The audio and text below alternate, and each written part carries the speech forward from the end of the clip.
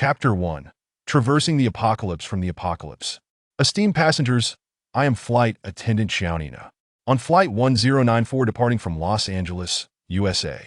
Rin Shinro gently patted her heavy head, the fever induced by tetanus rendering her hallucinations increasingly vivid. Am I still alive? Rin Shinro murmured weakly. Dear passengers, I am Captain Aiden Water. We are scheduled to land at Nanshur International Airport in approximately 40 minutes. Descending from an altitude of 8,000 meters into the clouds. The captain's fluent Mandarin resonated through the aircraft's speakers. After delivering the announcement in Mandarin, the captain reiterated it in English with a strong voice. Rin Shinro squinted, her vision blurred as she hazily observed her surroundings. A flight attendant clad in a blue uniform was bustling about, attending to the passengers. Was she not only hearing the sounds of the aircraft, but also hallucinating the scenes within? Rin Shinro let out a bitter smile, a dull ache in her chest as memories of her long-departed family washed over her. She still recalled her very first flight at the age of 14.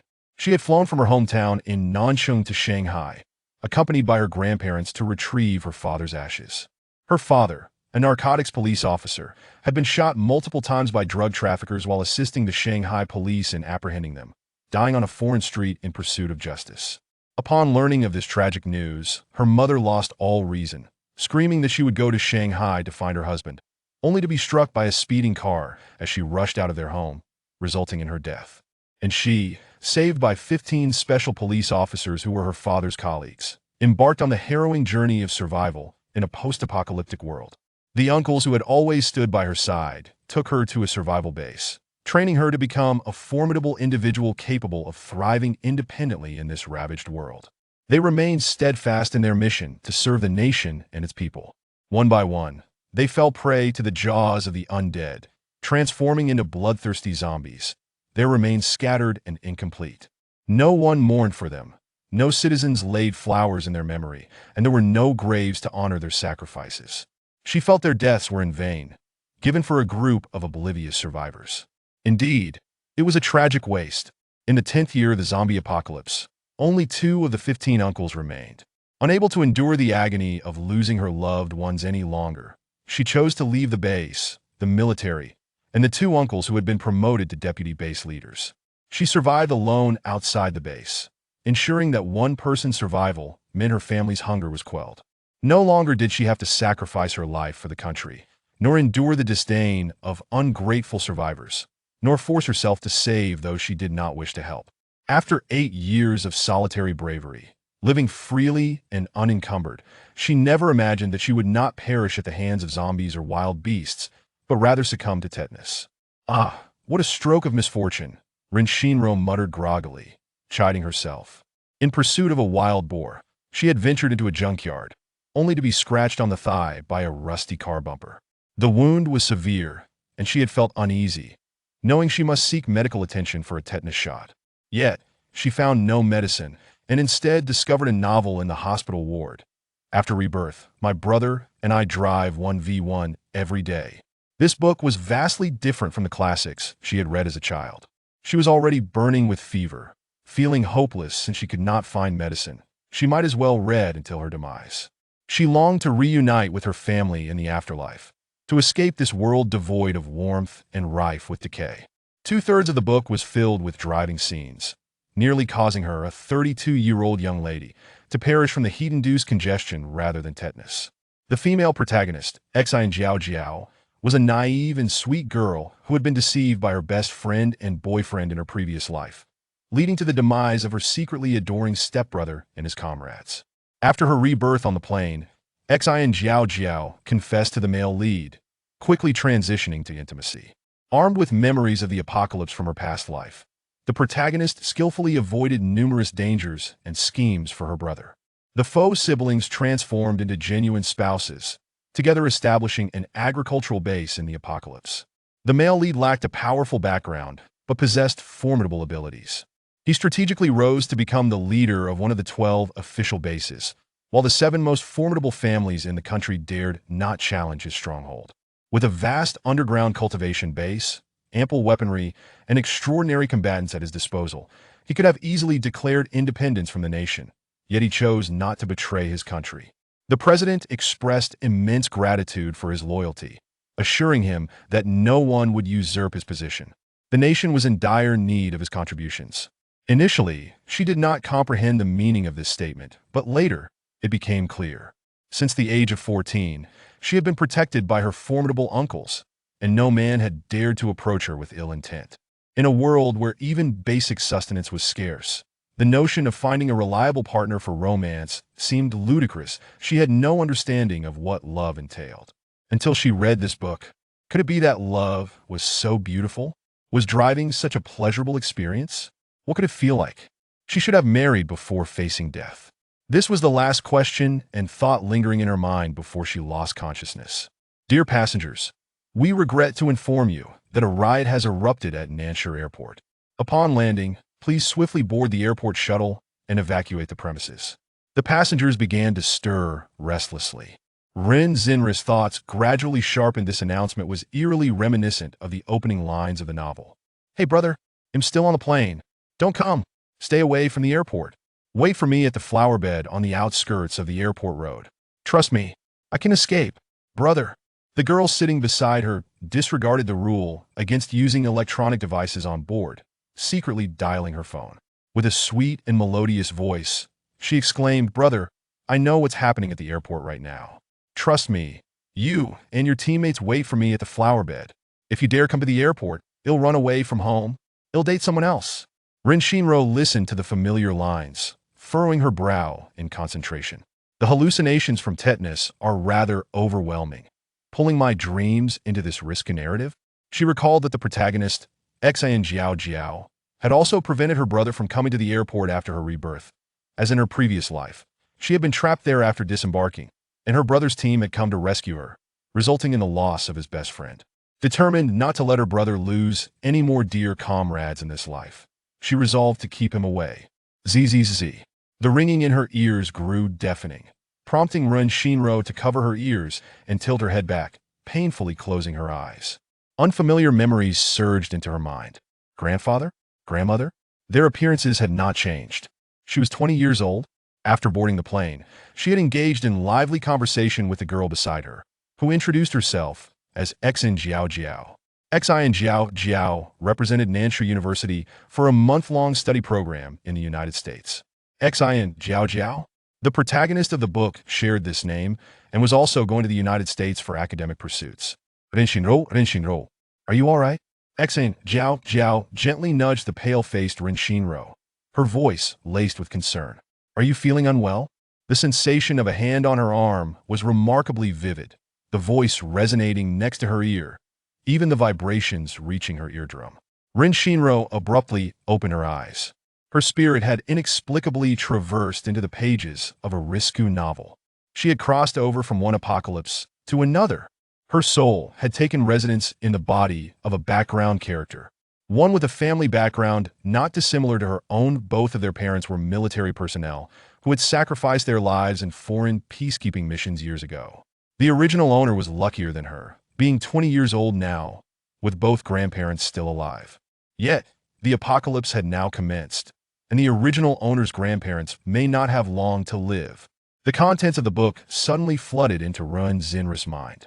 The timeline of disasters and calamities in the apocalypse, the backgrounds of the 7 great families, and the locations of the 12 coastal bases. Additionally, the narrative surrounding the protagonist, Xian Jiao Jiao. The geographical layout of the nation in the book bore striking resemblance to her world, albeit with different place names. Ren Zinra's mind struggled to adapt swiftly to the influx of memories. Her head felt unbearably heavy, nausea swirling within her, her stomach churning violently. Covering her mouth, she dashed toward the restroom. Hello, dear readers, both old and new. I've embarked on a new book. Previously, I wrote a post-apocalyptic tale featuring a low emotional intelligence soft girl, which many readers found unappealing. Thus, this book features a strong female lead, characterized by her aloofness, cold demeanor, and vengeful spirit, with occasional moments of childishness. I hope you enjoy it. Please don't set your expectations too high. Feel free to critique, but kindly refrain from harsh words, as my heart isn't as resilient as it once was. Chapter 2. A World of Extraordinary Abilities. After a violent bout of tears and retching, Rin Shinro cupped her hands under the water, splashing it onto her flushed face. Leaning against the sink, droplets of water mingling with sweat cascaded into the basin. Rin Shinro gasped for breath, staring at her reflection in the mirror. Her features mirrored those of the original owner, a high nose with a slightly upturned tip, large double-lidded eyes, and rosy lips. The complexion of her 20-year-old self contrasted sharply with that of the original owner. In her past life, she had been weathered by sun and rain, her skin a darker, wheat-like hue. In contrast, the original owner possessed a radiant, luminous porcelain complexion, reminiscent of her own before the onset of the apocalypse at age 14. Rin Shinro scrutinized her body closely. Her long, straight black hair was styled in a single braid that fell to her collarbone, with a few strands casually framing her face. She wore a white off-shoulder t-shirt, blue denim shorts, and white sneakers. The female protagonist depicted based on my description is truly captivating. She embodies the vibrant beauty of youth at the age of 20. Her abdomen is flat, her curves are well-defined, and her thighs are long, neither too thick nor too thin. The flesh on her body is just right, presenting a slender figure that is not frail, resembling her past life without distinction. Were it not for the difference in skin tone and long hair, she might have struggled to discern whether her soul had traversed dimensions or her physical form had transitioned. Rin Zenris' lips curled slightly into a smile. So, it turns out I look so beautiful with long hair. No wonder the uncles always insisted I shave my head, claiming washing my hair was a hassle. Perhaps they were just concerned about me attracting unwanted attention from ill-intentioned individuals. Her gaze shifted to the center of her neck, where two collarbones converged, highlighting a blood-red, shaped birthmark, which had been present since her previous life. However, within the memories of her original self, there was no recollection of this birthmark. It seemed her soul had brought this mark along with it. As Rin Shinro caressed the birthmark, an image flashed before her, overlapping with the wash basin, startling her. She touched the birthmark once more.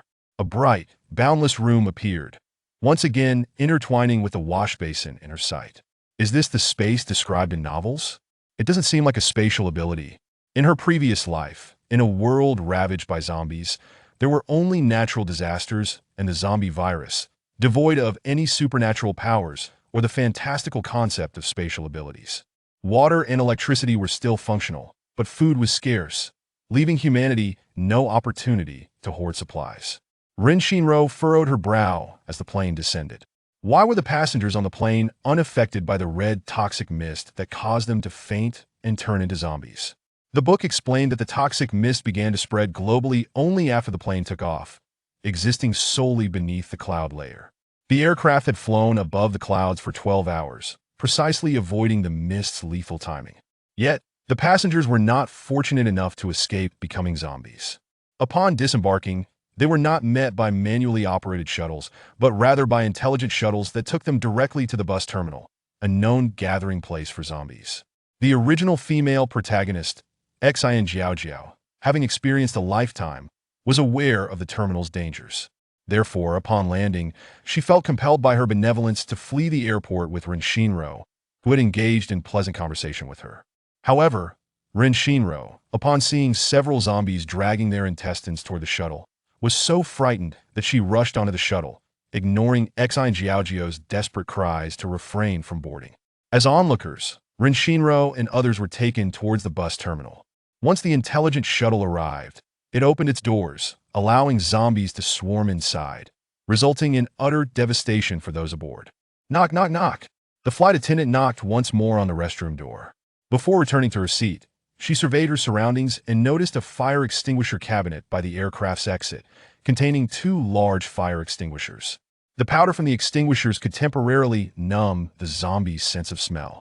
Zombies primarily relied on their sense of smell to detect humans with fresh blood, while their hearing and vision were also keen. When surrounded by zombies, one could divert their attention using loud noises and bright lights. Xin Jiaojia glanced at Rin Shinro, hesitating to speak. If she were to reveal the current situation at the airport, she would undoubtedly be deemed insane. She had just checked the news, which had not yet reported on the transformation of humans into zombies. The mist had only just dissipated, and everyone was too preoccupied with their own concerns to issue any news.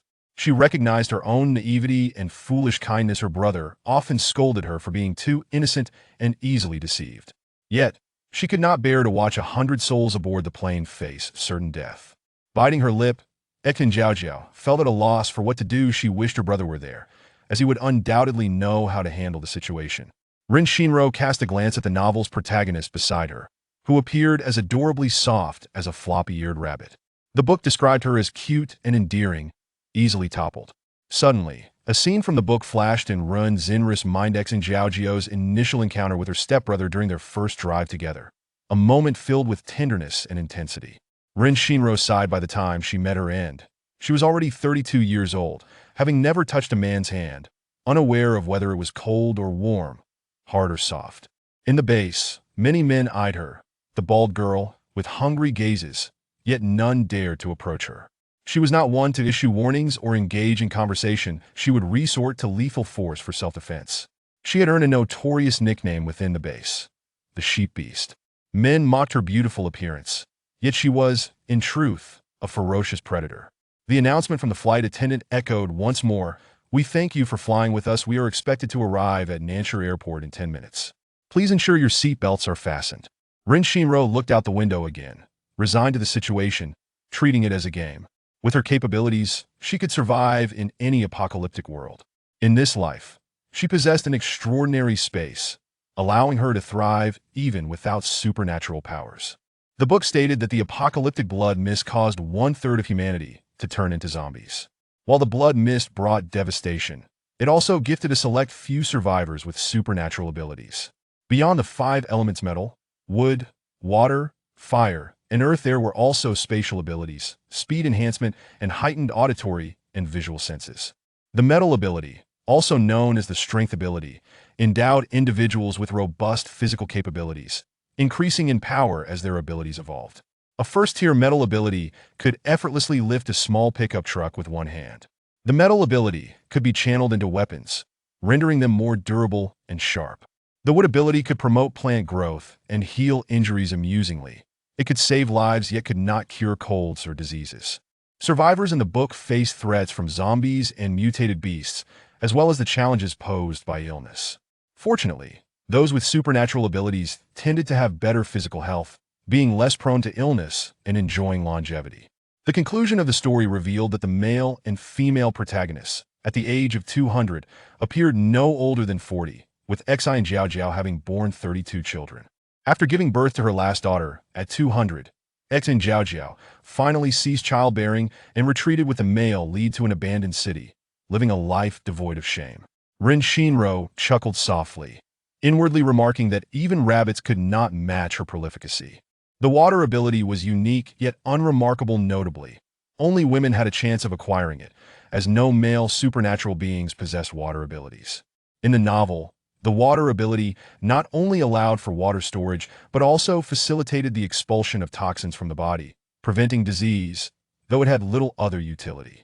Logically, the water ability could control all water-bearing creatures. Could it drain the moisture from a zombie's body? Perhaps because the book was a romance. To highlight the unique utility of women in the apocalypse, the author refrained from imbuing the water ability with offensive elements. In the narrative, only the female protagonist enjoyed a 1v1 ending, while side characters and antagonists with water abilities were relegated to serving multiple partners. Rin Shinro furrowed her brow, a provocative image flashing through her mind, recalling the chaotic scenes of side characters driving in the book. The text briefly mentioned that spatial abilities were the most challenging to enhance, with the initial space measuring only 1 meter and requiring 3 times the crystals needed for other abilities to upgrade. The boundless space she possessed was a realm unreachable even by the most formidable spatial ability users. Chapter 3. Airport Escape. Rin Shinro kept her eyes closed, continuing to sift through information on other abilities. Suddenly, the plane jolted, having landed on the runway and sliding forward. The dozens of runways stretched out, desolate and bare, with a few distant shadows slowly approaching the aircraft. They were zombies. Rin Shinro was certain of it. A smirk of disdain curled at the corner of her mouth as she softly murmured, "The game has begun." As the airplane door swung open, Rin Shinro did not hasten to rise. Instead, she slung her small shoulder bag over her back and allowed others to disembark first. Exine Jiao, her forehead slick with sweat from anxiety, felt her mind in a tangle, wavering between the decision to save others or not. Noticing Ren Shinro's stillness, she inquired, "Is your phone on? Shall we add each other as friends and exchange numbers?"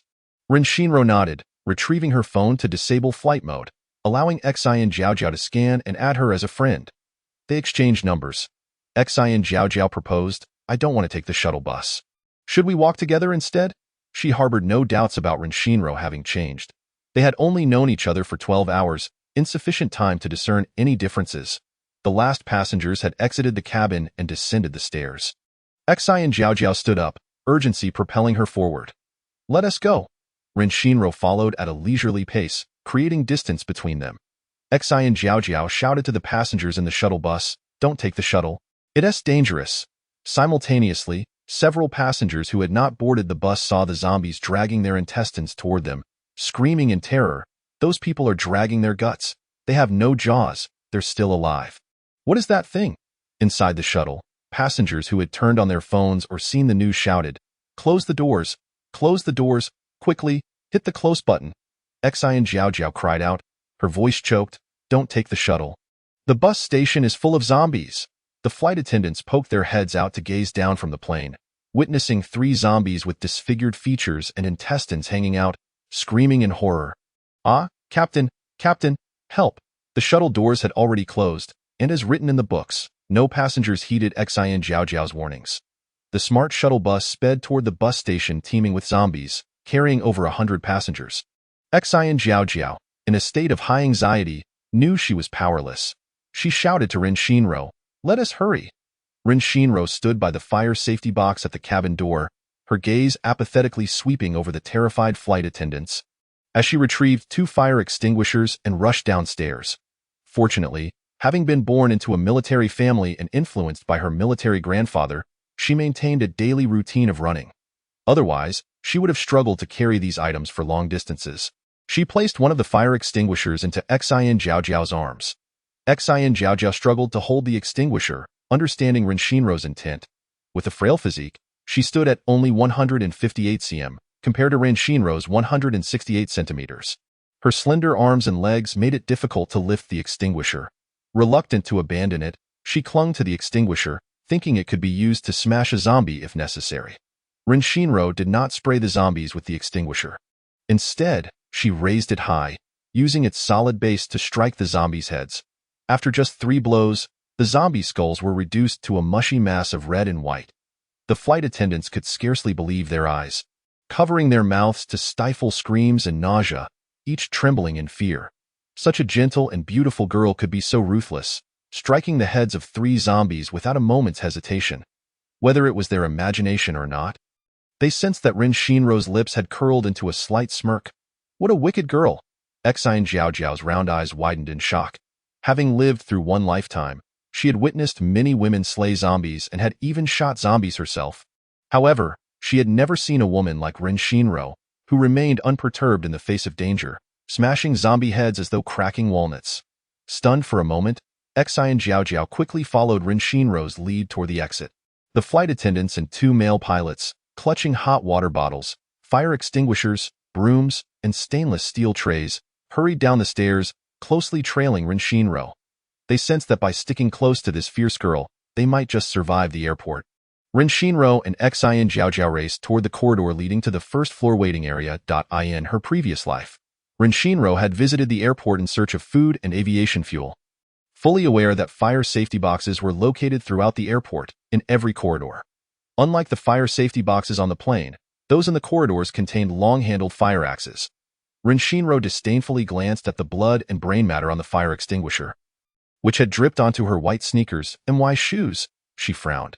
Xian Jiaojiao, panting, reminded her as they ran, "There are still many living people hiding in the airport waiting area and boarding hall. There must be numerous zombies gathering inside."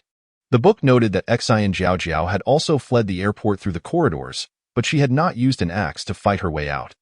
The reason was somewhat amusing. Xian Jiaojiao lacked the strength to wield an axe effectively, and due to her height, she could not reach the taller zombies. After failing to fell 2 zombies, the axe had become lodged in one of their heads, forcing her to abandon it. The author had not detailed what had transpired along the way, as the narrative prioritized gore over substance. Only when it came to intimate scenes did the writing become painstakingly detailed, leaving Rinshinro feeling feverish and bloodied. In the corridor, only 2 zombies ambled towards the flight area, their bloodied forms indicating they had recently turned from the freshly bitten. If a living person was bitten but did not die immediately, they would transform into a zombie within 8 to 10 hours, experiencing fever and perspiration. If they died shortly after being bitten, the transformation would occur in about 10 minutes. Currently, the zombies moved slowly, just a tad quicker than a leisurely stroll, as long as one was not beset by a horde. Maintaining a calm demeanor and observing their surroundings could allow for a successful escape. However, as the apocalypse had only just begun, few could remain composed in the face of the zombies' gaping maws. The more frantic one became, the more chaotic the situation, leading to a swift demise. Rinshinro did not rush to smash the zombies, as doing so would expend too much energy. She needed to conserve her strength. Her gaze locked onto the fire safety box 2 meters behind the zombies, and she kicked one aside to retrieve the axe. The zombie stood up, opening its gaping maw toward Xian Jiao. Chapter 4. Airport Escape 2. Though Xian Jiao had seen her fair share of the world in her past life, fear gripped her, yet she remained composed. Straining, she lifted the fire extinguisher in an attempt to strike the zombie's head. Unfortunately, the zombie towered over her, and she could only hit its chest. Clang! The extinguisher fell, causing the struck zombie to stagger back 2 steps, while another lunged at her. Xian Jiao cried out in desperation, "Brother, help me!" as she rushed toward Rinshinro. Trailing behind her were 6 others, wide-eyed and torn between fear and laughter. "Brother?" Rinshinro had secured the axe and approached the zombie at a leisurely pace. With both hands gripping the axe, she swung down, splitting the zombie's head in half. The 6 flight attendants gasped in unison, momentarily forgetting how grotesque the scene was, but once the shock wore off, they began to bend over and retch. The loud clang of the falling fire extinguisher had attracted the attention of several nearby zombies, who roared and rushed toward them. Zombies, upon encountering living humans, would roar with excitement as if proclaiming, "There's food here." Thus, the roar of the zombies seeking prey would trigger a chain reaction, drawing nearby zombies closer, forming a horde. Rinshinro glanced at the 2 male pilots, who were American and spoke Chinese. With the axe in hand, she swiftly struck down the nearest zombie. She was not inclined to have any baggage following her, nor did she feel compelled to protect anyone. If they chose to stay, they could accompany her, but they were free to leave or meet their demise. She would neither save them nor feel regret. The American pilots, accustomed to conscription and having served in the military, quickly gathered their wits. If they wanted to survive, they had to remain silent and swiftly eliminate the enemy. They exchanged nods and formally entered combat mode, retrieving axes from the fire safety boxes they passed. The corridor led to the baggage claim area and waiting lounge, where an increasing number of zombies were congregating. Rinshinro squinted, her eyes glinting coldly as she scanned for an escape route. Soon spotting the elevator to the garage, noting that there was also a staircase leading to the garage nearby. She opted for the staircase, as it was quiet and fast. Typically, the elevator doors would attract zombies, as the sounds of opening and closing would draw attention. Xian Jiao understood this principle as well and kindly warned, "We shouldn't take the elevator, mm." Rinshinro acknowledged with a soft sound. Charging toward the zombies, she quickly kicked and pushed a few aside, creating enough space to deal with those lunging at her. More and more zombies roared as they rushed toward them, clearly unable to match the speed of humans for the time being. One flight attendant behind them was caught by a zombie, stumbling and falling. Another attendant attempted to help but was dragged down as well, and both were bitten. The fresh blood excited the zombies, and soon 7 or 8 of them pinned the 2 to the ground, feasting upon them. The bitten attendant screamed for help. "Help me! I don't want to die!" Their gaze was fixed on Rinshinro. Meanwhile, the 2 American pilots remained clear-headed, refraining from foolishly intervening and shouting at the 2 dazed flight attendants, "Come on! We are unable to save them." In this world, there is not a single individual familiar to her. None possessed the right to compel her to save or care for them, nor to expend her energy in their behalf. As for the female protagonist, Rinshinro cast a glance at the equally determined Xian Jiao beside her. She would eventually become the wife of the base commander. Perhaps one day it would be advantageous to have her owe a favor. The zombies on the first basement level were not as numerous as those in the waiting area, yet there were still quite a few. Fortunately, Cars with open doors were scattered throughout. Typically, such vehicles would have their keys nearby, if the owner had opened the door and was dragged away by zombies before they could enter. The keys would naturally be left behind. Rin Shinro was selective about which vehicle she would enter. Given ample time, she would choose one that appealed to her. She favored high-end business vehicles or rugged SUVs, as they provided a commanding view and alleviated concerns about insufficient power to collide with the undead. The two pilots were perplexed by Rin Shinro's reluctance to board the vehicle, mistakenly believing she was searching for her own car. They soon discovered a sedan with its keys inside and hurriedly entered, starting it up. They rolled down the windows and shouted to Rin Shinro, who was still searching for her vehicle. "Hurry! Get in! A horde of zombies is approaching." Xian Jiaojiao hesitated for half a second. With dozens of zombies closing in on her and Rin Shinro, she frantically opened the back door and climbed inside. "Rin Shinro, get in!" Suddenly, Rin Shinro remembered something and dashed around to the rear of their vehicle. Xian Jiaojiao, in a panic, saw that zombies were already surrounding their car and could no longer dissuade Rin Shinro from departing.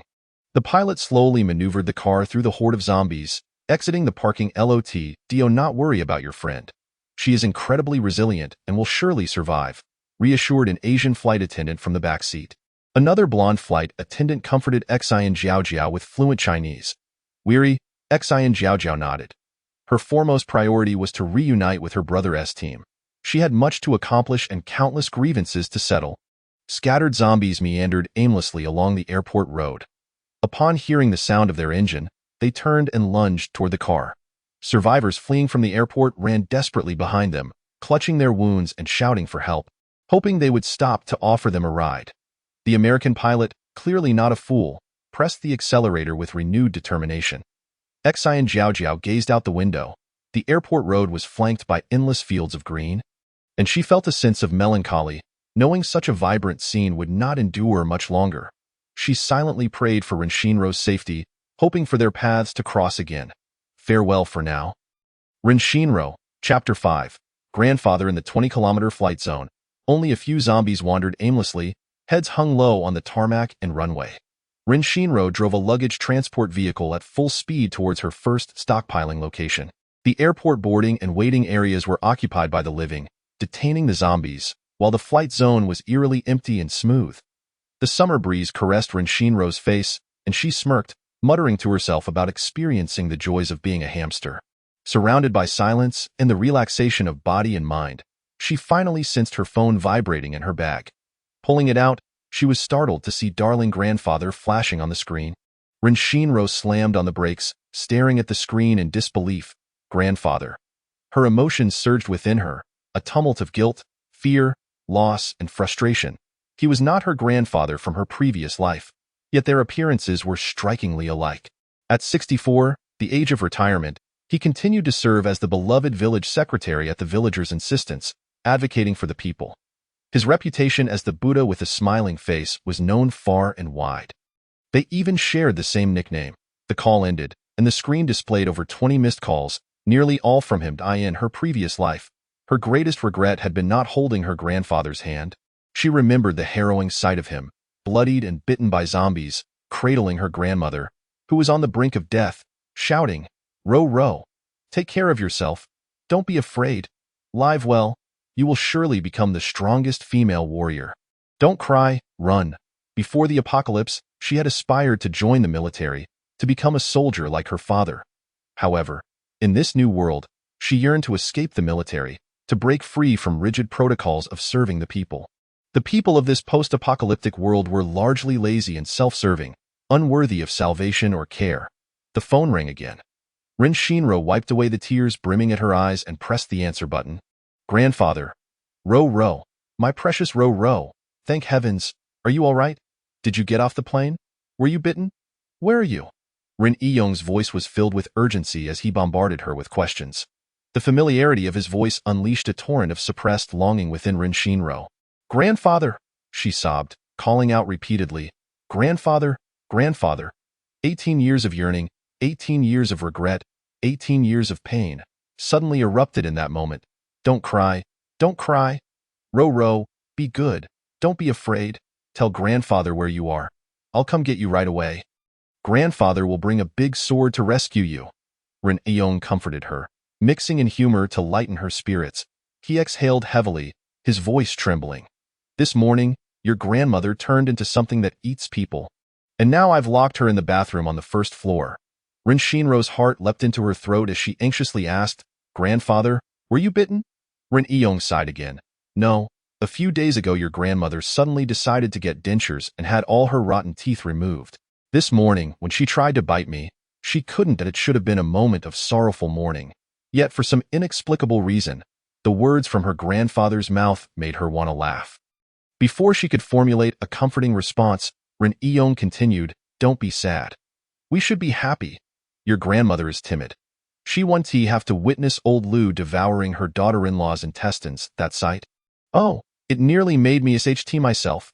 Ren Shinro was left speechless. The apocalypse was brutal, bloody, and grotesque. Danger lurked at every corner, from both the undead and fellow humans. The deceased were indeed more fortunate than those who merely survived. The dead were gone, and there was little to be gained from further lamentation. Her grandfather's resilience surely required no additional words of comfort from her. Ren Shinro deftly shifted the topic, inquiring about the situation in the village. The village is holding up relatively well. Each household is independent with walls around them, and most of those who turned into zombies are trapped inside their homes.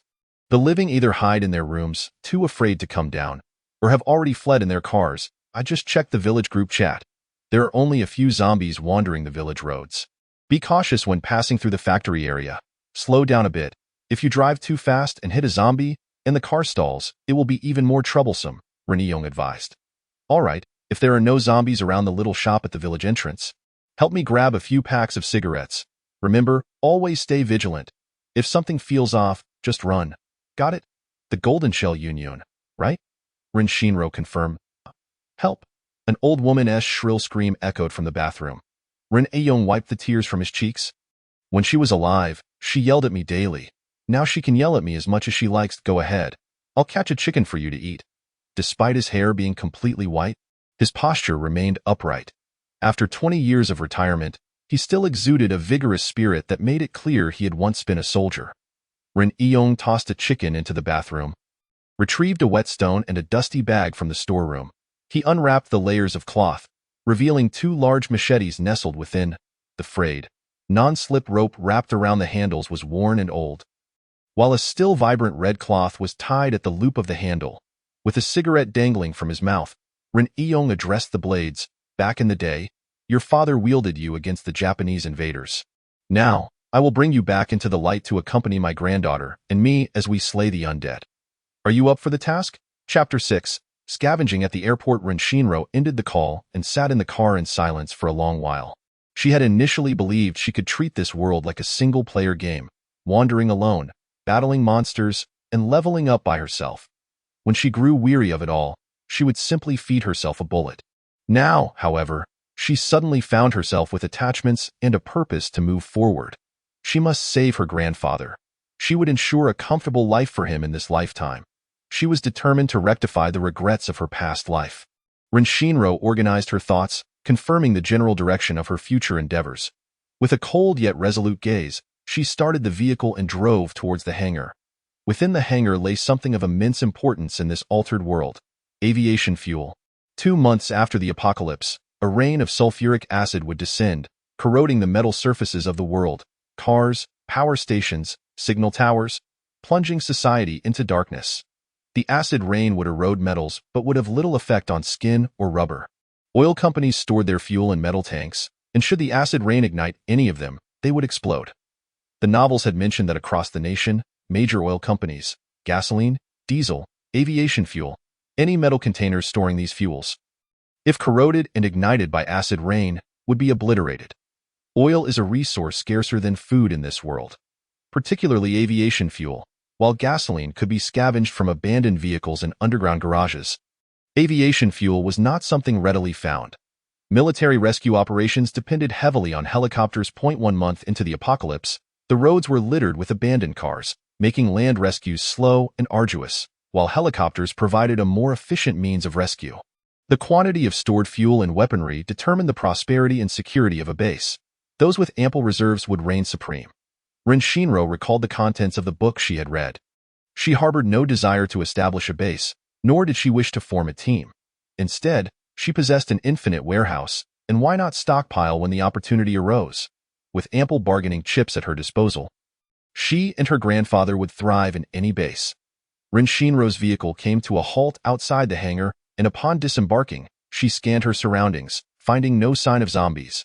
She struck the vehicle's body with an axe, the metallic clang drawing the attention of the undead within the warehouse. 5 minutes passed without a glimpse of zombies or the sound of their growls. Casting a glance behind her, she spotted a dozen or so zombies meandering several kilometers away. She dashed into the hangar, collecting every fuel tanker marked with aviation fuel into her space. Even the empty tankers were not overlooked. They could be repurposed for storing fuel, driving over zombies, or barricading doors. To her delight, she discovered a back door within the warehouse, and stepping outside revealed a breathtaking sight. 8 towering cylindrical oil storage tanks, each 6 stories high, stood majestically behind the hangar. The oil barrels and tanks within the airport were anchored to the ground, and she had presumed she would need to sever the steel frameworks holding them down to retrieve them.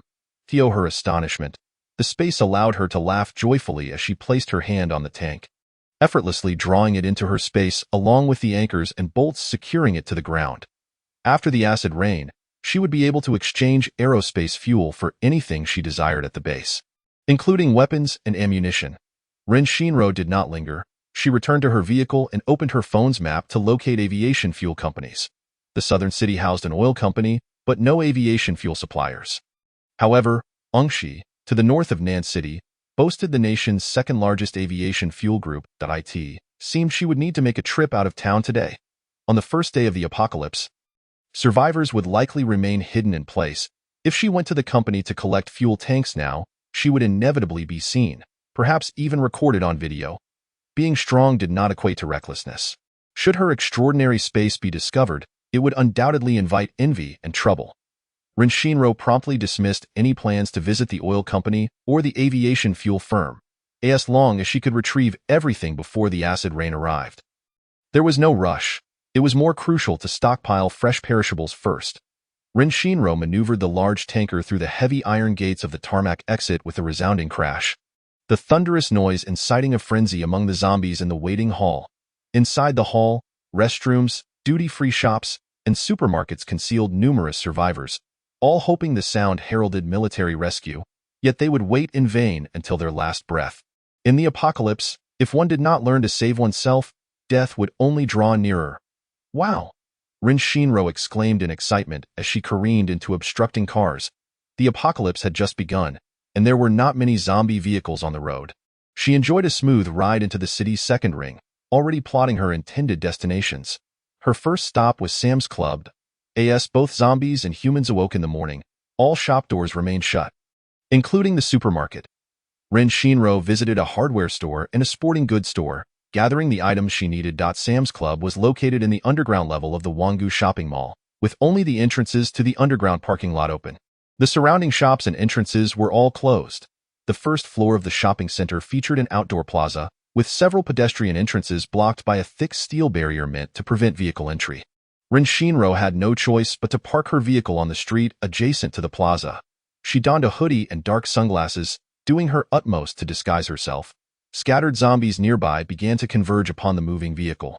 Rin Shinro shattered the glass window of the McDonald's on the first floor, triggering the alarm system, which blared a piercing sound. She swiftly leaped inside, accessing the shopping mall through the back door connected to McDonald's. After securing the door to prevent zombies from entering McDonald's and subsequently the mall, she paused mid-step, realizing the wastefulness of her actions was shameful. Wasting resources is a disgraceful act, she muttered to herself. Even taking the ice cream machine from McDonald's, the anti-theft alarm continued to wail, but Rin Shinro did not waste time silencing it. She believed she could gather all needed supplies and exit before the zombies surrounded the entire building. Moreover, the presence of zombies around the mall would effectively deter others from seeking supplies there. Should anyone enter the mall and discover it was barren, some might meddle and check the surveillance. To avoid complications, it was better to use the zombies to cut off others' escape routes. Rin Shinro made her way to the basement level, specifically to Sam's Club. Upon reaching the entrance, she found it secured with a mesh roll-up door. Taking out a heavy-duty pair of pliers, she cut a sufficient opening to gain entry.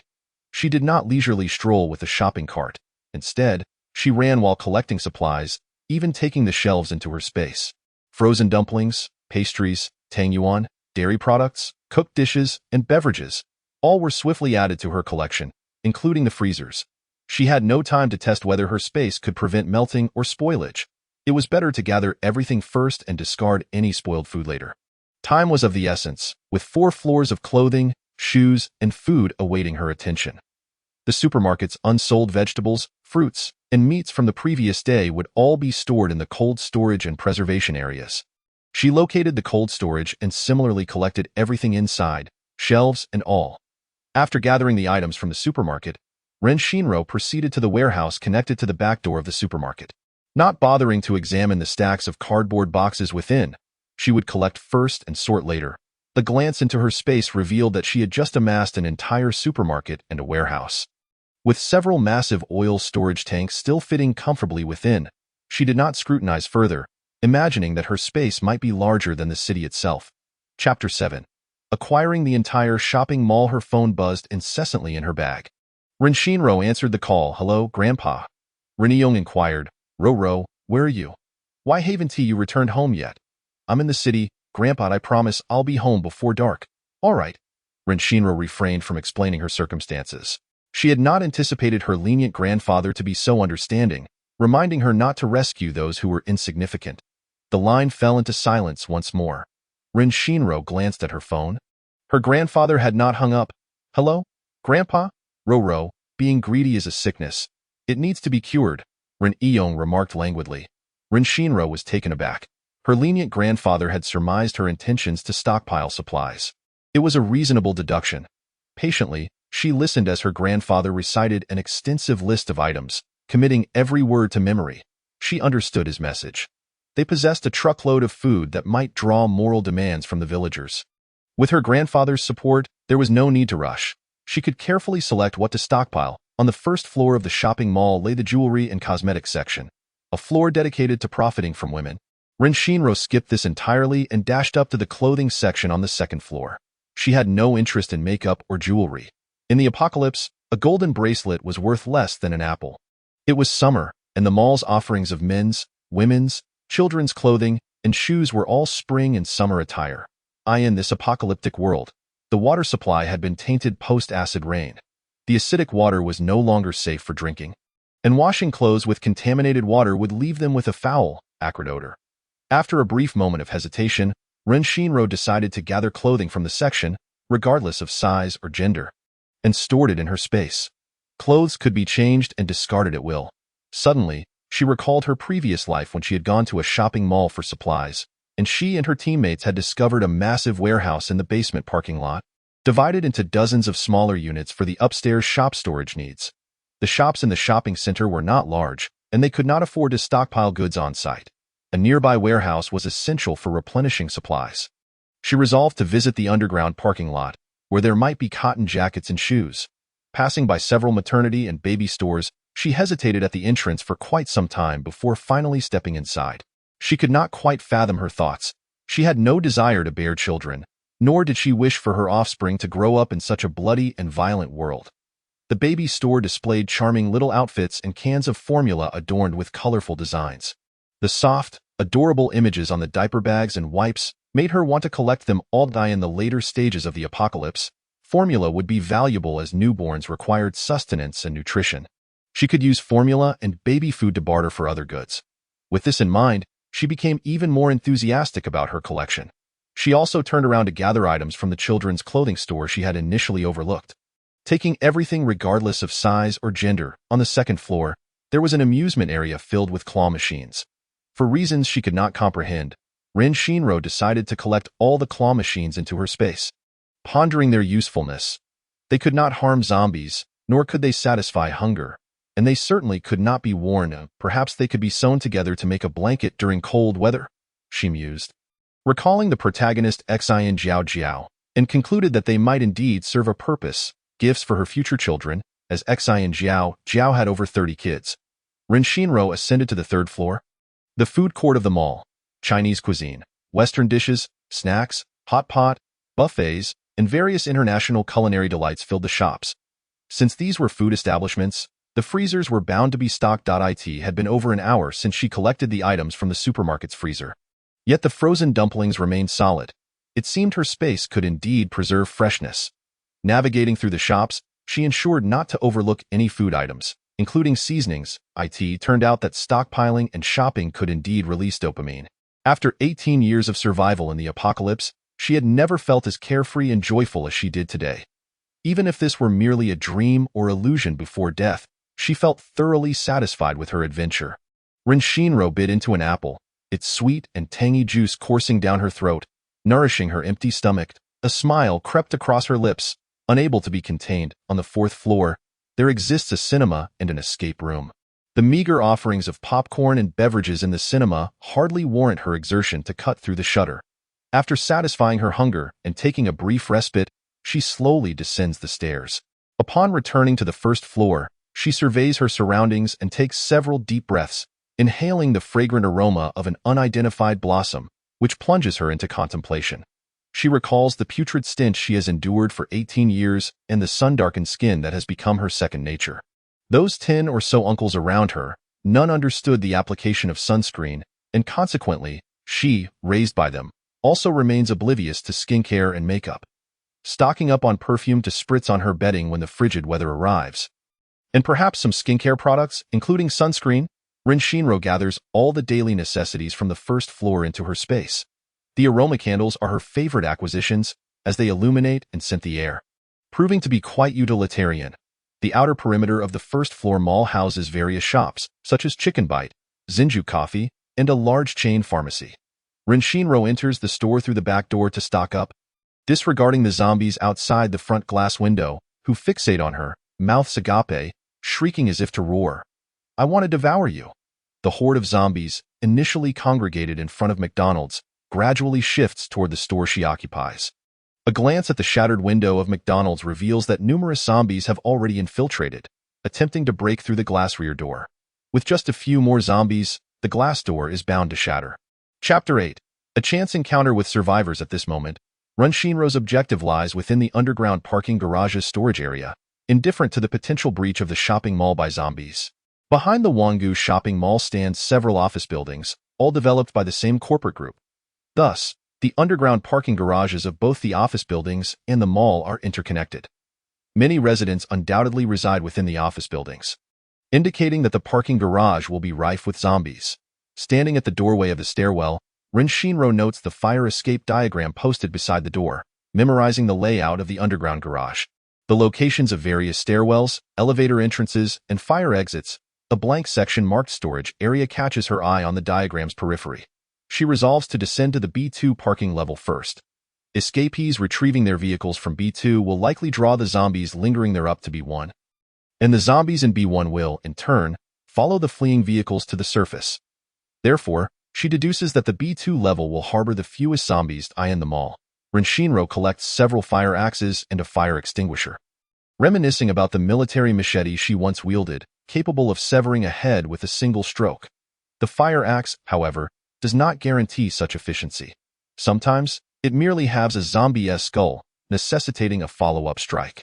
Disdainfully glancing at the fire axe in her hand, she realizes that mere provisions of food and clothing are insufficient. She must devise a means to acquire proper weaponry. Rin Shinro retrieves 3 bottles of Baishan floral water from her space, pouring it over her body and head. She hopes the fragrance will temporarily mask her human scent, granting her precious moments to dispatch any zombies she encounters along the way, thus preventing them from detecting her as fresh meat and summoning their companions. Taking a deep breath, she nearly succumbs to a fit of coughing from the overpowering minty fragrance.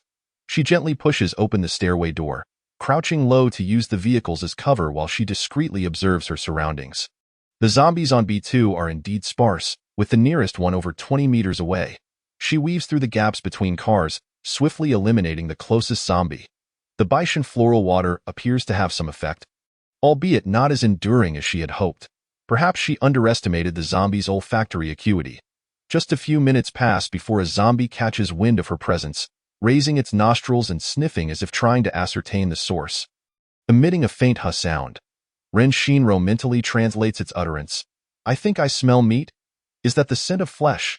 A few other zombies, drawn by the keen-sensed one, begin to shuffle closer, tilting their heads in confusion as they approach Renshinro. She swiftly assesses the situation. These 6 zombies are perilously near the entrance to the B1 ramp. Unless she can eliminate them within 3 seconds, one of them will inevitably raise the alarm, attracting more zombies from the upper ramp. Uncertain of the zombie population on B1, she regrets her impulsiveness. She should have first located the monitoring room to assess the garage's conditions before taking action. Rising from the ground, beads of sweat form on her forehead. Her anxiety stems not from the prospect of dispatching a mere 6 zombies, but from the potential influx of a horde that could jeopardize the precious supplies stored in the 2 warehouses. Those supplies are non-negotiable. Just as she crouches, poised to spring at the zombies, the curtain of a nearby car window suddenly pulls aside, revealing a woman frantically pounding on the glass, shouting, "Help! Please, can you retrieve the keys from under our car?" Without a moment's hesitation, the zombies pivot toward the commotion, mouths agape, ready to unleash their murderous cries. Renshinro drops to the ground, continuing to crawl away from this perilous situation. Now is not the time to engage the zombies.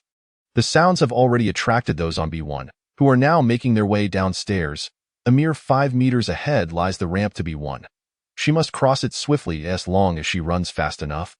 With the foolish occupants of the car serving as bait, the zombies will not follow her. Renshinro bends low and bolts forward. Sensing the shift in circumstances, the man and woman inside the car spring from their seats. But the zombies are already upon the vehicle's front. They have no time to retrieve the keys and frantically follow Renshinro. She grimaces, straightens her back, and turns to confront the 6 zombies, dispatching them with swift precision. After the last blow, she races toward her destination, not sparing a glance for the 2 fools. She would rather face a horde of zombies than encounter survivors. As Renshinro crosses the ramp, she sees the zombies from B1 tumbling down, eager to reach the ground level. "So many zombies!" the woman exclaims, her voice rising in panic. The man, dragging her along, shouts angrily, "Shut the hell up! If it weren't for your screaming, we wouldn't have attracted the zombies. We were just a few steps away from getting the keys." Renshinro maintains her straight path, dispatching any zombies in her way, her speed allowing her to outpace the 2 loudmouths behind her. The warehouse is within sight. There is no time to pry open doors for supplies. She must first resolve the trouble trailing her. I.e., "I can't run anymore."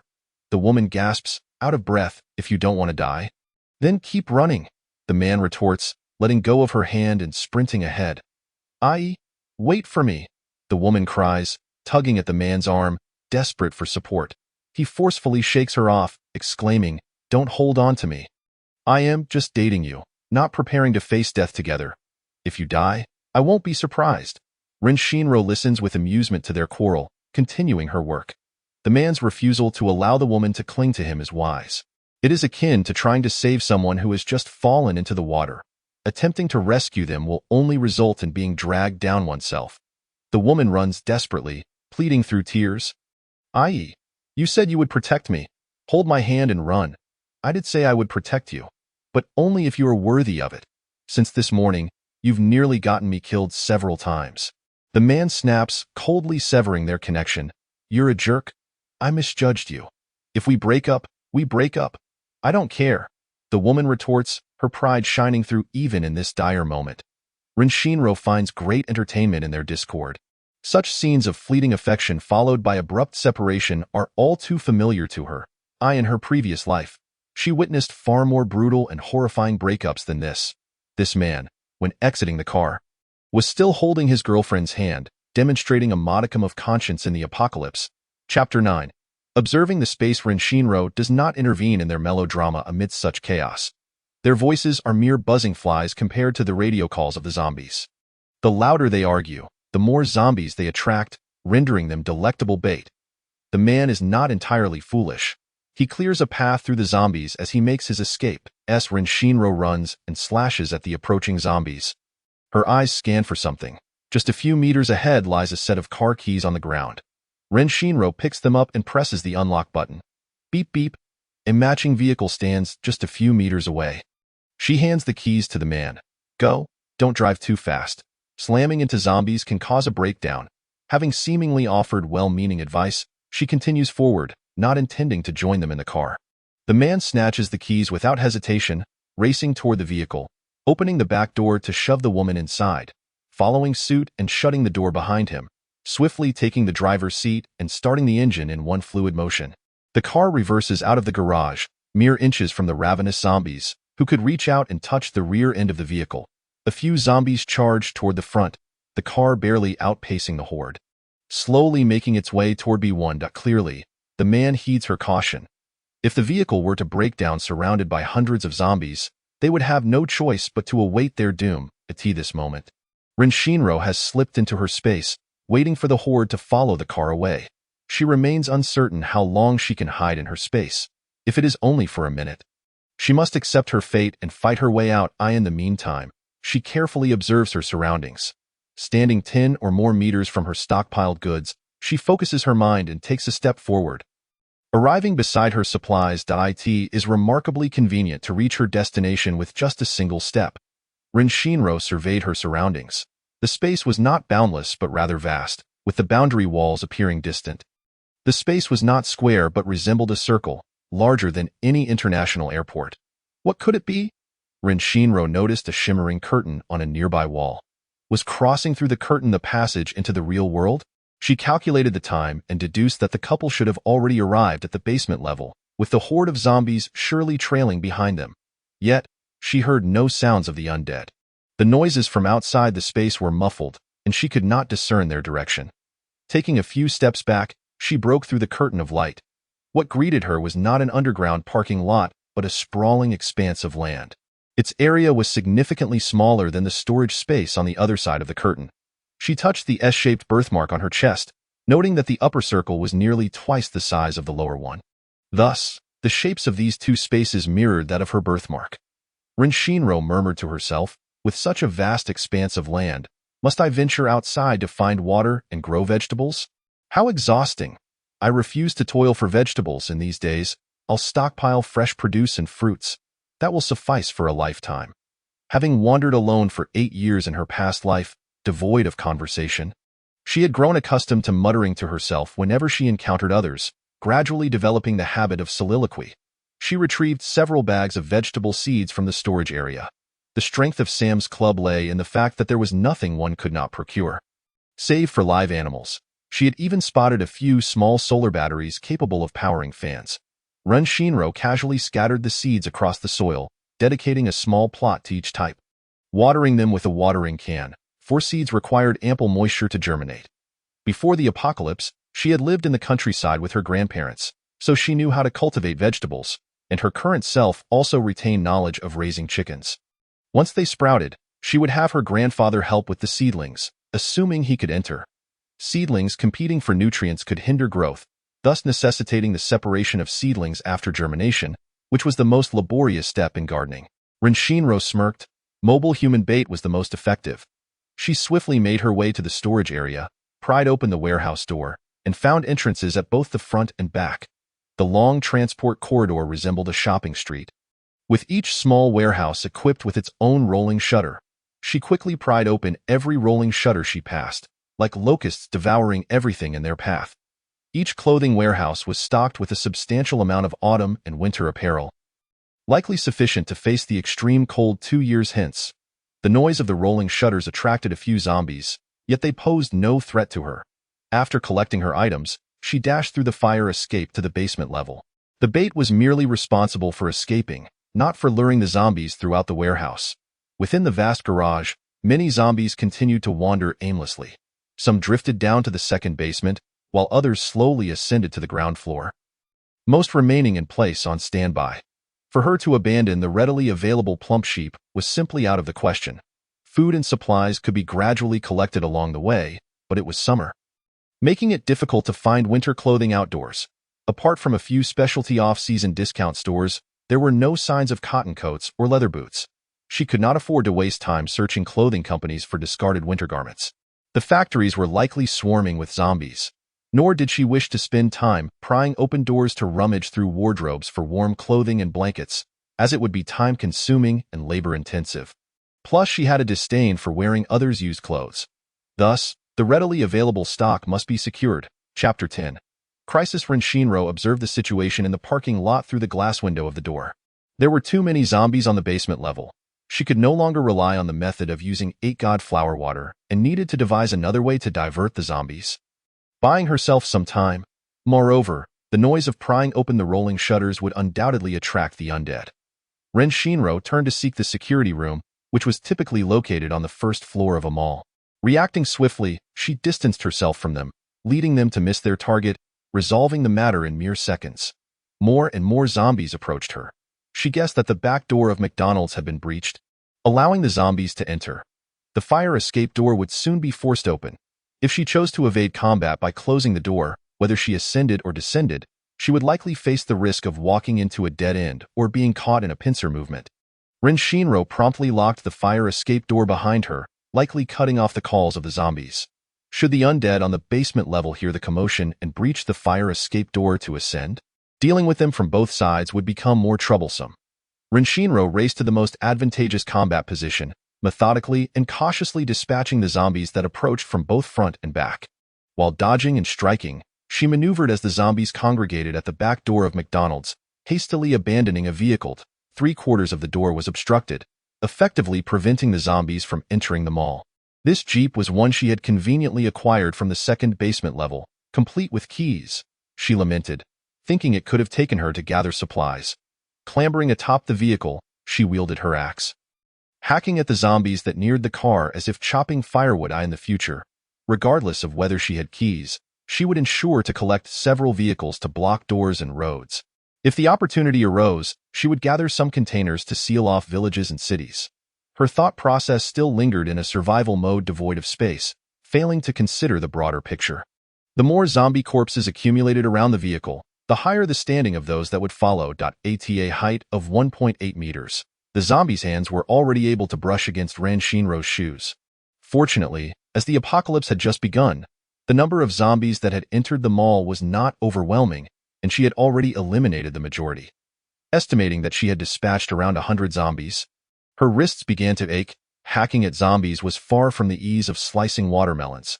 Lacking any supernatural abilities, and with this body not as robust as in her past life, achieving such results with an axe placed her among the elite of ordinary individuals.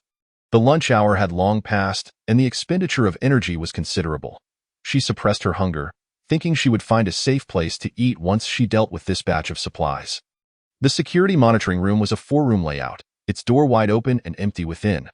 Ren Shinro inspected the adjacent rooms of the monitoring area and unexpectedly discovered a pile of Y-shaped anti-explosion forks, a dozen anti-explosion shields, some helmets, flashlights, and anti-explosion vests. The anti-explosion kit, was quite useful for those hesitant to confront zombies, as the Y-shaped forks could push them back, aiding teammates in their assaults. Ren Shinro felt a sense of joy reminiscent of her grandfather. Regardless of what she discovered, she instinctively thought of whether it would suit him, whether he would like it, eager to share it with him. Subsequently, Ren Shinro meticulously examined dozens of monitors in the basement parking lot. The zombies near the supermarket entrances were the most abundant, likely due to her earlier activities on the first floor. It seemed these zombies shared the same wireless communication skill as those from her previous world, capable of passing through doors and walls. Referencing the fire evacuation map, she outlined several combat and evacuation points. Her phone in her backpack vibrated. Assuming it was her grandfather, she opened it to find a message from Xian Jiaojiao. Shinro, are you all right? My brother and I are heading to Dongguan City by the sea. A survivor base will be established there in a month, officially recognized. Would you like to join us? My brother and I will leave Nanshur the day after tomorrow. The book clearly stated that a month later, the government would urgently establish 12 coastal bases, which would not be able to accommodate all survivors at first, but would gradually expand and be made more comfortable. Tiogo now would undoubtedly mean cramming into a room with a multitude of survivors, possibly even sleeping in tents on the road, with the risk of not even gaining entry to the base. As the base was just being established, the authorities would prioritize rescuing people and transporting them there. Lacking a comprehensive testing system, survivors brought in might have already been bitten by zombies and could conceal the truth to enter the base. Consequently, incidents of bites would occur daily within the base, along with conflicts over food and water, leading to fatalities. Life inside the base would be as perilous as outside. Ren Shinro planned to gather oil and supplies with her grandfather before the acid rain arrived, waiting until the base's defenses and order were well established before moving in. Moreover, persuading her grandfather to leave their familiar home might take some time. Xian Jiao Jiao. My brother's name is Xian Shanyu. We are half-siblings. If you come to the Dongguan base, you can leave a message for my brother at the registration desk, and someone will notify you as my brother and I will look out for you. Ren Shinro. All right, until we meet again. Xian Jiao Jiao. Goodbye. Before putting her phone down, Ren Shinro checked the village group messages, noting how few survivors remained. Her grandfather had a strong call-to-action ability, having blocked all 4 entrances into the village with vehicles. Scrolling through the messages, she found someone inciting the crowd to demand another axe from her grandfather. Ren Shinro opened a lengthy voice message her grandfather had sent to the group. She heard him bellowing with vigor. Get lost, you bastards! That is my family's ancestral treasure. It is meant for my dear Ro. Who dares to covet it? Dare to message me privately. If you keep pestering me for my axe, I'll throw you out of the village. Perhaps feeling that wasn't sufficient, her grandfather followed up with another message. Zombies are more reasonable than you lot. How dare you bully an old man who just lost his wife? Shameless. Her grandfather, a soldier from a bygone era, would never stray from asking about one's parents in a quarrel, embodying kindness, generosity, and a hands-on approach. The grandfather here possesses a temperament akin to that of her grandfather. Ren Shinro harbors no doubts that he will undoubtedly assist the weak. However, should provocation arise, he is quite capable of casting offenders out of the village. With a smile, Ren Shinro peruses the information below. The group members begin to offer their condolences to the grandfather, some even joining in to berate the instigators. The sincerity of those siding with the grandfather remains uncertain. In a private chat, Ren Shinro messages her grandfather, Grandfather, do not let your temper get the better of you. After lunch, I will head to the farmer's market to procure dried vegetables and cured meats, ensuring your meals are always accompanied by meat. Ren Shinro adds, Thank you, Grandfather. She then sets her phone aside and carefully observes the situation on the surveillance monitor, where zombies meander aimlessly. Zombies frequently collide with car door handles, triggering alarms that draw them closer, only for the alarms to cease and the zombies to disperse once more. Half a day into the apocalypse, survivors are no longer in a frenzied rush as they were in the morning, solely focused on driving to locate family members and seek help. Humanity has officially entered a period of self-isolation, with everyone confining themselves to their locations, awaiting rescue. They yearn for official updates, hoping for the eradication of the virus to restore their lives to normalcy. Only a handful of visionary and courageous individuals dare to step out of their comfort zones to stockpile provisions for the future. Those who have entered a standby state only realize the need for action when food supplies dwindle. However, by that time, the grocery stores are nearly depleted, travel becomes increasingly challenging, and the hunger-driven zombies grow ever more perceptive. What awaits them is an even more arduous mode of survival. Chapter 11. The plump sheep of the basement level with a meticulously crafted map in hand. Ren Shinro descends the escalator to the basement level, flanked by a glass wall through which he surveys the parking lot. Currently, the surrounding zombies are few in number.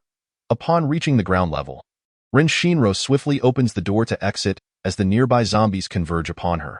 She remains unhurried in her intent to kill, allowing the zombies to howl and follow her. She locates the small truck marked on her map and observes through the surveillance that a zombie in the driver's seat is clawing at the open window. Seemingly restrained by a seatbelt, she surmises that the key must be inside the vehicle, as most small trucks operate with manual transmissions. Without the key inserted, the windows cannot be rolled down. Ren Shinro quickly opens the door and dispatches the zombie within.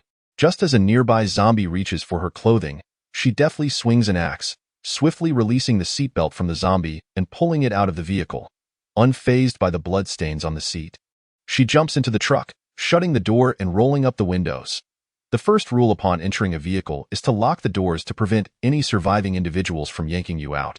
The second rule is to quickly check the back seat for safety, to avoid being taken by surprise by a sudden lunge from a zombie. In her previous life, she had encountered such a scenario.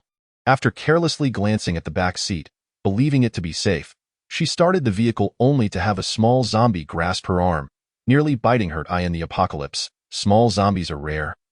And once a child is bitten, escape is nearly impossible, leaving them to meet a fate of being devoured to mere bones.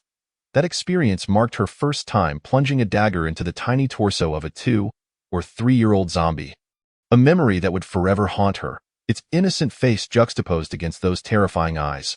Once she confirms safety, Rin Shinro starts the engine and honks the horn to lure the zombies, gently colliding with those that lunge at the vehicle.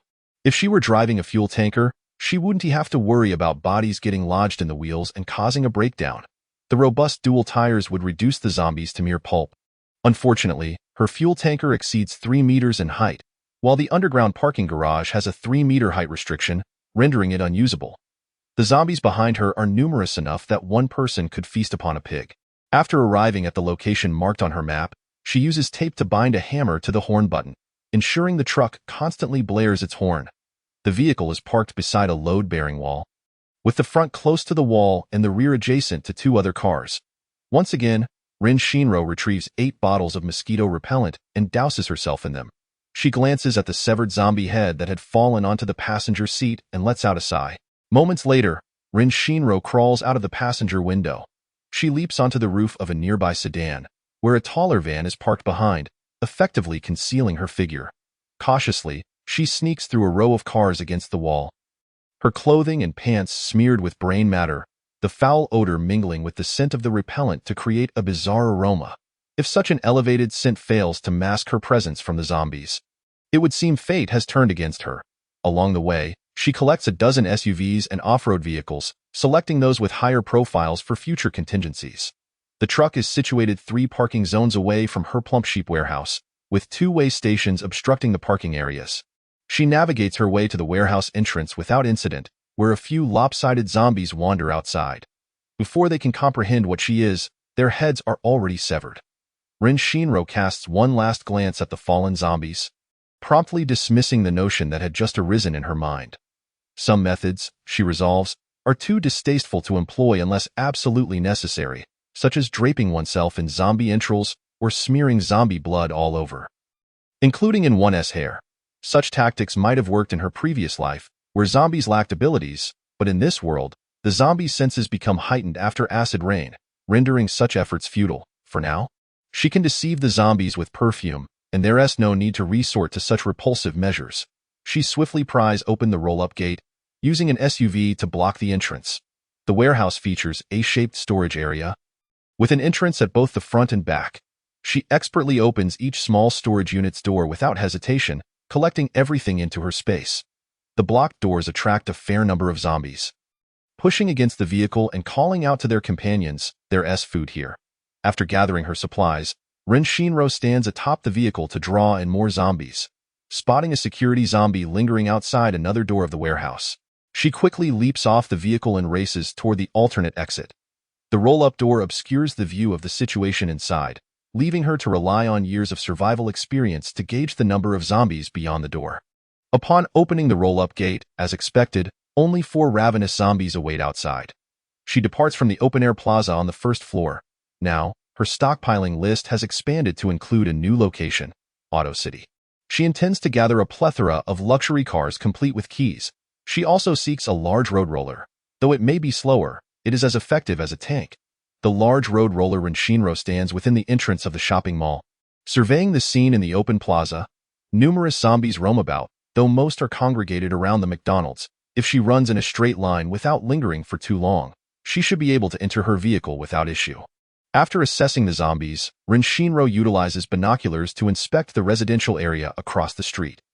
The binoculars, discovered in the stationary section of her space, offer only a vague view, but she can faintly discern several living individuals standing on their balconies. Observing their surroundings, some are filming the situation below the shopping center with their phones. Prior to the acid rain, the internet had remained stable, and soon enough, some young individuals began recording videos of their zombie-killing exploits for attention. Others foolishly went live during their escape, resulting in a horrifying broadcast of their own demise at the hands of the zombies. The existence of her space must remain concealed from the public eye. When necessary, she will feign having spatial abilities. Rin Shinro reminds herself to exercise utmost caution when retrieving and storing large items upon crossing this threshold. Observing a zombie slumped against the glass door, one of its features suddenly sparks an idea within her. Rin Shinro retreats into her space, rummaging through her cosmetics in hopes of finding a bottle of black or brown foundation. Though she had never worn makeup in her past life, she had been acquainted with several women who did, learning some basics to avoid makeup mishaps. setting spray or powder is essential. After a thorough search, she uncovers a plethora of brow powders that meet her requirements. When she re-emerges from her space, her fair skin has transformed to a rich brown hue. Her eyebrows darkened just a shade to seamlessly blend with her new complexion. For the sake of realism, she meticulously applies the dark hue to her neck, collarbones, arms, and hands. She discards her ultra-short shorts in favor of black long jeans and black leather boots. Her once stinky white t-shirt is replaced with a dirt-resistant black one. Were it nightfall, she would likely go unnoticed. Ren Shinro remains oblivious to how amusing her appearance currently is. Chapter 12. The conflict. Not long after departing the shopping center, the vehicle's fuel gauge emits a warning. She must locate a gas station first, for she intends to visit the farmer's market and Auto City in the afternoon, both situated on the outskirts, and the fuel tank lacks sufficient reserves for such a journey. Ren Shinro drives onto the city's third ring road in search of a gas station. The third ring road in the southern district is still under development, and in her current location, there are few modern residential complexes and consequently fewer zombies on the streets. On the road, she encounters only a couple of wandering zombies, with no moving vehicles in sight, the gas station. Several cars are parked in the refueling area, yet no zombies or humans are present outside. The convenience store's glass door is securely shut, though shadows flit inside, leaving her uncertain whether they are living beings or zombies. Ren Shinro parks her car in front of the first gas pump. She glances at the convenience store, where the occupants are also watching her. She scans a payment code with her phone, inputs the desired fuel amount, and just as she reaches for the gas nozzle, the convenience store door swings open, and a group of 10 men emerges, laughing heartily. Each man appears robust, with powerful, muscular arms. Even those of shorter stature possess considerable muscle mass. Armed with sharp iron rods and watermelon knives, the watermelon knives serve as decent weapons in the current landscape. Before the apocalypse, the state imposed stringent regulations on knives, and military-grade cleavers would never circulate in the market. Even those with access to firearms would not dare flaunt them. Hey! The Black Beauty is looking fierce. One of the men hollers, standing beside a bald companion.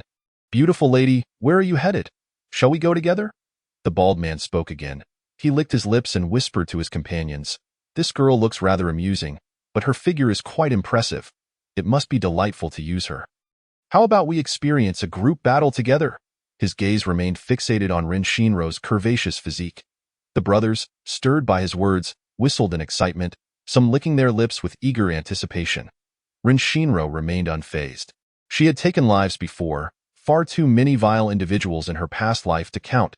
At this moment, she was contemplating the best time to stockpile fuel without encountering any living souls.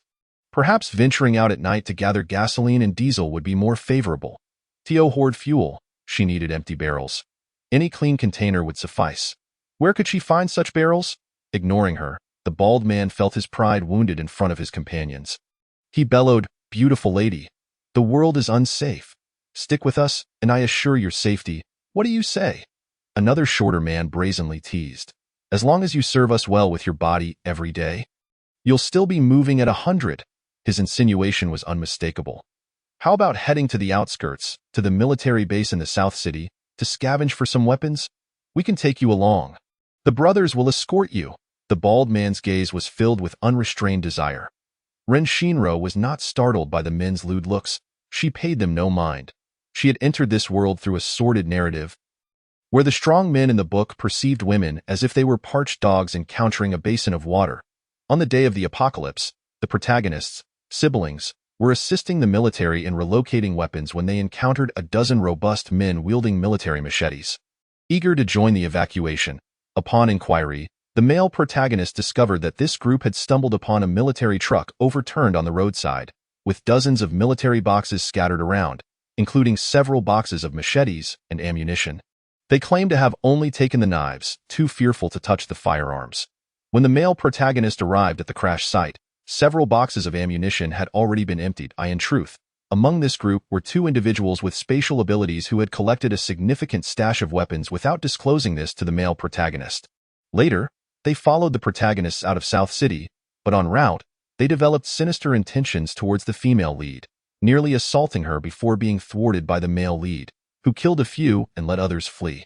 Subsequently, this group encountered a malevolent female character, embarking on a shameless escapade as her pawn. Beautiful lady, are you hungry? We have hot dumplings and Odin at the shop. Let us fill our stomachs and set off together. The bald man chuckled slyly, revealing his unscrupulous nature.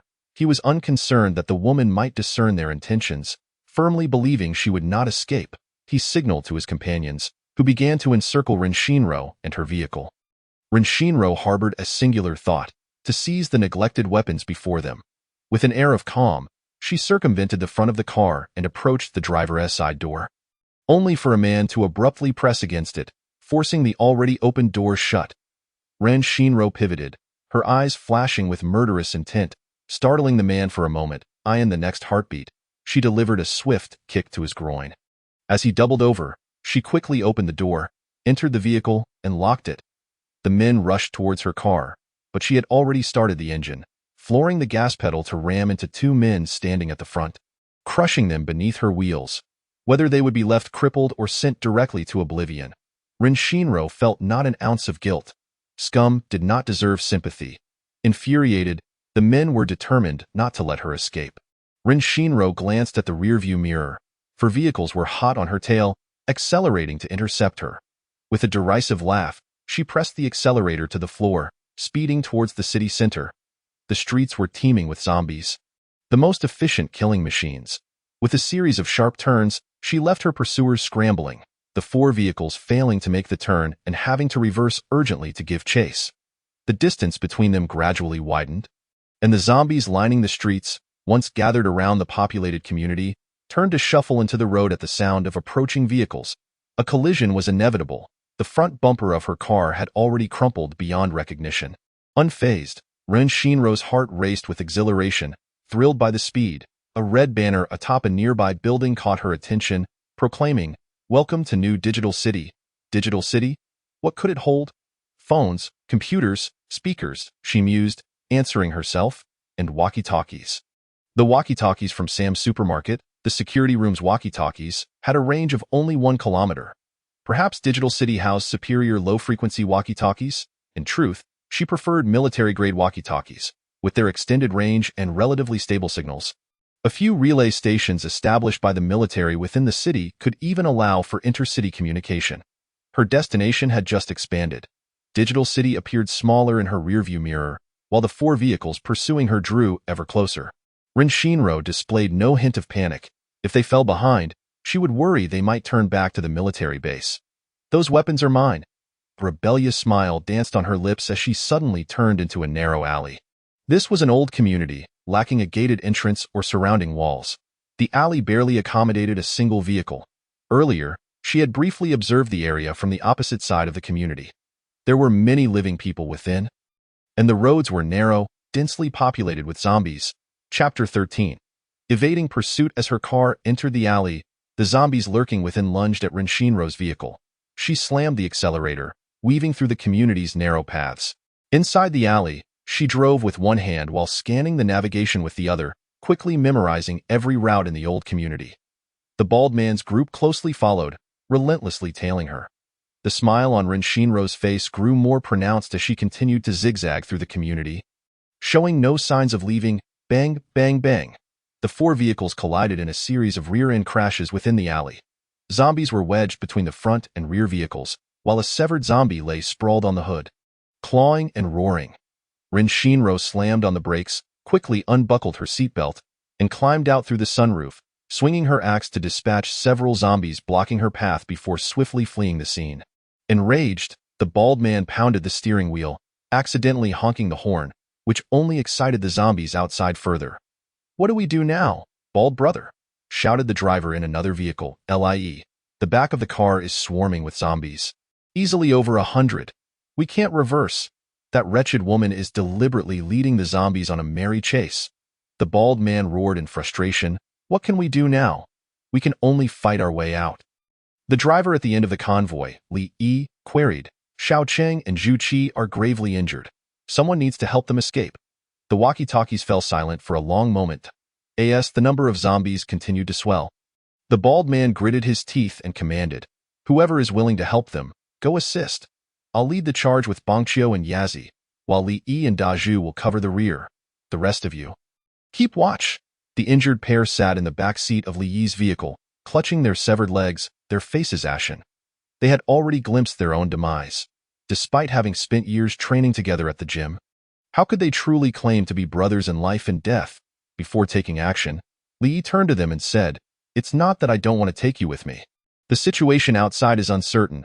Bringing you along would only complicate our escape. I'll secure the door. Perhaps we can lure most of the zombies away. You two need to find a way to reverse and break free." "Brothers, may we meet again if fate allows." Keeping his promise, he closed the door on them, a fitting tribute to their years of acquaintance. The injured men exchanged bitter smiles, regretting their choices, realizing they should not have risked their lives for an ugly woman. In this world, doing good was difficult, and being evil was not necessarily easier. Rin Shinro had long since vanished from sight. The bald man and his companions had lost the will to pursue her, concerned only for their own survival. Meanwhile, Rin Shinro was driving an electric car on her way to the military base. What frustrated her was that she had just collided with a zombie, causing the bumper to fall off. What a piece of junk this car was! In the name of environmental protection and cost saving, was she to risk her life?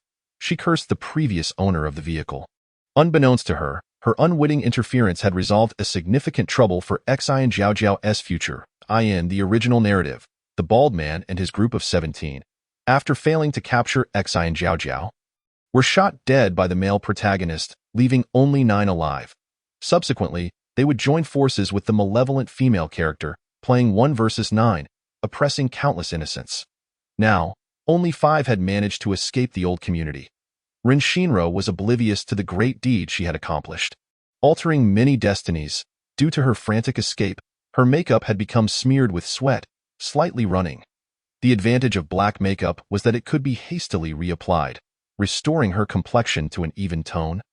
Albeit slightly faded, as she drove, she frequently glanced at her reflection in the mirror, bursting into laughter at her own appearance. Along the way, she failed to find the vehicle she desired but remained undaunted. Acquiring weapons was more critical than anything else.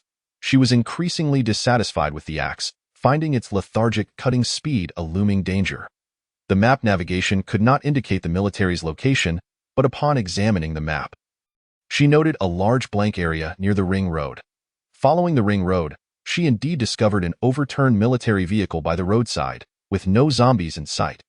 The driver's side window was shattered, revealing 2 soldiers in camouflage, now zombies, their faces and necks riddled with gnawed wounds. The vicinity of the ring road was merely a village, with rows of shops lining the roadside, concerned about being spotted. And for good measure, Rin Shinro donned her hat and sunglasses before swiftly stowing away dozens of military crates as she alighted from the vehicle. She continued driving along the ring road, passing the military gate.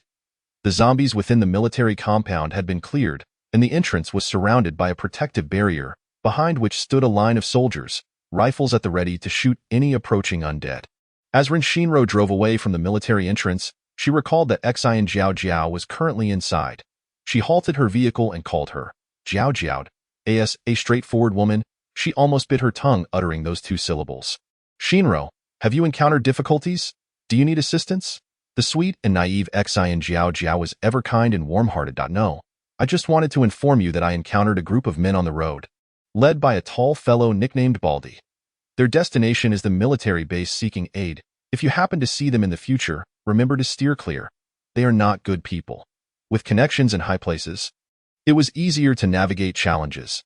Even though she was accustomed to solitary bravery, sometimes one could not help but bow to authority. In her previous life, her safety in the base was not solely due to her own strength, but largely because she had uncles watching over her. It was prudent to maintain good relations with Xian Zhao, as it would only bear benefits and no harm.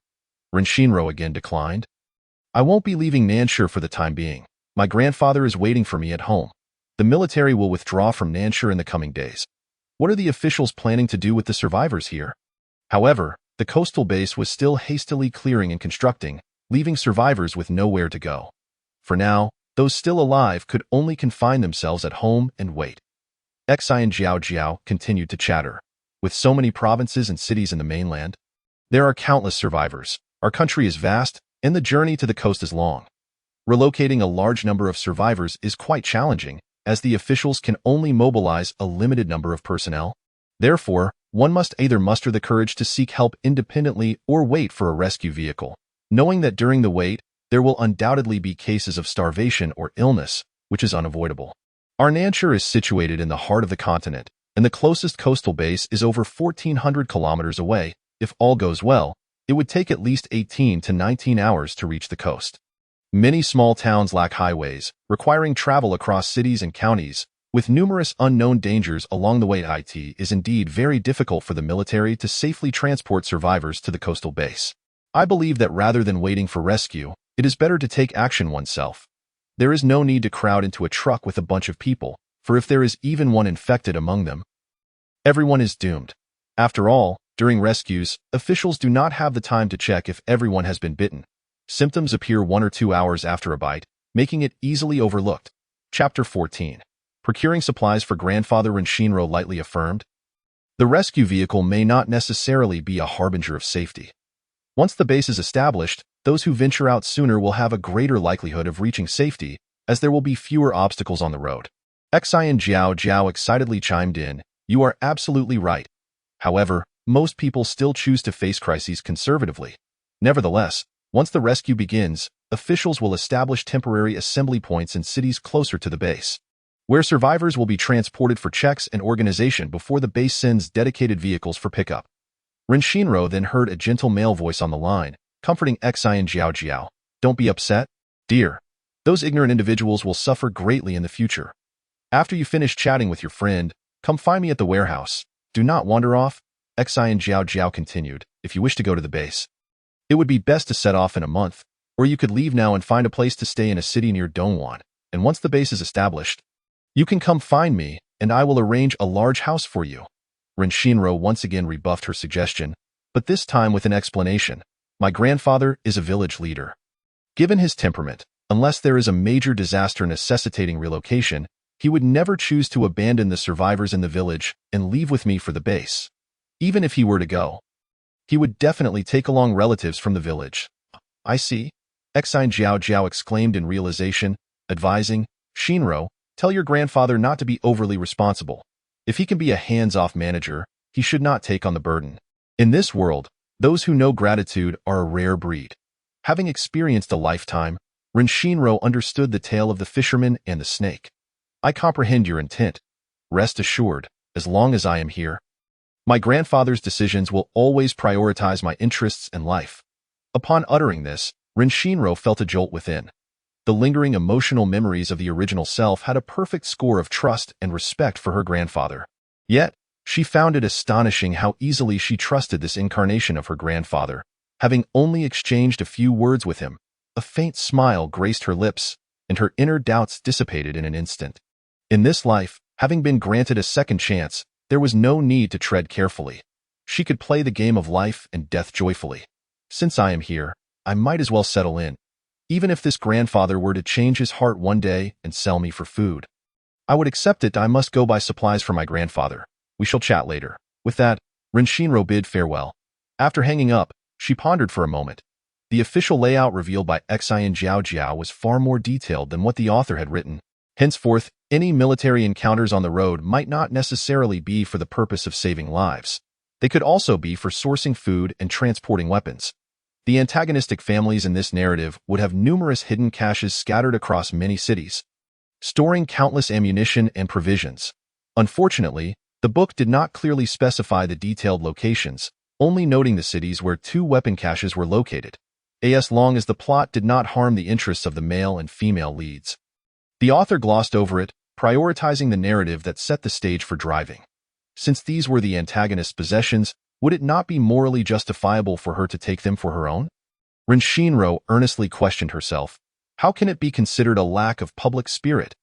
This is indeed a noble deed of punishing the wicked and eliminating evil. Renshinro munched on an apple while waiting for her meal to cook, her gaze sweeping the surroundings, faintly hearing someone calling for help. She turned towards the source of the sound. 2 individuals stood at a window of a residential building, pleading for rescue, while downstairs, a dozen zombies surrounded the area. Renshinro dismissed it as mere auditory hallucination, remaining unmoved. At present, the zombies and animals had yet to mutate, making them easy to dispatch. With their slow speed, a gentle push could send them sprawling. It was not as if she were trapped by a horde of zombies. In such times, seeking help from others was less favorable than meeting a swift demise, sparing her the future encounters with mutated creatures and enhanced zombies after acid rain. Primitive zombies could not develop abilities. However, those with powers who turned into zombies would retain their abilities. This world was destined to become increasingly brutal, far more perilous than the previous life devoid of abilities. The cries for help echoed in her ears, yet Rin Shinro remained entirely unperturbed. To her, natural disasters were less dreadful than man-made calamities. Zombies and mutated beasts posed less danger than humans, who were the beings deserving of utmost caution. Once she had satisfied her hunger, Rin Shinro drove towards the largest agricultural wholesale market in Nanchur. This market primarily dealt in dry goods, vegetables, and fruits, while across the road lay the meat and seafood wholesale market. Each of the two substantial markets spanned over 600 acres, equivalent to more than 10 grand shopping plazas. Rin Shinro had initially thought that being situated on the outskirts, the market would be spacious and quiet. However, upon observing the zombies wandering within the gates, she found herself puzzled. Where did all these zombies come from? It was only when she noticed the sign outside the market stating open 24 hours that the situation became clear. The shops in the city needed to open in the morning, necessitating an early morning visit to the market for supplies. Fresh goods in the wholesale market had to be ready before dawn. As deliveries from various provinces and cities arrived at night, and local farmers would also come to sell their produce. The blood fog incident occurred around 9 in the evening, precisely when the wholesale market was receiving goods. The good news was that the stock inside was plentiful, with enough produce, meat, and fruits to last for generations. There were also numerous trucks that could be utilized. The bad news was that there were also quite a few zombies. Rin Shinro murmured to herself. While she observed, several zombies began to touch her electric vehicle. She swiftly started her vehicle, distancing herself from the market and driving into a nearby deserted construction site. The site was quite expansive, having just excavated its foundation, allowing her to see the situation within at a glance. She alighted from the vehicle to inspect the construction office and rest area. Dispatching a few zombies that had been locked inside rooms, yet found no living souls, Rin Shinro had already devised a strategy in her mind. With many nearby villages, she now needed to venture into the village to seek out bait.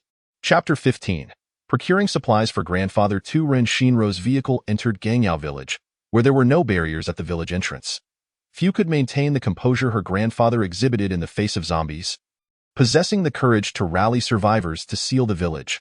Outside, the zombies banged against the large iron gates of every household, howling. The zombies within the walls also beat against the doors, wailing to get out. Clearly, there were still quite a few survivors in the village. Rin Shinro parked her vehicle beside the fields, and there she found what she sought: chickens. Capturing chickens is no easy task for the living, let alone for zombies. Startled chickens would take flight, making it difficult for solitary zombies to catch them. Most zombies were preoccupied with hunting the survivors inside the homes, with only a few zombies chasing the chickens in the fields. Rin Shinro exited her vehicle and charged at the zombies, wielding a military machete she had just collected, swiftly decapitating them, as easy as chopping celery. For convenience's sake, she organized a shelf to avoid rummaging through her supplies each time, placing knives, several loaded guns, full magazines, and food and water upon it. Rin Shinro retrieved a 2-meter-long fishing umbrella, dismantled the fixed pole, and propped the umbrella sideways using a slightly thicker branch, tying a rope to the branch with one end in her hand. Taking out the pre-prepared corn kernels, she scattered them beneath the umbrella and squatted to patiently await the arrival of her feathered guest. As the number of chickens feasting under the shelter increased, approximately a dozen by her estimation, she tugged at a branch with determination.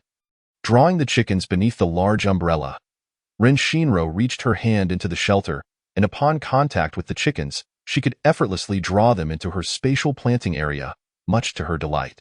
If the space could sustain chickens, it could also accommodate pigs, cows, and sheep. In the bitter cold, she envisioned indulging in fresh lamb hot pot daily, and the mere thought of this scenario caused her lips to curl into an irrepressible smile. The sun at 4 in the afternoon blazed down fiercely. Within half an hour, fresh flesh would turn unpalatable under its relentless heat. Rin Shinro hastily climbed onto the fuel truck and headed towards the wholesale market for meats and seafood. Initially, she had intended to lure the zombies at the farmer's market first to gather vegetables. However, just before entering, she noticed a prominent sign beside the meat market's entrance across the street, reading, "Live poultry enter through the north gate." Instantly, she altered her strategy, opting to gamble with a small advantage, crashing the fuel truck through the north gate into the poultry area. Indeed, the fresh blood from the fuel truck attracted quite a number of zombies in pursuit. Inside the poultry section of the northern market, there were separated areas for slaughter and live poultry sales. The slaughter area was further divided into sections for small poultry and for cattle, sheep, and pigs. Rin Shinro made a beeline for the cattle, sheep, and pig slaughter section, only to find the entire route teeming with zombies, all roaring and screeching around trucks laden with sheep and cattle. The livestock trucks were high, with tall fences preventing the zombies from reaching the frightened animals. In the sweltering heat, if left unattended for a couple of days, the poultry on the trucks would perish from thirst or heat, even if the zombies didn't consume them. Rin Shinro's truck moved at a snail's pace, gradually pushing through the throng of zombies in front. The fuel truck was now side by side with a truck full of cattle. The gap between them barely half a meter, and zombies were pounding on the fuel truck's door. Rin Shinro refrained from dispatching them. Doing so would only elevate the zombies that squeezed in later on top of their corpses, making them more formidable.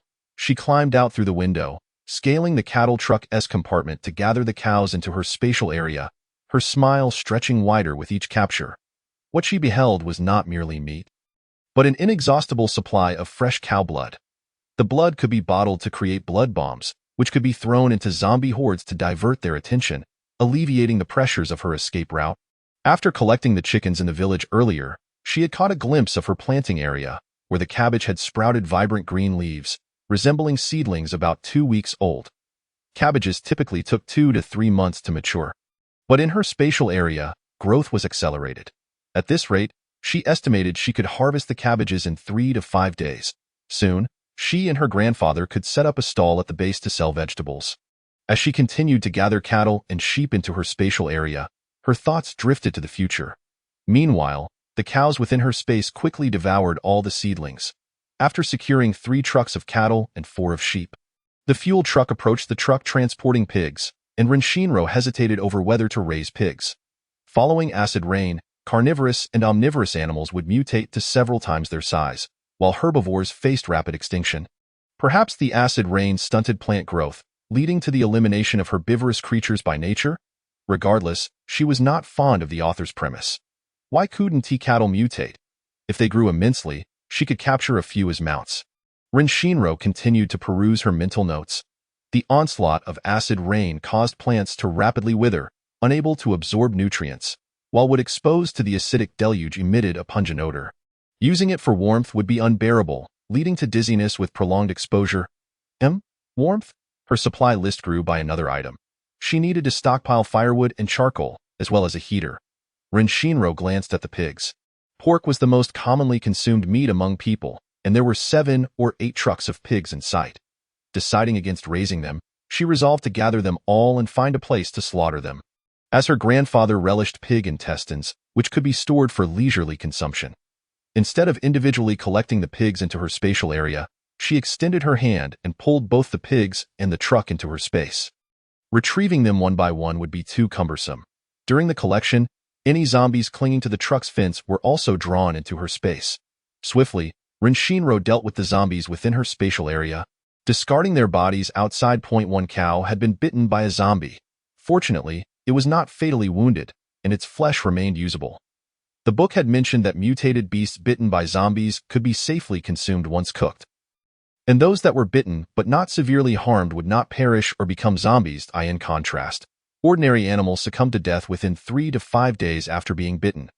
The mutated virus would perish instantly upon contact with highly alkaline water, explaining why marine life and plants had not faced extinction due to mutation. If zombies could enter her space, could other humans as well? Rin Shinro surveyed her expansive planting area, devoid of any grass. She needed to seek grass seeds at the farmer's market. Before exiting her space, Rin Shinro provided clean water for the cattle and sheep, and sprinkled some water for the pigs, while watering with bottled water. She added another item to her supply list, an electric water pump and water storage. She needed to stockpile ample water for bathing and cooking, although she believed possessing an entire supermarket would suffice for a comfortable life. The reality was far from it. Rin Shinro sighed. The number of zombies in front of the fuel truck increased, and those crushed beneath the tires grew in number as well, causing the vehicle to sway alarmingly. Moving forward became increasingly difficult, the engine emitting a strained whine, nearing its limits. After laboriously collecting the last few pig trucks, the zombies dispersed to the vacated spots where the pig trucks had been parked. Easing the engine's burden, Rin Shinro focused on the road ahead, which was congested with zombies. She needed to devise a contingency plan, for if the fuel truck could no longer push through the horde, she would undoubtedly become trapped. The weight of the zombies beneath the wheels was too great, and the fuel truck swayed precariously, making it challenging to steer. Rin Shinro remained calm and composed, gradually maneuvering the fuel truck's direction to align it with the wall. In the early stages, much of the narrative revolves around survival, gradually transitioning into themes of apocalyptic survival and chasing after handsome survivors. I hope dear readers will exercise a bit more patience. Chapter 16. Procuring supplies for Grandfather 3. The buildings within the farmer's market were long rectangular structures designed to accommodate numerous stalls, resulting in a wide and lengthy layout with 6-meter-wide cement pathways between them. The buildings only had one floor, yet their height matched that of a typical 2-story residence. The engine of the fuel truck began to emit smoke. If it continued to operate under such strain, breaking down would be the least of her concerns. An explosion along with the fuel tank would be a far graver matter. Ren Shinro peered through the window to assess the interior of the building. The structure before her was a market for already slaughtered chickens and ducks, featuring open stalls reminiscent of a traditional market. The sides of the building were open, connecting with each other, and the roll-up doors were raised. With solid walls to the north and south, she found herself positioned against the northern wall. Inside, only a few zombies were sprawled by the windows, howling at her, a simple problem to resolve. Rin Shinro shattered the window, leaped through, and swiftly dealt with the zombies before retracting the fuel truck into her spatial area. The aviation fuel within could not go to waste in a world where resources were scarce. Being frugal was essential. She quickly turned and dashed toward the southern window, where the zombies on the road were few. Breaking the window, she retrieved the fuel truck, jumped into the driver's seat, and started the vehicle with a fluid grace. Leaving no opportunity for the zombies to approach her, as she passed through the small poultry section, she seized the opportunity to gather the trucks of live chickens and ducks she encountered. Raising ducks required water, which her space was ill-suited for. The truckload of ducks wouldn't survive more than 2 days, so she needed to slaughter them promptly. Before leaving the poultry section, she grabbed 2 filthy trucks and positioned them horizontally at the entrance of the poultry area, then drove to the main entrance of the meat market, using the trucks to block the gate, preventing the zombie horde from exiting the market. As for meat, she had gathered ample supplies. Seafood was not worth her effort to pursue. All bases were situated near the sea, and those unwilling to venture far for hunting had no choice but to rely on fishing for sustenance. Henceforth, marine creatures would become humanity's primary food source, and the market at the base would be abundant with seafood. Rin Shinro glanced at the time. She had spent an entire hour in the live poultry section. She had to collect everything from the farmer's market before nightfall.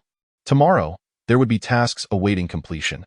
Large chunks of beef, still dripping with blood, were collected into her spatial area as she quickly drove into the wholesale market for fruits and vegetables. Spanning hundreds of acres, she traversed every road, enticing zombies to follow the truck. The poultry market across the way should have been more enticing, yet the zombies remained stagnant here. Rin Shinro surmised that many survivors must be hiding within the market.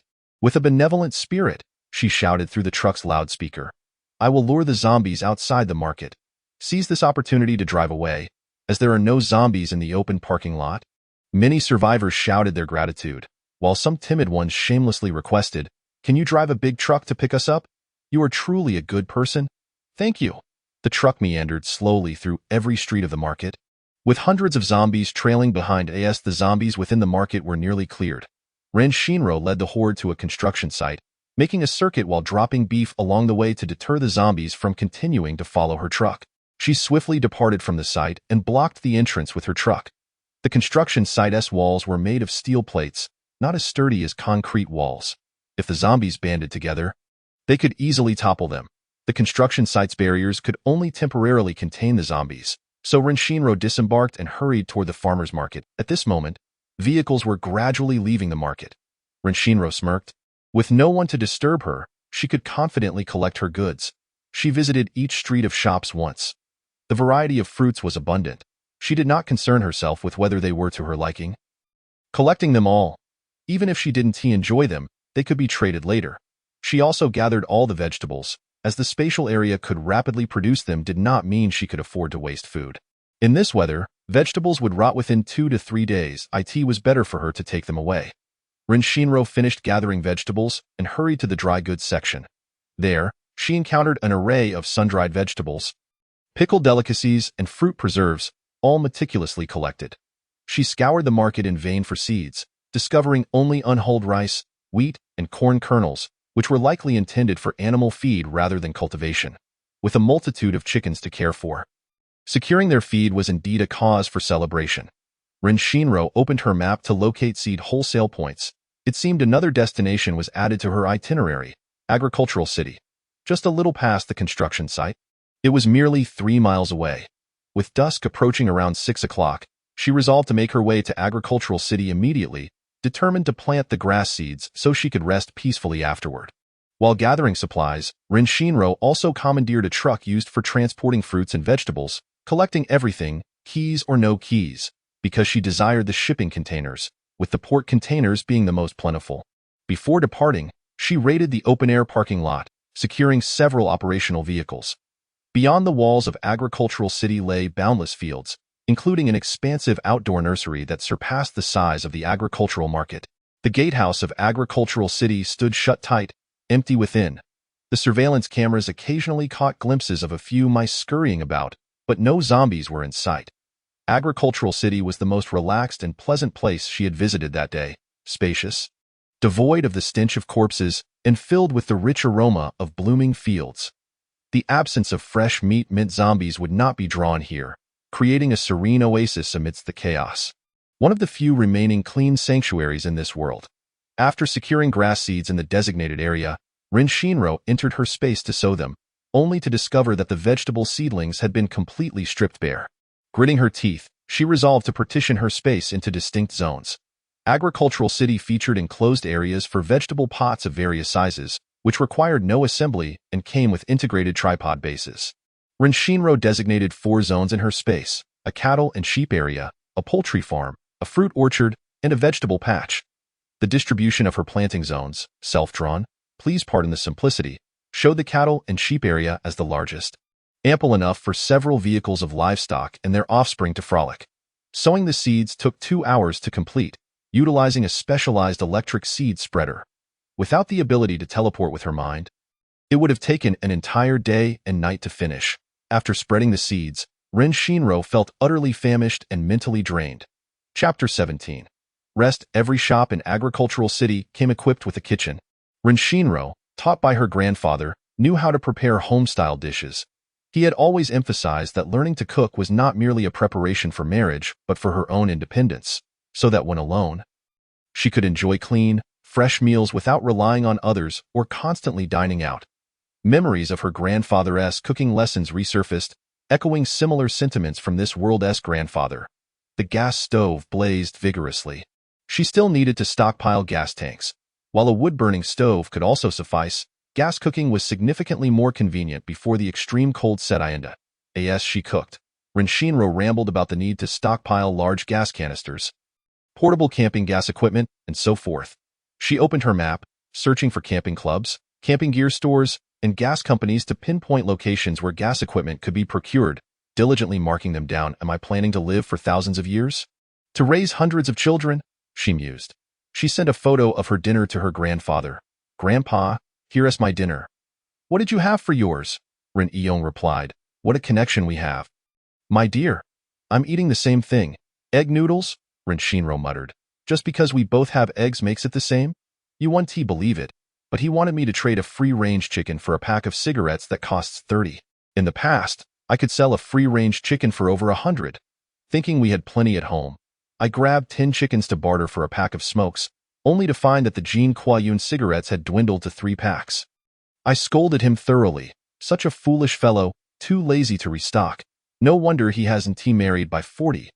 Rin Shinro burst into laughter at her grandfather's amusing remarks, which always made for a delightful meal companion. Grandpa, can you butcher pigs? Rin Iyong replied. I've butchered people, pigs, and cows. Small K is nothing. For now, Rin Shinro had no plans to leave the village, not wanting to dampen her grandfather's spirits. Keeping him busy would help distract from his sorrow over her grandmother. After finishing her meal, she entered her space to water the pigs, ensuring they had enough to drink, and carefully inspected the truck for any dead or injured pigs. A quick count revealed over 200 pigs. The planting area maintained a comfortable temperature, preventing the pigs from overheating, but those confined in the truck were bleeding incessantly, undoubtedly hungry. Rin Shinro tossed a few bags of Napa cabbage into the truck with the pigs and ducks. Planning to nurture them for a few days, however, she was wary of letting the pigs roam free, as they might attack the lambs, even consuming the young ones. Books suggested that the taste of mutated pork was quite pleasant, though the meat was tougher and required longer cooking times. Rin Shinro remained steadfast in her initial decision not to raise pigs in her space. With over 200 pigs, combined with the meat she had secured from the supermarket's freezer, she and her grandfather could sustain themselves for centuries. Leaving her space, she wandered the market, collecting every type of seed available. Boxes upon boxes of vegetable seeds, flower seeds, planting pots, soil, and fertilizer filled her space. Unlike Xian Jiaojiao, who aimed to create an agricultural adversary, Rin Shinro gathered soil and fertilizer simply out of convenience. Why not take what was available when her space could accommodate it? Later, when she moved to the female protagonist's base, she could present them as gifts or invest in her agricultural endeavors. To her delight, Rin Shinro discovered 3 UV light planting experimental greenhouses in Agricultural City, each spanning no less than 6 acres, equivalent to 10 basketball courts in size.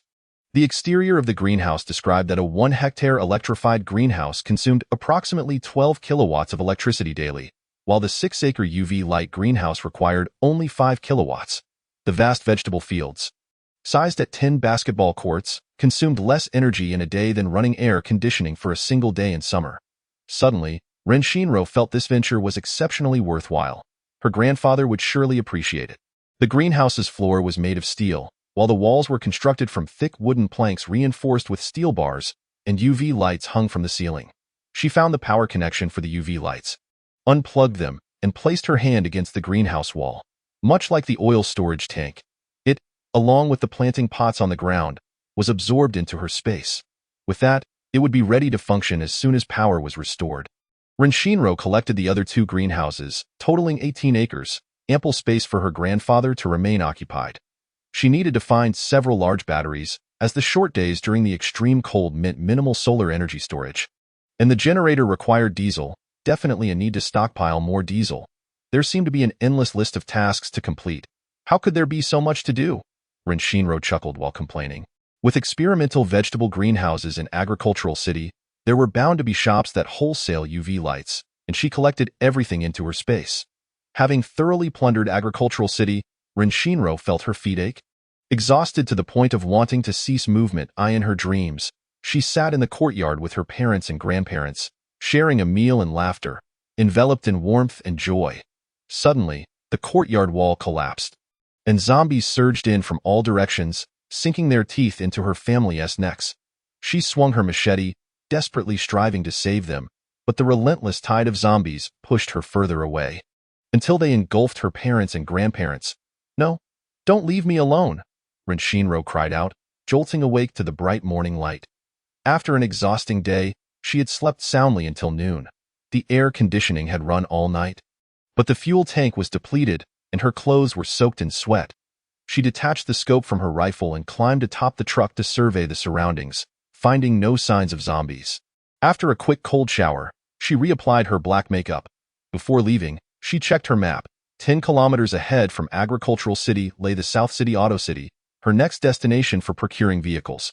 Chapter 18. A day of calm. The Auto City was as quiet and desolate as the Flower and Tree City. A few zombies in security uniforms meandered along the roads in front of various brand dealerships. In the early days of the apocalypse, the suburbs remained the safest.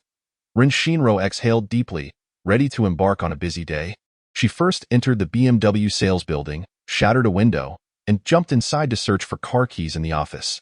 After unlocking the display area, she found the corresponding vehicle, inserted the key into the ignition, and then stored it in her space for convenient access later.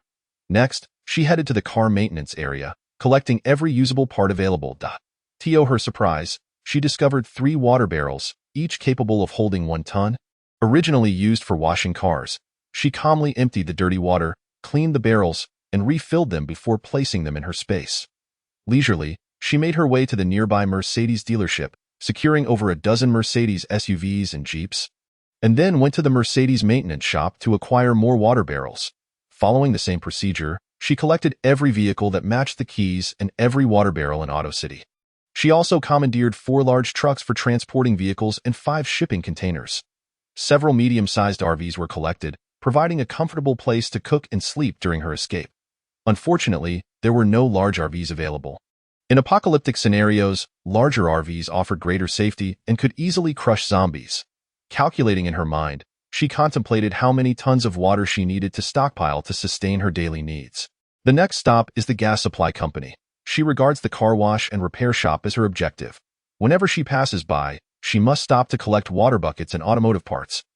Having amassed a considerable pile of snow chains, inside the gas company, tranquility prevails, yet the sidewalk outside is haunted by a multitude of zombies. Ren Shinro parks her truck at the entrance, obstructing the doorway, and honks the horn to attract the attention of the undead within. After a few minutes of silence, she finally disembarks. She vaults over the barrier at the entrance and heads to the gas filling area, where hundreds of gas cylinders are stored in a warehouse with wide-open doors, but it is eerily deserted. With a sense of elation, she approaches the gas cylinder warehouse only to discover that all the tanks are empty. This implies that she must take it upon herself to refill the gas. Fortunately, she doesn't need to fill all the cylinders to the brim. 30 will suffice, especially as the cold weather necessitates cooking over a wood stove. Despite this, Ren Shinro decides to collect all the empty tanks into her space for safekeeping, reasoning that they could be used to smash zombies. After all, it wouldn't be prudent to leave them behind. Perhaps she should fill them all with a little gas. After all, the tanks could serve as makeshift bombs. Muttering to herself, she sits before the gas-filling apparatus, methodically refilling one cylinder after another. Concerned about a potential zombie attack from behind, she positions a vehicle at the warehouse entrance to block any intruders. With the convenience of her spatial storage, she simply needs to insert the nozzle to inflate, repeatedly removing the valve as necessary. The speed of refilling one tank every 5 minutes is far too slow, so she engages all 4 gas valves simultaneously, managing to fill 40 tanks in an hour. She spends over 5 hours at the gas company until every empty cylinder is filled. As she leaves the gas filling area, she notices a large warehouse next door with its shutter door tightly secured. She approaches the window to peek inside. The warehouse is crammed with boxes, each labeled with portable gas refill canister and camping gas cylinder. Such a bounty of camping gas canisters seems to come with no effort at all. Everything is going smoothly today. Ren Shinro quickly corrects herself. No. I didn't say anything. Today has been anything but smooth. What a stroke of bad luck. She pries open the shutter door and inspects the boxes, discovering they are filled with canisters that are not empty. This appears to be a wholesale depot for small gas canisters. After departing the gas company, she has no intention of venturing back into the city and drives towards the mountainous region where the lumber mill is situated. The mountains harbor villages, but the roads are treacherous. The zombies might easily fall into pits. Along the path into the mountains, she frequently spots zombies struggling to climb out of ditches, roaring in frustration. The southern mountains boast 8 lumber mills, with their sparse population and fresh air making them ideal for hiding. Ren Shinro mentally prepares herself for the possibility of encountering living humans. She collects wood from 2 lumber mills, feeling fortunate that there are no survivors in either factory. The stockpile of dry wood in the 2 mills is substantial, yet the logs are not of the size she had envisioned for immediate burning. They are all several meters long, with the shortest being at least a meter. Ren Shinro feels a surge of irritation, cursing under her breath, as she realizes that she will need to chop the wood daily to keep the fire going. She thinks of her grandfather. He would surely relish the task. Suddenly, 2 large wolves emerge from an unknown direction, barking ferociously as they charge toward her. Startled, Ren Shinro bolts in the opposite direction, knowing that retrieving her vehicle would be futile. In her panic, she forgets that she could simply step into her space, hop into her truck, and emerge with both vehicle and herself intact. With the dogs in hot pursuit, she races along the driveway of the neighboring lumber mill. A group of zombies, previously encircling the mill, begins to roar and approach her. However, Ren Shinro remains unfazed. To her, dogs are far more troublesome than zombies. She has no desire to be bitten by a dog. Should that happen, she would have to seek a vaccine at a hospital. The bite from a zombie, on the other hand, might grant her some supernatural abilities. She continues sprinting along the mountain road. Upon seeing the zombies, the two wolves halt and begin barking at them, nearly being toppled in the process, but soon they resume their chase after Rin Shinro. Before long, it is a trio, one girl and two dogs, running side by side. The dogs soon dash ahead, covering increasing distances. Rin Shinro stops to catch her breath, feeling a lump in her throat as she watches the swift figures of the dogs recede. The lumber mill she had just fled is vast. After running for so long, she has yet to escape its outer area. She recalls that outside the factory, there are numerous logs already cut and ready for burning, ample enough to last her and her grandfather for quite some time. The presence of zombies suggests there are still living humans inside, and she cannot risk attracting attention by moving wood into her space in plain sight. Looking around, Rin Shinro sees that the area is clear and decides to take her truck to procure the wood. Just then, she notices a blue pickup truck exiting the lumber mill, its occupants appearing both frantic and relieved. The dangers of the city are far greater than here, and those people will surely regret their decision to leave. After dispatching the zombies, she exits her vehicle to gather the wood. Subsequently, she travels to other lumber mills, encountering only a few wandering zombies, with no survivors in sight. As night falls, she prepares a meal and rests at an abandoned lumber mill.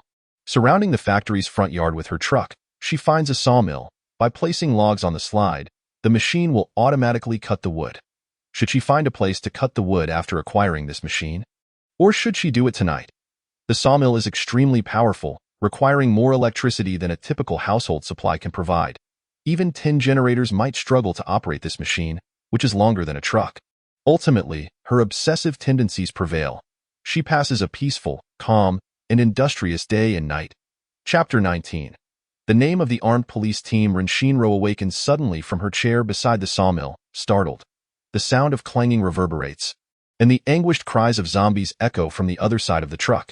It seems there are only 3 or 4 of them. Checking the time, she realizes it is nearly noon. Xi and Jiao had sent her several messages an hour earlier. Shinro, my brother and I have set off for Dongwon. I have some news for you. The armed police team S building was besieged by zombies last night and has fallen. The surviving armed police are retreating with us, awaiting the distribution of tasks from the authorities. I just heard the armed police calling their superiors, informing them that the building housing the weapons depot is surrounded by thousands of zombies, making it impossible to relocate the weapons. The higher-ups have instructed them to submit the information to the rescue teams, allowing them a chance to retrieve the weapons if possible. The password for the weapons depot is 9487 3939 876 plus a fingerprint. The person managing the weapons depot died outside its door. If luck is on your side, his hand may not have been entirely devoured. You should take the opportunity to check it out and stockpile some ammunition. This world is becoming increasingly unstable, and possessing a firearm can deter the wicked. Don't tell anyone I leaked this information to you. My brother would spank me if he found out. For now, the authorities will continue to tighten their grip on firearms.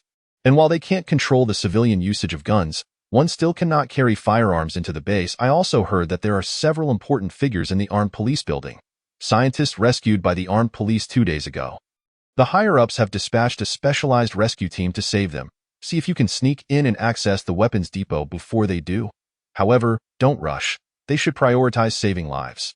The weapons depot is vast, and they want to be able to take everything with them. You can quietly go in and gather what you can do. A little over 10 minutes after the previous messages, Xi and Jiao sent 2 more. We're now on the highway. Take care of yourself. You can call me anytime. I'd like for us to be friends. An embarrassed emoji followed her message. Xi and Jiao added, no need to be polite. Friends should look out for each other. Rin Shinro opens her navigation app, locating the address of the armed police team. If all goes well, she should reach it in an hour and a half. Since there are survivors in the armed police building, the thousands of zombies downstairs are unlikely to have dispersed. Distracting them will be a significant undertaking. Stretching her limbs, she freshens up and applies her makeup, braiding her long hair into 2 pigtails that cascade over her shoulders. Her skin, exposed outside her black attire, is a deep shade, contrasting sharply with her bright white teeth, which shine like incandescent bulbs. Rin Shinro nods approvingly at her reflection, jesting, well, I'm just too cool for friends. She retrieves several boxes of glass bottles from her space, emptying their contents to keep the bottles in the factory. She finds several large barrels and a couple of thin tubes. To her delight, she discovers two horizontal tanks capable of storing 5 tons of water each in the rear of the factory. She locates a bamboo stick, roughly the size of a finger, hollowed out in the center, and sharpens one end to a needle point while inserting the other end into a tube, fashioning a rudimentary blood-drawing apparatus. Releasing a pig from her space, she swiftly dispatches it with a shot to the head. Taking advantage of the warmth, she inserts the apparatus into the pig's carotid artery, allowing the blood to flow into the glass bottles. After slaughtering 5 pigs for their blood and storing their organs in barrels, Rin Shinro is confronted with the sight of the messy pig carcasses, triggering her obsessive tendencies once more. She decides to clean the pig bodies thoroughly before finally stowing them away in her meat storage area. Finding a dozen chicken cages, she confines several ducks in each. With all preparations complete, she drives straight to the armed police team. Before departing, she sends a message to her grandfather. "Grandpa, I'm awake and heading to the armed police team to see if there are any guns." Rin Eong replies, "All right, bring back a few grenades for me to play with. I haven't thrown a grenade in 40 years. Be cautious, don't push yourself, and prioritize safety." She does not take the sawmill with her, as its energy consumption is too high. After the world plunged into darkness, when the base is reconnected to power, it will only be sufficient for residents to light a bulb, providing electricity for merely 3 hours each night. There is simply no way to transport such a large machine. The firewood she cut last night will suffice for decades, and if necessary, they can use a machete or an electric saw to chop wood. Following the navigation's directions to the armed police building, she finds the scene to be far worse than she had anticipated. The entire Wujin building, both inside and outside its walls, as well as the roads, were teeming with zombies, encircling it in 10 layers. Rin Shinro speculated that there were likely many survivors on the upper floors, and undoubtedly some of them were injured. The scent of those who bled traveled much farther than that of the uninjured. Driving the zombies into a frenzy that a woman on her period would undoubtedly attract the pursuit of the undead. Fortunately, her menstrual cycle had just concluded. Rin Shinro surveyed the situation at the armed police building through binoculars. She was calculating the likelihood of successfully driving a truck to push the zombies aside and barricade the entrance of the armed police team. The horde here was denser than that in the poultry section of a wholesale market. If she could successfully clear the zombies and block the entrance, how would she deal with those within the walls? The ammunition in her possession was limited to just a few boxes, which might not suffice to eliminate them. After much contemplation, she deemed the strategy of driving the truck to block the entrance and then fighting unfeasible. Rin Shinro continued her meticulous observation of the armed police team from a distance. Within the walls of the armed police team, there were 5 office buildings, with zombies primarily congregating in the frontmost one. The back gate was securely locked, and inside the walls lay a small outdoor parking lot for the armed police, containing several patrol vehicles, but no zombies. The roads flanking the wall were crowded with the undead, and she had no means to observe whether the front of the armory was occupied. The area between the building housing the armory and the 5th building was currently devoid of any presence. A fortunate observation. For her, entering would not pose a challenge, nor would exiting. What troubled her was the possibility of laboriously fighting her way in only to find the armory door locked. Rin Shinro considered the likelihood of encountering such a scenario. Clicking her tongue in frustration, "I would be livid." Warning. The male protagonist is about to make an appearance. Chapter 20. Caught in the act surrounded by residential buildings, it was plausible that many pairs of eyes were fixated on the movements within the armed police team. Rin Shinro donned her hat, maneuvered the truck to block the rear entrance of the armed police team, climbed atop the vehicle, and traversed over the gate into the backyard of the armed police unit. She swiftly circumnavigated the 5th building, using a shipping container to obstruct the road between the armory and the 5th building, before racing to the opposite intersection to drop off another container. The current situation appeared to be progressing smoothly. At that moment, a 5-year-old child on a balcony across the street from the armed police team's side road shouted, "Daddy, Daddy, there's someone climbing into the armed police team." And that person pulled out a huge block from their pocket. A man rushed to the balcony, smacked his son on the head, scooped him up, and hurriedly closed the balcony door while admonishing, "What are you shouting for? Are you afraid the zombies on the opposite side can't hear you? Go play with your toys." The first floor of the armory building had no windows, so Rin Shinro retrieved a ladder from her space, climbed through a second-floor window into an office, carefully opened the door, and dashed into the opposite office to assess the situation at the front door. Fortunately, there were no zombies inside the building. However, the zombies on the road outside were gradually approaching. Rin Shinro quickly descended to the first floor, blocking the entrance with her vehicle. The corridor on the first floor was eerily quiet, a stark contrast to the cacophony of growls from outside. She stood before a 2-meter-wide iron door, which should be the entrance to the armory. Outside lay a mangled corpse, its flesh nearly consumed. A bloodied identification badge dangled from its neck. Rin Shinro grasped the corpse's right hand from a pile of putrid, congealed blood. The arm was reduced to a mere bone, but fortunately, a few fingers remained intact. Perhaps due to the scarcity of flesh on the fingers, the zombies showed no interest in gnawing on them.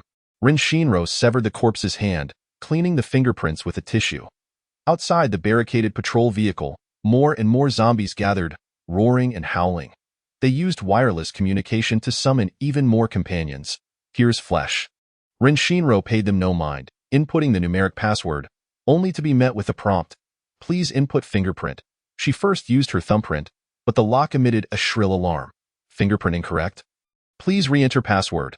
After another attempt, this time with her index finger, the same error was indicated. On her third try, using the index finger of the corpse's left hand, she was again met with a wrong input message. Rin Shinro realized that the password lock had a protective mechanism, and after too many failed attempts, it might become irretrievable. Typically, smart locks allow 5 incorrect attempts. Feeling somewhat rebellious, she thought, well, if I can't access the weapons, so be it. She input the password once more, this time pressing her pinky on the fingerprint scanner. With a click, the door swung open. Rin Shinro discarded the severed hand, muttering, normal people set fingerprint locks with their thumbs and index fingers. She dragged the corpse to the entrance to prevent the armory door from locking automatically. Suddenly, the sound of a helicopter grew increasingly closer. Rin Shinro recalled that Xian Jiao had mentioned that higher-ups would send someone to rescue the research personnel.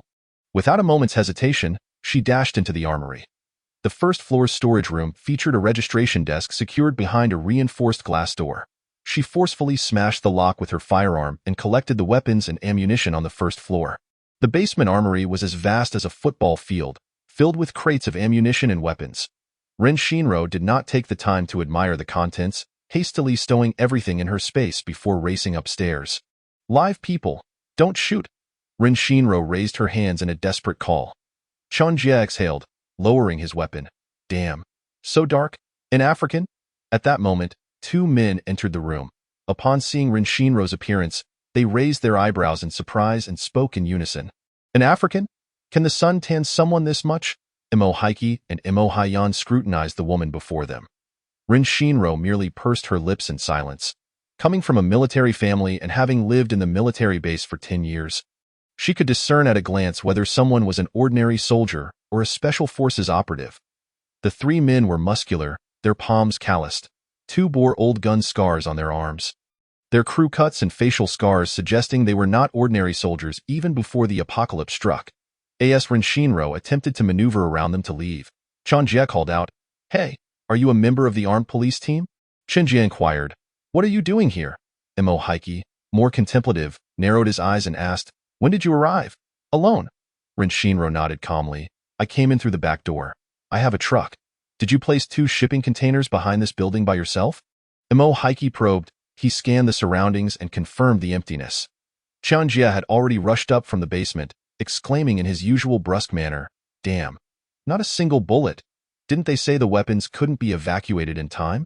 What are we supposed to do now to eliminate that horde of things outside and rescue people? Use knives? Or just talk them to death? Their plan was evidently to rely on the ammunition from the armory to eradicate the zombies outside. She surmised that the goal of exterminating thousands of zombies was twofold, to save lives and to clear the area, making the city a little safer with each undead eliminated. Though she despised the rigidity of soldiers clinging to their mission to serve the people in this post-apocalyptic world, she respected them and admired their resolve. Now, asking her to produce ammunition was clearly out of the question. She did not wish to reveal her extraordinary space. Rin Shinro lowered her head, her feet scuffing the ground, and sighed softly. Since she could not provide ammunition, perhaps she could assist them in another way. After all, she was at fault for taking the ammunition. What's the matter? A commanding voice resonated from the doorway. Ren Shinro lifted her gaze to the source of the voice. The man who stepped inside caused her to momentarily lose her composure. He towered over the other soldiers, standing at what appeared to be 190 centimeters tall. Clad in dark green camouflage military attire that clung tightly to his form, subtly outlining his well-defined muscles. A gold-trimmed handgun was holstered at his right hip, while a machete was secured at his left. His neatly cropped hair and sharp features were complemented by deep, black eyes that radiated a sense of justice and focus. With a straight, prominent nose and tightly pressed lips, he exuded an aura of austere charisma. This man was exceptionally handsome. This was the first thought that crossed Ren Shinro's mind. He has arrived. Is the male protagonist handsome? I initially intended to make him even more striking, but any further embellishment might verge on the absurd.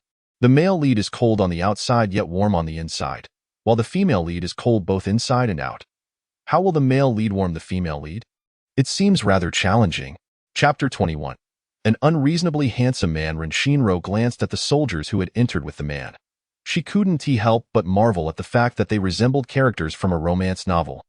All strikingly handsome. In her previous life, she had encountered numerous dashing soldiers, yet none had ever illuminated her world as this moment did.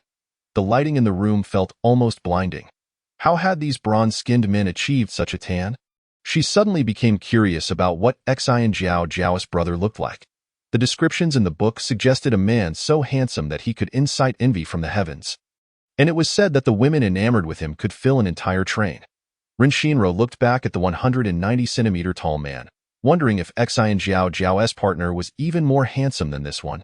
Perhaps she should ask Xian Zhao for a photo later.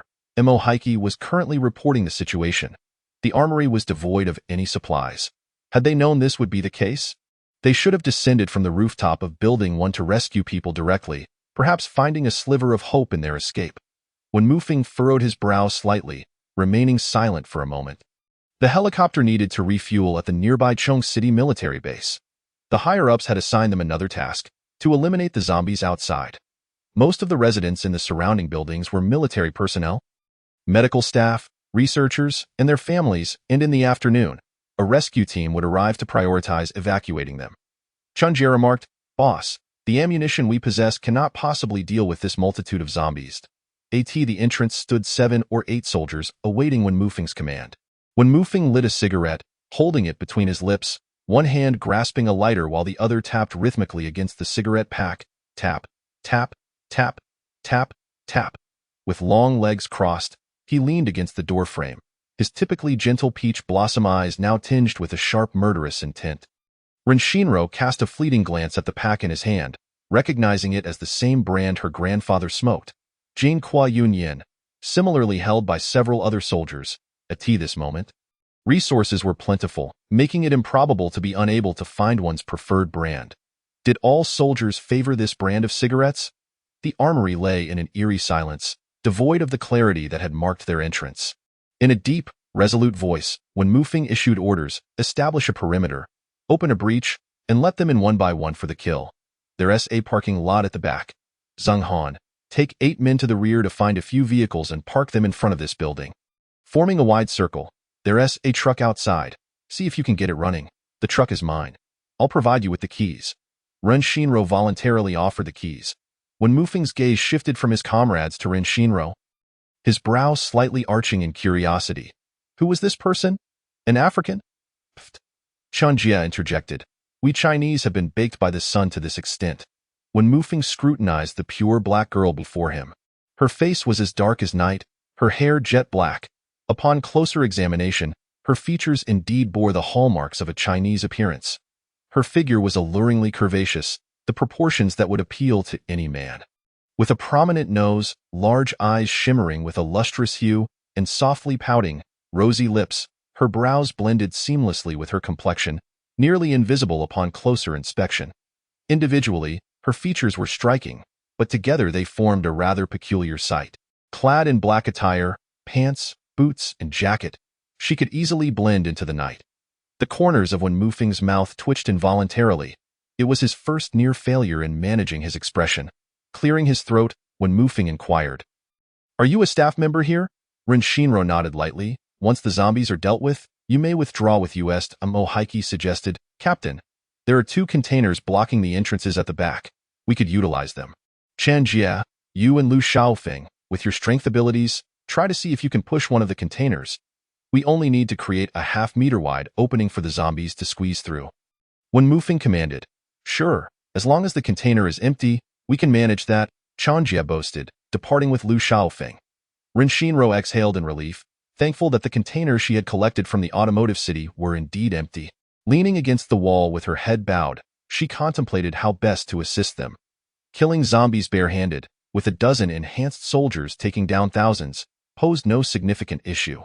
However, the more they slayed, the more corpses littered the ground. Leaving little room to stand, increasing the risk of falling, a fall could result in being bitten by a zombie, and even decapitated zombie heads could still pose a threat with their biting jaws. Finding Wen Mufeng, Ren Xinro proposed, let us place a few low tables in the open area. Once there are too many corpses, you can stand on the tables to kill them, minimizing the risk of falling and being bitten. Wen Mufeng nodded in agreement and took his team upstairs to retrieve tables. The paths in front and behind the armory were sealed off, leaving only one opening, sufficient for the zombies to enter one by one. Ren Xinro refrained from assisting with the slaying. Instead, she ascended to the 3rd floor, positioning herself by a side window to occasionally toss blood vials into the throng of zombies. The vials exploded upon contact with the zombies' heads or feet, staining them with fresh blood, prompting surrounding zombies to halt and feast upon their bloodied companions.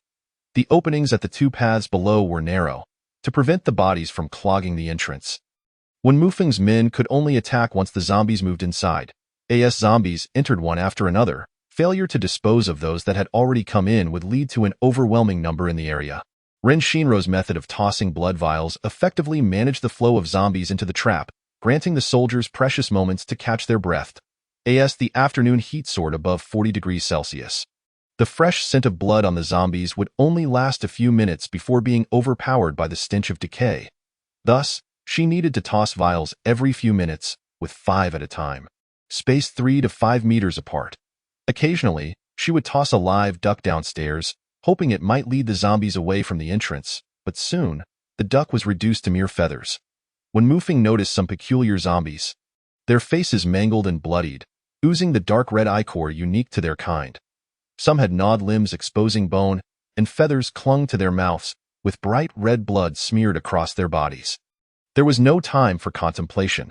The eradication of zombies was of utmost urgency. The persistent scent of blood and the wails of the undead drew the horde that had previously amassed at building 1 closer to the armory.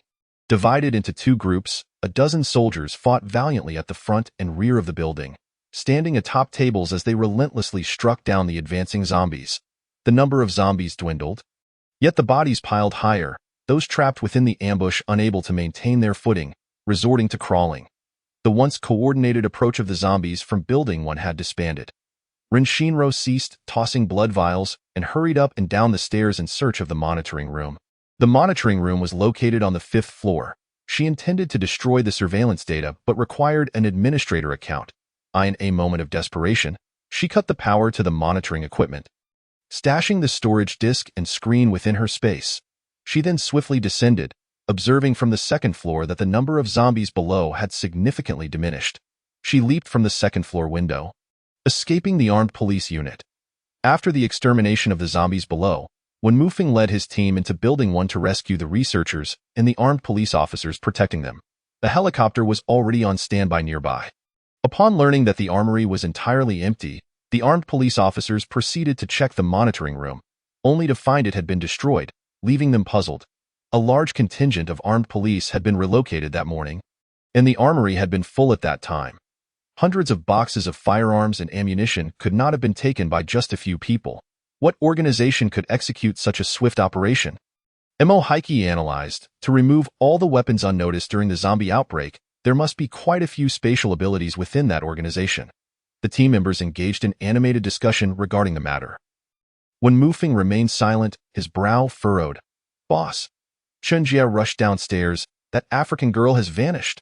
Our men have been killing zombies at the front and back doors, and no one saw her leave. Understood, when Mufeng replied. Moving to the side of the armory building, where shards of bloodied glass bottles littered the ground, he distinctly remembered that there had been no glass bottles here when they set the traps. His eyes narrowed in contemplation. That black girl possessed spatial abilities and had assisted them significantly. Why would she choose to escape when they were not paying attention? When Mufeng did not suspect Ren Shinro's involvement in the theft of the weapons. For when they arrived, the armory had already been stripped bare. If she had been complicit in the operation, he believed she would not have lingered here, drawing suspicion. He was more inclined to trust her assertion of coming for weapons, but leaving empty-handed. "Captain, the helicopter will arrive in 5 minutes. We need to move to the rooftop," the deputy captain, Zhang Han, urged. When Mufeng, appearing grave, commanded, "Roll call. First, we'll head to Chong City for ammunition resupply and rest while awaiting further orders."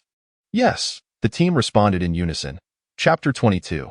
The tobacco crisis. After a long day, her stomach rumbling with hunger, Ren Shinro postponed her plan to visit the digital city until tomorrow. First, she needed to procure supplies for her grandfather. After leaving the armed police unit, she visited every shop selling cigarettes, tobacco and alcohol stores, gas stations, and grocery stores, emptied them of their stock. She collected other brands of cigarettes as well. Tobacco, like brain crystal cores, served as currency in the base. Jiankuo Yunyan was a hot commodity, and each store had limited stock. By the time night fell, after visiting dozens of shops, she had only managed to secure 20-odd packs of Jiankuo Yunyan. Ren Shinro resolved to venture into the tobacco company at night. Stopping in the middle of the road, 200 meters from the tobacco company, she noted that the electric gate at the entrance was wide open. At night, zombies were often drawn to brightly lit buildings. Perhaps due to residual memories from their former lives, or for other reasons, the sounds of zombies would diminish after dark, and their activity levels would significantly decline. Some zombies hung their heads, lethargic, while others stood still, swaying as if caught in a slumber. Ren Shinro tossed a blood vial onto each side of the sidewalk, aiming for the zombies' heads. The nearby zombies slowly approached the bloodied ones, their movements noticeably less agile than during the day. The zombies at the tobacco company showed no reaction until the sound of their brethren began to echo in their ears, prompting them to shuffle toward her. As the scent of blood faded, the zombies soon returned to a state of calm. Survivors? That seemed unlikely. A sense of unease crept into Ren Shinro's mind. She parked her vehicle on the road outside the tobacco company. Observing the situation within, the main entrance led to an open parking lot, filled with several container trucks, their rear doors ajar, stuffed with boxes. Scattered behind the trucks lay a couple of boxes, accompanied by the decayed remains of a corpse. She speculated that the dockworkers, overcome by toxic fumes during unloading, had been unable to escape when they awoke, ending up devoured on the spot. Within the parking lot stood dozens of zombies, spaced apart. Heads bowed, facing the warehouse entrance. Ren Shinro circled the outer perimeter of the tobacco company. Inside, a 10-story office building loomed, flanked by 2 expansive double-decker warehouses, positioned side by side. The tobacco company map. Please forgive the inadequacy of my drawing skills. Between the 2 warehouses lies a 2-meter-wide road, with both entrances facing the company's front gate. The back door of the company is securely shut.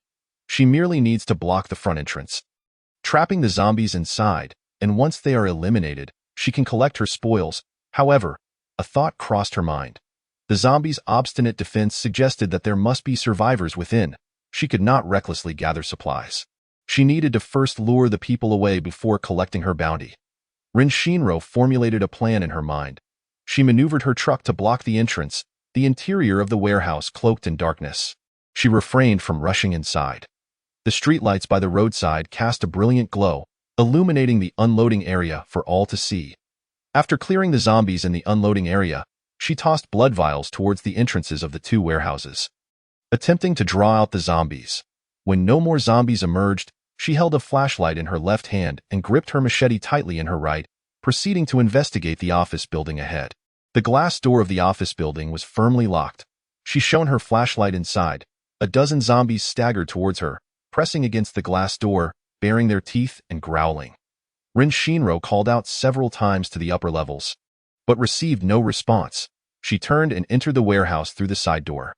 The beam of her flashlight swept the surroundings, revealing neatly arranged boxes stacked like small mountains, each inscribed with cigarette brand names. Ren Shinro did not hastily collect them into her space. Was anyone there? Something felt off, yet she could not pinpoint why. A gust of wind rustled above, the sound of the exhaust fan on the ceiling. Is anyone there? The zombies have been eliminated. It's time to leave. Standing by the door, Run Shinro searched for the light switch. Click. Startled, she raised her flashlight towards the source of the sound. About 10 meters away, a bamboo broom lay fallen against the wall as the light swept across the ground. She noticed something unusual. Thin shards of glass were scattered across the floor, resembling remnants of a shattered bulb. Lifting the flashlight, she illuminated the ceiling, revealing rows of broken fluorescent lights. If survivors feared that the light would attract zombies, they could simply turn off the switch. There was no need to shatter every bulb. This place harbored an anomalous zombie. Rin Shinro swiftly turned off her flashlight, allowing the warm yellow light from the street lamps outside to seep into the warehouse. Her eyes gradually adjusted to the darkness. Zombies do not evolve to possess abilities. Humans who are bitten and transformed into zombies become anomalous zombies. Rin Shinro pressed her back against the wall, feeling an undeniable tension. She lacked experience in dealing with anomalous zombies, only knowing they possessed intelligence, albeit limited. Some anomalous zombies would hide, but their evasion was merely a tactic for ambush. They would never flee in fear of death. The higher the level of the brain crystal nucleus, the stronger the ability to attract ordinary zombies. Rin Shinro hoped there was only one anomalous zombie here, preferably of the wood or water type. These two abilities were the least aggressive. One thing she could be sure of was that the current anomalous zombie could not exceed level 1. Beasts mutated into brain crystal nuclei only after acid rain. Thus, anomalous zombies currently lack the materials to upgrade their abilities. The brain crystal nucleus existed solely within the minds of mutated beasts and ability users. Ordinary zombies possessed only a red sac, which controlled their most primal desire, hunger. According to texts, the red sac contained a minuscule amount of power, utterly useless to ability users. However, mutated beasts that consumed a sufficient number of zombie brains could enhance their abilities. She should not have lamented yesterday's fortune. Rin Shinro exhaled slowly, inhaling deeply, striving to calm herself. She could hear the sound of her own breathing clearly. From her space, she retrieved several ducks, tossing them about. Quack, quack, quack. The ducks flapped their wings and waddled a few steps, stretching their necks and warily swiveling their eyes in the unfamiliar environment. Suddenly, a muffled quack echoed, and the duck a few meters away vanished without a trace. Holding the flashlight to her chest without turning on the light, she brandished her machete, ready to strike at any moment. She edged into a darker corner, for the deeper one stood in the shadows. The better one could discern the areas touched by light. Zombies do not move quickly, and anomalous zombies cannot be so fast as to evade her grasp, unless they possess speed. Rin Shinro's eyes, concealed in the darkness, sparkled with a seriousness and murderous intent she had never felt before. She quietly muttered to herself, "What kind of misfortune is this? Encountering a troublesome speed-type zombie, it could outrun her. And she couldn't find it. She certainly could not hide in her space for eternity." Chapter 23. The Tobacco Crisis 2. Rin Shinro chuckled softly, calling out boldly, "Hey there, I'm going to take you down." The crunching sound emanated from deep within the warehouse. Rin Shinro stealthily approached the source of the noise. She contemplated tossing out a pig as bait, but dismissed the thought almost instantly. It wasn't worth losing a hefty pig for a level 1 anomalous zombie. At that moment, she couldn't help but scold herself for being too stingy. She had lived well in her previous life, thanks to her unwillingness to be overly generous. This tradition, she resolved to carry on in this life. She would prioritize money over her own life. Though no figure appeared before her, a sudden chill ran through Rin Shinro, causing every hair on her body to stand on end. She swiftly turned on her flashlight. Ack! The direct beam illuminated a face merely inches away. A zombie clad in the dark blue work uniform of the tobacco company, its grayish-white eyes and bloodied mouth smeared with duck feathers. It let out a piercing scream and vanished. Rin Shinro swung her machete but struck nothing but air. She turned off the flashlight again, her body drenched in perspiration, her heartbeat pounding against her chest. She felt relieved. The sudden light had startled the zombie. The next time she shone it directly, it might not be as intimidated. The zombie was certainly observing her from some hidden spot. The speed of zombies was swift. By the time she noticed, it would likely be too late.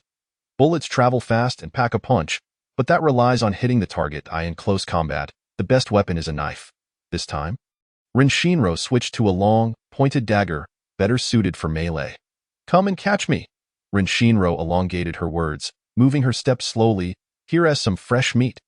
If she couldn't handle even a level 1 mutated zombie, it would indicate her unsuitability for survival in this world. Better to die early and be reborn.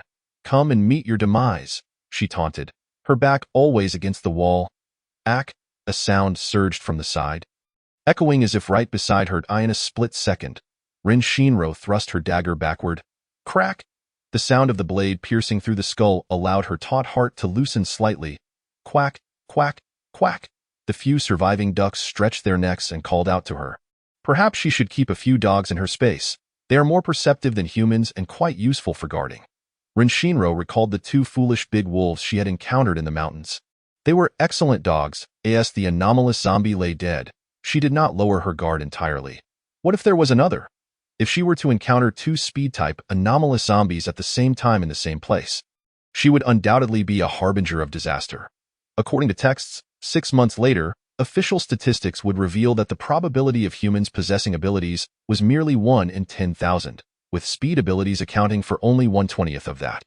The highest ratio belonged to the metal type or strength type, which comprised half of all ability users. In descending order, the ratios are metal, water, earth, wood, space, sensory enhancement, speed, with fire being the rarest ability. She carefully stored the tobacco from the 2-story warehouse into her space, taking extra time to separate the gold shell clouds and purple shell clouds, placing them aside. Her grandfather had once remarked that purple shell clouds were delightful to smoke, but at 60 per pack, they were too expensive to indulge in. The 30 per pack gold shell clouds offered better value. Before heading to the adjacent warehouse to collect more tobacco, she extracted the brain crystal nucleus from the speed zombie, a small, golden orb, the size of a corn kernel, resembling a diamond. Encountering an anomalous zombie tonight had truly made her realize that this world was far more perilous than her previous life. This world was unkind to those without abilities. While lacking abilities was a regret, her space compensated for all her shortcomings. Rin Shinro took out a camper from her space, planning to spend the night in the tobacco warehouse. She set up her bed and prepared a meal, messaging her grandfather to reassure him, "Grandpa, I'm having dinner now. Tonight's dish is egg fried rice. What did you eat?" Upon seeing his granddaughter's message, Rin Aeyong finally felt a sense of relief. He regretted every minute that his approach of forcing ducks to the shelf and pulling seedlings to grow might endanger his granddaughter. I just analyzed the situation. If you encounter a strength-type zombie, one that throws wood or sprays water, having a gun would certainly give you a chance to win. What I fear most is you encountering a fast-moving zombie, getting bitten before you even have time to say goodbye to your family.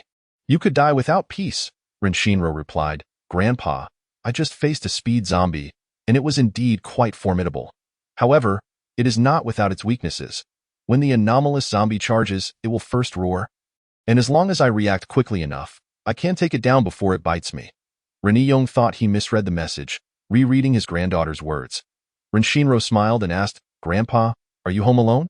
Rin Aeyong hummed softly, then changed his tone, stating, It's not entirely solitary at home. Your grandmother is downstairs in the restroom. This afternoon, I fed her a whole chicken, and I can't tell whether she is too full or simply weary from gnawing at it. For I haven't heard her call out in quite some time. Rin Shinro was at a loss for words to comfort her grandfather. Grandpa, I have a space. Before she could elaborate on its vastness, Rin Aeyong interjected urgently, Who else knows about this?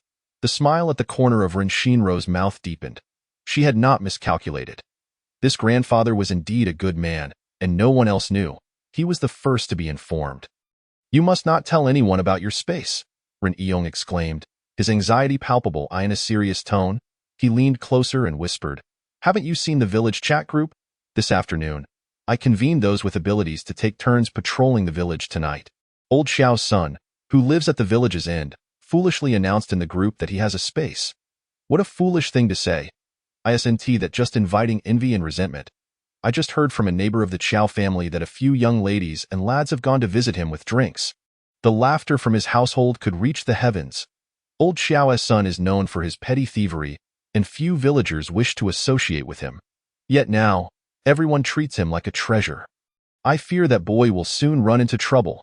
Have you grasped your grandfather's meaning? He asked, interrupting his granddaughter once more. Sure. I haven't heard anything. I know nothing. Whatever good things you possess, keep them to yourself. And do not disclose them to me, lest I accidentally let something slip in a moment of excitement. Understood, Grandpa. After hanging up the phone, Rin Shinro perused the village chat group, where she noted that there were 6 individuals with gold abilities, 2 with earth abilities, 1 with space abilities, and 1 with auditory visual powers. The area surrounding the village was home to factories, and many of the tenants were outsiders. These outsiders constituted half of the village's survivors. And her grandfather had even included them in the group. Today's tally of ability users indicated that only 1 outsider had a gold ability. Most of the outsiders were young, and the probability of young individuals evolving powers was inherently high. Surely, some were concealing their abilities. Rin Shinro did not dwell on this matter. It was human nature to hide one's abilities and to avoid moral obligations to be the first to stand out. She sent a message to her grandfather. Grandpa, my space is more than 1 meter. It's vast, capable of growing vegetables and raising chickens. Rin Eong replied, what if one day your space is exposed? Remember, it's only 1 meter wide, do you understand? Do you understand? Rin Shinro affirmed, I remember. Rin Eong continued to caution her. Delete the chat history. It would be troublesome if hackers got hold of it. Rin Shinro couldn't help but laugh and replied, all right, I've cleared the records. Take advantage of the nighttime when no one is around to steal. Make sure no one sees you. Don't forget to grab the chicken feed. ILL inquires shortly about which supermarket is unguarded. You should also take a look around. After a brief wait, Rin Eong messaged again. At the intersection of the North City South 4th Ring Road and the neighboring city, there's an online supermarket distribution center, sprawling over 200 acres. I've heard the cold storage is substantial, stocked with rice, oil, salt, and a variety of foods. Rin Eong added, burgers and fried chicken, and let us snag some beer too. Rin Shinro noted down the places she intended to raid, planning to plunder the freezers of McDonald's and KFC. She glanced at the hospital's cross marked on the map. A thought suddenly struck her. Diabetes medications are common prescription drugs available at regular pharmacies, but insulin can only be procured from hospitals in this apocalyptic world, with no raw materials for drug production and pharmaceutical companies ceasing operations. Medications had become nearly irreplaceable. People consume grains and vegetables, and eventually, they fall ill. She had almost forgotten that she herself had perished due to a lack of medicine. Her itinerary for tomorrow included first visiting the digital city to acquire walkie-talkies and drones, then heading to the distribution center to gather supplies. Afterward, she would no longer bother stocking up at supermarkets. She would then seek out medication at the hospital, gather burgers and fried chicken, and if time permitted, drop by a pet shop. Lying in bed, Rin Shinro contemplated her plans for the morrow. The hospital would undoubtedly be teeming with zombies, so she needed to complete simpler tasks before tackling the more challenging ones. She would leave the oil storage for last. First, she would scout the plastic factory for empty barrels, as the factory was rife with zombies and still had plenty of living souls. It would be best to go at night. She rifled through her mental inventory of potential stockpiling locations, hoping to find a few useful spots, and stumbled upon the jarring scenes from the story of the villainous female character and the bald group. That night, Rin Shinro had a dream in which she filled an entire city's worth of gasoline and diesel into her space. Just as she was about to revel in her fortune, she was pursued by a horde of ability-wielding zombies. Along the way, she encountered the military, and that excessively handsome man was there too. Together, they fought off the zombies again. After the battle, a dozen soldiers, grateful for her assistance, offered themselves to her. Suddenly, they morphed into mutated zombies, chasing her while exclaiming their desire to have several hundred zombie offspring with her. I refuse to be a zombie sow. Rin Shinro exclaimed, waking up in a cold sweat. The aftereffects of flipping through the apocalyptic romance story before bed had been too stimulating and horrifying. The physical resilience of the villainess was astounding. How could she possibly consume so many? Rin Shinro applied her African makeup once more. Initially, she had developed this look to avoid being easily recognized while stealing things. Now, her perspective on the African makeup had shifted. It could effectively deter most men's unwanted advances. In this world of the book, both men and women lacked boundaries regarding desire, and she did not wish to be the object of too many men's attentions. She needed to find more brow powder. This stuff was consumed rapidly when applied to the face. The digital city mall was deserted, and her scavenging went smoothly. She also managed to loot the convenience store on the first floor. After 2 hours of travel, she arrived at the junction of the two cities, home to the province's largest distribution center for the cat supermarket. Rin Shinro had lost interest in stockpiling food. Instead, She was excited by the sight of the dozen large vans parked in the unloading area. Since she was there, she could not possibly leave with just a few trucks. Though she had vowed to cease hoarding from supermarkets, this colossal treasure trove, capable of sustaining her for generations, was simply too tempting. She could not bring herself to walk away. Stockpiling is irresistible. I've always wanted to own a Tmall supermarket, ensuring a lifetime free from hunger and worry. Haha. Chapter 25. Zombie Wave. 2 large trucks blocked the main entrance, leaving a 2-person wide exit. She smeared blood on the drone, attaching a plastic blood bag beneath it with 2 holes poked in the bottom, allowing the blood to drip steadily. Rin Shinro sat inside one of the trucks, glued to the live feed screen, maneuvering the drone to traverse every corner of the distribution center, enticing the zombies to follow. Most of the zombies were clad in the distribution center's work attire, numbering in the hundreds. She drove the truck to obstruct the designated exit, keeping the drone hovering above the zombies until its battery died and it descended to the ground. Rin Shinro leaped from the truck, riding her electric bicycle into the warehouse, collecting supplies as she rode. Her hands brushed against the shelves, and she stowed away 6 or 7 meters high and several meters long of shelving into her space. The supermarket warehouse contained 19 storage areas, including snack storage, grain storage, seasoning storage, daily necessities, electronics, beverages, fast food, cold chain goods, and imported foods. The cold chain area was further divided into seafood storage, fresh meat storage, frozen food storage, and other cold chain foods, ice cream, popsicles, dairy products. Before leaving, Rin Shinro visited the monitoring room, tossing in 3 grenades. With 3 explosive detonations, the machinery within the monitoring room twisted and warped, becoming inoperable. She also gathered the anti-explosion equipment from the security room. After getting back into the truck, she leaned against the seat's backrest, glancing into her space. The limitless frozen food was a source of distress. Frozen buns and dumplings were not as delectable as freshly made ones.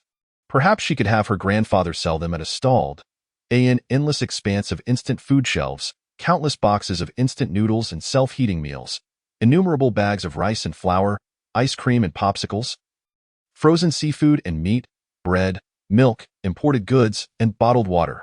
Rin Shinro chuckled to herself. I've stockpiled enough provisions for my future great-grandchildren. First, I should find someone to date before pondering great-grandchildren, if there are to be any. Rin Shinro's thoughts drifted aimlessly. Merely possessing food was insufficient. The limited ammunition in her space was only adequate for her own use. If she were to live for 300 years, her son would have no share, let alone her grandchildren. After accumulating so many supplies, the only thing that brought her joy was the hundreds of household water storage tanks, ranging from 10 to 28 liters in size. There were also hundreds of iron oil storage barrels, sized from 20 to 60 liters. While in the automotive city, she had collected a significant number of these oil barrels. She needed to stockpile a great deal of oil. And repeatedly swapping oil barrels was inconvenient. She hoped to find barrels with a capacity of over 1 ton, preferably 5-ton storage tanks.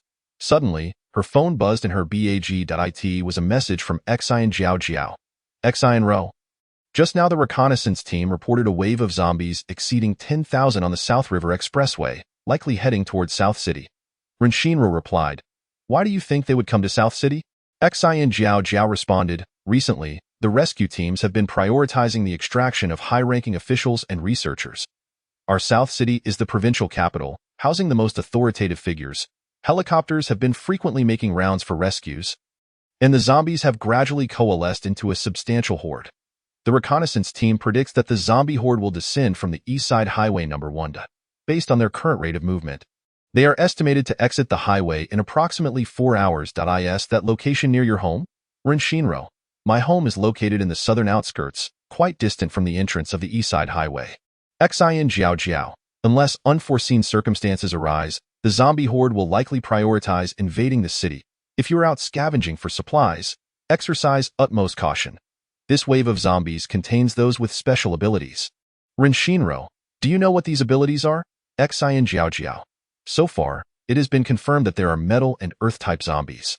The muscles of the metal-type zombies exhibit a faint metallic sheen, while the earth-type zombies are covered in sand and can hurl clumps of dirt with great force. Though small in size, they are exceedingly hard, posing a risk of skull fractures if one is too close.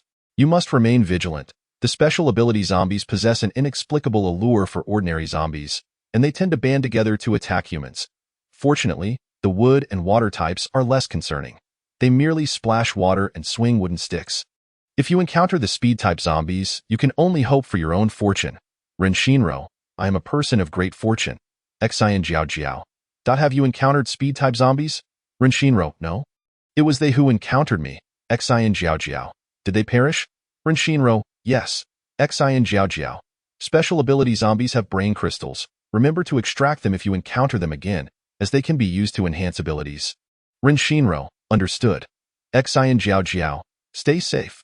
Ren Shinro, you too. Over 10,000 zombies scatter across the streets of the first-tier city, akin to a glass of water poured into a pool, creating no ripples. However, if these zombies were to surround a single community or even just one building, the situation would be drastically different. Ren Shinro called her grandfather to inform him, "Grandfather, please place a few more vehicles at the entrances and exits as a precaution." Ren Aiyong was in the village committee office and immediately instructed those around him to take care of it. The authorities would undoubtedly utilize all available channels to announce the impending zombie horde. No survivor would dare drive away from the southern city, and naturally, no one would visit the gas stations, presenting a prime opportunity to hoard fuel. Ren Shinro promptly dismissed the plan, as the pigs and ducks in her space had yet to be slaughtered, and she could not keep them confined to the truck indefinitely. I am growing fond of the feeling of drawing maps. The more I attempt, the worse it seems, yet the desire to create persists. If only I could draw, I could illustrate the world I envision for you all. Chapter 26. The hospital. Ren Shinro proceeded calmly according to her original plan, first raiding KFC and McDonald's, utilizing their kitchens to prepare hamburgers and fried chicken. Should there happen to be a pharmacy nearby, she would also take the opportunity to gather medicine. During her lunch break, she sought refuge at a gas station with fewer zombies nearby. The gas station had 2 staff members who had turned into zombies, their necks adorned with gas cards, which allowed for unlimited fuel withdrawal. Ren Shinro sat beside a fuel tank, one hand holding a hamburger and the other wielding a fuel nozzle, filling up the small fuel barrels in her space. The nozzle dispensed fuel rapidly. Within 3 hours, she had filled over 250 L barrels, as long as she set the desired amount on the machine and secured the nozzle onto the barrel. It would stop dispensing once filled, alleviating concerns of being unable to shut it off in time. She planned to use the large water storage tank in her space for hoarding water.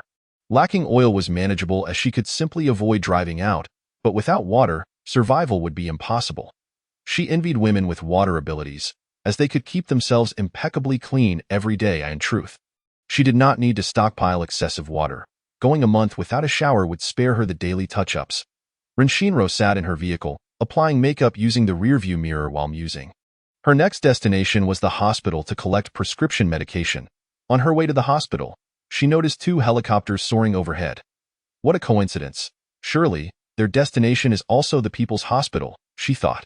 Moments later, the 2 helicopters began to hover at low altitude above the first and second inpatient buildings. When Mufeng led his team to jump from the helicopter, cutting their way down from the 18th floor of the first inpatient building to the 10th. Meanwhile, another special operations team was responsible for the second inpatient building. The People's Hospital consists of 4 interconnected inpatient towers, with a 6-story outpatient building linking the first and second inpatient departments. To the right of the outpatient building's main entrance lies the emergency building. The medical standards of the Southern City People's Hospital rank among the top 10 in the province, and the number of hospitalized patients is exceedingly high.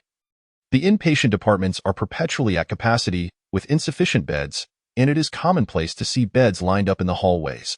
Following the outbreak of the virus, many recently bitten individuals, unaware of their conditions, rushed to the hospital seeking treatment.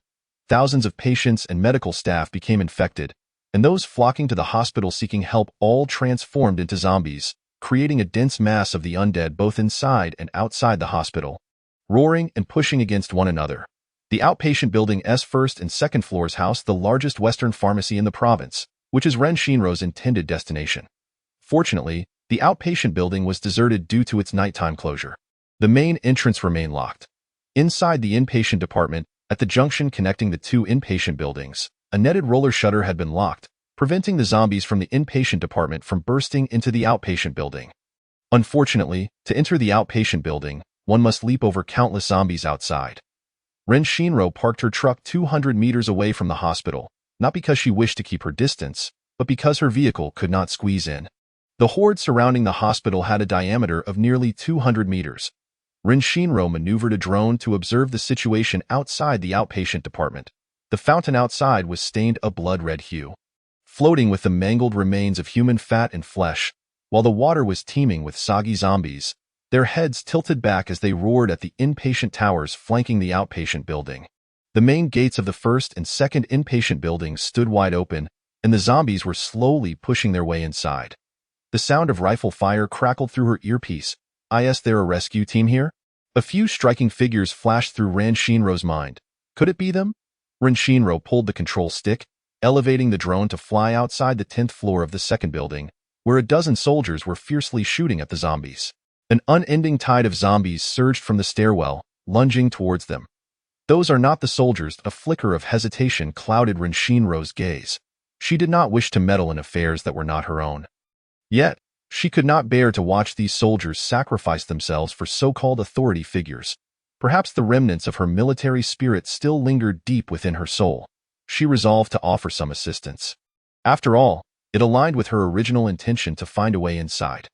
Ren Shinro reassured herself to provide the soldiers some respite. She observed through the surveillance screen that zombies outside the first building were also advancing. Maneuvering the drone to the 10th floor window of the first building, she spotted another group of soldiers, familiar faces among them. Ren Shinro pursed her lips and gently tapped the half-open window with the drone. The high-rise windows could not be fully opened due to safety concerns. When Mufing's brow furrowed tightly, every muscle in his body taut, each nerve focused on eliminating the zombies. The sound of the drone's propellers drifted in from outside the window behind him. Ren Shinro called through the earpiece, "Break the window! Remove the blood vials and throw them down." When Mufing glanced outside the window and spotted the blood vials hanging beneath the drone, he shattered the window. "Chunjie, you go throw the blood vials," Ren Shinro shouted again. "Contact the team in the next building. Break the window and wait for me." The drone's carrying capacity was limited, and she felt helpless. Zombies struck by the blood vials were treated as fresh meat, torn apart and devoured by their kin. Ren Shinro issued commands to both sides. The drone would hover at the entrance of the first floor, and they should take this opportunity to clear their way downwards, blocking the second floor's entrances to prevent zombies from ascending.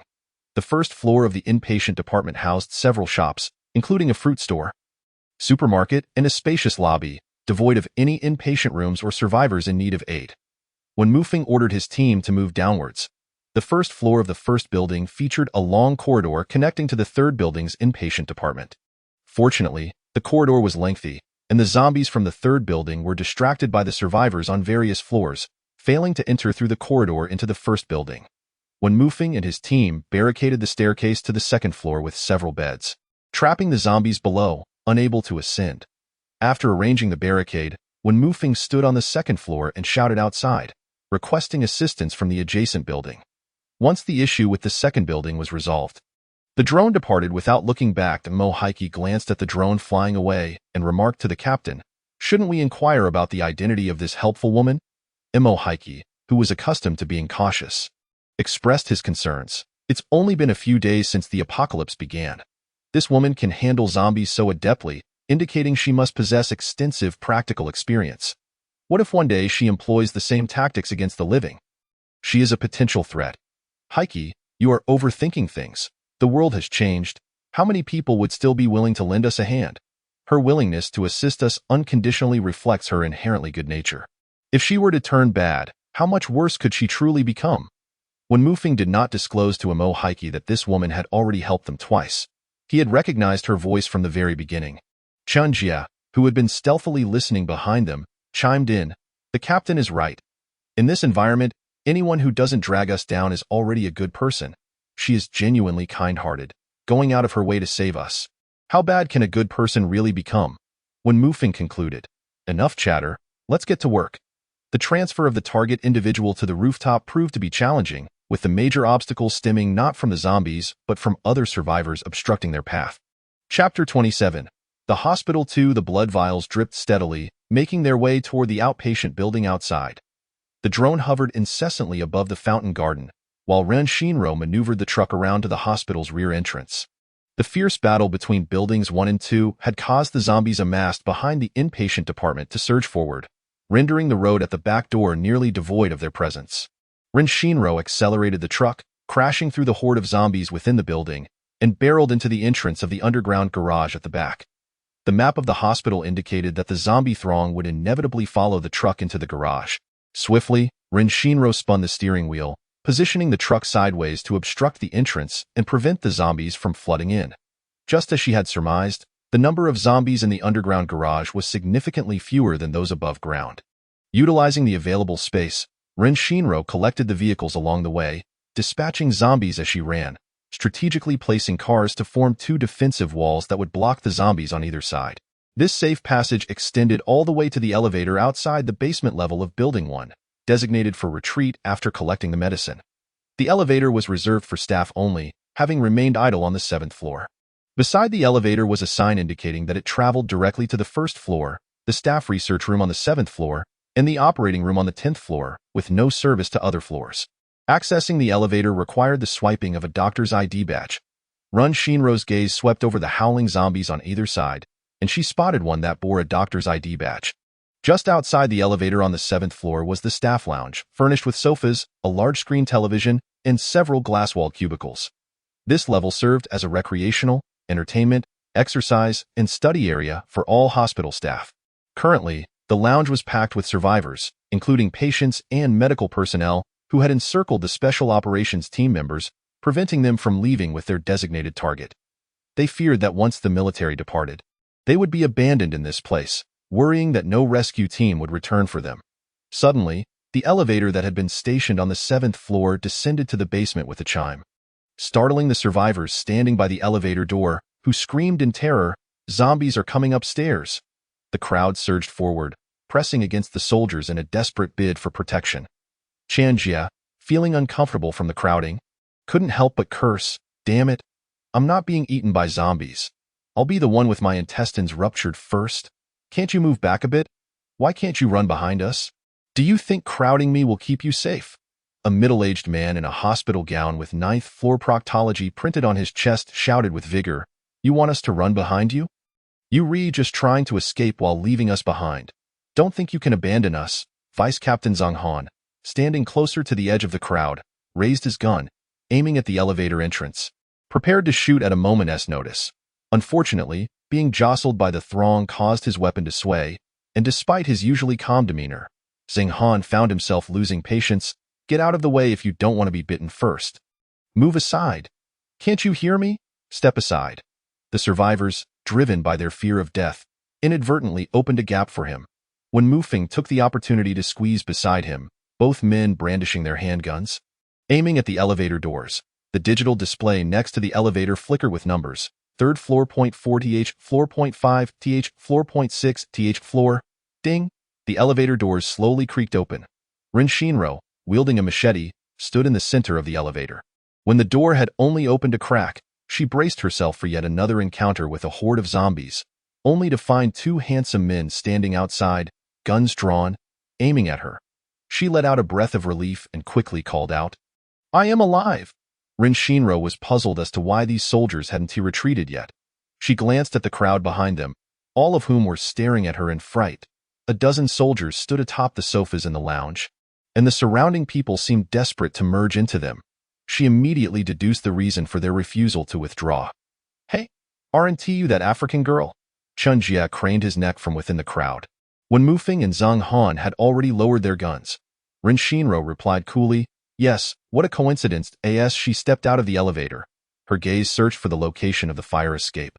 This time, when Mu Feng scrutinized the girl before him with greater intensity than before, noting her entire face was shrouded in darkness, with arms and neck exposed beneath her black t-shirt, still exuding an inexplicable charm.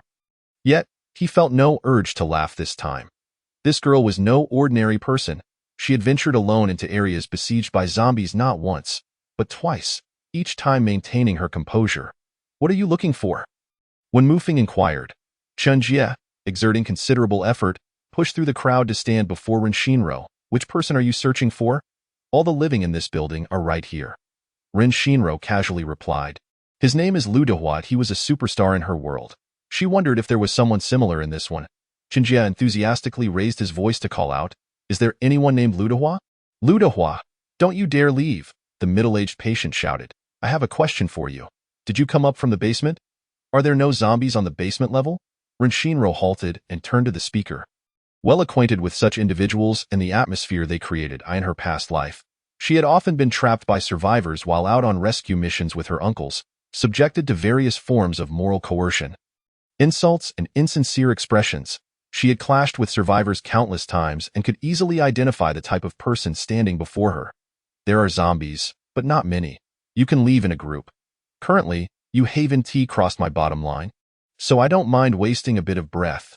A young girl rushed to her front, pleading, you made it to the basement, so you must have the ability to leave the hospital. Right? Please take us with you. Her words garnered agreement from much of the crowd. Renshinro cast a sidelong glance at the girl leading the charge and coldly replied, there are armed soldiers here to protect you. Do you really need me to escort you out? With that, she continued on her path. Suddenly, the young girl dashed forward, arms outstretched to block her way, followed by 7 or 8 survivors who also sought to impede Renshinro. They're not here to protect us. They're here to find expert doctors. Once they find someone, they just want to retreat, and they don't care whether we live or die. The young girl shouted in frustration, her anger spilling forth unrestrained. Indeed, they don't care about our survival. They only prioritize those with connections. A bunch of sycophants. People with connections are valued as humans, while we common folk are left to die here. The crowd grew increasingly vocal in support of the young girl. Their collective anger surged, igniting a fervor that would not easily subside. Chapter 28, Hospital 3. The 13 members of the Special Operations Team, though their eyes burned with fury, remained silent, allowing the survivors to hurl insults at them. They had explained their position countless times to no avail. The few rescue targets protected by the soldiers, feeling helpless and enraged, once again raised their voices in protest. What connections do we have?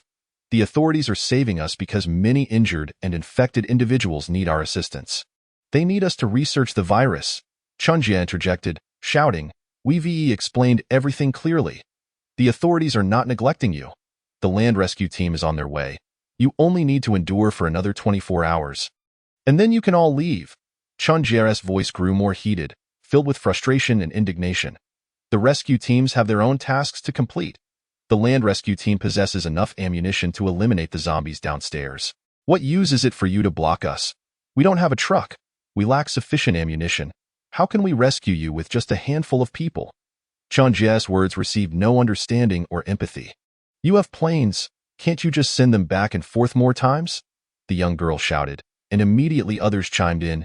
Yes, let the planes take us away. It's plain that you can take us with you. Why should we wait 24 hours?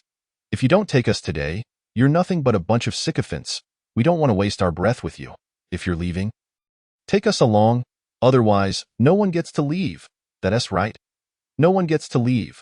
When Mufing maintained his usual expression, yet his gaze turned frigid as he listened to their clamorous insults, wishing he could silence the instigators. He knew he could not indiscriminately harm innocent individuals. At that moment, Renshinro's cold, indifferent voice pierced through the din, addressing the young girl and those blocking her path. Please move aside. I have matters to attend to. The most boisterous of the crowd, the middle-aged proctology patient, spoke up before the young girl could.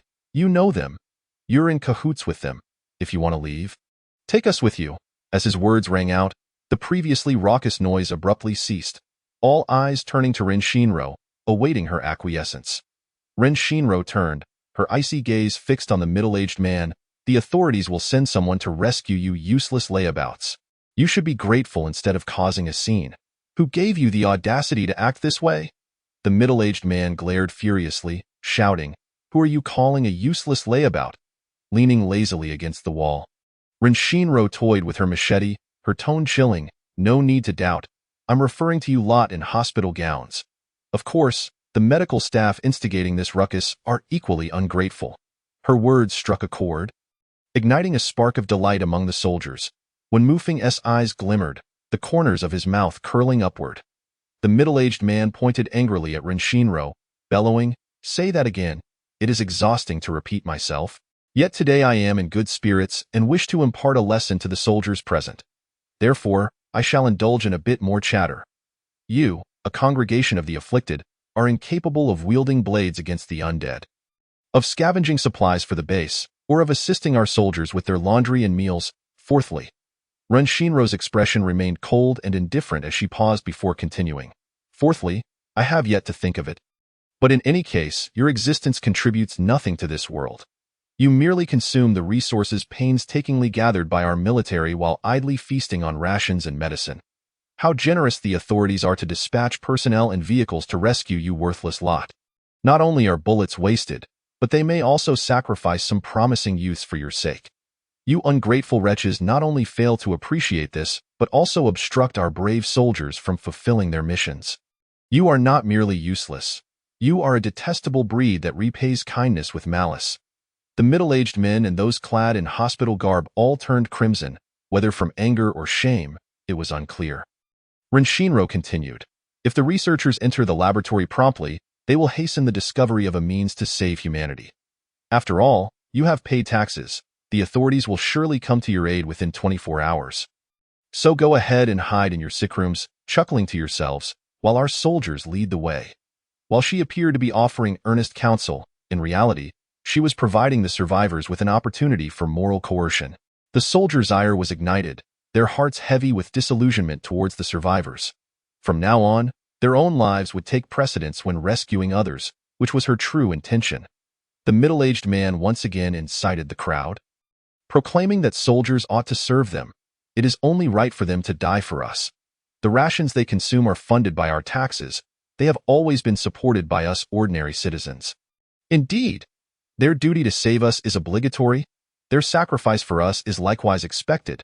This time, the number of those echoing his sentiments diminished significantly, indicating that there remained a few conscientious individuals among them.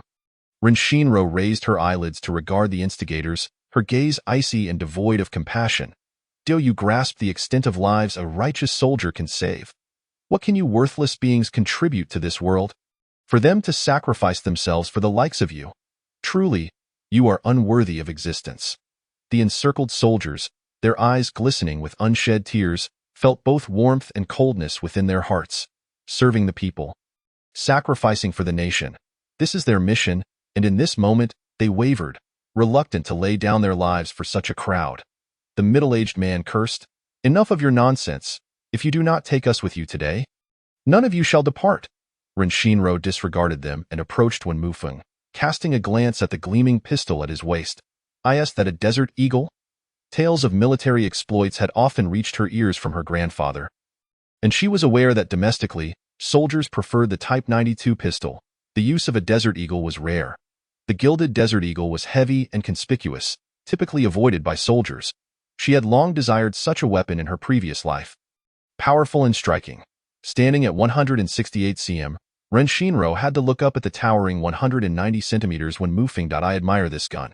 If you gift it to me, I can promptly escort your men and fulfill your mission. What do you say? A flicker of surprise crossed Wen Mufeng's eyes. He gazed down at the girl before him, her eyes bright and moist, her rosy lips curving into an innocuous smile. Yet, he sensed the underlying indifference within her smile.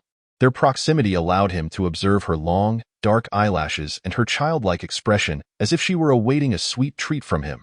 He immediately dismissed such foolish thoughts.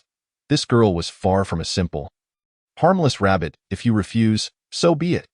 Ren Shinro turned on her heel with deftness. Take it. Wen Mufeng withdrew the Desert Eagle from its holster and handed it to Ren Shinro. His gesture left his comrades in a state of incredulous shock. Ren Shinro examined the firearm, noticing the engraving on its body. Mufeng 101. She gave it little thought, merely assuming it to be a brand name. She disengaged the safety, raised the gun, and aimed it at the middle-aged man. Then at the others obstructing her path. Step aside, or face death. Chapter 29. Murder. The middle-aged man laughed heartily, daringly pressing his forehead against the gun's muzzle, taunting, have the guts to pull the trigger. Who are you trying to frighten? Bang! The middle-aged man's eyes widened in disbelief as he fell to the ground, motionless. A murder has occurred? The crowd panicked, hastily retreating to distance themselves from Ren Shinro. Each person's gaze was filled with fear and unease. The Special Forces members were at a loss for how to regard her. Relief mingled with shock. Wen Mufeng's deep-set eyes remained calm, Yet his heart surged with tumultuous waves. This outcome was entirely unexpected. He had surmised that the girl might use the gun to intimidate the crowd, feigning a desire to kill. He had thought she might fire at the ceiling or shoot someone in the arm as a warning. He had never anticipated that she would actually kill. What astounded him further was her chilling composure. It was evident this was not her first time taking a life. Her grip on the gun, her stance, all were things he would expect only from a trained soldier. Who is she? A soldier. If she is a soldier, then she certainly does not hail from an ordinary unit. Renshinro rubbed her wrist. The Desert Eagle's recoil was substantial, and as this body was firing a weapon for the first time, she would inevitably suffer some bruising. She raised the gun again, aiming it at the others. Her tone colder and laced with a hint of languor. The Desert Eagle is ill-suited for dispatching zombies, but it is quite effective for killing humans. Who among you wishes to die next? Renshinro aimed her weapon at the young woman who had previously blocked her path. The young woman's legs trembled, nearly giving way beneath her. She waved her hands frantically, pleading, "No, don't kill me. I want to obstruct you. Please, just go." In her fear, she attempted to push her way into the crowd, which was tightly knit, with no one willing to let her pass. Renshinro shifted her aim to another man. "You just claimed it is only right for soldiers to die for you?" The man stammered, unable to articulate a complete thought. So many people, so many witnesses to your murder. They are witnesses. You cannot just kill at will." Bang! With the sound of a gunshot, the man collapsed, a gaping wound in his forehead spurting blood. Renshinro's gaze swept over the crowd, her expression earnest. "I never kill indiscriminately. Only the wicked do such things. I am a good person." The seventh floor fell into profound silence. Just moments ago, they had desperately sought to prevent the soldiers from leaving, and now they fervently wished for their swift departure. Observing the crowd's sudden compliance, Renshinro turned to Wenmufeng and inquired, "I overheard on your intercom that you will be delivering the mission to Chung City." Wenmufeng glanced at Imo Heike, a few steps away, and exchanged a knowing look. He now shared Imo Heike's earlier concerns. If this girl turned rogue, she would undoubtedly become a significant problem. "I intend to go to Chung City to find someone. May I hitch a ride on your aircraft?" Renshinro blinked innocently, her tone still cool. The gesture of blinking made her appear harmless and endearing. This action was merely a habit of the body she inhabited, not an intentional display by Renshinro, and she remained oblivious to its oddity. Wenmufeng momentarily found himself taken aback. How could someone kill and yet continue to act cute? Was killing her norm? She was accustomed to it? Renshinro raised an eyebrow and stepped back, signaling Wenmufeng to lead the way. As he passed by her, he cast a sidelong glance, determined to uncover her true identity. Renshinro abruptly lifted her head, flashing a knowing smile at Wenmufeng, her dark complexion accentuating her bright white teeth. Wenmufeng's lips twitched, and he turned away to continue walking.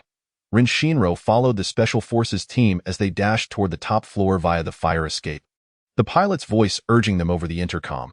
The team from Building 2 had long since evacuated. How they had managed to smooth withdrawal remained a mystery, but seeing the fury in their eyes suggested they had faced considerable trials. Chunjie trailed behind Renshinro, earnestly asking, "African girl, what is your name?" "I am Chunjie." They had been with the Special Forces for quite some time and had long noticed Renshinro's adept military posture. They were curious about her origins and which unit she belonged to. A name from her employee card used when entering the latter flashed in Renshinro's mind. Lu Fei. "You may call me Xiao Fei.as." She was about to hitch a ride on someone else's aircraft. She chose a nickname to convey warmth. In any case, once they reached Chung City, they would never meet again, so they could call her whatever they wished. "Little Fei? Are you of mixed African descent?" Chunjie muttered. Renshinro had already heard the whir of helicopter blades and responded with a casual, "You are quite clever." Chunjie continued to inquire, "Is your father African?" Renshinro replied nonchalantly, "Yes." Chunjie pressed further, "What do your parents do for a living?" The crowd was rendered speechless. If one were to concoct a tale, it would at least be nice if it bore some semblance of logic. Did she think they were all fools? Upon boarding the helicopter, Renshinro crossed her arms, closed her eyes, and settled quietly into her seat, her message unmistakable. "Do not speak to me." Chunjie was a simpleton, a big-hearted, loyal fellow, reminiscent of her late uncle who had been bitten by a zombie while saving an elderly man in her previous life. Before Uncle Lu drew his last breath, she asked him if it was worth it. Uncle Lu replied that it was his duty as a soldier, and whether it was worth it or not was not for him to measure when it came to saving lives. When Uncle Lu transformed, she wept so bitterly that she nearly lost her breath. The elderly man whom they saved merely stood by, shaken by the thought that he might have never seen his children or wife again. Yet he showed not a trace of guilt, not even a feigned apology. Rin Shinro pressed her hand against her aching chest and slightly opened her eyes, surveying the 13 Special Forces members. Just before tears could well up, she closed her eyes once more. When Mufeng had been watching Rin Shinro intently, catching the fleeting pain in her gaze, he recognized that expression. 2 years prior, he had seen it countless times in the mirror after losing 2 comrades. Who had she lost? Half an hour later, the plane landed at the training ground of Chong City. The training grounds looked nearly the same, and she was reminded of the days her uncles had trained her. Zhang Han glanced over at Wen Mufeng, who was engaged in conversation with the captain of another team.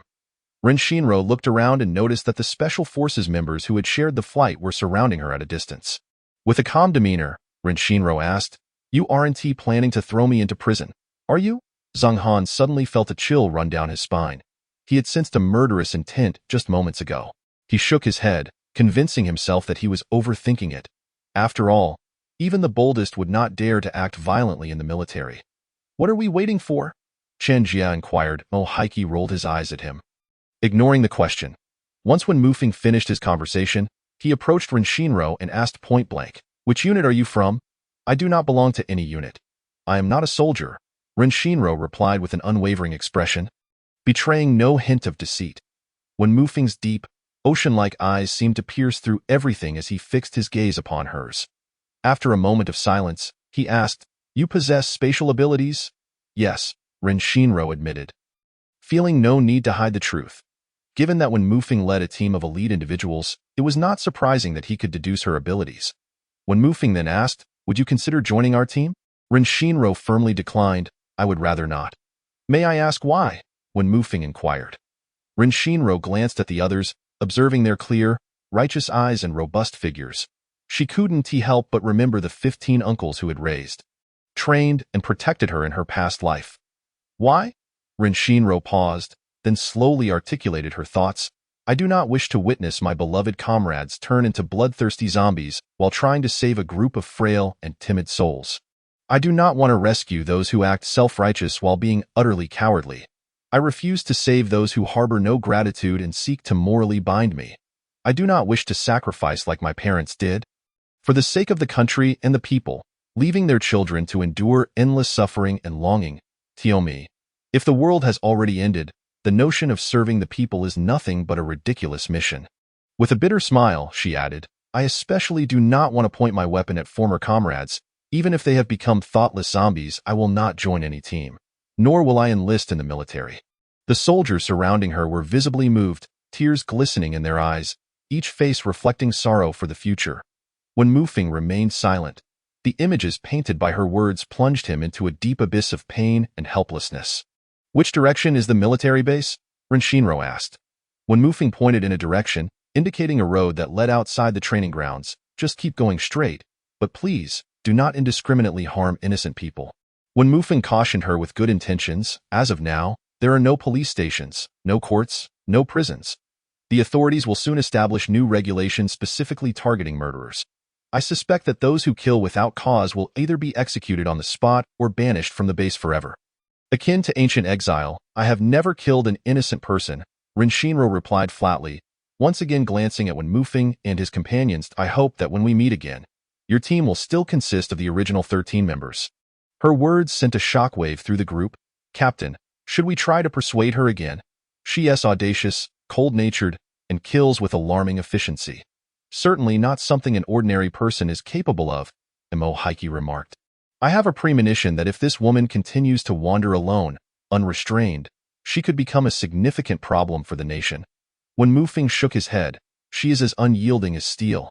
It seems unlikely that she will change her mind. If we cross paths again in the future, I shall make another attempt." Zhang Han watched Rin Shinro's graceful departure and patted Mo Haiki's shoulder, reassuring him, "From what she said, it seems she is an orphan of soldiers. Old chap, there is no need for you to worry. Even if she transforms into a remorseless killer, the ones who should be concerned are certainly not us. Now, let us go. Dinner awaits, and we have tasks to attend to this evening. Rin Shinro left the military base with ease. While entering the base required various checks, registrations, and quarantines, exiting was entirely unencumbered. She had not abandoned her plans for the large pharmacy in South City. Rather, there was something she desperately desired in the outskirts of Chong City: plastic water tank factories. There were several manufacturers producing plastic barrels in Chong City. The outskirts were a hub for steel and plastic factories, and whether she could stock up on gasoline for her grandson depended on her ability to acquire enough containers that day. Currently, the authorities prioritized saving lives, and stockpiling rescue materials would commence after the establishment of the base. Earlier, she had inquired with the gatekeeper and learned that Chong City had been completely sealed off, with all entrances and exits blocked. The outskirts, devoid of survivors, had been neglected by the authorities. The factories that had been purged of zombies were now deserted, with survivors relocated to the city. The streets were empty of zombies and people alike, save for the occasional patrol vehicle delivering food to survivor camps. Chong City had become a transit station for survivors, with those from across the province being sent here, awaiting transportation to coastal bases once they were completed. Rin Shinro drove towards the industrial district on the outskirts. Upon reaching the city exit, a container truck obstructed her path, with 2 guard soldiers standing atop it. "Hello. What do you want?" one soldier called out as he noticed Rin Shinro emerging from her car, speaking in English without scrutinizing her features. Many survivors were foreign, and the strong presence of Africans had made their survival rate the highest. Therefore, they were not surprised to see someone of African descent. "I am not African," Rin Shinro replied as she climbed onto the container truck's roof. The soldier widened his eyes in surprise and, upon closer inspection of her features, remarked, "Sister, you are quite tanned." The other soldier sighed and advised his comrade, "Stop calling out. This person likely wants to seek death." In a world like this, it is the living who suffer, while those wishing for death are abundant. Save your energy. Rin Shinro dashed to a secluded area to retrieve a truck. She suddenly found herself disenchanted with her Jeep SUV. Realizing that a truck provided her with a sense of security, as she made her way to the plastic processing factory, she spotted 2 candle factories. Inside the walls, 20 to 30 zombies were tirelessly chasing a few chickens in circles. Rin Shinro leaped over the wall, dispatched the zombies, and entered the factory. The warehouse contained not only ordinary red and white candles, but also thick glass aromatherapy candles. After encountering speedy zombies, she became increasingly vigilant while collecting supplies, acutely aware of every sound and movement around her. The idea of raising dogs grew stronger. Having a few shepherd dogs would be beneficial for herding and could also serve as her scouts. Currently, the grass in the cattle and sheep area had grown as tall as a person, and the corn and vegetables in the chicken coop were nearing maturity. Some chickens had taken to flying over the fence to steal food, and she could not be bothered to intervene. Yesterday, she had gathered several large tubs of earthworms from the fishing gear shop, mixed them with vegetables and soil, and placed them in the planting area. Earthworms reproduce rapidly, and she planned to feed them to the chickens daily to enhance their nutrition and egg-laying speed. After collecting candles from both factories, Rin Shinro felt a surge of happiness as she returned to her vehicle and caught sight of several trucks for transporting pigs and ducks in the planting area. "I would find it exhausting to kill you all alone. Dear ones, enjoy your weekend and make sure to eat well and sleep well." Chapter 31. Chong City pigs and ducks, there was no time to deal with them. They consumed, excreted, and left droppings that stained the ground beneath the enclosures. Each pig was caked with feces, a sight that drove Rin Shinro, who had a slight case of obsessive-compulsive disorder, nearly to madness. Looking at the duck truck, she noticed the feathers were matted with droppings. As a duck flapped its wings, excrement flew everywhere. She contemplated releasing the ducks. She sent a message to her grandfather. "Grandpa, do you enjoy eating duck meat?" Rin replied, "I do not like duck meat, but I love the bamboo shoots in the duck pot." Rin Shinro recalled having collected several hundred bags of dried bamboo shoots from the farmer's market. Without the ducks, wouldn't the bamboo shoots go to waste? Rin Shinro texted, "Grandpa, how quickly can you kill ducks?" Rin, "How many ducks are there?" Rin Shinro, 2 trucks filled to the brim. "Possibly 5 to 6,000 ducks." Rin. After a lengthy pause, Rin messaged again. "The chicken farm next door has a machine for killing chickens, head cutting, feather plucking, bloodletting, gutting, and cleaning all in one. Just toss the chickens and ducks in. Remember to save some duck blood for making duck blood vermicelli. Renshinro replied, All right, Grandpa, where can I find a fully automated pig slaughtering machine?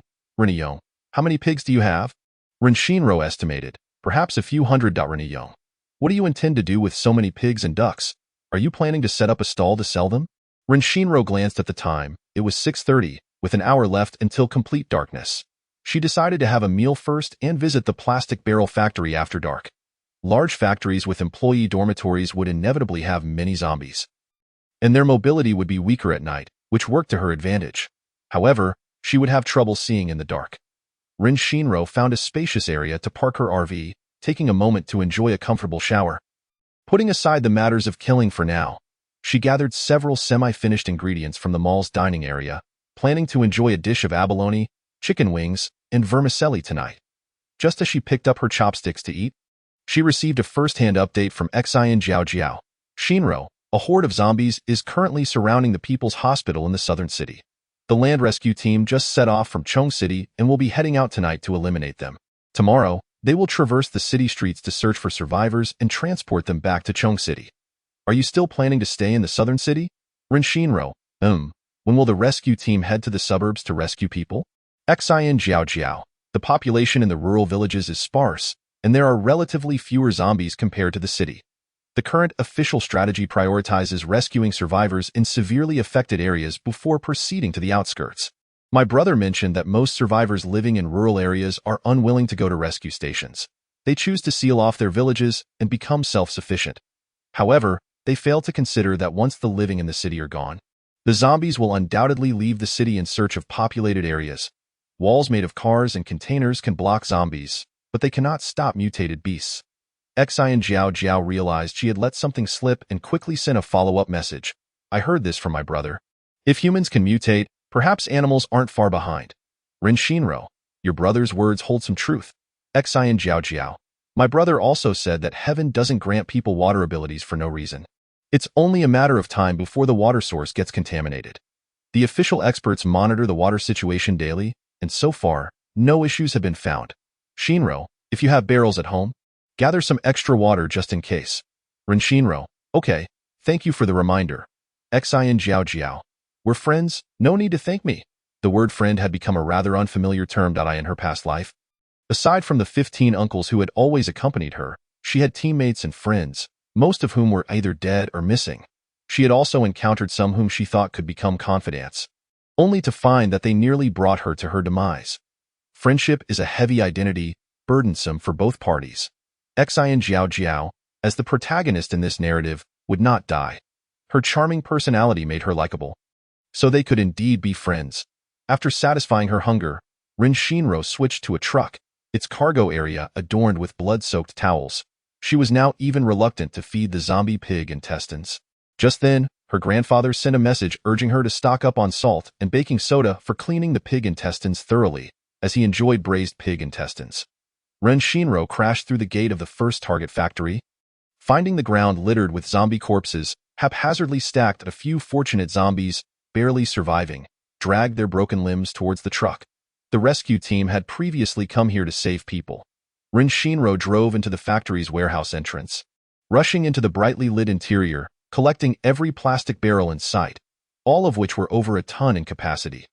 The blood on the truck was no longer fresh. She replaced the towels with clean ones and burst through the second factory's main door. Hundreds of zombies were piled up at the entrance, all gazing at her, their mouths agape in a collective wail. Pale faces and blood-red teeth caused even Renshinro, with her strong resolve, to feel her hair stand on end. Goodness, you gave me quite a fright. Quickly, she shifted into reverse, attempting to lure the zombies to follow the truck. Bang. One side of the truck's tire exploded. Truck tires are less prone to bursting, and even if they do, they deflate instantly like an explosion. This was bad. Renshinro was certain she had encountered a mutated zombie. The force that broke the tire suggested it was a metal-type zombie. Bang. Another tire exploded. This time it was the one in the middle of the cargo area. Renshinro adeptly shifted gears and pressed the accelerator, increasing her speed. She had no intention of abandoning this factory. The blown tires clung to the steel rims, rolling and scraping against the ground, and before long, the tires fell off, leaving only the rims grinding against the pavement. Sparks flew from the friction point. Rin Shinro kept a close watch on the rearview mirror. The ability-wielding zombies were faster than ordinary ones. She occasionally slowed down and then sped up again, finally identifying which was the mutated zombie. What a fortunate person I am, encountering two at once. Crack, crack. The metal cargo area was struck by stones thrown by Earth-type zombies.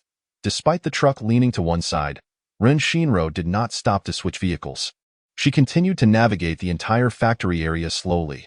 Whenever she encountered a closed factory door, she would crash through it, releasing the zombies inside. Concerned that the sluggish zombies might not bother to follow, Rin Shinro took out a plastic blood bottle, hanging it out the window, letting it drip until empty before replacing it with a fresh one, keeping the zombies perpetually enthusiastic. She planned to identify all the ability-wielding zombies in the factory area and eliminate them in one fell swoop. Roar! Ah! The ability-wielding zombies moved the fastest and screamed the loudest. Gold, wood, water, fire, earth. Only fire was missing to complete the set. The corners of Rin Shinro's mouth lifted, revealing no trace of fear or concern on her face. Spatial and auditory abilities couldn't be detected by the naked eye. They could only be judged by their screams, speed, and mental state. Not finding any speedy zombies? It seems my luck isn't as abundant as I thought. Rin Shinro entered a wide and long lane, stopping the truck 200 meters away from the horde of zombies. Eye in the back of the truck. There was a rear window connecting to the cargo area, which was sealed. She used a rescue hammer to shatter the window and was about to climb out when, two tattered arms suddenly reached through the window, and a face bitten to shreds came inches from her own. The zombie, clawing and snapping, was just millimeters away from biting her nose. Rin Shinro quickly leaned back, simultaneously using her knee to push the zombie's head away. Without a moment's hesitation, she swung the knife towards the zombie's head. Hearing the sound of its head rolling onto the seat, Rin Shinro exhaled sharply. Phew, that was close. Had she hesitated for even a tenth of a second, she would have been doomed in a fit of anger. Rin Shinro delivered several more strikes to the head, from which fell a pale yellow brain crystal, indicating it was a speed-type zombie. After her last encounter with a speed zombie, she had reviewed the contents of her mental notes before sleeping, recalling the few storylines amidst the driving segments, thus brushing up on her knowledge of the apocalypse. The corresponding colors for gold, wood, water, fire, and earth are gold, green, blue, red, and black. The colors for auditory and spatial abilities are pink and purple, while speed corresponds to pale yellow. The horde led by the ability-wielding zombie was now less than 100 meters from the truck. Rin Shinro remained calm, drawing out her automatic rifle, steadying her breath, and aligning her eyes with the scope. The streetlights in the factory area were spaced about 50 to 60 meters apart, casting dim light, unlike city streets where a lamp stood every 20 or 30 meters, illuminating the entire road. When the leading ability-wielding zombie was 20 meters away from the truck, Rin Shinro pulled the trigger. Tat tat tat tat. Tat tat tat tat. Even in the dim light, she could clearly see the shadows of blood spraying from the zombie's head through the scope. Once the ability-wielding zombie fell, the horde's momentum immediately diminished, their speed noticeably slowing, though they did not stop moving, merely continuing forward out of instinct. The duck's flapping was insufficient to attract the zombies, but its fresh scent was enough to make them pause. Rin Shinro maneuvered the truck off this road, circling around to the back of the horde and racing through each plastic factory at maximum speed. During this time, she accidentally entered a steel factory, unexpectedly discovering it was a manufacturer of metal barrels, perfect for oil storage. She also collected over 20 trucks designed for transporting barrels. Realizing that in this apocalypse, trucks were consumables, she made a mental note to frequently gather them. By now, it was past midnight. Rin Shinro was utterly exhausted and couldn't risk sleeping near the factory due to the constant danger of being surrounded by zombies. She parked the truck by the roadside, only 5 or 6 meters away from the guard's location. A guard standing atop the truck loudly declared, "Survivors cannot enter here. Proceed right for 1,000 meters and enter through the main gate." Rin Shinro, too fatigued to muster the energy, picked up the truck's built-in loudspeaker, and a deafening voice blared from the speakers atop the vehicle. "I will be leaving first thing in the morning." Rin Shinro turned off the lights inside and outside the truck, switched on the air conditioning, and crawled onto the back seat, covering herself with a blanket, falling asleep almost instantly. With soldiers on guard, she need not worry about zombies approaching the truck. They would surely neutralize any threats near the rescue station at the first opportunity. She was confident that tonight would be 100% safe. The soldiers on duty had never encountered such a situation before. It felt wrong to drive people away, yet not doing so seemed equally incorrect. The two reported the situation to their superiors, who immediately issued a directive. Hold the line. No one who hasn't passed health checks may enter the city. If the truck attempts to break through, shoot on sight.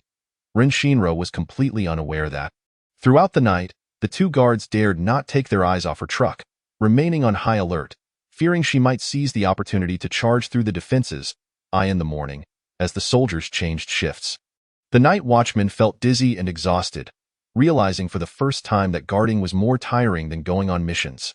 Meanwhile, Rin Shinro slept soundly until 10 in the morning, and upon waking, she used the loudspeaker to call out, "Thank you for your hard work, goodbye." That afternoon, the soldiers who had stood watch the previous night changed shifts and finally understood why Rin Shinro had mentioned she would leave the next morning. Having heard of people mooching off meals, rides, sleep, and air conditioning, this was the first time she encountered someone attempting to mooch off security.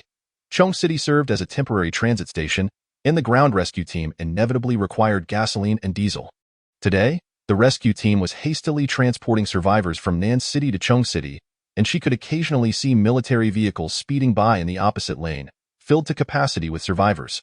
Rin Shinro surmised that, at most, within 2 days, all survivors from the urban area of Nan City would be relocated. The military could not annihilate the zombies in an entire city. Ammunition was not renewable, and the primary official task was to evacuate the living. Rin Shinro was not concerned about encountering many zombies. There were no living souls in the city, thus allowing her to freely engage in her zero-cost acquisitions. However, she feared that if all the inhabitants left the city, the zombies would migrate elsewhere in search of food, and her village would not remain safe for long. Rin Shinro headed straight for the Nan City People's Hospital. Half a kilometer from the hospital, the ground was littered with the corpses of zombies, their numbers extending to the entrance of the outpatient building. The truck slowly approached the hospital, crushing the bodies under its wheels. The sound of bones being ground to dust was relentless, leaving behind long trails of tire marks, blood, flesh, brain matter, and shattered bones mixed together, coating every wheel. The windows of the driver's cabin were tightly shut, yet the stench of decay seeped in, assaulting her nostrils. Rin Shinro maintained an expressionless demeanor, intently searching for a route with comparatively lighter corpses. Finally maneuvering the vehicle to park outside the outpatient building, she had just stepped out and steadied herself when a hand, covered in bite marks, grasped her boot. Rin Shinro swiftly extracted her foot and forcefully stomped on the zombie's head, delivering 3 decisive blows that reduced its skull to mush. Not a single crease marred her brow as she pried open the mesh shutter door of the outpatient building. Heading straight for the pharmacy, 2 zombies, dragging broken legs, staggered into the outpatient hall, drawn by her scent. Plans often fail to keep pace with change. Currently, both inside and outside the city were filled with rescue teams, and one could never predict when a group would appear, catching her red-handed as she transferred large items in and out. She needed to have a conversation with her grandfather to ascertain whether he wished to leave or stay. And then she would plan her next steps. She was eager to meet her grandfather. He was the first person in this life who truly mattered to her. Chapter 33. Homecoming. Given that the hospital was deserted and the remaining zombies were few, she could not simply take medicines from the pharmacy. Rin Shinro swept through the traditional medicine room, the emergency pharmacy, the blood bank, and the sterilized medical tools, leaving no stone unturned. Afterwards, she took the elevator through the 4 inpatient buildings, collecting medicines, intravenous injections, and tools, including anesthetics stored in the operating room. Smart hospital beds, wheelchairs, whatever she deemed necessary for her aging grandfather, were all taken. Passing by the dental office, she also collected dental tools and supplies. Her grandfather would eventually require dentures. Finding a dentist at the base should not be too difficult, right? After leaving the dental office, Rin Shinro passed by a Starbucks on the first floor, gathering coffee from the shop and not overlooking the attractive coffee cups. Since she was already there, she decided to take whatever she could from the convenience store as well. Wasting food was a disgrace. Rin Shinro muttered to herself as she collected items, except for the morgue. She turned the hospital upside down, even taking new blankets from the hospital's storage. The 3 ambulances parked outside the emergency room were also included, the lights and sirens atop the ambulances were excellent lures for zombies. Before leaving the hospital, she retrieved a box truck and filled it with rice, flour, dried vegetables, cured meats, water, tissues, and other supplies, packing the cargo area to the brim. She had heard from an old comrade that the rescue team would soon be heading to Jingling City to rescue people. "All right, grandfather, I will definitely be home before 4 o'clock. From the security room of the shopping mall, she acquired an explosive-proof suit, taking 6 sets and strapping them to the roof of her vehicle. The suit included shields, telescopic forks, stab-resistant clothing, a powerful flashlight, and a walkie-talkie. .3 military machetes were placed on the floor of the passenger seat. In this apocalyptic world, there were many villains, many evildoers, many fools, and many cunning individuals. Caution was imperative. The chicken farm was located on a low hill behind Lusan village, with a dual carriageway leading down to the farm. The gate of the chicken farm stood wide open, chaotic clamor and the cackling of chickens echoing from within. Ren Shinro parked her vehicle outside the gate and walked in, first disabling the surveillance transmission line at the security booth. The first warehouse in the front yard was the egg storage. She did not rush to collect them, wanting first to ensure there were no living people around. Entering the chicken farm area, she found 4 chicken coops, each roughly the size of 2 basketball courts, with a large grassy area outside for the chickens to roam during the day. All the chickens were confined within the coops, their brick enclosures only waist-high, with fishing nets hanging from the ceiling to prevent the chickens from flying out. Many zombies stood outside the enclosure. She speculated that they had wandered here because they could not find any humans in the nearby villages. Ren Shinro did not slay the zombies. Instead, she jumped into the coop, gathering the chickens into her space and leaving a dozen or so chickens behind in each coop, then opened all the coop doors to allow the zombies to enter and catch the chickens, creating the illusion that all the chickens had fled. After leaving the chicken coop, Ren Shinro headed to the egg storage, collecting over 100 boxes of eggs. Behind the warehouse, she discovered a large cold storage filled with packaged chicken meat, entrails, necks, and chicken bones. She had lost interest in meat. The power would not be cut for another 2 months, and she intended to leave this food for the nearby villagers, if no one claimed it. She would return for it later. The eggs, however, she took entirely. In this weather, they would spoil in no time. In the future, eggs would become a rare luxury, even more so than vegetables, and could serve as a means for her grandfather to do charity and build goodwill. Ren Shinro strolled around the chicken farm before leaving. Before returning to the village, she first removed the black eyebrow powder from her face, smearing some mud and blood on her clothes, and applying blood to her face and hair, making herself appear as if she had undergone a great escape. Driving down the village road, Ren Shinro called her grandfather. "Grandfather, I am entering the village from the northern entrance." Ren Eiyong exclaimed with delight. Good, good, good. Grandfather will come to pick you up right away." At the village entrance, the defenses consisted of 2 vans parked bumper to bumper between 2 houses. "Uncle Lee," Ren Shinro called out, "move the vehicle a bit so I can get mine in." "All right, I'll move it right away," Li Shi cheerfully replied, jumping out of the van. Disregarding the worried glances from others, in the original memories, she was quite familiar with Li Shi. He was a party member in the village and a distant cousin of her grandfather, calling him little uncle. After her father's death, Li Shi often brought his children to their home to help her with homework and chat with her grandmother. His daughter, who was only 3 years older than her, had just gotten married earlier this year to one of her college classmates. Once the vehicle was in, Ren Shinro stepped out and approached a woman she did not recognize, suggesting, "Let's find a discreet place to check for any injuries on me." The woman appeared momentarily taken aback, glancing at Li Shi. She was an outsider and dared not offend anyone from the village.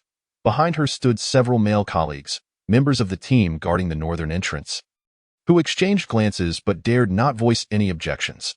Huaitsuan had 2 prominent surnames, Li and Ren, with the Li family being less than fond of the Ren family, perhaps due to the Ren family producing too many successful individuals, often compared and ridiculed by villagers of other surnames. The 2 families had quarreled for decades, rarely escalating to physical fights, yet the discord never truly ceased. However, regardless of their squabbles, no one dared to cross Ren Eiyong. Whoever made him unhappy would face dire consequences. In recent days, outsiders had come to understand Ren Eiyong's influence in the village. No one dared to offend the precious granddaughter of the secretary. A grandfather is truly the hidden main character, a charming old man with a story to tell. Chapter 34. Homecoming 2. Ren Shinro wore no smile on her face. Yet her gaze remained relatively gentle as she reassured the outsiders. Don't worry. Rin Iyong rode his electric bike from afar, his resonant voice arriving before he did. Row, row. Familiar faces and figures drew closer, and Ren Shinro felt a lump in her throat. Tears welling up. It had been many years since she had felt such an overwhelming urge to cry. Grandfather, she choked out. Rin Iyong feigned calm as he halted his vehicle, adopting a mock stern expression, saying, Hmph, crying at your age, aren't you ashamed? Yes, Rin Shinro sniffled, forcing herself to regain her composure, wiping away the tears at the corners of her eyes. Grandfather, have someone unload the items from the roof. There are shields and forks. Rin Shinro opened the passenger seat and retrieved a travel bag containing walkie-talkies and machetes. Grandfather, please gather a few military machetes and several walkie-talkies. Li Shi and the guarding outsiders displayed expressions of delight. He turned to Li Shi, instructing, take the items from the roof and bring them along with this bag to the village committee. Tell the office staff to guard them well. There's a meeting at 4:30. We can distribute them then. All right, little uncle. I'll take care of it right away. Li Shi joyfully directed the outsiders to move the items. Even 6 shields were not something one person could manage alone. The outsider woman craned her neck, trying to discern what else was loaded in the vehicle, but Ren Shinro paid it no mind, recognizing this as a natural curiosity. She needed to be wary of those who did not display curiosity. Years of experience had taught her that those who showed no interest in the supplies others brought, whether out of a desire to renounce worldly attachments or an intention to betray, were to be regarded with caution.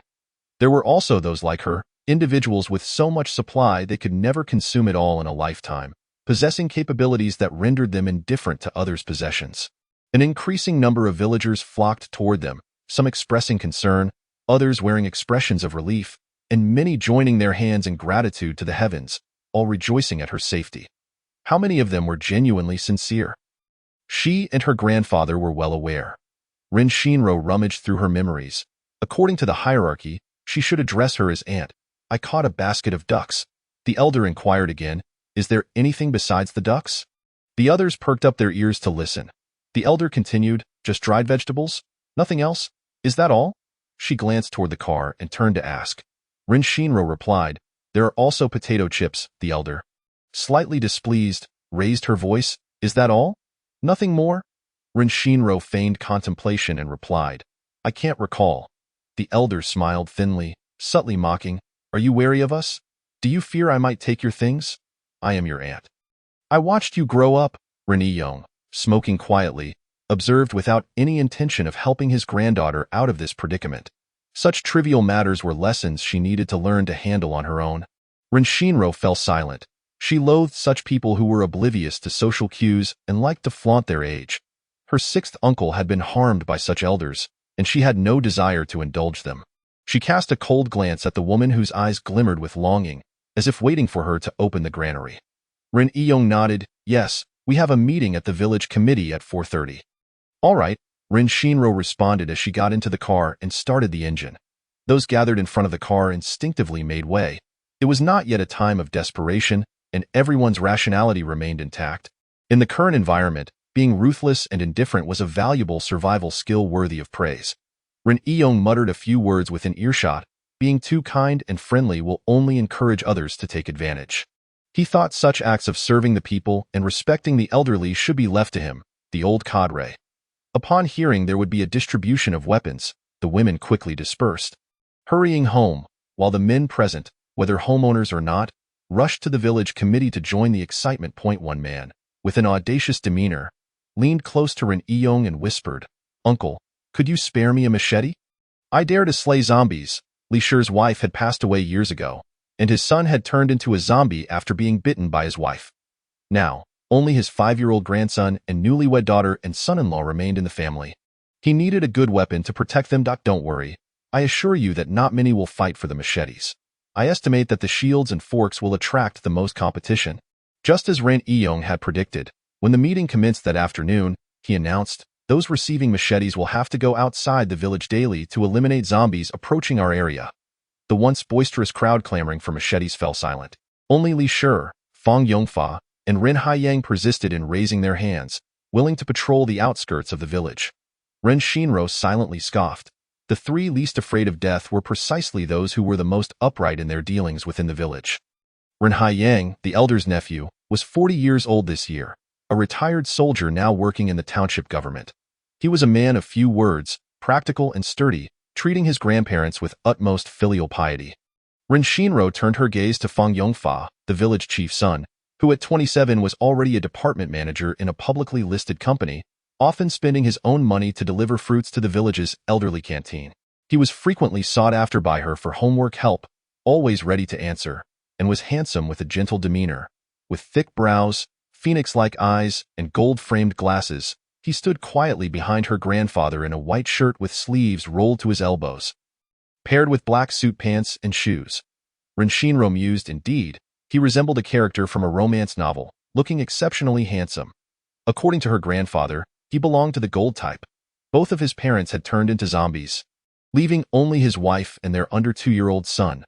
Living through the apocalypse with a woman and child was exceedingly difficult, and she wondered how long his genuine heart could endure. Ren Shinro felt inexplicably drawn to look at him a few more times. Sensing something strange in her heart, Ren Yong distributed the machetes, also providing each of them with a set of stab-resistant clothing. The military machete that Ren Shinro had initially used was taken by an outsider. She discreetly observed this outsider, appearing to be under 30, robust and seemingly capable.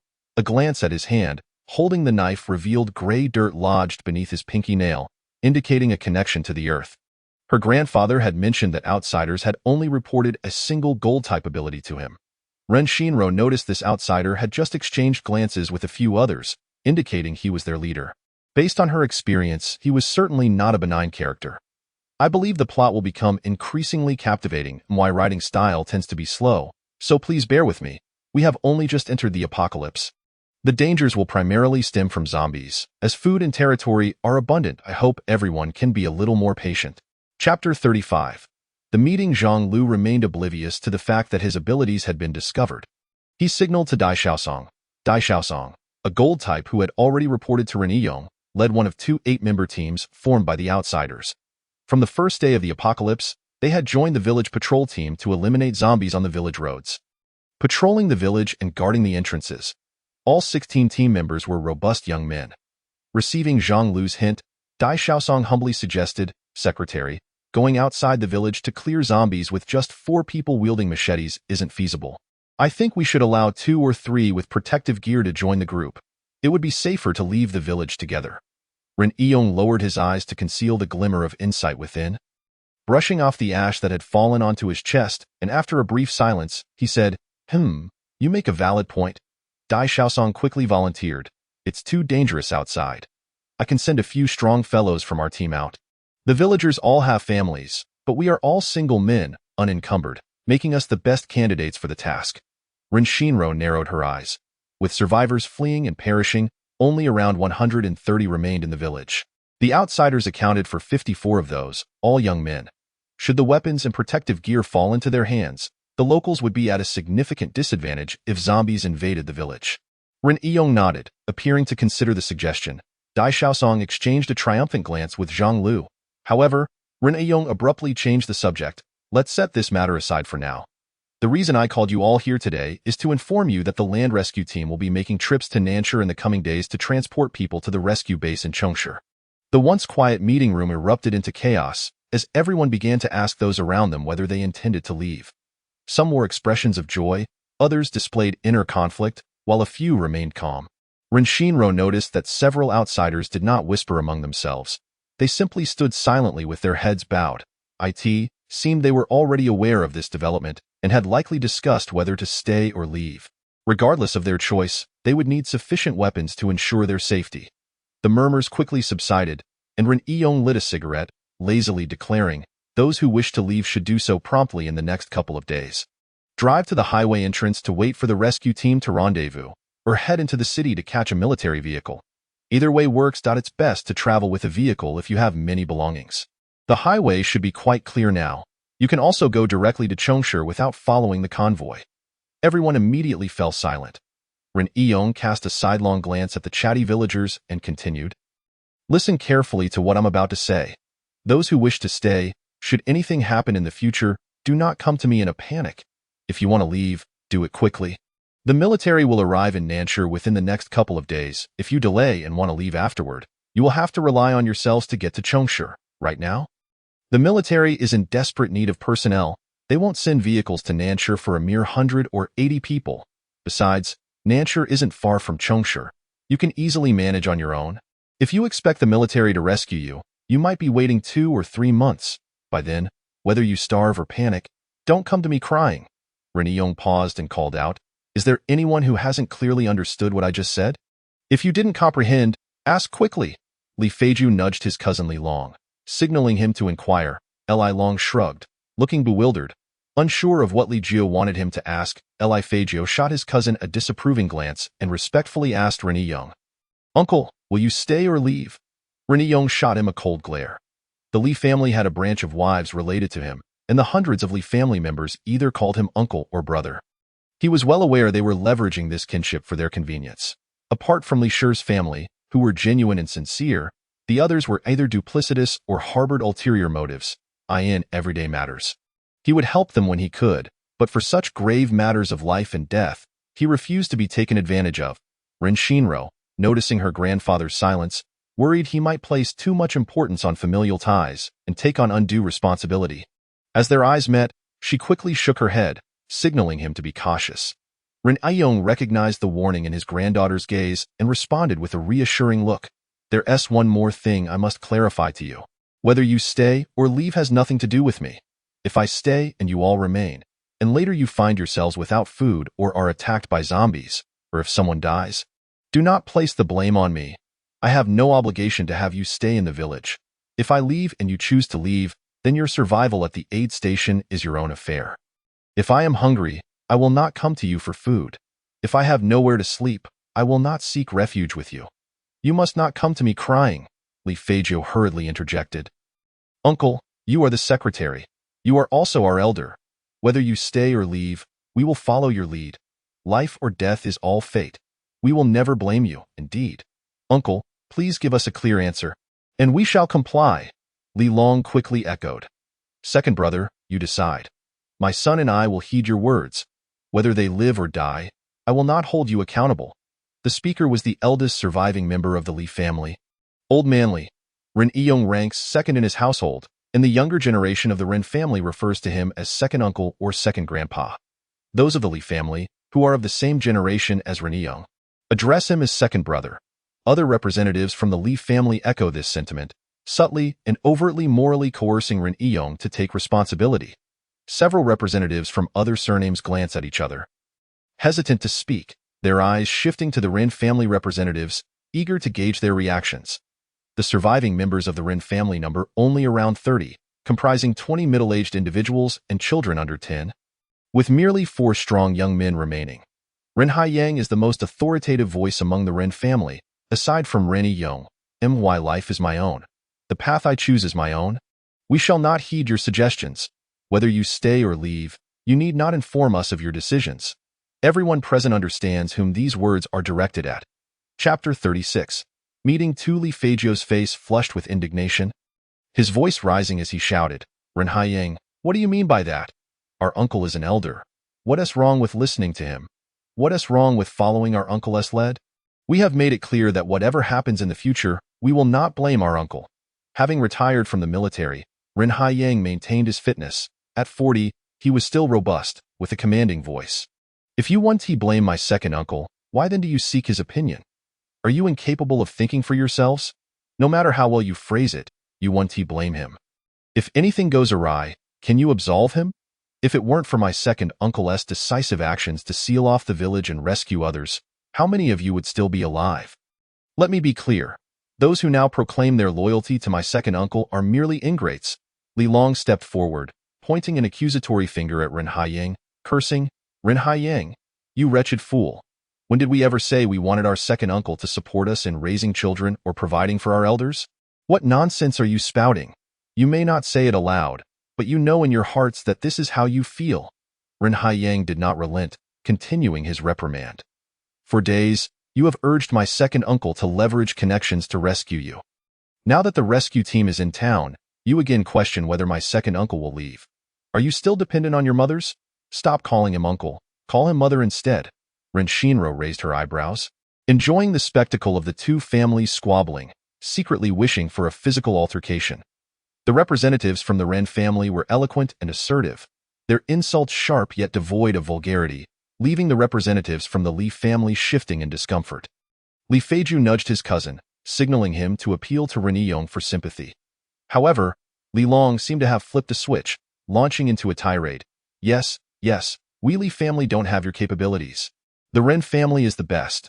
So what if many of you serve in the military or hold positions of power? Each one of you could be shot dead. You deserved it. The zombies have left your family with only the old, weak, sick, and disabled. We await the day your family is wiped out.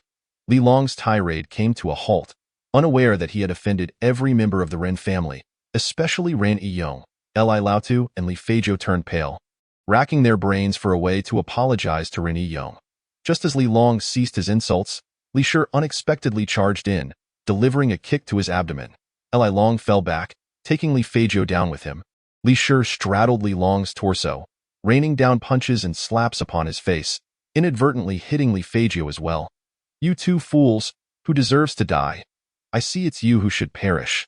You worthless scum! Li Shi had been delivering goods at the village's plastic factory for over 20 years. In his 40s, he possessed strength surpassing that of younger men, his hands striking Li Long's arm like a shovel. Good thing we don't share the same father. If we did, I would willingly throw myself to the zombies to spare you lot from suffering. Ren Shinro watched with delight, wishing she could snack on chicken feet. Her secret space allowing her such indulgences, Li Shi was indeed a loyal supporter of Grandpa, cursing and beating without mercy. Ren Yong wore a smile, his cheeks dimpled, as he sipped tea and smoked, exuding a benevolence that none dared to interrupt. The Li family could only watch in silence, paralyzed by fear. Li Laotu, the elder of the Li family, did not dare to meet Ren Yong's gaze, for it was his own son who was cursing. Other representatives remained silent observers, and outsiders had no inclination to involve themselves in village affairs. Li Laotu hastily interjected, "Second brother, let us not hold grudges against this wretched child. The soldiers of the Ren family have sacrificed for the nation. They are all commendable. Our village has not been bullied over the years thanks to your support. Please, don't abandon us." Li Laotu was acutely aware that clinging to Ren Yong was paramount, more important than his own son. Many of Ren Yong's comrades held significant positions, and numerous sons of his comrades served in the military. Thus, as long as they maintained a connection with Ren Yong, they would surely find a way to survive, whether in the village or at a rescue station. Unbeknownst to the Li family, Ren Yong had never entertained the thought of leveraging connections for his own rescue. With millions in need of urgent assistance outside, he believed in self-reliance, unwilling to squander national resources. Ren Yong chuckled, resembling the benevolent Maitreya Buddha. "I have made my intentions clear. I will not meddle in your affairs. Whether you choose to stay or leave is of no concern to me. I remember the words spoken against my son, my brother, my nephew, and my father, those who deserve to die." Ren Yong spoke with a smile, instilling further fear, for a truly fierce person shows rage through furrowed brows, while a sinister one smiles. He gestured for Ren Haiyang to pull Li Shi away. "Stone, do not concern yourself with your cousins. Head to the north gate and keep watch. We shall delay the zombie clearing for now, until tomorrow." "Understood, uncle," Li Shi replied, retracting his fists before departing the meeting room with a machete in hand. Li Long lay on the ground, bruised and unable to rise. "Yes, second uncle," Ren Haiyang began to write a note, knowing full well that everyone desired a means of survival. Ren Shinro obediently followed her grandfather out. The Ren family's residence was situated 100 meters from the village committee, and the two walked in silence. Upon returning home, Ren Yong locked the courtyard gate without uttering a word, heading to the kitchen to retrieve a knife and a plastic basin to prepare a duck. A movable stove sat in the yard, a large iron pot bubbling with hot water. It dawned on Ren Shinro that she had forgotten to stockpile firewood for the heater. Chapter 37. Discussion. Ren Shinro fetched a small stool from inside and sat opposite Ren Yong. Observing him pluck the duck feathers, "Grandpa," she began, but he silenced her with a shoo. Understanding, she produced an electronic writing board from her space, inscribing, "Does Grandpa wish to remain in the village?" Ren Yong nodded. She inquired, "Do you want to stay here indefinitely?" If her grandfather desired to remain, She would devise a way to encircle the entire southern city and construct an impregnable fortress. Rin Iyong shook his head. She then asked, "Are you worried about the conditions at the rescue station?" He nodded and shook his head, implying that it was one of several concerns. Rin Shinro smiled wryly, writing, "I have a caravan in my space." Rin Iyong's eyes crinkled with delight, giving her a thumbs up. Listening intently, she could hear faint growls emanating from the house. "Grandpa, how do you plan to handle this?" Rin Shinro asked. Rin Iyong paused, his body stiffening. And after a moment of silence, he replied, "I will feed her a chicken. Let her fill up before sending her away. After dinner, you and I will dig a hole in the backyard to bury your grandmother." Even without seeing her grandfather's expression, Rin Shinro felt his sorrow. "Grandpa, let me see Grandma off, and oh need, I will do it myself." Rin Iyong exhaled, his voice thick with emotion.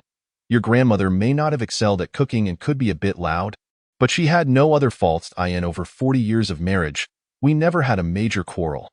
Any minor disagreements were resolved by morning. She bore me a wonderful son and chose a remarkable daughter-in-law, leading to your existence as a thoughtful granddaughter. Your grandmother and I have lived a fulfilling life. I am grateful that she became a zombie rather than witness such a world. She was timid yet kind. This world does not deserve someone as good as her." Listening to her grandfather's ramblings, Rin Shinro felt a lump in her throat. Regardless of whether it was her grandfather from a past life or this one, they both loved her grandmother dearly. In their era, love was seldom verbalized, yet it was always evident in their actions. If her grandfather were to discover that his true granddaughter had perished, he would surely be heartbroken. He might not wish to see her again. Suddenly, Rin Shinro felt as though she had stolen something from someone, filled with both guilt and sorrow. Rin Iyong ceased reminiscing about his wife, sighing as he looked at his granddaughter. "Xiao, no matter how you change, you will always be my granddaughter. My only task now is..."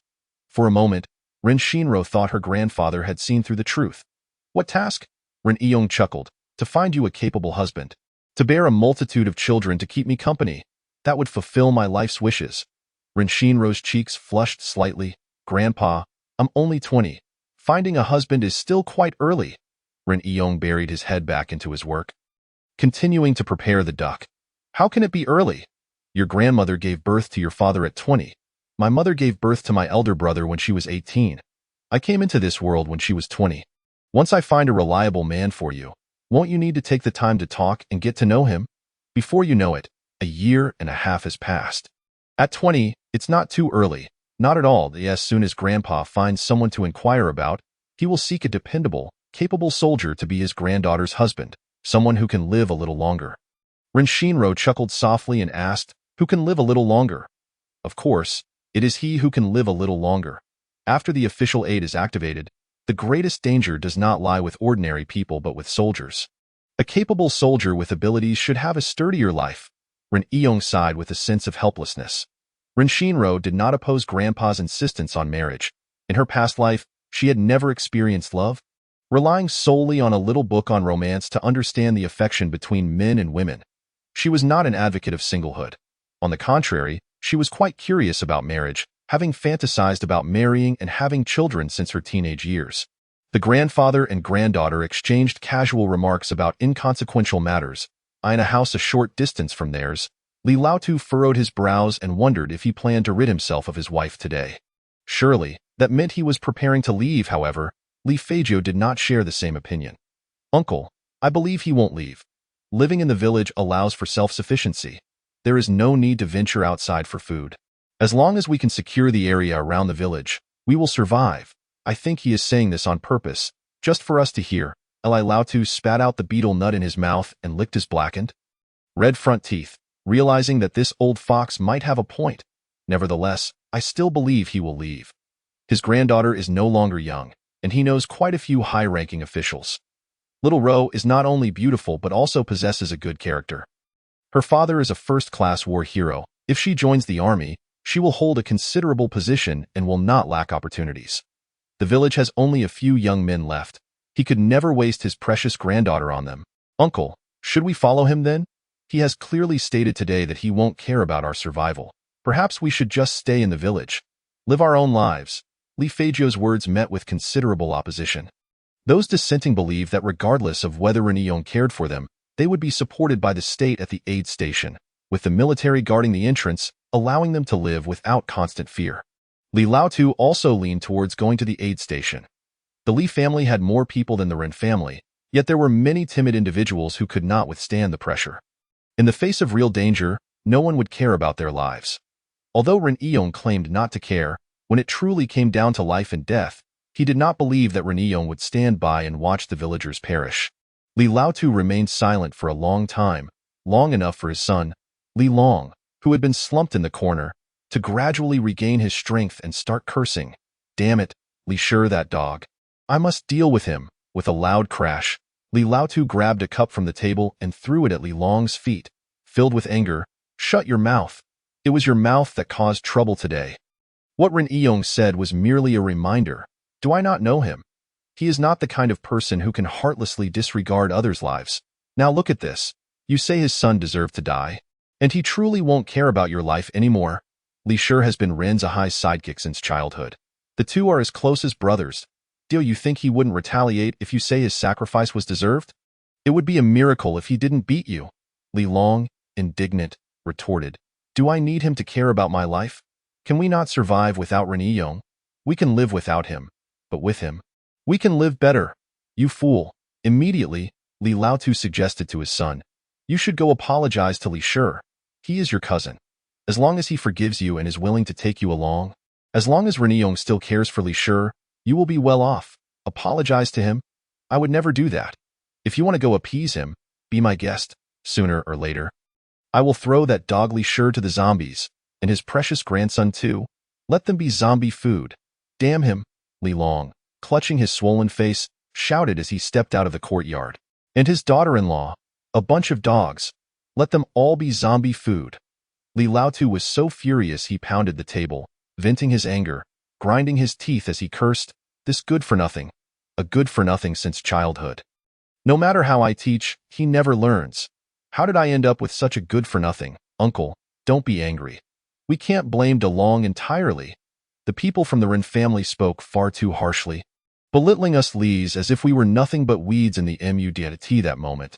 I nearly lost my temper, let alone De Long. Li Fagio offered a cup of tea in consolation. Li Laotu blew on the tea, his face reflecting defiance. Humph. The Ren family has had a red ladder for their descendants to climb. If our Li family had a ladder, perhaps we would climb even higher. Uncle, what should we do now? Li Fagio asked, not wishing to dwell on the hollow rhetoric of brave men of yore. Li Laotu glanced at his daughter-in-law, who was sweeping the yard outside, his eyes gleaming with calculation. With the death of his younger son, at least they had not had children. His elder son was 40 and still unmarried. Perhaps it would be best to keep the resources within the family? Chapter 38. Discussion 2. The night was deep. Ren Yong cleaned the bloodstains from his wife's body, changed her into fresh clothes, and carried her to the backyard. The backyard was brightly lit, with Ren Haiyang, Li Shi, and Fang Yongfa assisting in digging a grave. Ren Shinro brought a bag of lime powder, evenly spreading it inside the coffin. This coffin resembled a large wooden box, crafted by Ren Yong himself over the past few days. Ren Yong placed his wife inside the coffin and once again meticulously arranged her features. His large, calloused hands, marked with wrinkles, gently caressed her weathered face. Tears welled in Ren Yong's eyes as he choked back a joke. Wife, it's hard on you to go down below to accompany our son and daughter-in-law. If you get bored, take them to find my father. Maybe he has risen to a high official down there. I know I am handsome, charming, and alluring, but rest assured, I will remain virtuous. I will definitely protect my belt. I estimate I can live for another 20 or 30 years. With good fortune, I might even reach over 100 years. I apologize for making you wait. Please be patient and wait for me. If not, in the next life, I might get swept away by another girl, and you mustn't come looking for me in tears. Tears fell from Ren Shinro's eyes into the coffin as she gazed at her grandmother, who seemed to rest peacefully. Oh, not worry, grandmother. I will certainly protect Grandpa and will never allow his belt to be pulled away by another woman. Standing on the other side of the coffin, Ren Yong reached out and tapped his granddaughter's head. Your grandpa still has a great charm. You must be cautious not to let young women approach me. Ren Shinro rubbed the spot where he had tapped and murmured, Grandpa, you are rather confident, aren't you? Though she spoke lightly, she internally agreed with her grandfather's concern. At-64. Her grandfather's hair was entirely white. His complexion fair, neither fat nor thin, with a slight protrusion of the belly, a typical sign of a life of comfort. His aura and demeanor clearly indicated that he had experienced grand occasions. Even at his age, his features remained handsome. One could imagine he was a striking young man in his youth, perhaps one of the top soldiers in the army. Having been a cadre, he lived well, slept well, and exercised daily, appearing no older than 50. Rin Shinro began to worry. Before the apocalypse, there were no shortages of women eager to find a strong protector. In this new world, there would surely be many older women longing for a capable man to support them. Moreover, this old man was both humorous and handsome. Once he entered the base, he might be fought over fiercely. Rin Shinro scrutinized Rin Iyong and asked, "Grandpa, has your skin always been so fair? Is it not easy for you to get sunburned? Last year, a cosmetics company president sent your grandmother a box of sunscreen spray. Your grandmother refused to use it because she disliked the strong scent. Since you were in America, the shipping costs were high. So I had to use it myself." That president was rather honest, sending 100 bottles in a big box. Rin Iyong explained while covering the coffin with its lid and nailing it shut. "You could share it with the villagers," Rin Shinro suggested. Rin Iyong shot his granddaughter a look of disbelief. "Are you foolish? Am I to tell everyone I accepted bribes? If I had received a box of gold, I would accept the title of a corrupt official, but to be accused of being a greedy official over a few bottles of sunscreen would be utterly unjust." Rin Shinro pondered for a moment and found her grandfather's reasoning sound. Which official in this world had not accepted gifts? It was merely a matter of weight. Sometimes, when officials facilitated matters for others, gifts of cigarettes or food were given in gratitude. If an official stubbornly refused to accept anything, they would be seen as lacking social grace. An official who lacked grace would not last long. Her grandfather was a good village protector, and that was undeniable. The coffin of her grandmother was placed into the deep pit, and Ren Haiyang, Li Shi, and Fang Yongfa assisted in filling it with earth. Is Li Feijio guarding the east gate now? Ren Iyong inquired. Lighting a cigarette, he nodded appreciatively. "Yes, now we only know that Li Feijio has mutated ears. Perhaps there are others like him in the village, especially those from outside. We cannot trust a single one. I will ensure that those individuals are watched closely," Ren Haiyang replied before continuing to cover the coffin with soil. Rin Shinro sat quietly on a small stool by the sofa, scrolling through videos, quietly listening to her grandfather speak. "Haiyang, what are your plans?" Rin Iyong asked. Rin Haiyang took a deep breath, his tone tinged with a hint of resignation. Among the 24 elderly individuals and children, there were 6 women among the 11 youths in the group of elders. Only 3 distant uncles were barely capable of protecting themselves. The 4 men had to safeguard 30 vulnerable souls, including the elderly and women. Regardless of whether they stayed or left, challenges loomed. Remaining in the village could ensure self-sufficiency. The elders and women could tend to gardens and raise chickens. If they fortified the village's perimeter, safety could be assured. However, if the townsfolk vacated, more and more zombies would inevitably swarm to the outskirts. Ordinary zombies were not a cause for alarm, but the mutated ones posed a significant threat. They were far more difficult to handle. Living in a rescue station raised further concerns. How many years' worth of sustenance could they expect? Would it be sufficient? In densely populated areas, disputes were unavoidable. Even if the men could provide for the elderly and children, constant protection was unattainable. Ren Haiyang sighed, cradling his head, his eyes filled with confusion and uncertainty. Rin Iyong leaned against the back of the sofa, finishing half a cigarette before speaking. "Your analysis is astute. The government will certainly continue to provide for the elderly and children. Their rations may not be plentiful, but starvation is unlikely to in the government's territory. If you wish to live freely and well, it is solely dependent on your own abilities and contributions. This is something you are already aware of." Noticing the 3 men nodding in agreement, Rin Iyong continued, "Chung City is merely a temporary rescue station. Survivors from our province will be transported there first. The authorities are currently engaged in clearing and organizing coastal cities, aiming to establish a secure coastal zone within a month." This information sparked a glimmer of hope in the eyes of the 3 men present. Rin Iyong went on, "This news has not been made public to prevent a mass exodus to the coast. Right now, those working along the coast scarcely have time to eat or sleep. The government lacks the manpower and resources and has no means to accommodate survivors arriving early at the base. Each province has 1 or 2 temporary shelters for the displaced. There is no one to maintain order in the rescue stations. They merely ensure you are fed. You will have to find your own places to rest. A small town must accommodate survivors from dozens of cities and counties. One can only imagine how chaotic, filthy, and overcrowded it will be. Wherever there are people, there will be conflict. Where there are living souls, unsavory activities will arise. In these times, taking a life no longer instills fear of repercussion, let alone engaging in other sordid deeds. Ren Yong's words were clear and pointed. Ren Haiyang's previously muddled gaze became sharp, as he understood the necessary steps to take next. The other two men remained silent, their thoughts unspoken but understood. Chapter 39.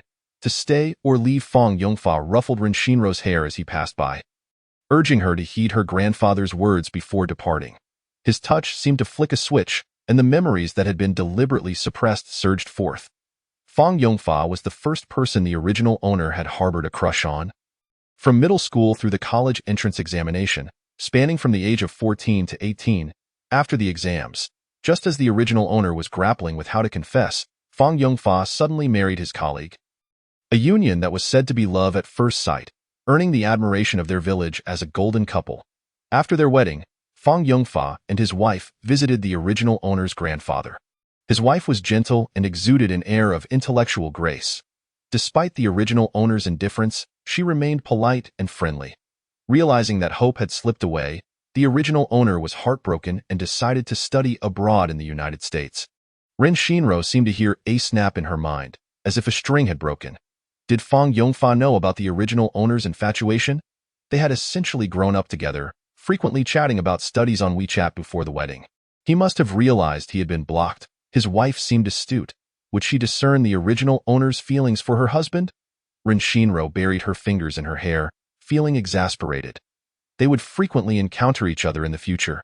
Leaving the original owner in an awkward predicament, Li Shi was retained by Ren Yong, who handed him a short dagger, saying, "This is for your daughter as protection. Be cautious of Li Long if they haven't left the village by tomorrow.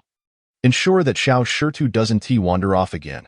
Have your daughter and son-in-law keep a close watch on him, and advise them to distance themselves from the rest of the Li family.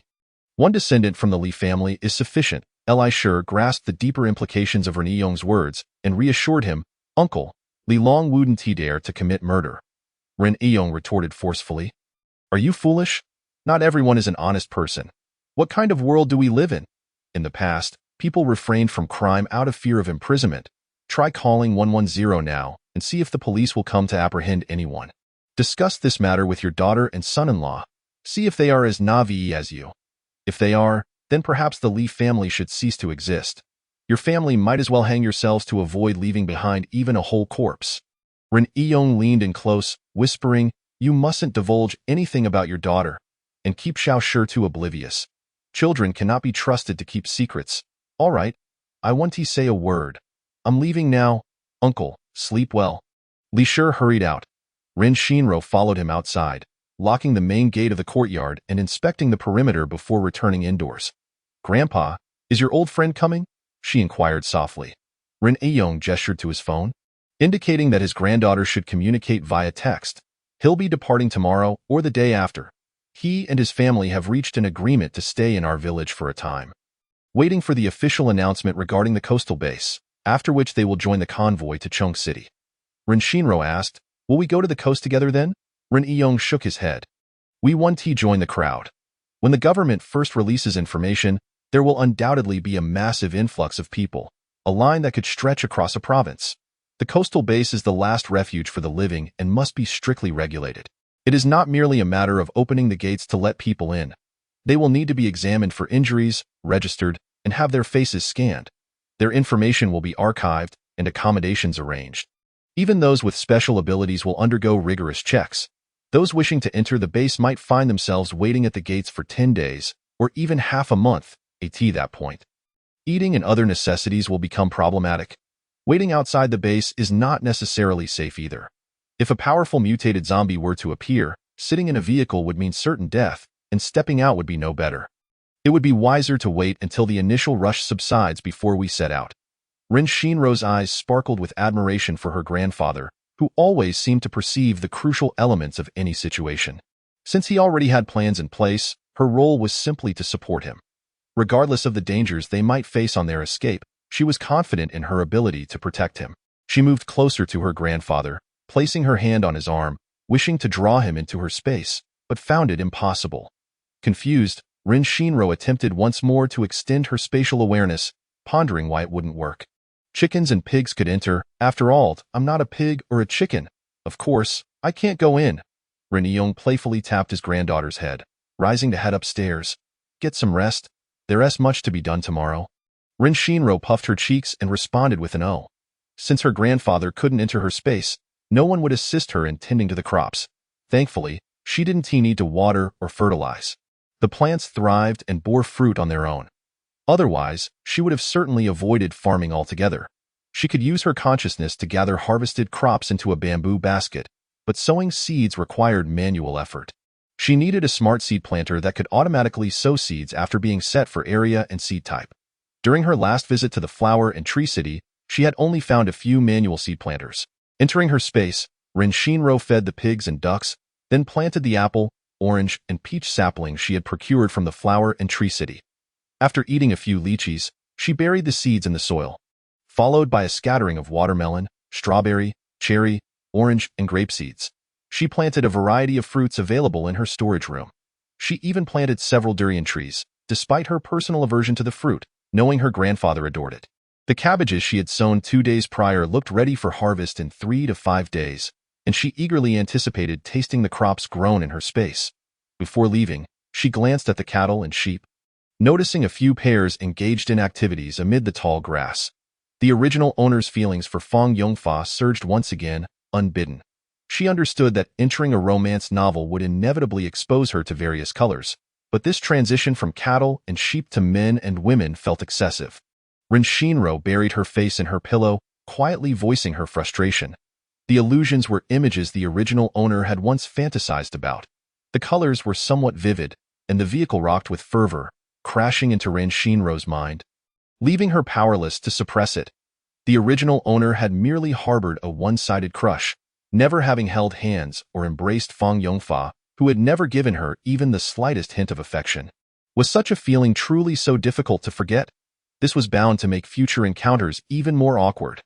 This thought lingered as Rin Shinro drifted to sleep. Rin Shinro spent the entire night watching recordings of Fong Yongfa and the original owner's shared history. The following morning, she struggled to open her eyes, her head throbbing, and she muttered in frustration, "You can like whoever you want, but must you impose that on me? Thank you very much. My sister prefers men in military uniforms, not suits. Please spare me from such dreams." Had Fong Yongfa been single, she might have helped fulfill the original owner's fantasies, but alas, he was already taken, and she had no interest in someone else's flower. Chapter 40. To stay or leave. Too, having vented, the emotional turmoil that had congested her mind throughout the night suddenly dissipated, and her thoughts began to clear. Rin Shinro glanced at the time. It was already 10:30 in the morning. There hadn't been a single new message in the village group. With the apocalypse having commenced for several days, it was inevitable that large teams would fragment into smaller factions. Since ancient times, those with differing paths have not collaborated. Rin Shinro no longer donned her black ensemble. Today, she adorned herself with a white t-shirt, white jeans, and black leather boots, while a formidable ancestral machete gifted by her grandfather rested upon her back. The frayed red cloth tied around the handle filled her with pride, for this weapon was a true emblem of the founding heroes. The machete's weight surpassed that of modern military cleavers, teetering on the edge of her capability, and she resolved to venture outside the village today for some practice, believing that the more she wielded it, the more accustomed she would become to its heft. "Grandpa, Grandpa!" Rin Shinro called as she descended the stairs. At the bottom of the staircase, a chair obstructed her path, atop which lay a note left by her grandfather. "Breakfast is warming on the stove. After you eat, feel free to take a stroll. Your Uncle Haiyang and I are heading to the city to procure a bus. I left my phone at home, so if there's an emergency, contact your uncle. Couldn't he have simply left me a message on my phone?" Rin Shinro crumpled the note and tossed it into the trash before proceeding to the kitchen to eat. When her grandfather mentioned the bus, she suddenly realized she hadn't stockpiled any. Buses were incredibly useful for blocking roads, especially double-decker tourist buses. Once filled, they became an imposing barrier, capable of transporting both people and supplies. Before gathering fuel, She would need to visit the bus company and the long-distance bus station to stock up. Unfortunately, South City was a landlocked metropolis with no port. If only there were a helicopter. She could gather containers at a port, which also housed a plethora of imported food and daily essentials as Renshinro ate. She pondered how to acquire a helicopter. She opened a map, searching for any nearby helicopter training schools. To her delight, there was indeed one. The Aviation Training Academy was not located in South City, but rather in the neighboring Jingling City to the west. Her grandfather's old comrade resided in Jingling City, and tomorrow the rescue team would head there to provide aid. They would join her grandfather in Huaitsuan. After the rescue team departed Jingling City, she would seek out a helicopter, but first, she needed to secure a bus. Renshinro recalled the aviation fuel tank she had taken from South City Airport, wondering if the authorities had noticed the large pit left behind. If they did, they would surely suspect someone had access to a vast space, as no vehicle could transport a 6-story fuel tank away. Yet, Renshinro felt no concern. After the acid rain struck, all circuits would be severed, and even if the authorities had time to review the surveillance footage, they would find nothing. After finishing her meal, she stepped outside the village to practice with her machete. Upon reaching the village entrance, she encountered Fong Yongfa, who had just parked and was asking the gatekeeper to move his vehicle, as he was taking his wife and child out. She had dreamed of him all night. Flipping through a Fong Yongfa photo album, and now, encountering him face to face, Renshinro felt a mix of embarrassment and irritation.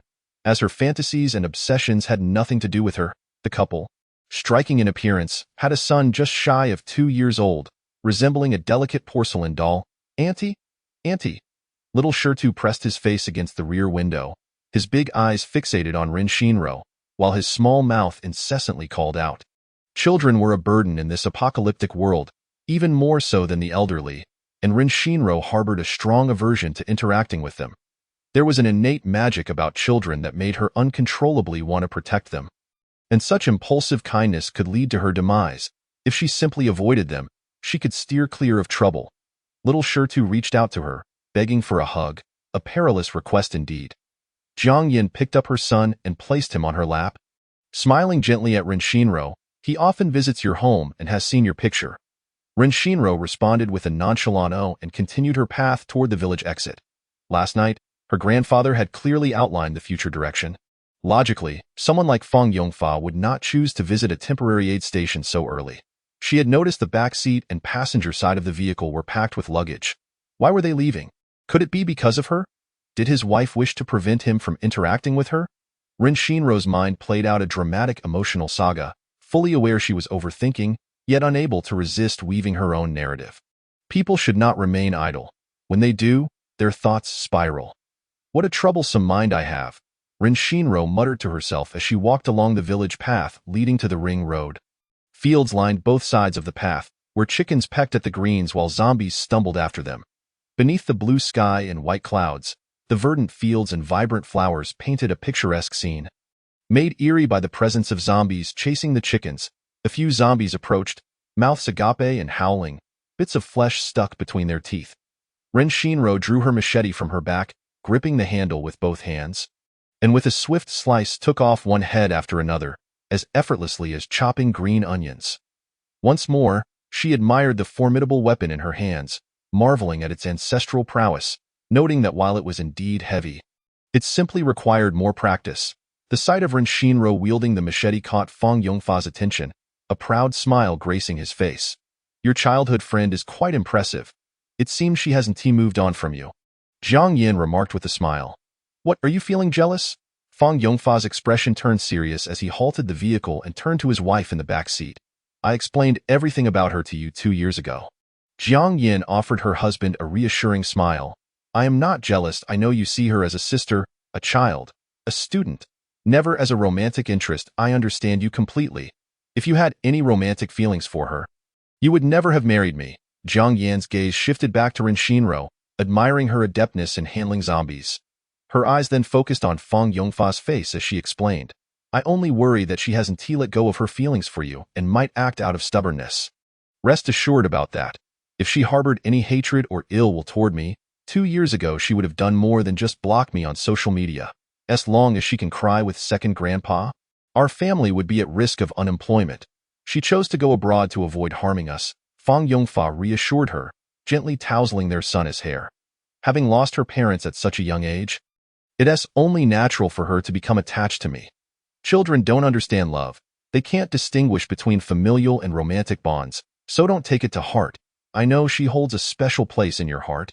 I want to provoke her, Zhang Yin replied, her eyes softening with warmth.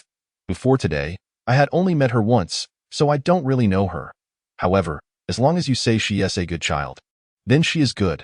I trust you.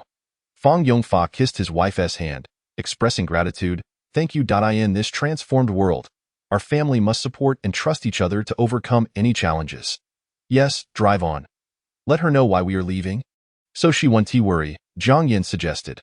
Fang Yongfa started the car and pulled up alongside Ren Xinro. Xiaoro, he called, driving a high-seated jeep, rolling down the window to meet her gaze. Brother Yongfa, Ren Xinro greeted him calmly. While she was naive about romantic matters, she was adept at reading the atmosphere. This couple seemed aware of her feelings. Perhaps she should have greeted them with more warmth and ease, presenting an image of having completely moved on. Though she thought this, she found it difficult to feign enthusiasm. After much contemplation, she decided to let the original's obsessions surface a little. After all, as a transmigrator inheriting the original's memories, she would inevitably absorb some of their lingering feelings and fragments of emotions. Considering the original had inhabited this body and mind for 20 years. Chapter 41. Departure and Stay 3. Ren Xinro suddenly understood his motives and remarked casually, "Oh, so you're not being foolish." Fang Yongfa chuckled, "If I were foolish, how could I have been your tutor for so many years?" Ren Xinro lightly acknowledged, her gaze drifting elsewhere, ever vigilant of her surroundings. Little Shirtu, like a lively cuckoo, pressed his face against the rear window, continuously calling out, "Auntie, Auntie." Ren Xinro's heart wasn't made of iron.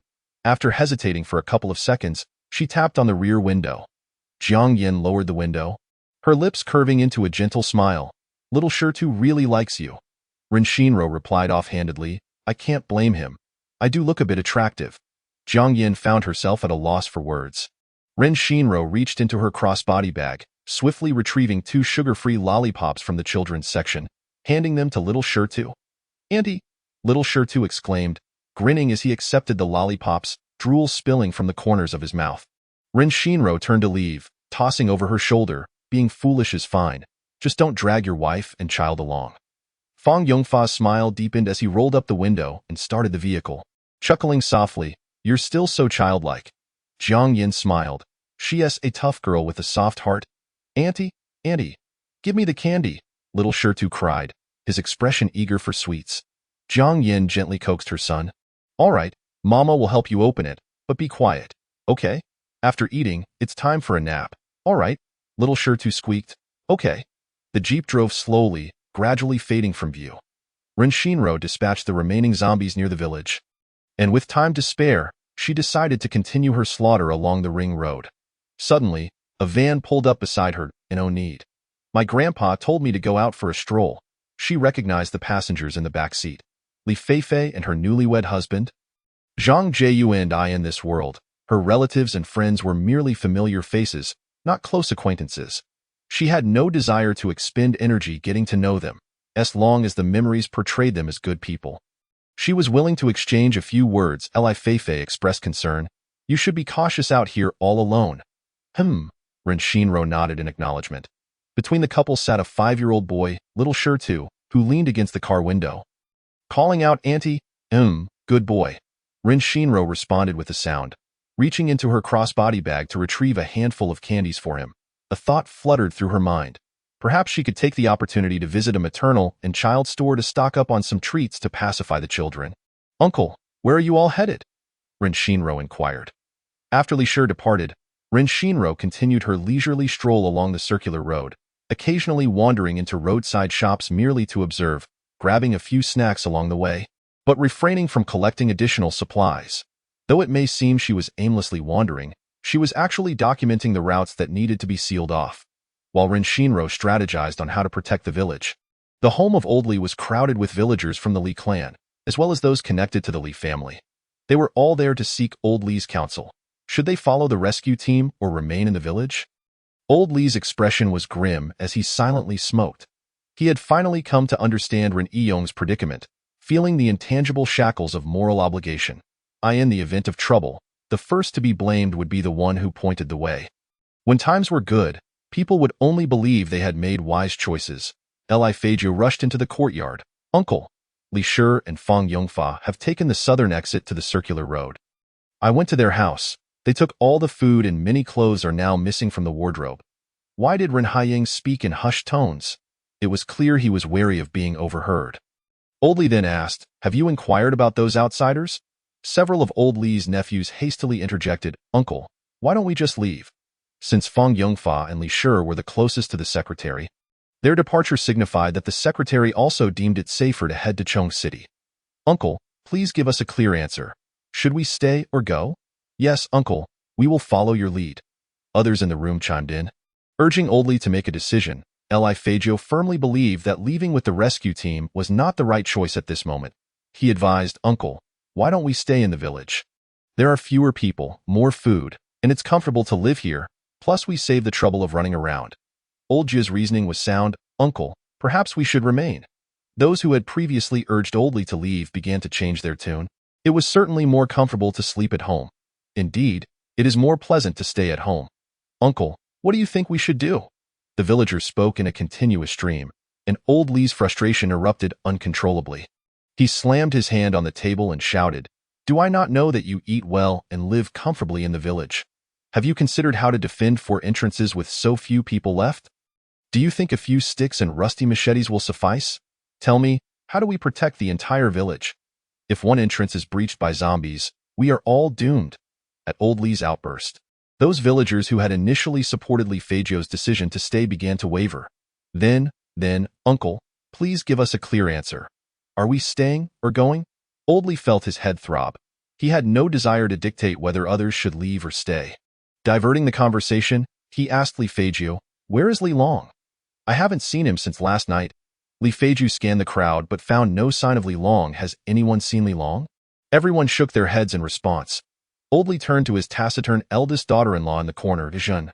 Go gather our things. Bring all the food and don't forget the rice cooker. All right, Jun hurriedly dashed upstairs. Eager to leave, she could hardly bear her father-in-law's repugnant intentions. It was not the old society where a widow could be passed to a younger son for childbearing. The thought of Li Long's tobacco-stained teeth made her feel ill. Old Li instructed Li Feijiu, finish packing, then go find Li Long. He is definitely hiding in the village. He doesn't have the courage to leave. Li Feijiu still believed that leaving the village was a grave mistake. If the entire Li family departed, his own existence in the village would be far from pleasant. Living together with relatives was certainly better than one day being forced to flee with strangers. Chapter 42. To stay or go. Li Feijiu rode his bike around the village in search of Li Long, using his abilities to listen for Li Long's voice. The village was close to the factory area, frequently traversed by delivery trucks along the southern road. Thus the outermost houses on the south side housed shops, all facing the road. There were small stir-fry eateries, marinated food shops, noodle houses, and a repair shop. The only grain and oil store in the village was situated here. The owner had taken his brother early that morning to move supplies, filling their little pickup truck with food and drinks before heading into the city to join the rescue team. They left behind the beverages and insubstantial snacks, as well as daily necessities and miscellaneous items. Li Feijiu speculated that Li Long was likely hiding in the store to eat and drink. Li Long? Li Feijiu called out at the grain store's entrance, but heard no response. Instead, from a shop 100 meters away, strange noises reached his ears. His abilities allowed him to hear only within 100 meters. Beyond that, whispers were inaudible. Cautiously approaching the source of the odd sounds from the small stir-fry shop, he called out, Li Long, is that you? He peered through the window. Suddenly, Li Long stood up, the injuries on his face, after a night, appeared even more swollen and bruised, rendering him a ghastly sight. He locked eyes with Li Feijiu through the window, causing Li Feijiu to stagger back in fright, clutching his chest and exclaiming, What on earth are you doing? You could scare someone to death. What are you doing here? Li Long opened the window and, putting a finger to his lips, whispered, Did my dad decide to go to the rescue station? What are you up to? Li Feijiu leaned over the window to peer inside. Li Long did not conceal his actions from Li Feijiu, explaining that this shop was conveniently located at the southeast corner, where neither the eastern nor southern gates could see the entrance of the shop. I loosen the wall next to the shop door. With just a slight push, zombies can enter. Now I need to loosen the wall by the back door so they can easily invade the village. Li Long pointed to a burlap sack behind him. I've tied up a few chickens, breaking their necks so they won't make noise. They should last a few days. I'll poke a few holes in them to bleed and place them near the front door to attract the zombies. Li Shi will only check if the door is shut. He wants to examine whether the wall is about to collapse. Li Fagio felt a chill run down his spine as he listened. He glanced around nervously, then perked up his ears to ensure no one was moving within 100 meters before whispering. Letting zombies into the village is pointless. Li Shi's whole family has already left. My uncle and the others are preparing to leave too. Li Long abruptly tossed aside the tool in his hand, cursing, left? Damn it. Why didn't you say so sooner? I've been at it since last night. My hands are all scraped. Li Long jumped out of the window, dusting off his hands. Let us go. We'll grab some food and drinks from the grain store. I'll find an opportunity to take out Li Shi's whole family once I reach the rescue station. Li Fagio glanced at the burlap sack on the ground. Aren't you taking the chickens? He firmly shut the window and followed Li Long to the grain store. The chickens inside the sack had their feet bound and wings clipped, struggling to stand. While ordinary people could not hear their movements, the zombies certainly could smell them. Simultaneously, the remaining outsiders gathered together to discuss their fate. Dai Xiaosong was an openly acknowledged ability user, and many looked to him for guidance. Those with children were best advised to head to the rescue station. Should they find it impossible to survive in the village later, there would be no military to escort them to safety. Dai Xiaosong analyzed, those with wives but no children can stay and gamble with fate. From the crowd, someone craned their neck and asked, Songji, aren't you planning to leave? Dai Xiaosong spoke eloquently, leaving no one feeling discomfort. He glanced towards Zhang Lu, who had remained silent amidst the crowd. He was the true leader. Zhang Lu nodded slightly at him, prompting Dai Xiaosong to continue. Those who choose to stay will certainly have to work. The men will guard the village and forage for food. Single women wishing to remain must be prepared to cook and do laundry for the single men. When we escape, we will definitely take you along. Several single women in the crowd understood the implications. Cooking and cleaning were expected, but it was likely they would have to do more than that. Those lacking the courage for self-preservation who wished to cling to men for survival would inevitably find themselves in compromising situations. Think it over. Those who wish to leave should not delay. The military's vehicles are already en route to the circular road. Those staying behind should regroup in the evening to discuss future matters. After Dai Xiaosong finished speaking, he departed, followed by 3 single men from the village. Zhang Lu exchanged a few casual words with some villagers before taking his wife along. His wife's 2 younger brothers, Wu Daiyu and Wu Defuku, accompanied them as they left. News of the military's imminent arrival had spread across the countryside, drawing more people and vehicles to the circular road. Zombies need not wait until the food ran out to seek out the countryside. Many were already wandering along the routes where military vehicles were passing, aimlessly moving toward the city. The military operated with swift decisiveness, allowing no time for hesitation or contemplation. Leave or stay, they would not waste time persuading anyone. Opportunities were fleeting, and the military's firm stance caused many who had initially intended to remain in the village to suddenly change their minds and depart. The northern entrance of Huizhuan was close to the factory area. Where zombies were plentiful, the bus stopped at this entrance, providing greater security for the village. Among those guarding the entrance was Ren Yukai, Old Li's youngest nephew, a 26-year-old firefighter who had just transitioned from the army to the fire brigade. Ren Shinro couldn't help but glance at Ren Yukai a few more times, marveling that few men in the prime of their youth could be considered unattractive. By estimation, Ren Yukai stood no less than 183 centimeters tall. With striking and chiseled features, his physique well-proportioned without an ounce of excess fat. Aside from his slightly darker complexion, there was little to criticize. Old Li's nephews were all quite obedient. Chapter 43. Stay or leave. Rendong remained vigilant, his gaze flitting anxiously from one side of the road to the other, fearful that an unnoticed zombie might attack his cousin, who was engrossed in the mud.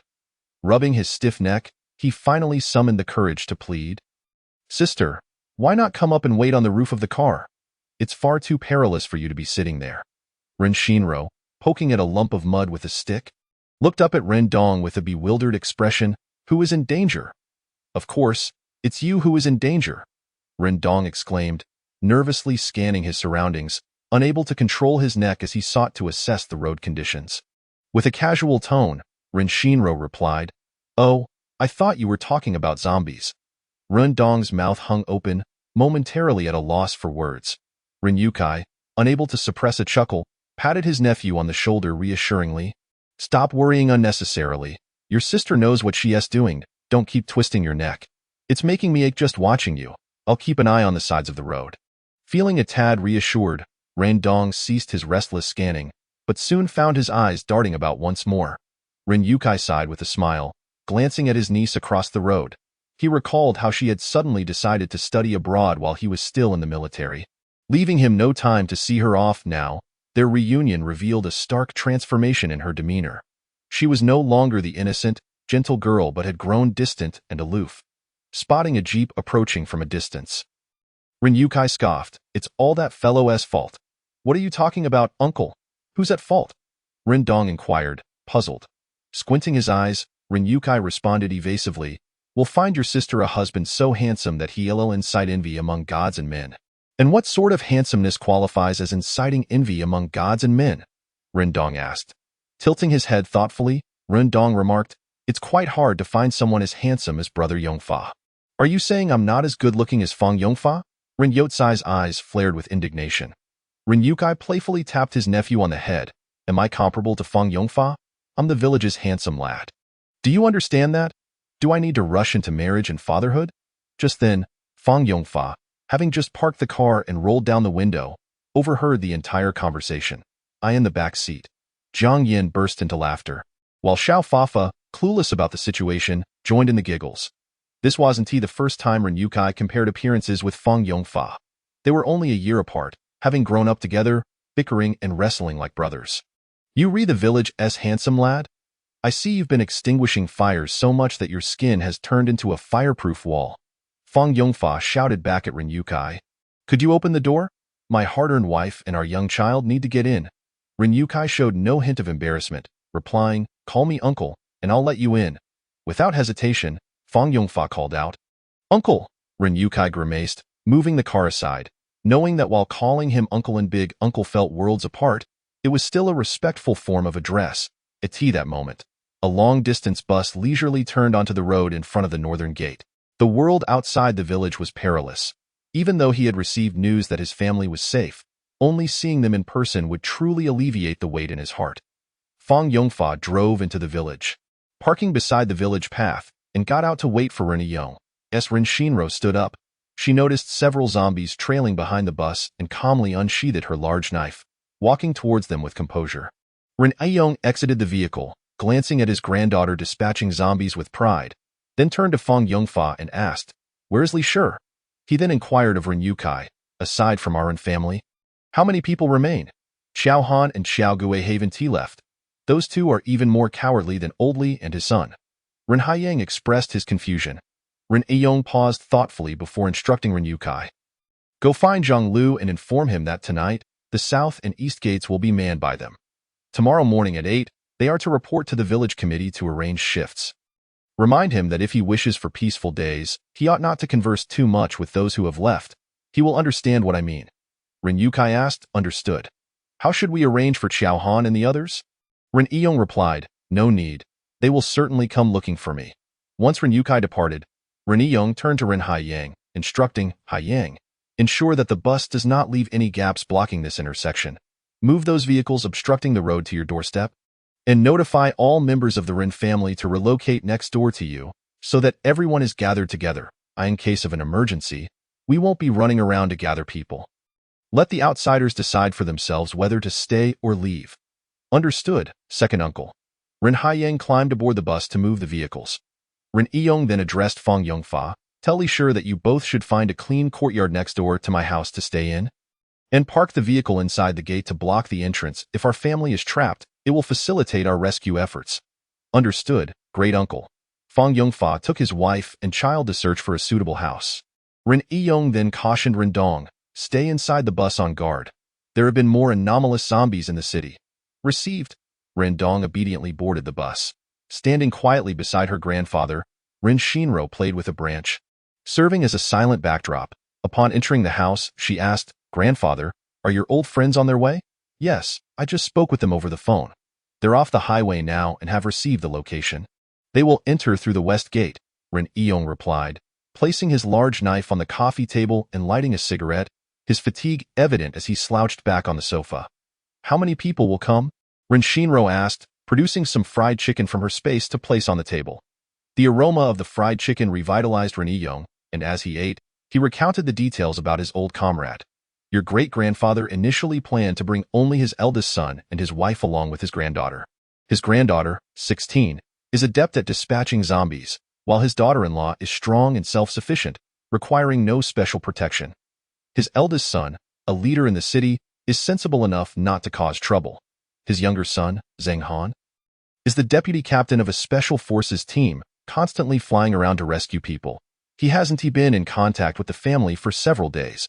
We don't know if he is alive or dead. I advised him to wait 10 days to half a month before inquiring further. The authorities are overwhelmed right now, and we wouldn't want to disturb them. His younger son is someone you met when you were little, and he has a good character. Ren Shinro, sitting on a small stool with her hands supporting her head, found the name Zheng Han familiar, as if she had heard it before. Ren Iyong continued. Zheng Han has a fiancée, introduced by a distant relative of the Zhang family. She is quite beautiful and has a following online. Your great-grandfather has always opposed their relationship, not because he looks down on her profession. The girl is a love child born during her mother's affair with a wealthy businessman. Although her background is somewhat mismatched, your great-grandfather didn't object too strongly, believing that as long as the person is good, that's sufficient. Seeing his son pleased with the girl, your great-grandfather instructed his eldest son to investigate her background. After all, Zheng Han is a soldier and is expected to enter politics. He cannot marry a woman with a questionable past. However, they uncovered a plethora of sordid details. After the businessman's unexpected death, mother and daughter lost their financial support, and the mother quickly sought another suitable widower. The girl underwent cosmetic surgery and became a social media influencer. She has over 700 hotel records in 3 years, with over a dozen different men, mostly rich heirs and officials, as if they were her regular clients. If in 3 years she had only been with 2 or 3 men, your great-grandfather wouldn't have been so troubled. Nowadays, it's not unusual for young people to change partners every few years. What's infuriating is that after your great-grandfather shared his findings with his younger son, it's as if that girl had cast a spell on Zheng Han. He is utterly besotted. In this day and age, young people don't even need parental consent to get engaged. They simply buy a ring and announce it. Zheng Han is often busy with missions, and it's common for him to go months without calling home. Your great-grandfather has been anxiously waiting for him to return from military service. But now with the apocalypse here, he wonders when he will see his son again. Chapter 44. The Chow family, rest assured, grandfather. As long as they don't pass your scrutiny, not only will I oppose their marriage, but I won't even allow any dating, I promise. Ren Shinro swore, raising 3 fingers. She trusted her grandfather's judgment and her ability to identify dubious characters. Pleased, Ren Iyong nodded and continued munching on the fried chicken. Earlier today, Zheng Han's fiancée suddenly called your great-grandfather, asking if they wanted to join her at the rescue station. Your great-grandfather didn't want to bother with them, let alone bring them to the base, and flatly rejected her proposal. You won't believe what happened next. Ren Iyong gave his granddaughter a thumbs up while holding a chicken leg. Not only did she go, but her mother, uncle, cousin, and even the neighbor next door tagged along. Old Zheng was furious, his blood pressure spiking dangerously. He called me, insisting that they wouldn't come to our village. I urged him to come. Why not come? Is it worth sacrificing oneself to make a bunch of people you dislike uncomfortable? That's just foolish. There are plenty of empty houses in the village, and every household has food. If that crowd comes to stay, they will have to pay the price. They will have to work. Ren Shinro nodded in agreement with her grandfather, sensing that this group would indeed be a nuisance. If your great-grandfather's family of 4 doesn't take the hint, quietly inform me, and I will handle it. As for anyone else who crosses you, don't feel obliged to tolerate them. Ren Iyong made it clear to his granddaughter that she need not sacrifice her own comfort for his sake and instructed. After you finish eating, go to old Lu's house diagonally across and turn on the lights in the yard and inside the house. Don't worry about the corpses in the yard. Ren Shinro inquired, is great-grandfather arranging for them to stay at Uncle Lu's? Ren Iyong shook his head, concerned that placing that group of sycophants too far away might provoke their incessant complaints. It would be wiser to position them nearby, allowing Lao Zeng to keep a watchful eye on them. Your great-grandfather's family is temporarily residing on our third floor. I have already prepared their accommodations. Should they make you uncomfortable, I will promptly send them elsewhere. For what purpose? Ren Yong inquired. He took a moment to gather his thoughts before continuing. Today, your Uncle Hai Yang and I have procured some protective gear for security purposes. But we couldn't find any suitable long knives. Ren Shinro asked, how many knives do you need? 5 or 6, came the reply. Ren Shinro retrieved 10 cleavers from her space and placed them on the coffee table, handing her grandfather a handgun complete with a holster and 2 magazines. Grandpa, you should keep the gun on you. In this world, the living are more dangerous than the undead. Ren Aiyong secured the gun at his waist and concealed the cleaver within the liquor cabinet in the living room. All right, when will you leave? I'll head to Lu Boa's house to turn on the lights and then depart. Although Ren Aiyong felt a pang of worry, he did not deter his granddaughter's decision. Very well, go ahead. In the coming days, there will likely be many people in and out of the city, contemplating whether to join the rescue team. It would be inconvenient for them if you block the road. So we can delay that for a few days. As Ren Shinro stepped out of the house, she happened upon Xiao Han and Xiao Gui, who were seeking Ren Yong, as well as the brothers Zhu Ji and Zhu Fei. Ignoring them, she brushed past. Xiao Ro. Xiao Gui called out, it's been half a year since we last met, and you've become even more beautiful. Americans are so large, they really take care of their people. His words dripped with lewd undertones. Ren Shinro frowned slightly as she rifled through her memories of the father and son duo. Xiao Han's wife had succumbed to the torment of domestic violence a decade ago, taking her own life. Following in his father's footsteps, Xiao Gui was similarly unscrupulous. Having been detained multiple times for gambling and theft, he was a petty criminal who dared not commit major offenses, yet frequently indulged in minor ones, a tumor within the village. Each time Xiao Gui encountered her on the village paths, he would lewdly utter crude jokes meant for her ears, despite her countless warnings to cease.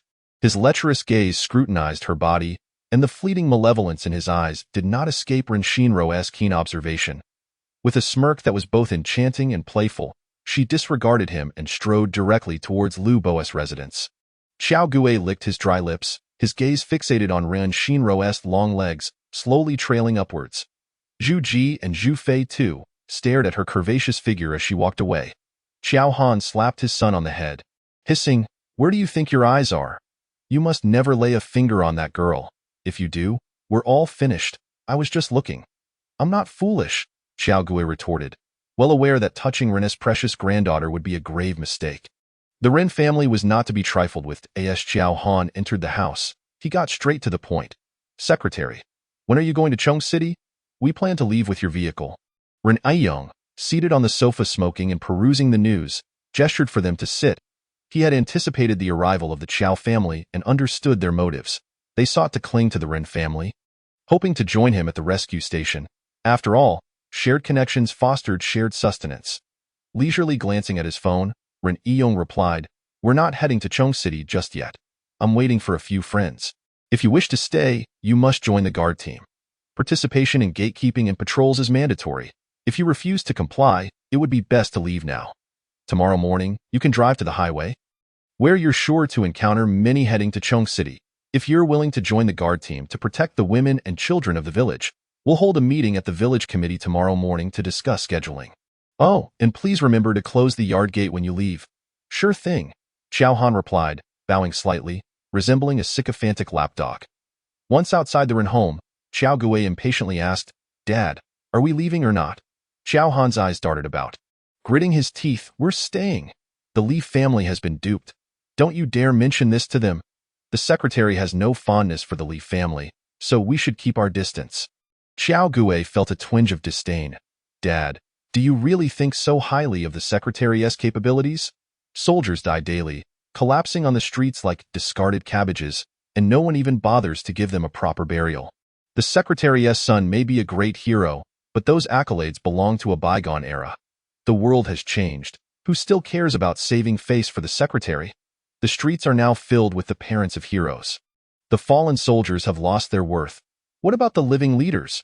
He scoffed. Don't just look at the surface. Learn to delve deeper. Why do the Li family members go to such lengths to curry favor with the secretary? They after his connections. Did you see how beautiful his granddaughter is? If the secretary marries her off to a leader, we'll surely benefit from his influence. How could he neglect those who follow him? Xiao Gui and the Zhu brothers suddenly understood. Ah, how did I not see that before? Dad, you're truly clever. Xiao Han continued to instruct the three younger men. Tomorrow's shift will be what it is. Do your part without unnecessary chatter and follow the secretary's arrangements. We have our own ways of dealing with fear. The entrances will be blocked with vehicles. If there are zombies, report it immediately, and the patrol team will handle it without you shedding a drop of blood. You'll have the secretary to guide you. Now, tell me, are we committed to guarding the village? They replied in unison. Yes. This book features a vast array of characters, and I will strive to introduce them succinctly. Typically, those who receive attention will prove useful later, regardless of their disposition. Chapter 45. Survivors of Hui Village. Meanwhile, in the residence of outsiders, Zhang Lu received a notification from Ren Yukai regarding Ren Yong's message. After a brief moment of displeasure, he quickly grasped the advantages of their situation. The village was large. If only 10 of us remained, we couldn't possibly guard all 4 entrances. It was better this way, allowing for shifts in duty without exhausting ourselves, and also affording us time to scavenge for supplies. Dai Xiaosong offered Zhang Lu a cigarette and lit it for him. I believe they have no intention of leaving. It's merely a performance for the Li family, Brother Lu, as long as that secretary is around. You can't assert dominance here. His nephews are all capable individuals. Anyone entering the village will have to go through him first to form a team. His young relatives are indeed competent, and we must show that old man respect to gain the trust of the Ren family members. More helping hands equate to more strength. Controlling a survival base requires both capable and loyal individuals. When the time is right, we can discreetly offer the old man to the zombies, making it appear as an accident. Then, we can seize control of the entire village. Simple enough? Brother Lu, your mind is sharp. Dai Xiaosong praised. That granddaughter of his is quite lovely, demure, and obedient, perfectly easy to manipulate. Once the old man is gone, I'll have my way with her. Dai Xiaosong's face no longer bore a hint of humility or loyalty. Only lascivious intent remained. Upon seeing her for the first time, she indeed appeared to be a well-mannered, demure young woman. However, she emitted an undeniable, invisible pressure, a voice in her mind warning her to avoid provoking the secretary's granddaughter. Yet, thinking it over, how much power could a university student possibly wield? Even if she had some ability, she could hardly match up to the men who had spent their lives in the streets back home. As others perceived Ren Shinro as innocent and easy to seduce, she ventured out the southern gate, making her way to the ring road, all the while slaying zombies along the way. In recent days, military vehicles had been moving back and forth along the ring road, drawing zombies from the city and pushing them back onto the highways, leading to a noticeable increase in zombies turning down the village paths. Ren Shinro messaged her grandfather. Grandpa, the southern gate is close to the factory and the ring road. We should assign more personnel to guard it and clear the zombies from the village paths promptly. Ren Yong replied. Understood, your great-grandfather's family has arrived. Aside from his family of 4, the others accompanying them harbor ulterior motives, so you need not concern yourself with them. Ren Shinro responded. Got it. She then sent a message to Ren Dong. Please keep an eye on the newcomers to the village tonight. Note down the names of anyone who displeases Grandpa and inform me. Upon receiving Ren Shinro's message, Ren Dong chuckled foolishly as he sat on a bus at the northern gate, keeping watch with Ren Yukai. Uncle, my sister just sent me a message to act as an informant. IVE sent her numerous messages before with no reply, but now I'm finally of use. Ren Yukai rolled his eyes, looking at his nephew as if he were a foolish 17-year-old. Who does she want you to keep an eye on? Ren Dong's excitement was palpable. The group brought by your second great-uncle. He just messaged me, warning that some of them might be troublemakers. Particularly a pretty woman. I looked her up online. She is an internet celebrity who films short dramas and sells women's clothing. As Ren Yukai spoke, he opened a video site to help his nephew identify her. You'd better watch your belt and keep your distance from this woman. Grabbing his nephew by the ear, he added, and keep your zipper up. This woman is engaged to the youngest son of the former secretary. And your second great-uncle specifically warned me about her. What does that imply? It suggests she is certainly not a simple character. Her fiancé is a soldier and could meet his demise at any moment. I suspect she is looking for a backup plan, trying to flirt around before he is even dead. I can't stand women like that. When you see her, stay far away, Rendong muttered. Even though I'm handsome and fit, I'm only 17. Surely, I'm not her type, right? Uncle, you really should be cautious. Among the Ren family, you're the only eligible bachelor of marriageable age. The words of his nephew made Ren Yukai feel as though he was being subtly mocked for being a leftover man, unwanted by anyone. Ren Yukai pinched Rendong's cheek, twisting it playfully. You have such tender, delicate skin, handsome yet foolish. You resemble a tender shoot that is easily pushed around. An old cow delights in grazing on such tender grass. But I have no inclination towards old cows. I prefer tender beef. Rendong rubbed his slightly sore cheek and joked cheerfully. Ren Yukai chose to ignore his nephew and continued to browse through Annie's information. Noting that her homepage boasted 330,000 followers, marking her as quite the internet celebrity. The profile stated she was single, a common tactic among engaged female influencers to facilitate a convenient change of partners at any moment. Rendong was also perusing Annie's video page when he scoffed. Is this what you call pretty? Even with makeup, she pales in comparison to my sister, and without it, who knows what she looks like? Ren Yukai scrutinized Annie's features and, upon prolonged observation, acknowledged she was somewhat unattractive, not the kind of beauty that grows on one. When did you become so infatuated with Xiaoro? Weren't you always criticizing her for being a bookish mute? If you're smitten, then by all means, indulge in that infatuation. Ren Yukai cast his nephew a disdainful sidelong glance. In truth, he rather liked how his niece appeared now, her face often adorned with an indifferent expression. But somehow, the more he looked, the more endearing she became. Chapter 46. Latest news outside the bus. A considerable number of zombies had gathered, pounding on the vehicle. The first floor of the tourist bus was designated for luggage, while the passenger compartment was on the second floor, with windows positioned quite high. Seated by the window, one could not see the horrifying heads of the zombies. They could only reach the lower edge of the window by raising their hands high. Time to get to work. Ren Yukai handed his nephew a long iron rod, one end sharpened to a point. Rendong took the makeshift spear, opened the window, and the duo, well practiced, thrust the rod into the heads of the zombies. One after another, as they fell at the onset of the apocalypse, after Rendong had pierced his first zombie's skull. He had gone 2 days without food, occasionally retching bile. Subsequently, he erected a mental barrier, constantly reminding himself that zombies were not human, merely grotesque creatures resembling humans. Meanwhile, Ren Shinro had ventured to the neighboring Lu San village's chicken farm, needing to process the live ducks in her space. The tasks of slaughtering, collecting blood, plucking feathers, eviscerating, and cleaning were all automated.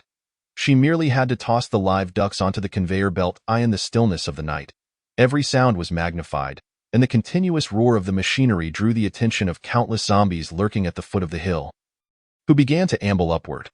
Ren Shinro had parked a container truck outside the main gate, with a shopping rack placed underneath to prevent the zombies from crawling in. She had blocked the slaughterhouse door with a van to deter mutated zombies from surmounting the first barrier. After processing thousands of ducks, she had collected over half a ton of duck blood. She tossed ducks into the machine. She filled glass and plastic bottles with duck blood, discarding a considerable amount of beer and drinks to gather the bottles. Next time I pass the brewery, I'll stock up on some bottles. Blood bottles are quite useful, Ren Shinro muttered to herself. Half the night had passed. Around 2 in the morning, when Zhao Jiao sent several messages. Shinro? Chong City is already saturated. No more people can be accommodated. Tomorrow morning, an official notice will be released online stating that land rescue operations in Sichuan province are suspended, awaiting the military to clear another rescue station. In truth, the authorities will not expend manpower on cleaning new rescue stations. Survivors will head directly to the coastal base once it opens. My brother said the official manpower is severely lacking, and every province is facing the same situation. Henceforth, the authorities will alter their rescue methods. Soldiers will no longer enter buildings, homes, or neighborhoods for rescues. Once the rescue convoy enters the city, they will seek open and safe parking spots, dispatching specialized trucks to attract zombies onto the streets. Survivors will need to leave their residences and converge with the military. Families with children under 14 or elderly over 60, or those with disabled members, can send their coordinates to the authorities and the rescue team will ascend to save them. However, if deceit is discovered, the military may opt to forego the rescue. This time, the The authorities have resolutely changed their methods not only due to manpower shortages, but also because thousands of soldiers have perished during recent rescue operations. My brother mentioned that most of these deaths could have been entirely avoided. Some survivors insist on clinging to soldiers for comfort. When zombies approach, they panic and shove the soldiers, using them as shields, frequently resulting in soldiers being pushed into the jaws of zombies. It's infuriating to even think about. Sacrificing for such cowardly individuals is utterly unworthy. The remains of soldiers can only remain at the scene, to be devoured by zombies or transformed into new ones. Xian Jiao Jiao. Did my barrage of messages wake you up? Rin Shinro. I'm busy, haven't slept yet. Xian Jiao Jiao. What could you possibly be busy with at this hour? Accompanied by a blushing, mischievous emoji. Rin Shinro. I'm slaughtering ducks. Xian Jiao Jiao. Ever the curious one. How does one slaughter ducks in the middle of the night? Rin Shinro. I just happen to have the time. Xian Jiao Jiao. Rin Shinro had successfully killed the conversation, though she was oblivious to it. Why haven't you gone to bed yet? Rin Shinro. Oh. She tossed the last few ducks into the conveyor belt, standing by the window to observe the situation outside the processing warehouse. She threw a live chicken outside to test for any lurking mutated zombies. After watching for a while, seeing the chicken huddled and dozing off, Rin Shinro breathed a sigh of relief. It seemed she and Duo Fu had not connected tonight in an instant. Rin Shinro understood that the sleep Jiao Jiao referred to was certainly not the ordinary kind. Such wicked words. Such wicked imagery. Rin Shinro felt her face flush, her heart racing, and her nose warming. The entire book resided in her mind, with the theme of sleep occupying 2/3 of it, as she reflected. A sly smile crept onto her lips. As she flipped through the pages, a wave of embarrassment washed over her, a sense of guilt akin to peering into a friend's private moments. Rin Shinro hastily shook her head, attempting to dislodge the whirling thoughts in her mind. Suddenly finding it less appealing, flipping through the pages of the antagonist's escapades, she sought to cleanse her mind in her past life. The antagonist, Liang Shanju, had caused Xian Jiao Jiao considerable suffering in this life. She had not received the care of the Jiao siblings. On her journey of survival, she had transformed into a bus. Following the acid rain, the highways across the nation became severely congested, with countless individuals trapped on the expressways. The antagonist, Liang Shanju, had been stuck at a highway rest stop for 2 months, oppressed by men and scorned by women. By a twist of fate, she acquired an unsightly jade pendant, which she regarded as a milestone in her life. Wearing it around her neck, a year into the apocalypse, her blood inadvertently dripped onto the jade pendant, triggering the jade space. This space measured 7 meters in length and width, and 3 meters in height.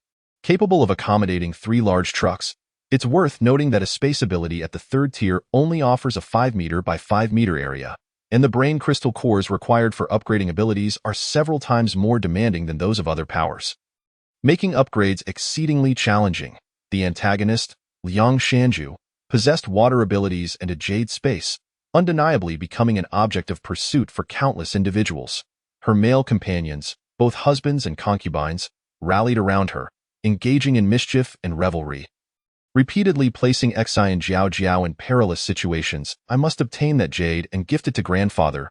Rin Shinro chuckled as she dismissed the lewd thoughts from her mind. Another item had been added to her inventory list. Rin Shinro placed the last cleaned duck into the storage space, and after bottling the final drop of blood, she relaxed, yawning repeatedly. The slaughterhouse lacked sufficient space for a caravan, so she would have to sleep in the sedan tonight. She slept soundly until 10 the next morning, awakened by the incessant vibrations of her phone. Chapter 47. The food factory area. Ren Yong established a WeChat group for those who remained in the village. After the morning meeting, Fang Yongfa sent the patrol schedule to the group, repeatedly highlighting several important reminders. Rin Shinro squinted her drowsy eyes as she perused the messages in addition to the group updates. There was also a report from Rendong. Sis, the younger brother of Grandpa's comrade, that guy surnamed One, is not a good person. Rin Shinro struggled to keep her eyes open, reading the message twice before grasping its meaning. Did this kid even attend school? Such a simple matter could have been conveyed in just a few words without all the convoluted phrasing. She continued to read Rendong's next message. The guy surnamed One wants Grandpa to hand over his pistol for the patrolman to rotate carrying it. But Grandpa refused, and the guy insinuated that Grandpa is selfish, only caring about his own life. Grandpa merely chuckled and said nothing. However, a guy named Dai Xiaosong, an outsider, spoke a few words of fairness, saying that Grandpa has the highest seniority, so it's only right for the leader to carry the gun. That father and son surnamed one immediately changed their tune, flattering Grandpa, who smiled and said, "If you want to live on my turf, you must abide by my rules. If you can't, you might as well leave for Chong City." Ha ha ha, it was hilarious to see their faces shift from red to black. After that, there were no further messages. Rin Shinro stepped out of the vehicle, stretched her limbs, and after washing up, leisurely prepared a bowl of instant noodles with an egg for breakfast. Once she finished her meal and applied her makeup, it was already noon.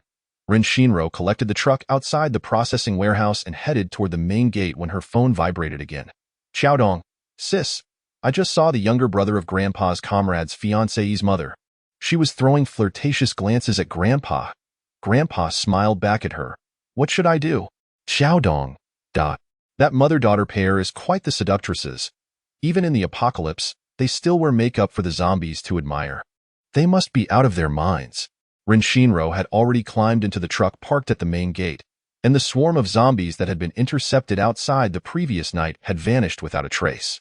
She speculated that her popularity was overshadowed by the gradually tainted stench of decay emanating from the warehouse as the zombies descended the mountain in search of new prey. The terms Jade Maiden and Seductress both seemed to carry a derogatory connotation, with Jade Maiden feeling particularly pejorative. Rin Shinro sent a selfie to Rindong.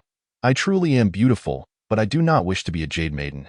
A plethora of zombies surrounded the outskirts of Lu Sansuan, indicating that many survivors had not ventured to Chong City. When Rindong received Rin Shinro's selfie, he was dining at home, and with a sudden burst, he spat out the food in his mouth onto the plate before him. Rin Yukai frowned and scolded, "You little rascal! What are you doing? Your saliva has tainted the food. How can we eat now?" The others at the table grimaced in disgust, pushing aside the food speckled with his remnants.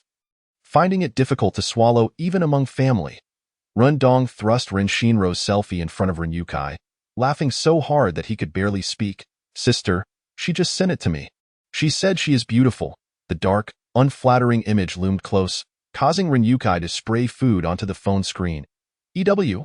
Rindong exclaimed, jumping up to vigorously wipe the phone with a tissue. "Uncle, you're disgusting. I feel like I'm going to vomit." The others at the dining table lost their appetite entirely. Rin Shinro's truck ambled along the road to the bus company, collecting any trucks encountered along the way, regardless of size or operability, into her space.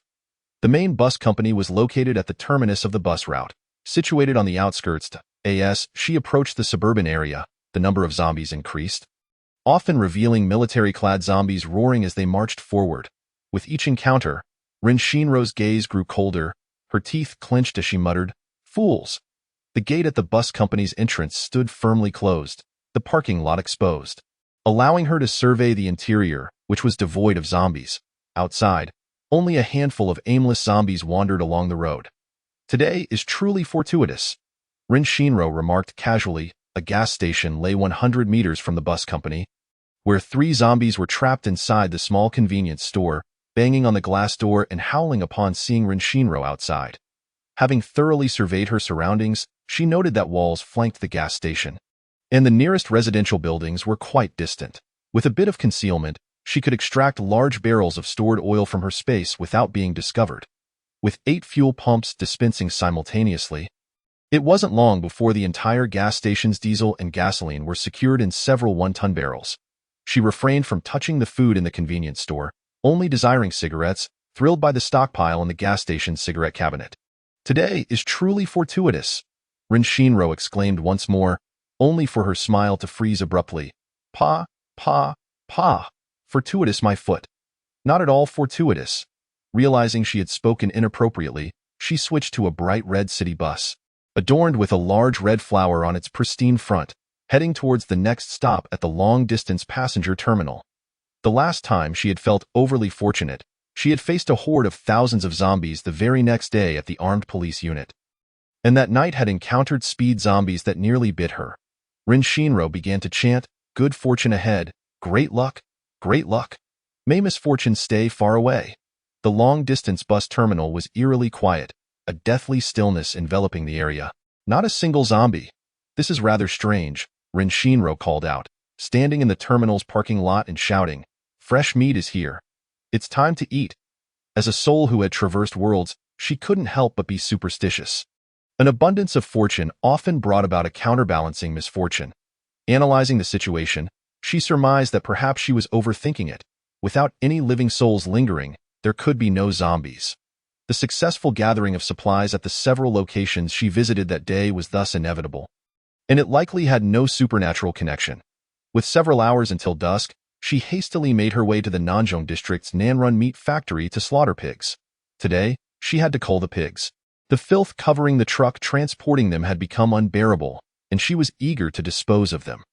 Rin Shinro once again parked her truck at the factory entrance, and in the vast, empty parking lot beneath the factory building, she heard nothing but the sound of the wind.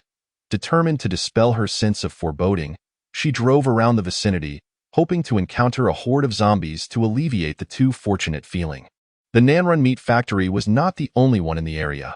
Food processing plants surrounded her on all sides.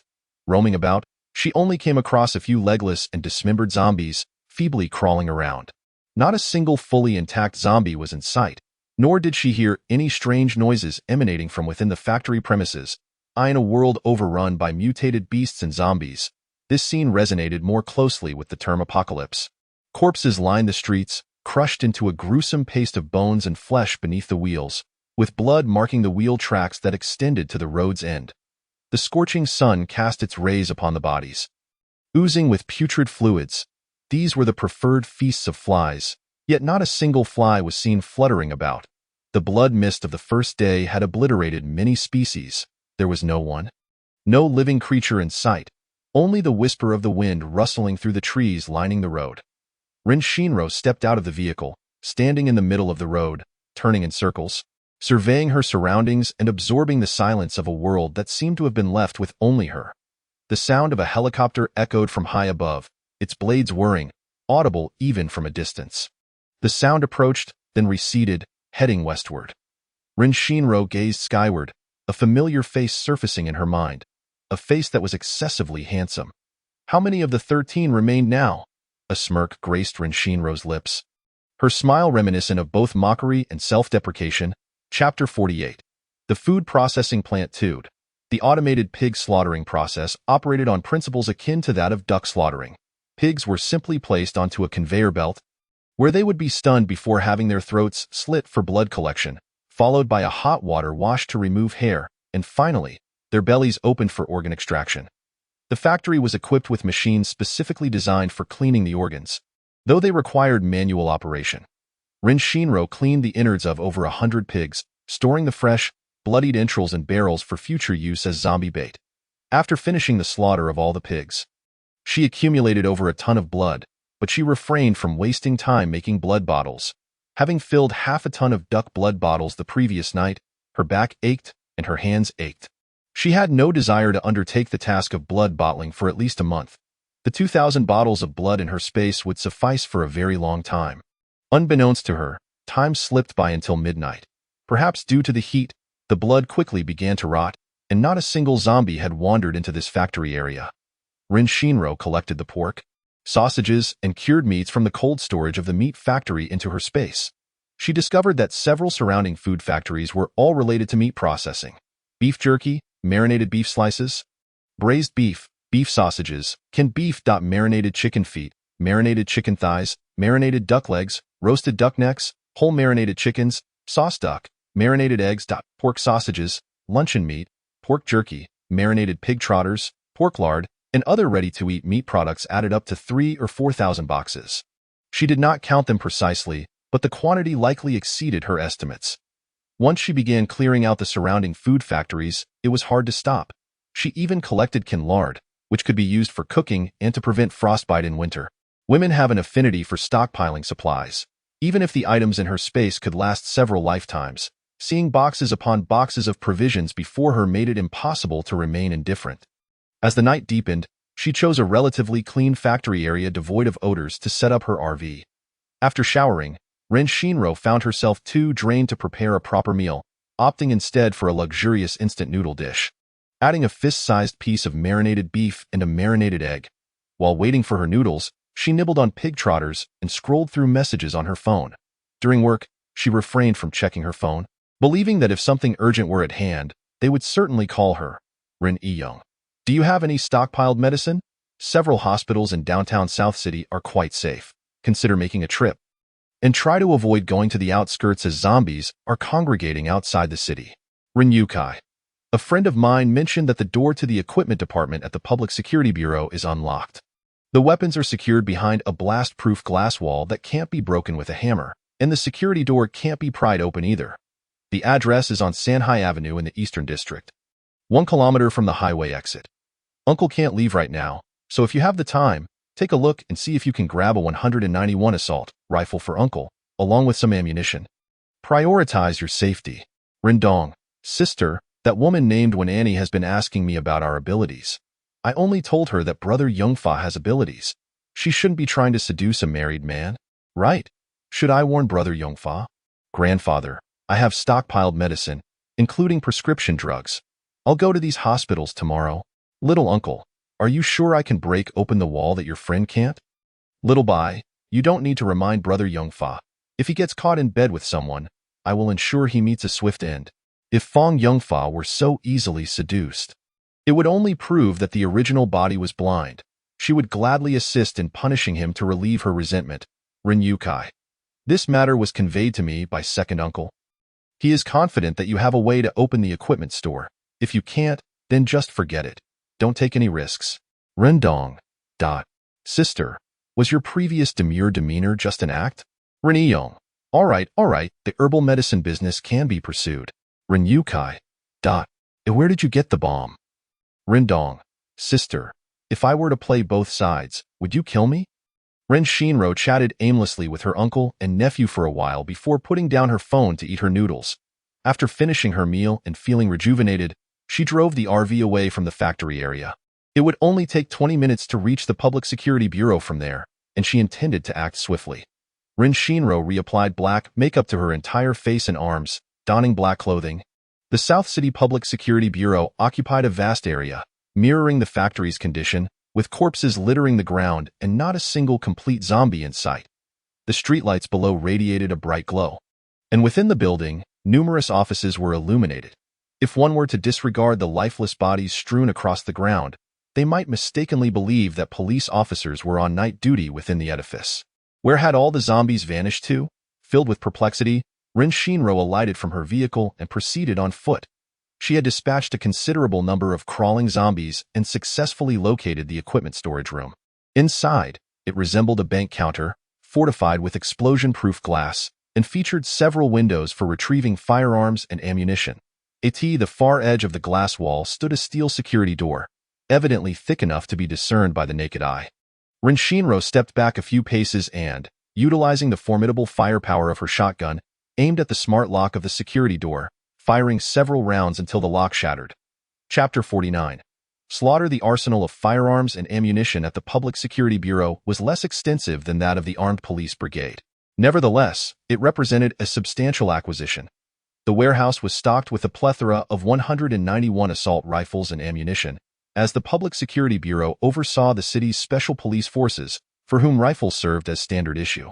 After securing the weapons, Rin Shinro stood outside the main entrance of the Public Security Bureau, scrutinizing both sides of the road.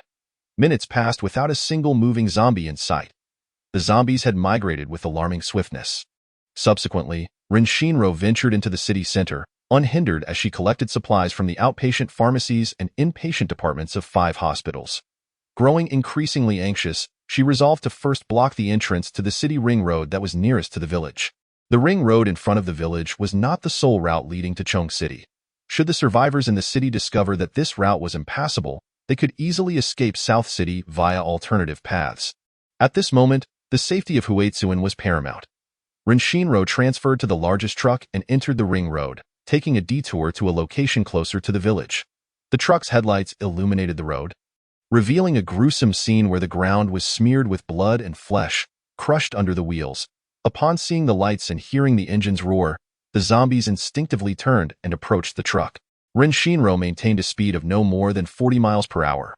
When she was 300 meters from Lusan village, she positioned two long-distance buses across the road. As she approached the intersection leading from the ring road into Huaitsuan's southern gate, she similarly used two long-distance buses to block the road 500 meters away from the intersection. Between the ring road and the fields lay a waterway, waist-deep, which significantly increased the likelihood of intercepting zombies attempting to enter the fields and subsequently the village.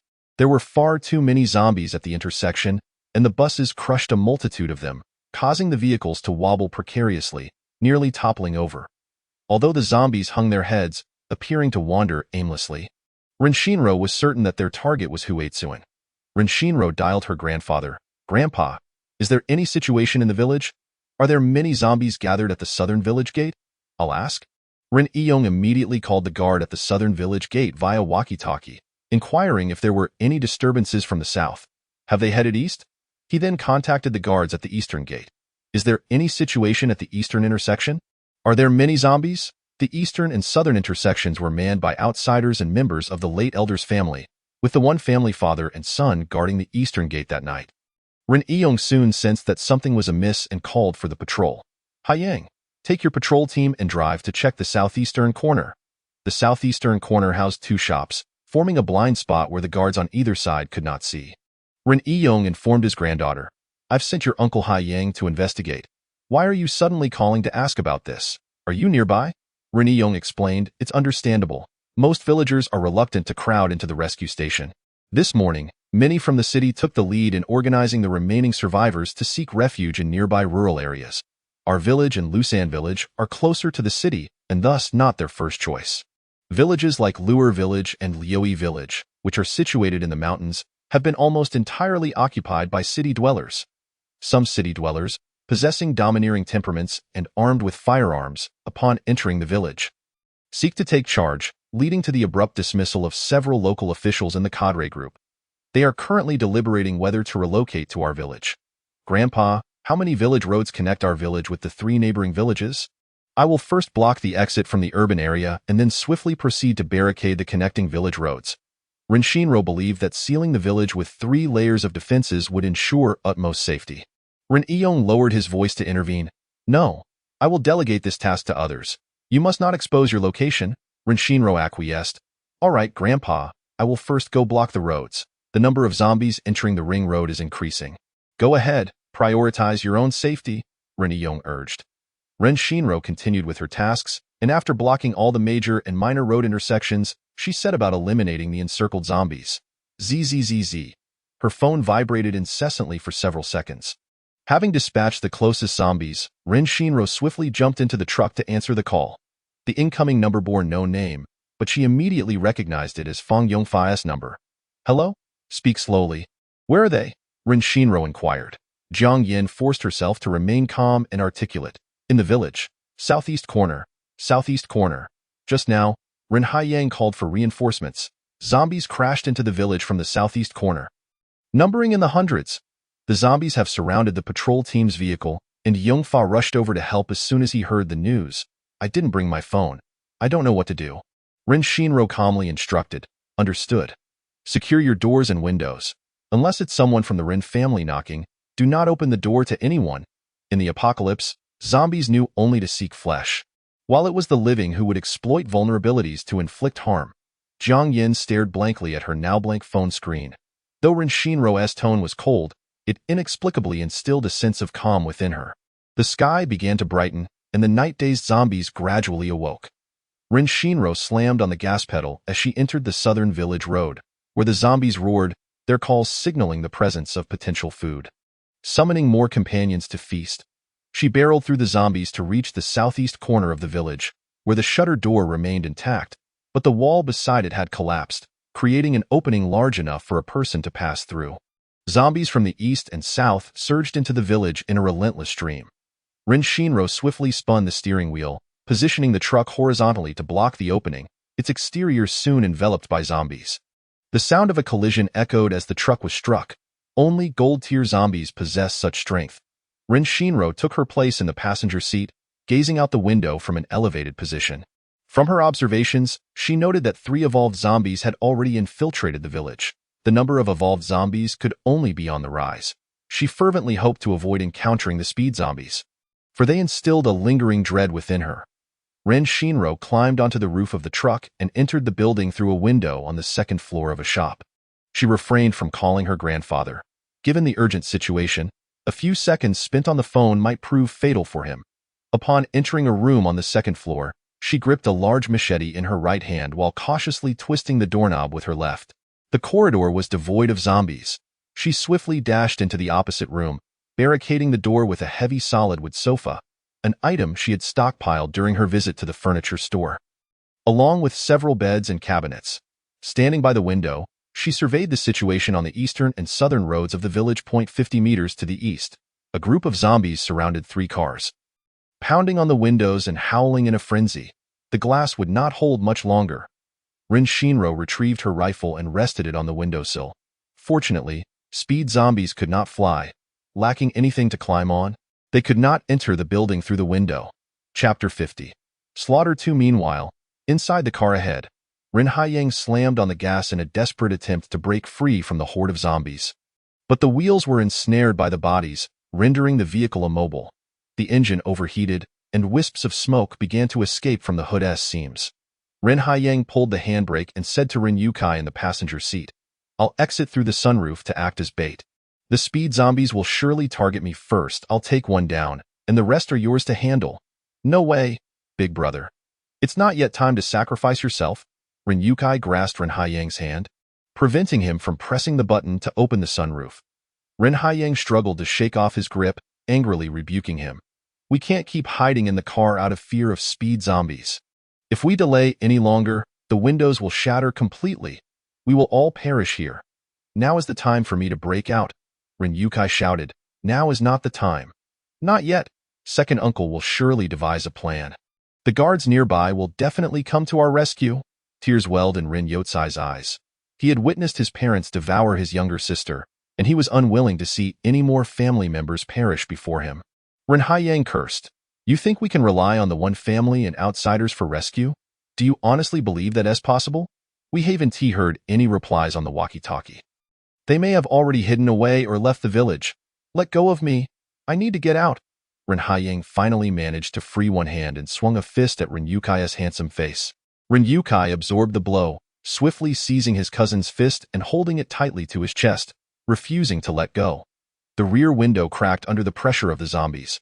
Rin Haiyang, filled with frustration and urgency, shouted, "Rin Yukai, let go of me." "Not letting go. If we're going to die, we'll die together. In this damned world, let it all perish." Rin Yukai's childish roar echoed. You damn fool. I'll knock you out." All those years in the army for nothing. Rin Haiyang struggled with all his might, but ultimately could not free himself, resorting to ramming his head against Rin Yukai. "Come on, kill me. Better than being bitten by a zombie." Rin Yukai yelled increasingly louder, inciting the zombies outside to grow more excited. The cracks in the back window spread like a spider's web, expanding ever wider. Beep beep. Ren Dong drove the tourist bus that should have been blocking the northern gate to rescue them. The zombies near the front of the bus were all caught beneath its wheels. The village's roads could only accommodate a single bus, and with 3 SUVs stranded in the middle of the road, the bus had no way to crush the zombies laterally. Ren Dong could only continuously honk the horn and flash the headlights to attract the zombies, guiding them in pursuit of the moving bus. However, the allure of fresh flesh, so tantalizingly close, far surpasses the mere distractions of sound and light for the zombies. Only a handful of them shuffled a few steps towards the bus before turning again to encircle the SUV. Ren Dong was overwhelmed with despair, tears streaming down his face, while the elderly Zheng in the passenger seat tossed live chickens out the window, urging him, do not panic at this moment. Anxiety serves no purpose. For everyone we can attract, we diminish their threat." But it was all in vain. The car's glass would eventually shatter, and once it did, the zombies would invade. If the powerful zombies were to squeeze their way to the front of the vehicle, they would be doomed in mere seconds. The thought of his family's lives potentially ending before his very eyes, while he remained powerless, filled Ren Dong with a mix of rage, hatred, and sorrow. Perhaps their entry would not be wholly disastrous. The bodies could serve to barricade the windows. Bodies are far more effective than glass, Zung. gritting his teeth, remained obstinately silent until Ren Yong once again urged, "Old Zhang, while the zombies are drawn to us, go rescue them, move." With a choked voice, Zhang finally relented. "All right." Ren Dong, unwilling to depart in such a manner, clutched his head and roared, "There must be another way. I'll call my sister. If she has survived out there for so long, she must have a plan to save them." As he spoke, he pulled out his phone. Zhang intervened. "Your second grandfather did not inform her, hoping she could." Before he could finish the words, "Stay safe," the sound of continuous gunfire erupted, reverberating in everyone's ears. The gunshots pierced the cold hearts of all present like rays of warm sunlight. Rat-a-tat-tat. Rat-a-tat-tat. Ren Shinro hurled blood vials and live chickens down from the upper floor, attempting to lure the zombies below before she fired, for she feared that shooting from this angle might lead bullets to pierce through the zombies and strike those inside the vehicle. "It was the sound of a rifle," Ren Yukai exclaimed. "Who in our village possesses a rifle? We wouldn't dare fire unless we were on the brink of death." Just then, the voice of Ren Yong crackled through the intercom. "Hold the windows. If necessary, open them to kill the zombies. Use the bodies to block the windows. No one is allowed to exit the vehicle." The rifle fire continued for an extended period, and zombies fell one after another. Some met instant death, while others, with broken legs, could only crawl, and those with severed limbs could only writhe on the ground. It was impossible to distinguish between mutated zombies and ordinary ones. The only certainty was that the fast zombies, who favored stealth, were certainly not easy targets. The sounds of gunfire echoed like blades slicing through the sky, as dawn broke, bathing the earth in light. Bang, bang, bang. The door behind Ren Shinro trembled violently as the zombies ascended the stairs. Chapter 51. Massacre 3. Ren Shinro merely cast a glance backward, unconcerned, and continued to hurl tin glass blood vials downwards, eager to eliminate the zombies below. Unless a powerful zombie stood outside her door, it was impossible for them to push both the door and the solid wooden sofa aside. This fleeting thought ignited a sense of foreboding within her. Crash! The door was shattered by an overwhelming force, followed by the grating sound of the wooden sofa scraping against the floor. The zombies lost interest in the people inside the vehicle, instead surging towards the building where Ren Shinro was located. Climbing to the second floor and bursting into her room, Ren Shinro raised her gun and began to fire, targeting not only the leading powerful zombie, but also two Earth-type zombies hurling clumps of dirt at her. The small clumps from the first-tier Earth zombies were insufficient to cause fatal harm, yet they still stung painfully when struck. Zombies continued to pour into the room, as she was pelted by the dirt clumps. Ren Shinro, who seldom swore, could not help but exclaim, "Damn it! Thank goodness they aren't fast zombies." Spitting in disdain, she quickly activated her instinctual alertness. Suddenly, as two zombies entered the room simultaneously, they were flung aside as if caught in a tempest. And without hesitation, Ren Shinro fired at the wind before swiftly retreating into her spatial refuge. Gurgle, gurgle, gurgle. A series of muffled sounds echoed, as if someone were choking on their own blood. While Ren Shinro could hear the commotion outside her space, she could not see the situation, relying solely on her instincts to gauge the events outside. She speculated that her bullets might have struck the throats of the fast zombies, standing within the confines of her space. She pivoted and listened intently, the sounds of the zombies swirling around her. She could not discern the direction of their presence, leaving her uncertain of where she would emerge in relation to them. There was no time to delay. A swift resolution was imperative. Ren Shinro's expression hardened. Once the fast zombies concealed themselves, she would find herself at a distinct disadvantage, with the enemy shrouded in darkness. She exchanged her rifle for a machete. Firearms required precise aiming, and even a moment's hesitation could prove fatal. In contrast, a machete offered a wider range of attack, making it easier to strike the zombies' heads. Gripping a riot shield in her left hand and a machete firmly in her right, she took 2 deep breaths before exiting her space. The shield blocked one approaching zombie, while her body spun to deliver sweeping strikes. There was no time to ascertain whether she had struck a mutated zombie. The heads of the zombies surrounding her fell one after another, the gurgling sounds abruptly ceasing. The room was filled with countless zombies, while more continued to flood in from outside, lunging towards Ren Shinro.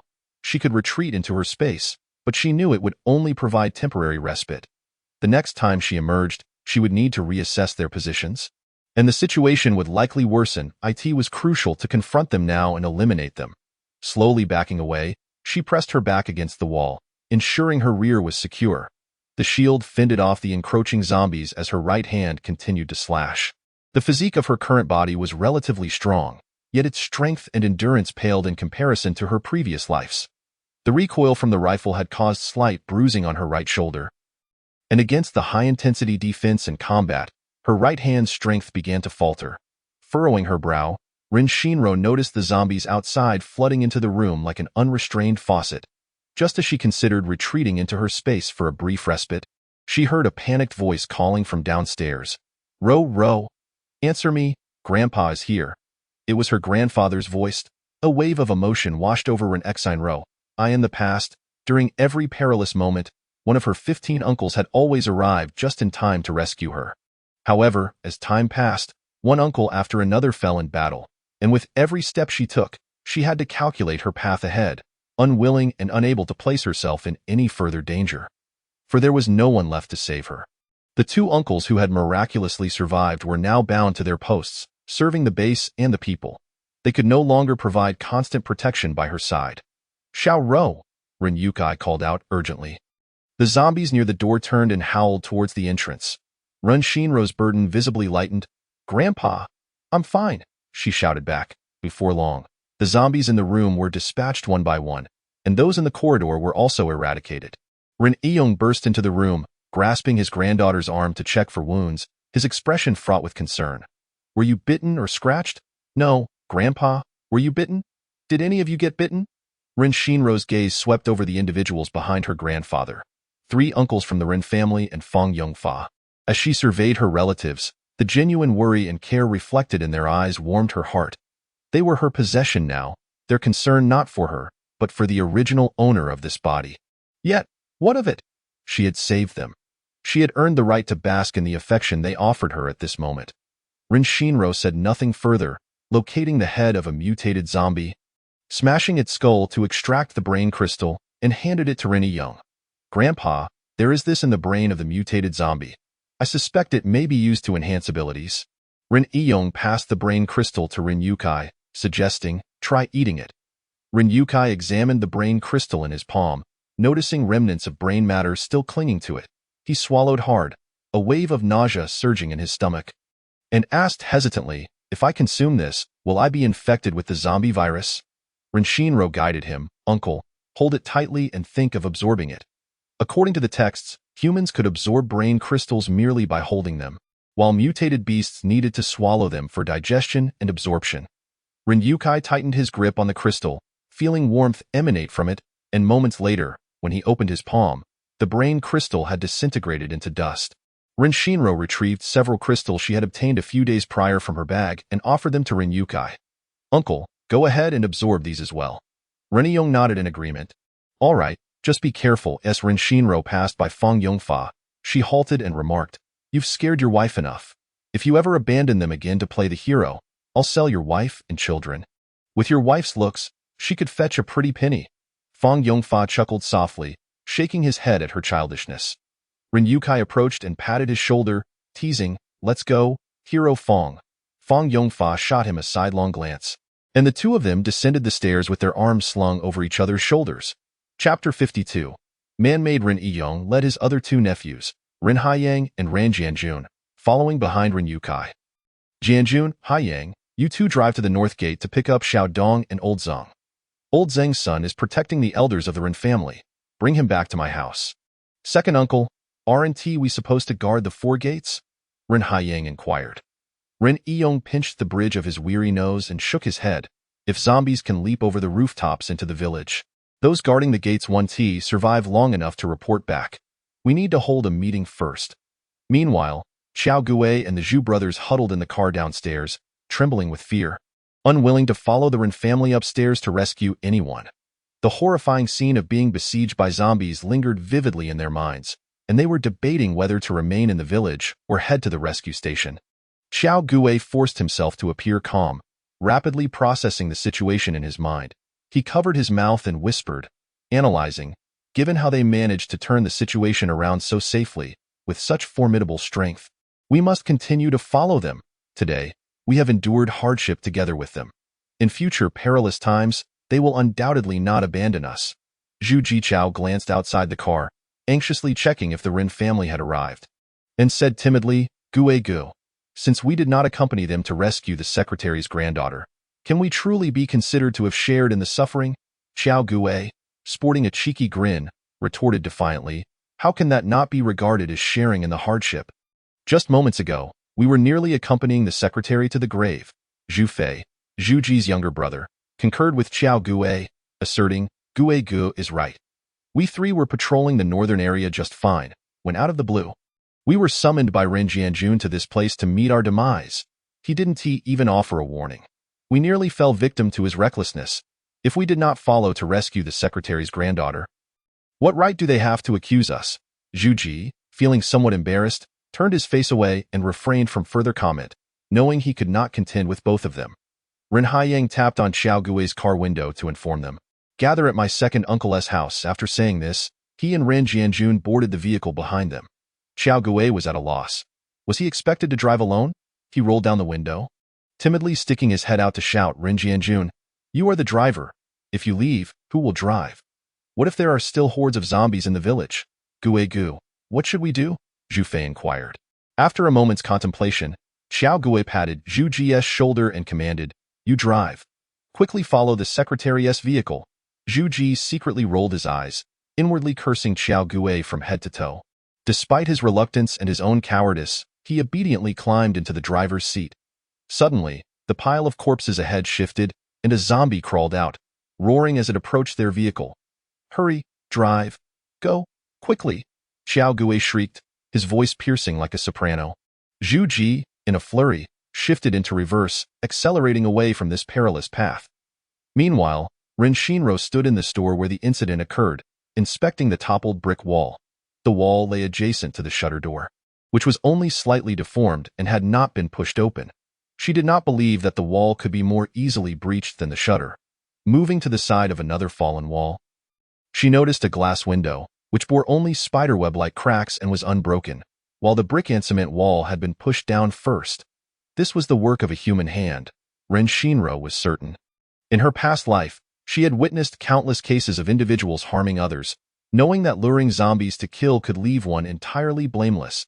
To attract zombies, one must have bait. Scanning the ground, Ren Shinro discovered a blood-soaked burlap sack among the corpses. She dragged it out for inspection. The sack was intact and contained several chickens, their flesh shredded through the fabric.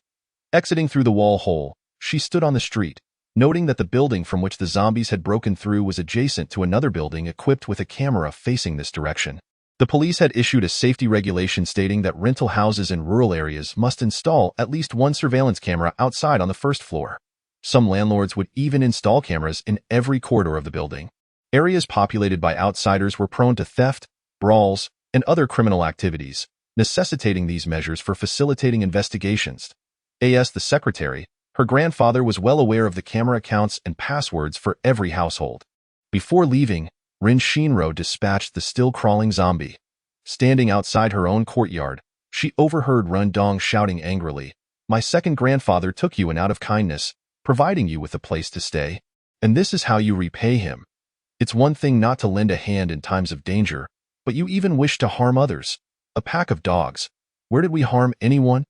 Which of your eyes saw us doing harm?" Came the retort from the other side, filled with genuine emotion. "I was concerned that the zombies might come this way, so I kindly attempted to rescue that mother and child next door. Is there something wrong with saving lives?" Ren Dong became increasingly agitated, wanting to rush over and shove Wen Shizai, but was restrained by Ren Yukai, who gestured for him to remain calm. Enough noise. Ren Shinro's voice rang out, neither too soft nor too loud, yet everyone could hear her, turning their attention towards her. As she stepped into the living room, the outsiders gathered at the door instinctively stepped back, making way for her. Ren Shinro's gaze swept over Zhang Lu and his companions, noting that they had not attempted to escape during the night. Were they foolish or merely too shrewd? The 17-year-old Ren Dong, brimming with youthful vigor, could not conceal his anger and grievance. He approached Ren Shinro, pointing at Wen Shizai across from him, and exclaimed, "Sister!" This dog took advantage of Brother Yongfai's predicament and went to his house to smash the door. Rin Shinro blinked her large eyes, looking at the person he pointed out and the few individuals beside him. Who were they? She had never seen them before. Her tone was gentle and neither cold nor warm. Upon seeing Rin Shinro, when Shizai's gaze flickered momentarily, involuntarily sizing her up, his eyes briefly lingering on her chest and abdomen. Having dabbled in social media for several years, he had encountered many beautiful women in live broadcasts and even shared the bed with several streamers. The woman before him was undoubtedly a rare gem. Rin Shinro noticed the fleeting lewdness in his eyes but remained unfazed in her past life. Such gazes lingered upon her daily. She had long since grown accustomed to it. As long as no one dared to lay a hand on her, such trivialities were not worth her effort to address. Ren Dong introduced Rin Shinro to the others, stating, "These two are the one father and son." When Dadong and Wen Shizai, the two women standing behind them, also share the one surname. This father and daughter pair are Zhang Ji and Zhang Ling. This pack of dogs is here to mooch off our village. Chapter 53. The one family, how dare you speak to us like that? Where have we mooched? Did we not guard the door these past 2 days? Did we not contribute? Are your eyes blind?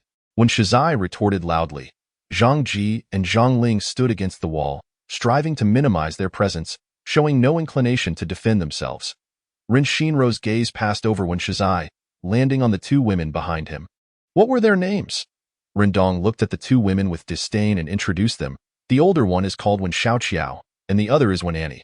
She is the fiancée of my grandfather's younger son. Wen Annie, undeterred by Rindong's attitude, graciously waved to Rin Shinro, politely greeting, "Hello, little sister. You can call me Annie Jia in the future." When Xiaoqiao stepped forward with a smile, her demeanor and appearance not resembling that of a 46-year-old woman, but rather that of a sophisticated lady in her 30s. She warmly praised Rin Shinro. "You must be the granddaughter of Rindage. You are truly beautiful. I have never seen such a lovely girl." She understood the nature of women. No woman dislikes being complimented on her beauty, especially a naive college student. "You refer to my grandfather as Dage, and expect me to call you Aunt. That seems incorrect." Rin Shinro remarked, "What Grandma once said holds truth." Turning to Wen Annie, she continued, "You are the fiancée of Han Shu, and I call you mother out of respect. It would be inappropriate for me to call you sister."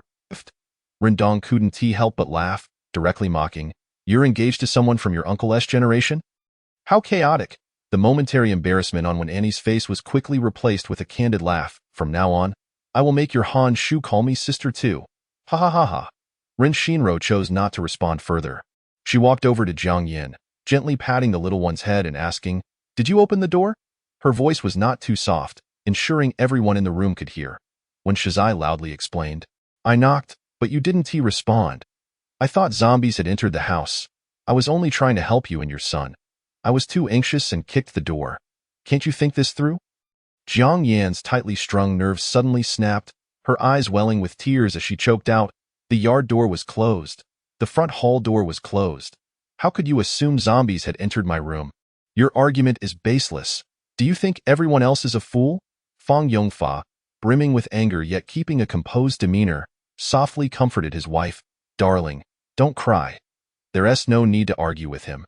In that moment, he finally understood why Rin Shinro had warned him to sell his wife and child. Without him by their side, they could face far graver dangers at any moment, and being sold might be the least of their worries. Rin Yiyong and Old Master Zhang sat side by side on the sofa, each silently agreeing not to intervene, leaving the younger generation to handle their grievances. When Shizai was about to continue his explanation when his father, Wen Dadong, pulled him back, shaking his head, when Dadong warned his son not to speak further, noting that excessive argumentation would only make them the laughingstock. With a sheepish smile, he addressed Fang Yongfa, "My son indeed meant well. In this world, it's dangerous for young girls with children. Seeing your wife hiding silently in the room, my son thought she might be in distress. You've misunderstood him." The implications of in distress were all too clear. Just as Ren Dong was about to retort, he received a sharp kick from Rin Shinro, standing behind him. Confused, he looked at her, silently questioning why he was being silenced. Ren Shinro rolled her eyes. As if to say, "Enough with the cursing," Fang Yongfa squeezed his wife's shoulder, giving her a reassuring glance. Rin Ayong assigned Fang Yongfa another task, instructing, "Take Rindong and Zing Yi to inspect the houses on the outskirts of the village, checking for any loosened walls." Rin Yong then directed Xiao Gui, You will lead the team, accompanied by Zhu Ji, Zhu Fei, Wen Dadong, Wen Shizai, and Zhang Ji. We must transport the corpses of the zombies from the southeast corner onto the truck and dispose of them in the rice fields to the west. Our residence is somewhat distanced from the southeast corner, yet the oppressive heat renders the multitude of bodies there unbearable. A mere gust of wind carries the stench of decay in all directions. We must act promptly, while there is still no leaking of body fluids. When Shizai protested against such an arrangement, exclaiming, "Why must we lift the bodies? We should be inspecting the village." "Silence. Do as you are told." When Datong swiftly admonished his son, "What Uncle Ren says is correct. We must deal with the corpses promptly to ensure our own well-being." He discreetly signaled his son, and though when Shizai's eyes flashed with defiance, his tone softened as he acquiesced, "Fine, I will follow Uncle Ren's instructions." Ren Yong broke into his trademark jovial smile, heartily declaring, "Last night, we faced danger yet emerged unscathed. What a cause for celebration! Old Zhang and I are too frail to endure such trials. It falls to you young people to take on the burden. We shall retire for some rest." Ren Xinruo's lips curved slightly. Outsiders could not fathom why her grandfather entrusted Xiao Gui with the leadership. Those familiar with Xiao Gui would discern her grandfather's cunning. Xiao Gui excelled at leveraging authority. While he could afford to be lazy, no one could shirk their duties beneath his watchful gaze. Known since childhood as a shameless rogue, he was both cowardly and indolent, yet possessed a sharp intellect. He understood that the one person he could not afford to offend was Ren Yong. Upon learning he was to lead, he surmised the motive. To secure favor and ensure his own position, he would undoubtedly take good care of Wen Shizai. The men with assignments departed from the Ren residence, leaving the women seated in the living room. When Xiao Qiao and Wen Annie, sharing an unspoken understanding, moved chairs to sit on either side of Ren Xinruo. When Xiao Qiao spoke gently, inquiring, "I heard your grandfather mention that you studied in the United States? On a government scholarship, I presume. You must have excelled in your studies." Ren Xinruo lowered her head, offering a shy hum in response. In truth, she was contemplating when to stockpile oil, when to seek a helicopter, and what other supplies to gather, overwhelmed by the multitude of tasks at hand. When Annie, familiar and affectionate, linked her arm with Ren Xinruo's, expressing concern, "Yesterday, your grandfather mentioned you were so bored at home that you went out to play. The outside world is perilous. You must not venture out again. If you find yourself bored, come seek me out. Zhang Ling and I can keep you company for a game of cards. Do you know how to play mahjong?" Chapter 54. Surveillance. Ren Xinruo tilted her head, studying Wen Annie for a moment, then glanced at the hand resting on her arm, a hint of amusement flickering across her lips. She then turned her gaze to Ren Yong, asking, "Grandfather, is the guest room on the second floor still vacant?" Ren Yong was momentarily perplexed by his granddaughter's intent. Should he nod or shake his head? After a brief internal struggle, he vacantly nodded. When Annie, believing Ren Xinruo was inquiring for her own sake, smiled wider, eagerly anticipating living near the two elderly figures, assured of her safety in their presence. However, the next moment, Ren Xinruo addressed Zhang Yan, suggesting, "Sister-in-law, would your family consider moving in with us? We could share meals and accommodations, but since there are many of us, you would need to assist Sister Zhang with the cooking." Old Master Zhang did not even spare a glance for Wen Xiaoqiao and her daughter. He harbored a strong aversion to the Wen family.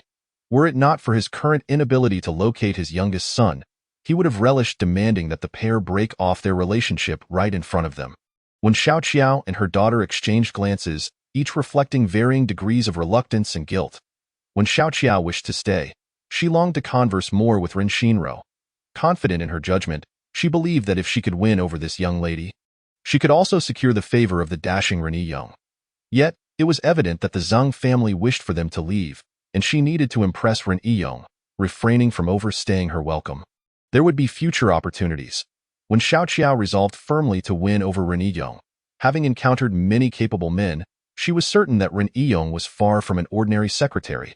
By aligning herself with him, her family could surely enjoy a prosperous life. She gathered her daughter and Zhang Ling, departing from the Ren residence. Ren Xinruo inquired, "Grandfather, did those outsiders explain why they did not come to your aid?" Ren Yong's smile faded, replaced by a scoff as he replied, "After the zombies entered the village, they remained at Uncle Haiyang's residence, claiming the situation was too precarious and fearing a total loss. They chose to stay there to protect the Ren family. That reasoning leaves us with no retort." Ren Shinro remarked. Ren Yong's tone turned icy. These individuals are quite clever, calculating that should we emerge unscathed, they could claim to have safeguarded the Ren family. Yet if we all perish, they could easily sacrifice the Ren family to divert the zombies, thereby escaping the village themselves. Ren Shinro inquired calmly. Should we eliminate them all? After all, they serve no purpose in our midst. Both Ren Yong and Old Master Zeng, along with Jiang Yin and Zhang Mimi, stared in astonishment. Ren Yong suddenly realized he may have erred. In his effort to prepare his granddaughter to adapt to this world and face any danger, he had inadvertently allowed her to wander alone outside. He had not anticipated her moral compass would skew so rapidly. He needed to correct her course before it became irreparable. Lowering his voice and choosing his words with care, Ren Yong instructed his granddaughter, Ruru, although there are no longer prisons, to kill those who have yet to commit crimes lacks a certain moral foundation. Wouldn't you agree, grandfather? What if my restraint leads to their killing me in the future? Ren Yong was momentarily taken aback by her question. Meanwhile, Old Master Zeng scrutinized the young girl before him, increasingly finding her delightful. Little Ro, have you entered a relationship yet? Old Master Zeng rubbed his hands together, his expression a blend of embarrassment and excitement. My youngest son is quite handsome. He possesses abilities and is the vice captain of a special forces team. Though he is a decade older than you, he does not appear aged. Age can bring maturity. Before he could finish, Ren Yong forcefully shoved him aside, admonishing, get out of here. Have you forgotten your son has a fiancée? Do you wish for my granddaughter to become a third party, a fallback option? Not a chance. Old Master Zeng recalled when Annie's face, his disdain evident. Just wait. That woman will inevitably run off with someone else. My son is more than deserving of your granddaughter. Aside from being a bit older, he has no faults. Rubbing his sore arm, Old Master Zeng spoke softly. Old Ren, once they disperse, will you grant my son a chance to pursue your granddaughter? Absolutely not. Ren Yong flatly rejected, waving his hand dismissively. What a ridiculous notion. A 12-year age gap is far too much. If only Zheng Han were 3 to 5 years younger, I would certainly agree. But no. Find someone else. Old Master Zeng pouted, feigning displeasure as he ascended the stairs, childishly declaring, Humph. If they find a mutual attraction, your objections will mean nothing. Ren Shinro displayed no trace of the bashfulness typically associated with matchmaking. She took no heed of the elderly men's words, stating, Grandfather, please check the surveillance account password for Building 18 in the south. What is it? Ren Yong rose and headed toward the study. The zombies entering the village had been a result of human provocation. The surveillance might reveal who was responsible. Ren Yong entered the study, booting up the computer, and the two of them began reviewing the footage from the very first day of the apocalypse. Grandfather, can you recognize the individual carrying the burlap sack?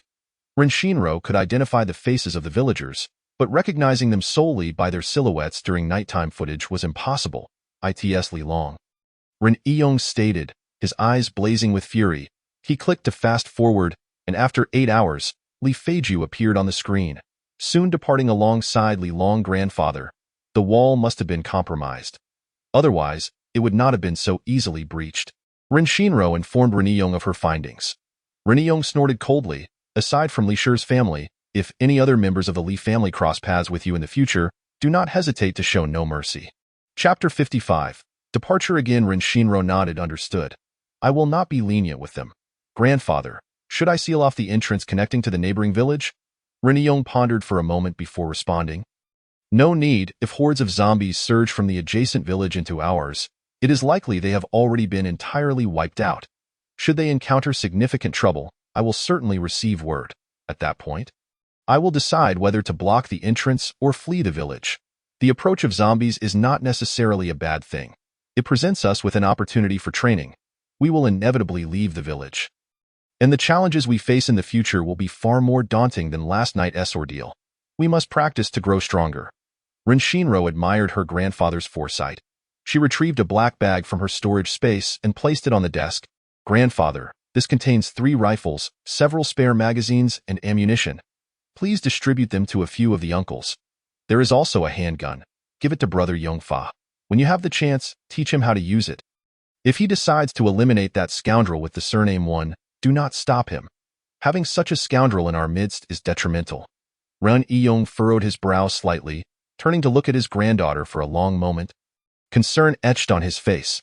Little Ro, if one loses the most fundamental sense of compassion, what distinguishes them from zombies? When confronted by adversaries, we ought to act with resolute decisiveness. However, he is not an enemy. Merely a wretched individual. The world has crumbled, and the rule of law has followed suit.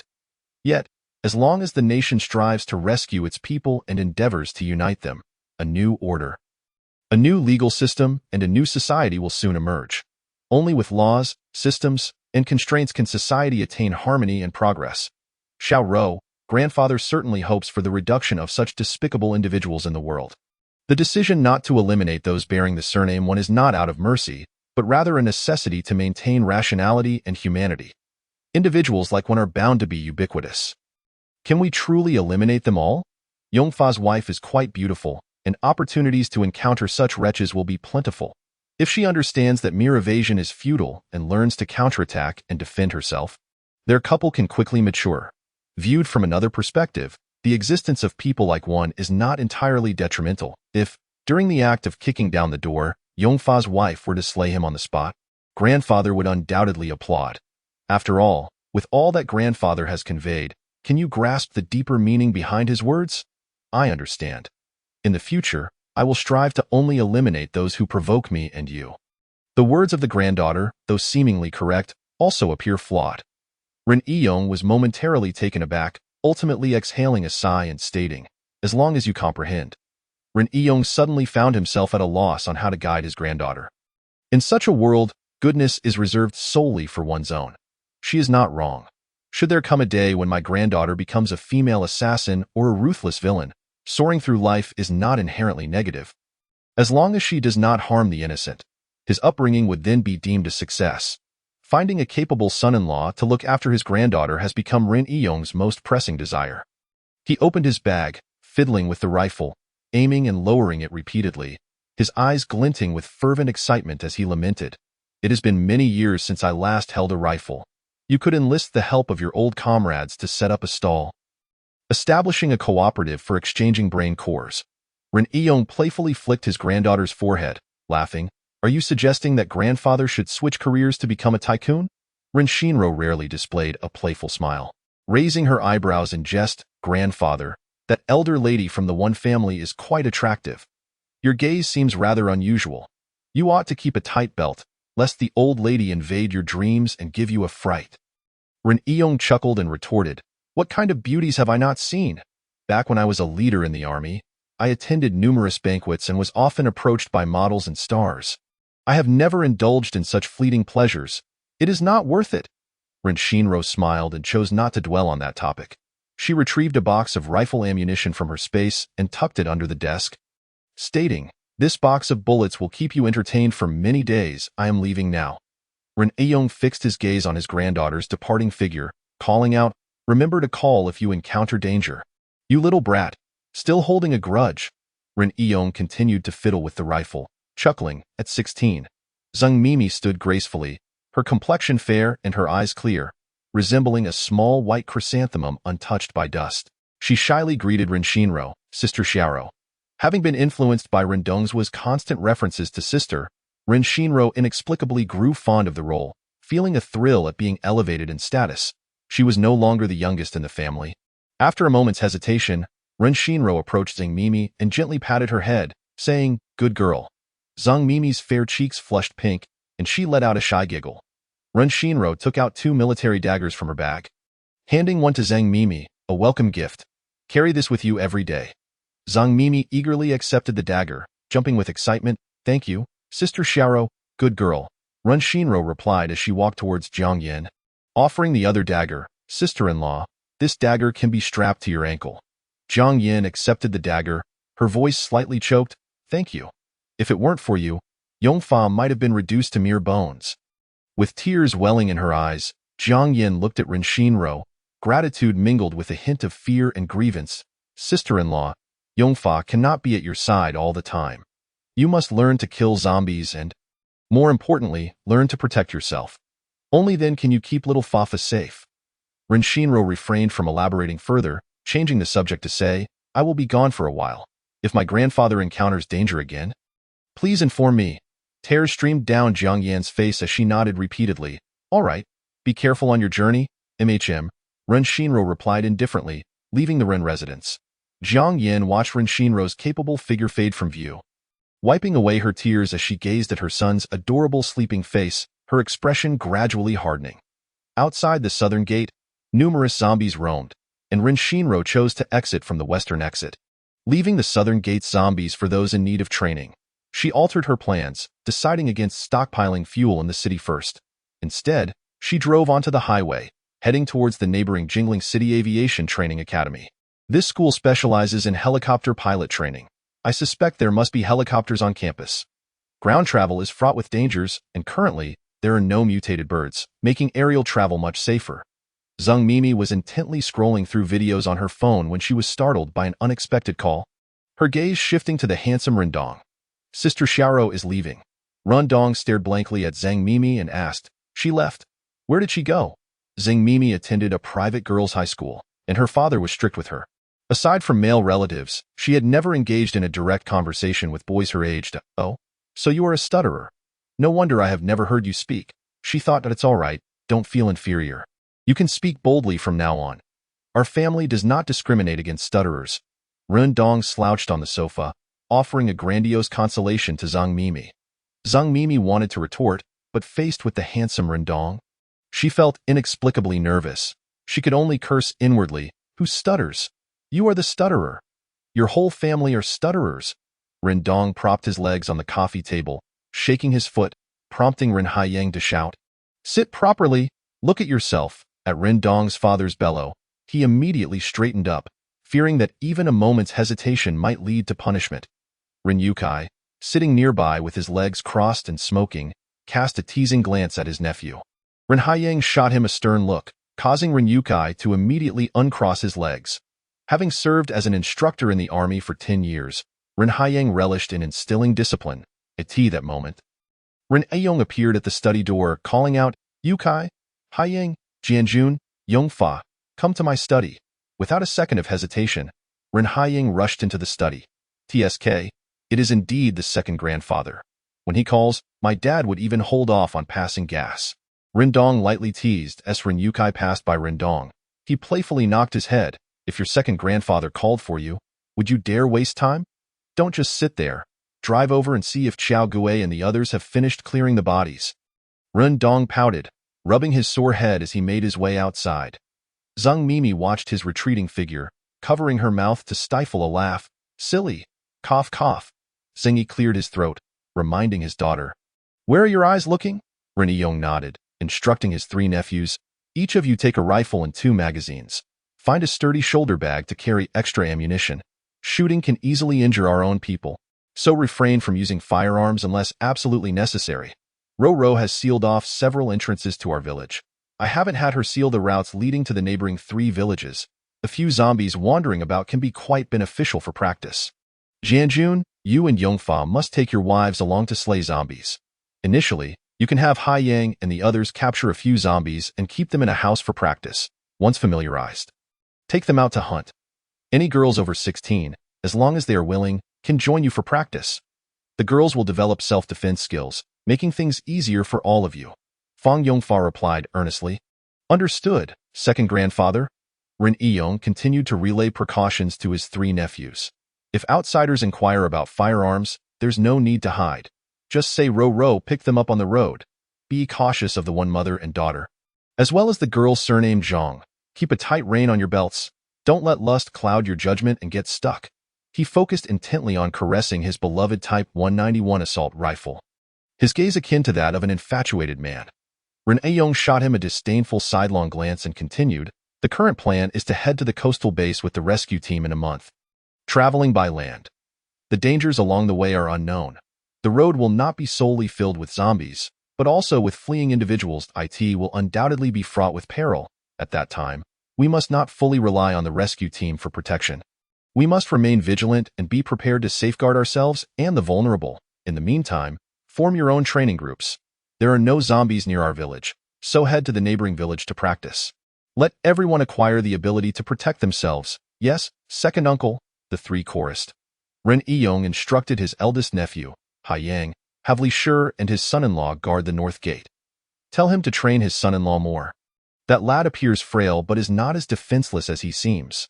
Does he truly believe he can protect his daughter, son, and son-in-law all by himself? MHM, go eat and rest. We will clear the zombies on the southern and eastern routes tonight. Ren Yong waved his hand, signaling his nephews to depart, his demeanor weary.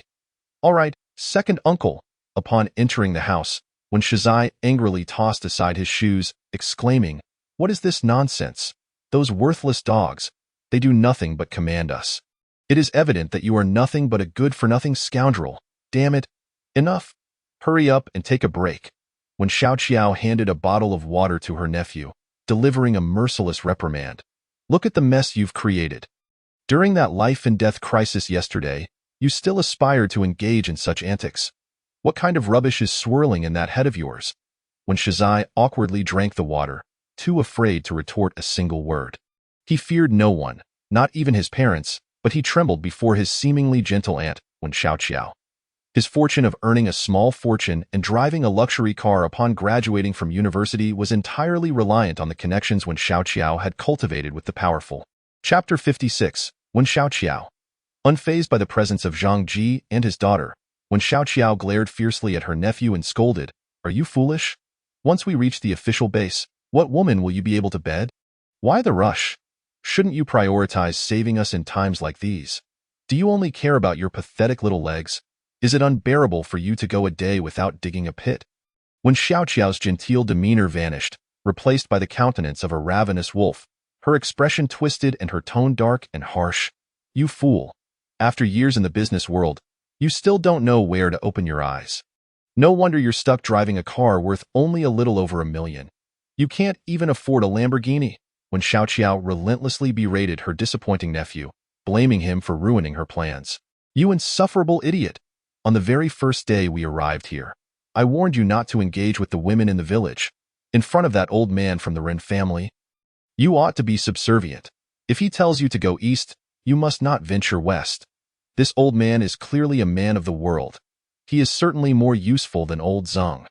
You imbecile! How did I end up with such a foolish nephew?" When Shizai lowered his head, allowing his aunt's tirade to wash over him. When Annie softly tried to console her, "Mom, please stop scolding him. Big brother knows he's wrong." When Xiao Qiao shot her a warning glance, and when Annie immediately fell silent. With her daughter's interruption, when Xiao Qiao's fury diminished slightly as she continued, "Can't you see? Old Zhang will never agree to his son marrying Annie. The only reason Annie can still hold the title of Zhang Han's fiancée is that Zhang Han feels guilty and insists on marrying her. Old Zhang cannot find his son, so he is temporarily unable to separate them. Once old Zhang and his eldest son confront Zhang Han, constantly whispering in his ear to break up with Annie, do you think he will continue to insist on marrying her? Just wait and see. They will inevitably part ways." When Annie dismissed this notion, her eyes brimming with disdain. "If it weren't for the fact that Zhang Han's elder brother is an official, I wouldn't even glance at him after he leaves the army and lands a bureaucratic job. I've seen some of his teammates, and a few have backgrounds far superior to his. Unfortunately, I didn't get to meet them more often. Otherwise, I would have replaced Zhang Han long ago. Before I have a handle on that old man Ren, you better show some respect in front of old Zhang. The world is so chaotic. If he and his eldest son were to die, Zhang Han would still marry you. He can't escape." A glimmer of malice flashed in when Xiao Qiao's narrowed eyes. When Shizai felt a surge of doubt, "Aunt, are you sure you can handle that old man Ren? I heard he is terrified of his late wife. They were deeply in love for decades." When Xiao Qiao scoffed dismissively, "Love? A man who hasn't dared to stray for decades will suddenly unleash himself after his wife passes away. He is a clever old man. Courting him cannot be rushed. We must become friends first. Once that old man develops feelings for me, I can easily manipulate him. His granddaughter is quite attractive." When Shizai's mind conjured the image of Ren Shinro's alluring figure, and he unwittingly praised her, "Be quiet. Don't even think about that old man's granddaughter. Do you hear me?" When Xiao Qiao forcefully pushed her nephew's forehead, warning him, "Don't ruin my plans. Fang Yongfa and he are not related. He can ignore the troubles of Fang Yongfa's wife, but if anything happens to his granddaughter, you might as well die." When Shizai pouted and mumbled, "I was just joking. Why are you so anxious? Aunt? If you hadn't gone and kicked down Fong Yongfa's wife's door, once I take care of Old Run, you might still have a chance to pursue his granddaughter, but now? Don't even think about it. Day by day, you're ruining my plans, you fool, when Xiao Qiao continued her tirade. Mom, don't be upset. When Annie clung to her mother's arm, playfully saying, Mom, what do you think of Ren Yukai? When Xiao Qiao shot her daughter a sidelong glance, retorting, just yesterday, you said you found Fong Yongfa's domineering demeanor to your liking. Have you changed your mind so quickly? When Annie glared at her troublesome elder brother, indignantly stating, Big brother scared Fong Yongfa's wife. He must have made our entire family detestable to her, so how could I possibly have a chance? When Xiao Qiao advised her daughter, in this world, unless a married man is a high-ranking official, stay away from him. Ren Yukai is a decent person, but I must warn you, he is certainly more difficult to handle than Zhang Han. Don't be deceived by his humorous demeanor. He appears to be a careless man, but such individuals often possess 100 ulterior motives that are undetectable. Pursuing him must not be rushed. You currently hold the title of Zhang Han's fiancé, so you must not let him discover your intentions. Start as friends, show weakness, and display a semblance of loyalty. Men who have served in the military are particularly susceptible to this tactic. When Xiao Qiao imparted her experiences in pursuing men to her daughter. When Annie's friend, Zhang Ling, sat quietly in a corner, her presence as inconspicuous as air, listening attentively with her head bowed. Ren Yukai was also someone she fancied. What should she do? Meanwhile, Ren Shinro was driving a large truck on the highway, occasionally encountering a few zombies wandering aimlessly in just 5 kilometers. She would be able to exit the highway. She noticed a long-distance bus parked by the roadside. Ren Shinro was driving at a slow pace, and as she passed by the bus, she stole a few glances. The bus door was wide open, and the interior was desolate, devoid of any zombies. 6 zombies stood by the right side of the bus, facing the luggage compartment, shouting, licking, and clawing. There were living people inside the luggage compartment. Suddenly, Ren Shinro recalled her grandfather's words. If we lose our compassion, how are we different from zombies? She pressed the brake. Retrieving a coin from the cup holder, if I toss 3 times, and 2 land on heads, I'll reluctantly save them. Killing 6 zombies is as simple as waving my hand. Since my grandfather wishes for me to maintain my kindness, performing a good deed occasionally wouldn't hurt. Consider it a way to accumulate virtue for future generations. The first toss landed on heads. The second toss landed on tails. The third toss flew to the floor of the passenger seat, and Ren Shinro craned her neck to see the coin standing upright between the mat and the door. Should I save them, or not? Ren Shinro took another coin from the cup holder. Tossing it casually, it landed on heads. One must keep their word. To ensure the people inside heard her clearly, she called out several times, but there was still no response from the luggage compartment. Ren Shinro stepped into the bus, where seats and the floor were stained with blood. Numerous dismembered limbs lay scattered. She had grown accustomed to such scenes of decay and carnage. She pressed the switch to open the luggage compartment door and stepped outside to investigate. No one. The items inside the luggage compartment were sparse, easily visible at a glance. The compartment was divided into 2 levels. The upper level contained a few suitcases, while the lower level held several pet cages, each about half a meter in length, width, and height, emanating a foul stench. In the outer cage was a cat, already decomposing and oozing fluids. Ren Shinro straightened up, cautiously observing the situation on both sides of the road, confirming there was no danger before bending down to push open the cat's cage. A weak bark echoed from one of the pink cages.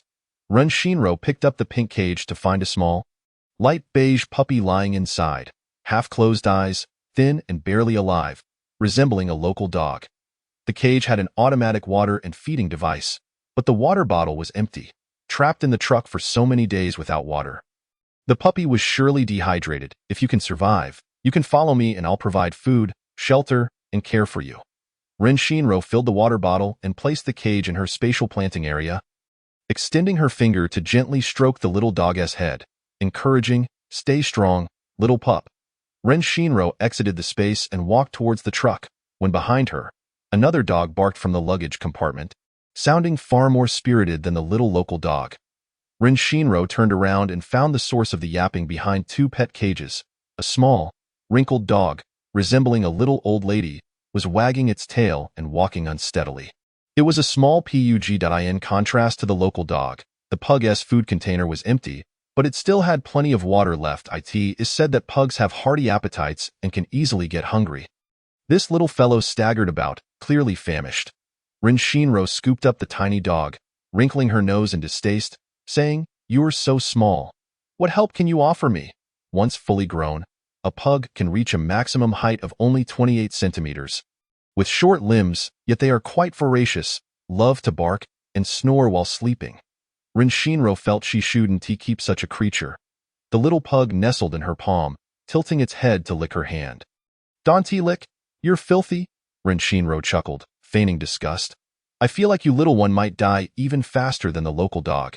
Never mind, I want to begrudge you a meal. I'll raise you in the space and have you help me with herding cattle later." She poured some food from the local dog's food container into the pug's. "It seems I need to make a trip to the pet hospital and pet store." The tour bus was far too dirty and smelly. She initially had no intention of taking anything from it, but reconsidered. Using it to block the road and crush zombies wouldn't be a bad idea. Before leaving, she decided to store the bus in her space. The rescue station was overwhelmed and unable to accommodate more people. They could only temporarily halt rescue efforts. The survivors in Jingling City had only evacuated a small portion. Many neighborhoods, communities, and buildings were surrounded by zombies. The zombies focused on the residents within the building, while those wandering the streets were few and far between. Even the undead near the shops were scarce. Rin Shinro accelerated, heading straight for the pet clinic and pet supply store. Inside the clinic and shop, the animals had been reduced to mere fur, devoured and gnawed upon, while those pets whose cages had not been breached by the zombies perished from hunger and thirst within their confines. "If you dare to be picky and refuse to eat, then you deserve to starve," Rin Shinro muttered to herself. Pet snacks, cages, toys, grooming supplies, clothing, and medications. She gathered them all into her spatial inventory, noting that some pet medications could also be utilized on humans, such as anesthetics and antibiotics. She continued to scour the entirety of Jingling City, not only raiding pet stores but also visiting the largest home goods mall in Jingling City, collecting a substantial amount of firewood for heating and aesthetically pleasing sofas and chairs. Along the way, she stopped at pharmacies, KFCs, McDonald's, cosmetic shops, hot pot restaurants, and supermarkets. Any shop devoid of zombies was fair game for her zero-cost shopping spree. As the acid rain began to fall and the world plunged into darkness, causing the items in freezers to rot, she reasoned that it would be better to collect them for her grandfather's stall than to let them decay. Rin Shinro spent the entire night organizing and categorizing supplies, stockpiling enough provisions to last 5 generations, with only a third of her space occupied. After a day of recuperation, the little mutt had regained some vitality, wagging its tail while lying down, its barks no longer as feeble as at the beginning. Rin Shinro switched the 2 dogs' cages for larger ones, opting for a 2-meter-long cage and larger automatic feeding bowls, fearing she might forget to feed them in her busyness. Gently scratching the foreheads of the 2 dogs, she remarked, "Whether you grow up healthy depends on you." Woof! The little pug was now fully animated, standing on its hind legs against the cage, its little rear end wiggling energetically, causing its small body to sway with vigor. Rin Shinro chuckled at the pug's adorable antics, thinking, "Once the little mutt is lively and full of energy, I shall give you both lovely names." Stifling a yawn, she noted that dawn was approaching. Her task for the day was to locate a helicopter. Deciding against sleeping in and risking oversleeping, she opted to remain awake. After brewing 2 cups of American coffee, her drowsiness quickly dissipated. She then applied a striking layer of makeup and activated navigation to the Jingling City Aviation Training Academy. Before the power outage, she needed to maintain a low profile while gathering supplies. It would be troublesome if someone captured her true appearance and posted it online. On her way to the training academy, Rin Shinro spotted a cosmetic store and made sure to stop for a shopping spree. The 1-hour journey took her 2 hours, filled with pauses and detours. The Aviation Academy was located in the western suburbs of Jingling City, where, over 30 years ago, there had been the only airport in Sichuan province. Due to the airport's inadequate size to meet the demands of social development, it was relocated to the southern city, connecting to Jingling City. The area surrounding the academy had once been rural, but now it was adorned with residential complexes, office buildings, shopping malls, and restaurants. Upon entering the academy's vicinity, she noticed a lack of congregated zombies. Those on the streets were scattered, all moving in the same direction. Rin Shinro softly murmured, "I hope you're not all heading to the Aviation Academy for a market day." Minutes later, The truck came to a halt outside the academy's gates, and she suspected she might have traversed into another realm with abilities aptly named unfulfilled wishes. The more she hoped certain events would not occur, the more likely they seemed to happen. Inside the academy's gates lay a spacious avenue, approximately 300 to 400 meters long, extending straight towards the political education building.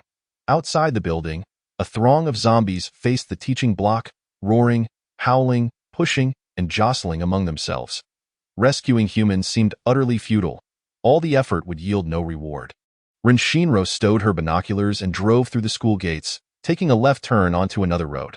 Without question, as a school, all pathways would be interconnected, leading her towards the airport she sought.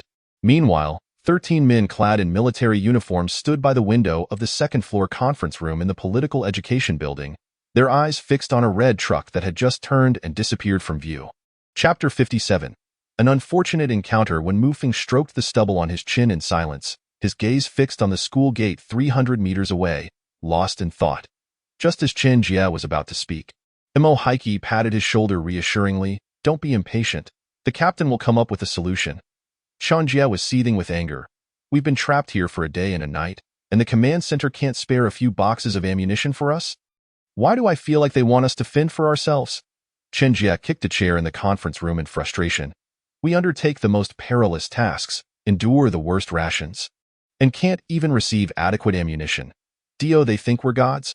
When Mufeng sighed, on the first day of the virus outbreak, every special operations team suffered losses to varying degrees. We are the only intact team from the Southern District. Out of our 13 members, 9 possess abilities, while other special ops teams have a ratio of 1 ability user to 5 regulars. Before this mission, the command center ordered me to give them 4 of our ability users in exchange for 10 ordinary team members. Without consulting you, I directly refused their arrangement. We have fought alongside each other for many years, building a deep camaraderie. If the new teammates turn out to be unreliable, our lives could be at stake. My brother-in-law's family holds some influence, so the command center can't do much to me for now." Chen Jie grasped the underlying intricacies and fumed. "So, they're deliberately trying to assert their dominance over you? If you don't comply, they have their ways to make things difficult for you. Boss, hurry up and call your brother-in-law to deal with those bastards at the command center." The team members turned their gazes toward the captain, excitement evident on their faces as they anticipated witnessing the command center falter, given their history of mischief. When Mufeng replied, "I've already called. My brother-in-law will negotiate. However, every department is currently overwhelmed, and the leaders are at their wits' end. It's my fault for not cooperating with the adjustments. I can't predict the outcome of the negotiations. Either they will force me to agree to give up 4 ability users, with ammunition resupply arriving swiftly, or we will have to find a way to safely complete this mission to silence them." Mo Heike inquired, "Captain, what are your thoughts? Our team cannot disband, but under the current circumstances, achieving a flawless escape seems nearly impossible, especially with these people in tow." When Mufeng glanced at the 20 or so survivors leaning against the wall, rescuing them was the mission at hand. "Captain, this rescue mission doesn't seem like it requires aerial support. Is it possible the command center intentionally assigned us this task?" Mo Heike queried. When Mufeng had considered the motive behind their assignment and, after reflection, deemed it plausible for the command center to send them here, he began to analyze for his team. These students and teachers can pilot helicopters, and the base has aircraft, but the number of pilots is lacking. They are indeed valuable to AS for whether it was intentional. After some thought, when Mufeng stated, "Right now, it is not yet time to contest the family's rights at the base. They wouldn't dare to intentionally send us to our deaths." The vice captain, Zheng Han, chimed in, "Those in the command center will inevitably stir trouble. Before the apocalypse, there was already political opposition between the Du and Gu families. The world has changed. Once the base is established, conflicts over resources and personnel will inevitably arise. Everyone should keep this in mind. In any case, following the captain may not guarantee a long life, but it will certainly ensure our families do not starve. You have a clear understanding of politics, but you are rather oblivious to other matters." When Mufeng interjected, and his teammates knew precisely what he meant. Zheng Han grumbled, "I'm just puzzled. You've only seen Annie once, right? Why does everyone say she's bad? Just because she's a little internet celebrity? You can't judge people through tinted lenses. Not every woman who is an internet star has a chaotic personal life. Besides, saying she's bad is unjust. When Mufeng refrained from explaining or persuading, some matters and individuals needed personal understanding. What others said often only added fuel to the fire, and first-hand experience proved far more effective. Qian Jia, blunt and unafraid of offending anyone, stated, "You can tell a person's character best when dining at a hot pot. Your fiancée, E, from the moment she sat down, was eyeing us with ill intent. It's understandable that she admires our handsome faces and perfect physiques. After all, our team is a star team. However, throughout the meal, she kept inquiring about our family backgrounds. Surely, you don't think she is vetting friends for you? It's blatantly obvious she is looking for someone better. This kind of woman, I've seen plenty. The moment she meets someone more capable than you, she'll outright dump you, and before she does, she'll find an excuse to blame it on you. She is the type to play the victim while putting on a facade." Qian Jia's remarks drew nods of agreement from his teammates. "Nonsense. She is merely curious about soldiers and my friends. What is wrong with that? Who doesn't he have a curious heart? Just because she's curious, does it mean she is screening for a stallion?" Zheng Han retorted angrily. Qian Jia pushed Zheng Han, cursing, "You're the stallion. You're the stallion. Your whole family are stallions." The two continued to shove and bicker playfully, their banter lacking any real malice. While their teammates enjoyed the spectacle, chuckling at the show, Mo Heike kept a vigilant eye on the situation below, and upon noticing something unusual, immediately reported, "Captain, that truck just came our way." Everyone crowded around the window. Fixated on the approaching truck, it slowed as it neared the administrative building, mercilessly crushing zombies beneath its wheels. Outside the first floor of the administrative building, there lay a stretch of open ground about 5 to 6 meters wide, flanked by green belts, with several low steps leading up to the main road. The truck did not stop at the foot of the steps. Instead, it revved its engine and charged up the stairs. The truck's cab was forced to halt, a mere meter away from the building, as a horde of zombies pressed tightly together in the narrow gap, their howls directed at the vehicle. Progress was impossible. The truck spanned 7 meters in length, leaving its rear wheels dangling precariously over the stairs. Fortunately, the gate remained intact. Ren Shinro climbed from the rear window of the cab into the truck bed, then scaled up to the front. "Hey, African girl! It's the African girl!" Qian Jia exclaimed. "What a coincidence!" Ren Shinro stood at the truck's front, gazing up at the figures on the second floor, her mind swirling with unease. Such a cursed fate. Every encounter with this group had led to excessive bloodshed. She fervently hoped they were not trapped today, praying she would not shed a single drop of blood. Taking a few steps back, she sprinted and leaped onto the window ledge of the second floor, nimbly vaulting into the conference room. When Mufeng observed her every move, convinced that this woman had undergone military training. "Hey, what brings you here? Did you receive some insider information about our predicament?" he inquired. Predicament? Ren Shinro felt a jolt in her heart. Indeed, when she wished to avoid something, it inevitably came to pass. Today, she resolutely vowed not to spill a drop of blood for this group. Chapter 58. A word can kill. Ren Shinro's gaze shifted to a cluster of individuals in civilian attire by the wall. Who were they? She nodded. All right, but I need to finish my task first. As long as it did not require her to exert herself or draw blood, she would gladly assist in getting them out. The teachers and students regarded Ren Shinro with eyes full of hope, as though she were their savior. Qian Jia asked, "What are you here for?" "To find the helicopter keys," she replied, turning to the survivors. "Who can tell me where the helicopter keys are located?" A middle-aged teacher adjusted his glasses and said, "In the instructor's office on the 3rd floor, there's a large metal box on the wall. The keys are locked inside, but the teacher responsible for the box has turned into a zombie and is downstairs." Ren Shinro nodded in gratitude and strode toward the conference room door. Qian Jia blocked her path.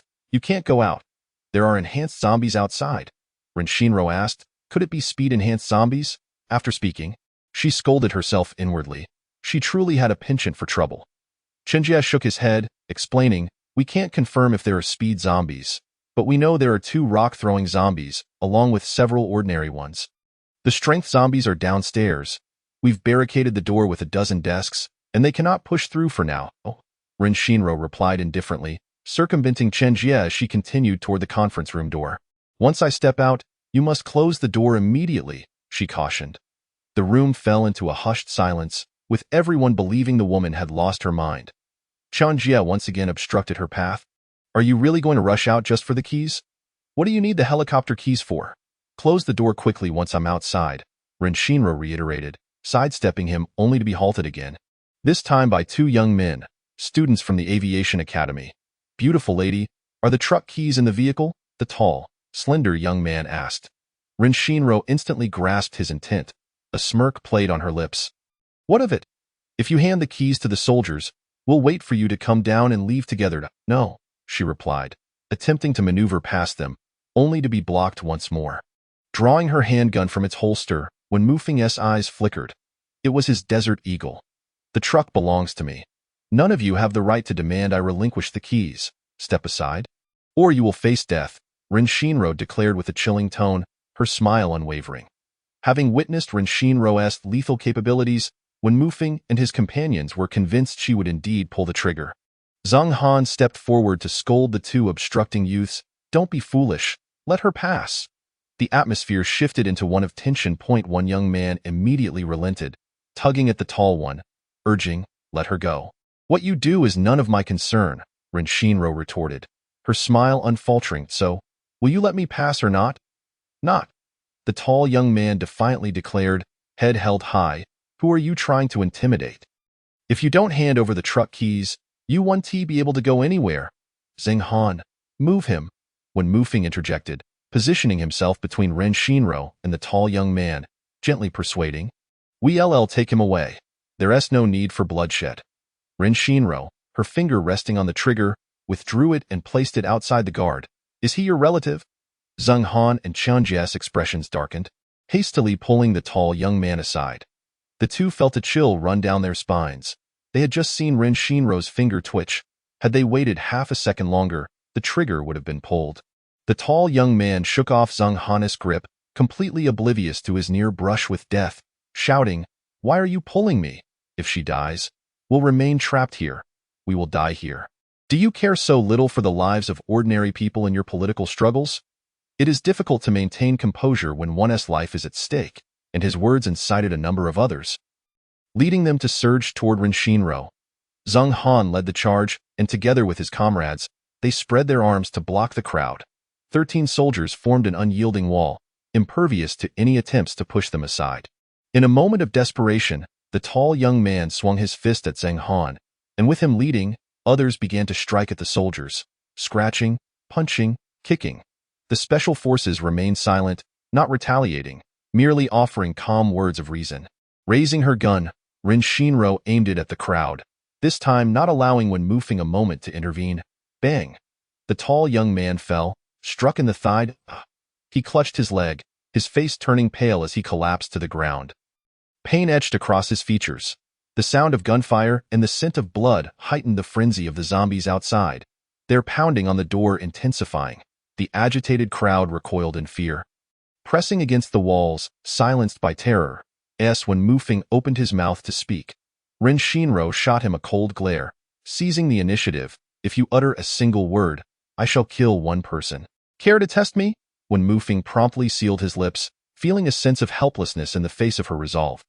Ren Shinro raised her weapon once more, targeting the person who had struck the soldier most fiercely. Her voice icy as she delivered her scathing praise, to lay hands on one's savior. You all truly excel. The assailants raised their hands in surrender, pleading, no. I didn't mean it. Bang, bang, bang, bang. Ren Shinro, uninterested in their excuses, shot 4 of them in the shoulders. The sounds of crying, shouting, and pleading filled the air. Those who had not been shot were filled with panic, wishing they could vanish through the walls. Enough noise. Ren Shinro's command silenced the room instantly. Narrowing her eyes, she fixed her gaze on the tall young man sprawled on the floor. With your leg injured, you might not be able to jump onto my truck. You could become a burden to your companions. What will you do? Her tone playfully elongated at the end.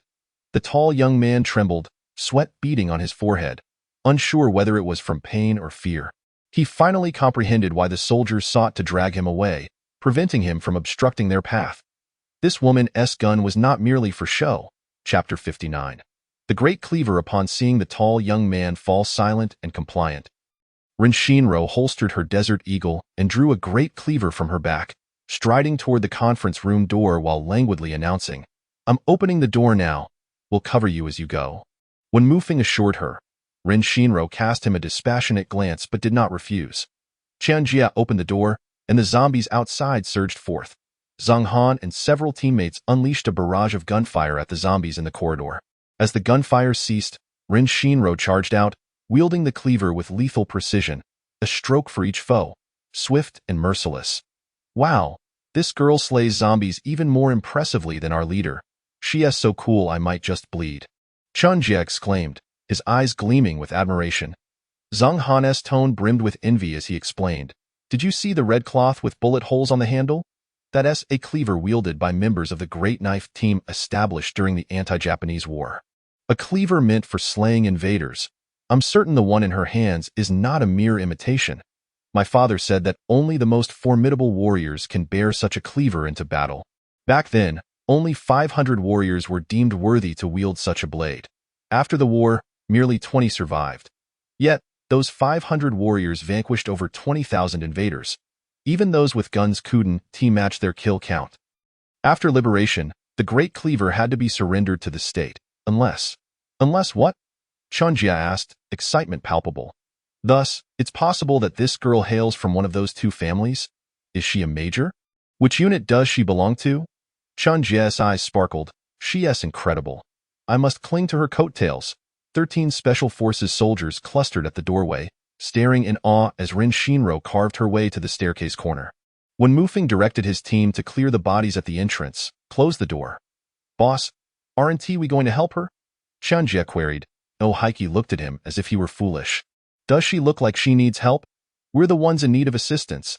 Qianjia scratched his nose, chuckling sheepishly.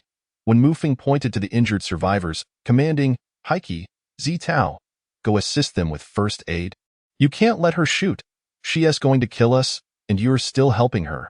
You should be executing her, the tall young man roared, clutching his wound. Zhang Han, who had just taken a few punches from him without retaliating, was seething with anger, who insisted on stepping up. We couldn't stop you even if we wanted to. How dare you blame others? You should be grateful you weren't shot in the head. When Mufeng gestured for Zhang Han to hold his tongue, once we get them on the helicopter, it won't concern us any longer. Clean up, and you go call the helicopter, confirm the pickup location and time. The tall young man howled, You disregard military discipline. You disregard the law. We shall undoubtedly report this to the higher authorities. We will ensure that you can no longer linger in the military.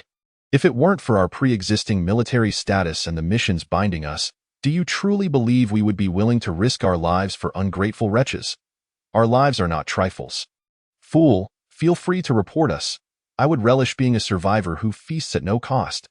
Qianjia exclaimed furiously. Oh, Heike patted Qianjia's shoulder, offering consolation. Why waste breath on such individuals? Conserve your strength. We may soon need to combat zombies. Everyone, assess the ammunition at hand. Report your counts in 5 minutes.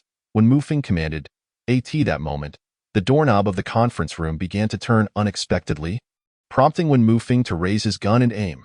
The zombies might not comprehend how to unlock doors, but one cannot dismiss the possibility of accidental breaches. Ren Shinro opened the door, only to find Wen Mufeng's gun trained on her. To which she calmly remarked, If you must shoot, ensure it's a fatal shot. As long as I draw breath, I shall retaliate. When Mufeng lowered his weapon, his gaze slightly flustered as he explained, I thought you were a zombie. Oh. Ren Shinro closed the door and walked directly to the window, peering downwards. Where shall I send you? Ren Shinro mused softly, arms folded across her chest, leaning against the window frame, counting the number of anomalous zombies below. The faculty and students pressed their backs against the wall, watching Ren Shinro with wary eyes. When Mufeng studied Ren Shinro's profile intently, upon closer inspection, the dark-skinned girl was not unattractive, merely a shade darker. Suddenly, Ren Shinro turned her face, locking eyes with him. When Mufeng, caught in the act of stealing a glance, felt a wave of awkwardness wash over him, unsure whether to turn away or remain, ultimately forcing a calm smile in her direction. Ren Shinro stared at the remarkably handsome man before her, curiosity sparking within her. What is your name? Wen Mufeng. Wen Mufeng. Ren Shinro repeated softly. She recalled this name appearing in a book. The character of Wen Mufeng had scant lines, barely qualifying as a supporting role. However, he was somewhat special. The male protagonist frequently mentioned Wen Mufeng, as their combat teams collaborated countless times before and after the apocalypse. When Mufeng was backed by the Gu family, with his elder sister married into the family. 3 years post-apocalypse, the Gu family would be schemed against by the major antagonist clan, nearly falling from political grace. Coincidentally, when Mufeng avenged his teammates and brother-in-law by eradicating 3 generations of the antagonist's descendants, thereby restoring the Gu family's political standing. The author's portrayal of Wen Mufeng's fate was merely a fleeting remark, spoken by the male protagonist. I wonder where that fellow Wen Mufeng has wandered off to. I still owe him a hot pot meal. 4 months into the apocalypse, his teammates and brother-in-law were gunned down by a band of mercenaries, leaving only 3 survivors from a team of 13, including him. A year later, his elder sister, consumed by grief for her husband, succumbed to depression and took her own life, clutching her infant son as she fell. With the loss of his last family member, Wen Mufeng was solely focused on vengeance, choosing to leave the military and wander alone, with no records of his actions during that time. Most of the information about Wen Mufeng was derived from conversations between the male and female protagonists after the fact. Wen Mufeng served as a dessert for the main characters. Ren Shinro turned her face once more to gaze at Wen Mufeng, this excessively handsome man, who also exhibited a certain bravado. When their eyes met, Ren Shinro inexplicably cast him an appreciative glance, leaving him somewhat flustered, his heart racing as when Mufeng focused on Ren Shinro's gaze, he noticed only indifference lingering in her eyes. Could he have been mistaken? At that moment, Zhang Han reported, "Captain, the ammunition count is complete." When Mufeng, with resolute authority, called out, "Report your numbers, 27 rounds, 12 rounds, 20 rounds, 6 rounds, 14 rounds, 8 rounds, the counting concluded, with the highest being 27 rounds and the lowest at 0 rounds. "Captain, there are certainly hundreds of zombies below that will follow the vehicle." Zhang Han hesitated to continue. When Mufeng's expression darkened, combined, they had barely 200 rounds of ammunition, leaving them with no choice but to engage in close combat. Ren Shinro shifted her gaze from Wen Mufeng to Zhang Han. "I just heard Wen Mufeng call you Zhang Han? Do you have an elder brother named Zhang Yi?" "Yes, how did you know?" Zhang Han inquired, puzzled. "A few days ago, I stumbled upon an internet celebrity named Annie, who boasted online that her elder brother was named Zhang Yi and her second brother Zhang Han, both high-ranking officials in the military." Without a second thought, Ren Shinro spun an elaborate tale. Those whom grandfather disdains are to be dealt with, no matter the means. Zhang Han did not suspect any falsehood in Ren Shinro's words. There were no grievances between them, and they were strangers. She had no reason to deceive him. His lack of emotional intelligence did not equate to foolishness. He was, after all, Annie's fiancé, yet was referred to as her second brother. What did that imply? The intentions of Sima Zhao were apparent to all. Zhang Han's expression darkened. Chapter 60. Sending the Buddha to the West. The sound of the helicopter echoed through the campus. The intercom at Wen Mufeng's chest crackled with the helicopter captain's report. "Captain 1. The helicopter has landed at the designated location, awaiting your boarding." The helicopter captain called again. "Captain 1, the CH-47 helicopter has been dispatched for a mission. Currently, we only have 2 G-20 helicopters available, each capable of carrying 30 armed soldiers." The G-20 helicopter, a flicker of anger crossed Wen Mufeng's face. If he still failed to recognize this as a deliberate targeting, he would be exceedingly foolish. The G-20 helicopter has a high load capacity. Adding a few more individuals would not pose a problem. Wen Mufeng quickly masked his discontent and turned to the faculty and students, inquiring, "Who is willing to pilot the school's helicopter to take us or your companions away?" "We only need 2 pilots for a 6-person aircraft," No1 responded. The faculty and students were agitated. One teacher loudly retorted, "We haven't eaten in days. Where do we find the strength to fly a helicopter? You just pushed us around and hit us with considerable force. Do you lack the strength to pull levers, press buttons, or steer a wheel?" Chen Jie cursed, "Damn hypocrites, cowards." Every time Ren Shinro heard Chen Jie speak, she was reminded of her 6th uncle from her past life. Their temperaments were strikingly similar, both tough on the outside yet soft-hearted. Despite their harsh words, they could never abandon the survivors. "Let's go. I can fly the plane. Arrange for 4 or 5 soldiers to accompany me." Implicitly, she indicated her reluctance to carry survivors. Ren Shinro braced herself against the windowsill, preparing to jump, turning to Wen Mufeng. "Captain 1, you should come down with me first." Wen Mufeng followed Ren Shinro as they leaped onto the truck's cab and then into the truck bed. Ren Shinro asked, "Does your team possess spatial abilities?" Ren Shinro retrieved a box of blood vials from her spatial pocket. I will head in the opposite direction toward the airport, first drawing the zombies away. Once my vehicle accelerates, you will throw the blood vials atop the zombies. And remember to scatter your throws to impede the majority of their movement. I am the choice between providing Wen Mufeng with ammunition or blood. She opted for blood. She had an inexhaustible supply of it. While each round of ammunition was a precious commodity, she had promised herself not to bleed today, yet here she was, contradicting herself, feeling agitated. Every encounter with these paupers seemed to bring trouble. Wen Mufeng swallowed his words of gratitude, which ultimately transformed into a sigh of resignation. The distance from the truck's front to the building was merely 1 meter. Jumping from the second floor to the truck's cab was not a significant leap. Yet many still hesitated, gripped by fear. The zombies roared in the narrow space, and psychologically, that 1 meter felt like an insurmountable chasm. Ren Shinro started the car, calling out to the others, "I will wait only 1 minute." Her voice was melodious yet chilling. Having witnessed her unwavering demeanor, no one dared challenge her resolve again. 1, 2, 3.1 by 1. They gritted their teeth and closed their eyes, leaping from the truck as if engaged in a life-or-death struggle. Ren Shinro never looked down on those who felt fear. She merely despised those who, while fearful, sought to drag the innocent down with them. Qian Jie climbed in through the rear window, seating himself in the passenger seat. Raising his hands, "Fei, let us do this." Ren Shinro's lips curled into a slight smile as she shifted into reverse, cautiously backing up. The more one found themselves in perilous circumstances, the more patience was required to listen, observe, and assess. The truck effortlessly crushed the zombies into a pulp, yet if the number of zombies behind the vehicle was too great, one could not rely on the truck to crush through swiftly. Should the wheels become ensnared by corpses, the consequences would be dire. The truck moved backward at a sluggish pace, alternately retreating and halting. The survivors in the truck bed dared not voice their frustration, whispering complaints to one another. The Special Forces members remained tense, fully aware that the truck's repeated stops indicated a situation more dire than anticipated. The passengers could not grasp the predicament at that moment.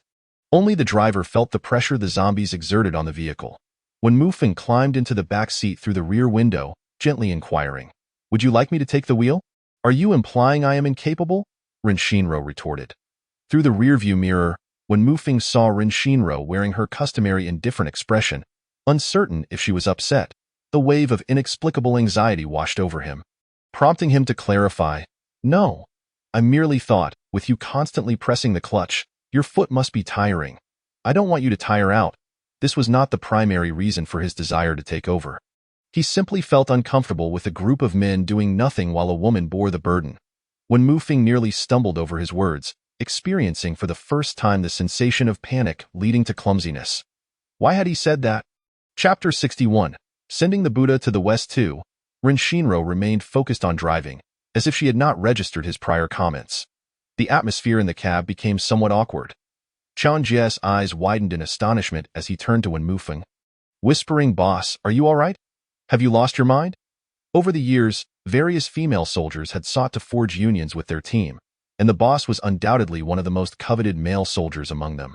Yet, regardless of how beautiful the female soldiers were, he had always remained indifferent, consistently adopting a dismissive attitude. Tio think, could it be that the boss has a preference for women of this sort?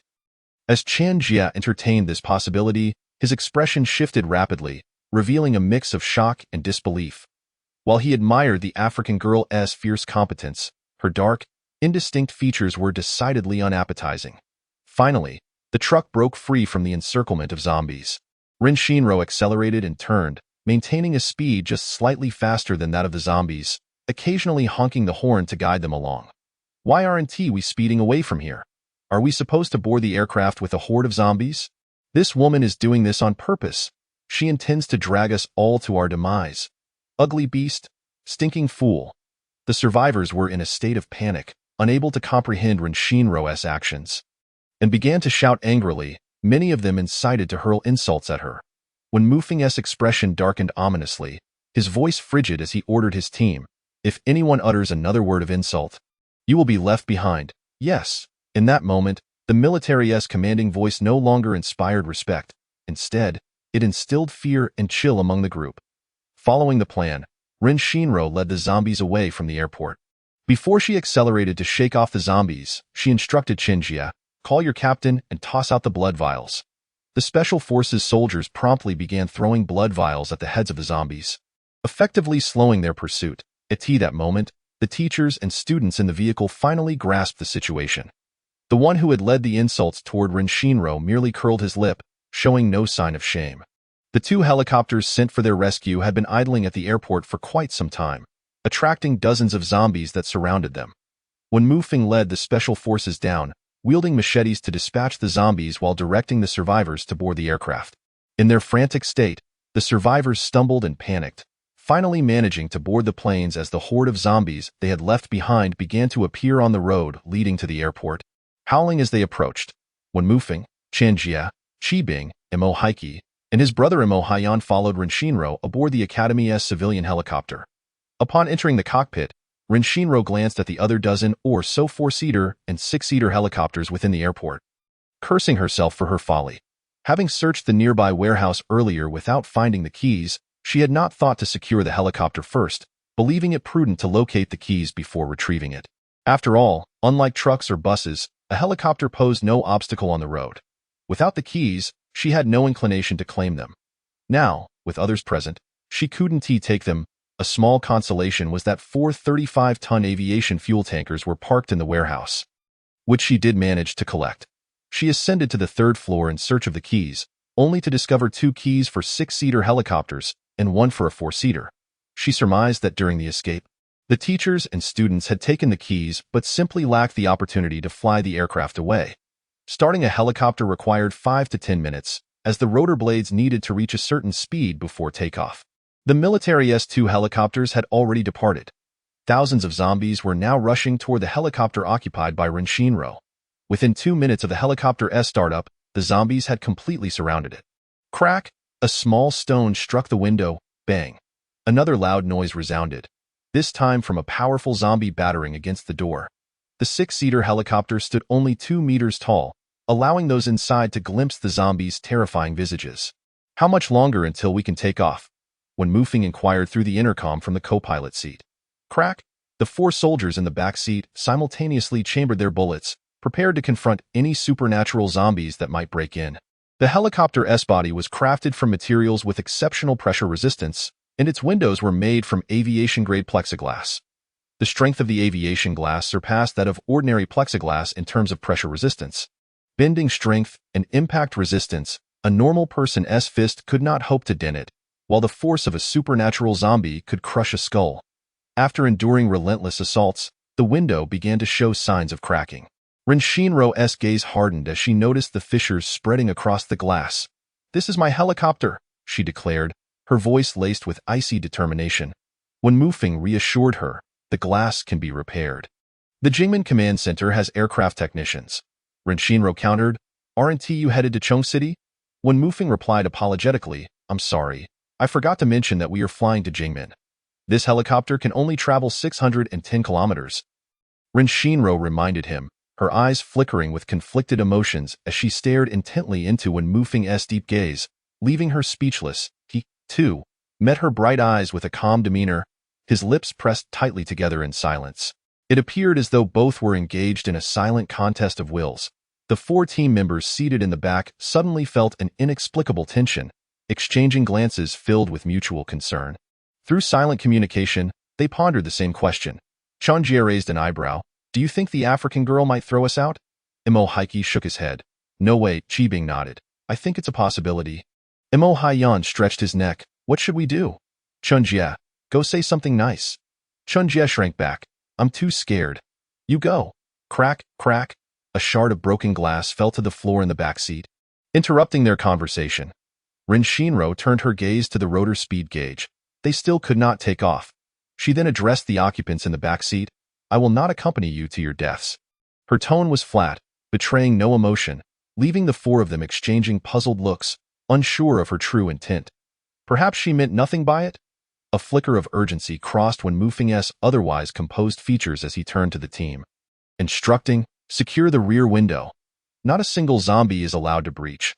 He understood the implications of the African girl's words. She might be willing to sacrifice everyone else for her own survival. Crack!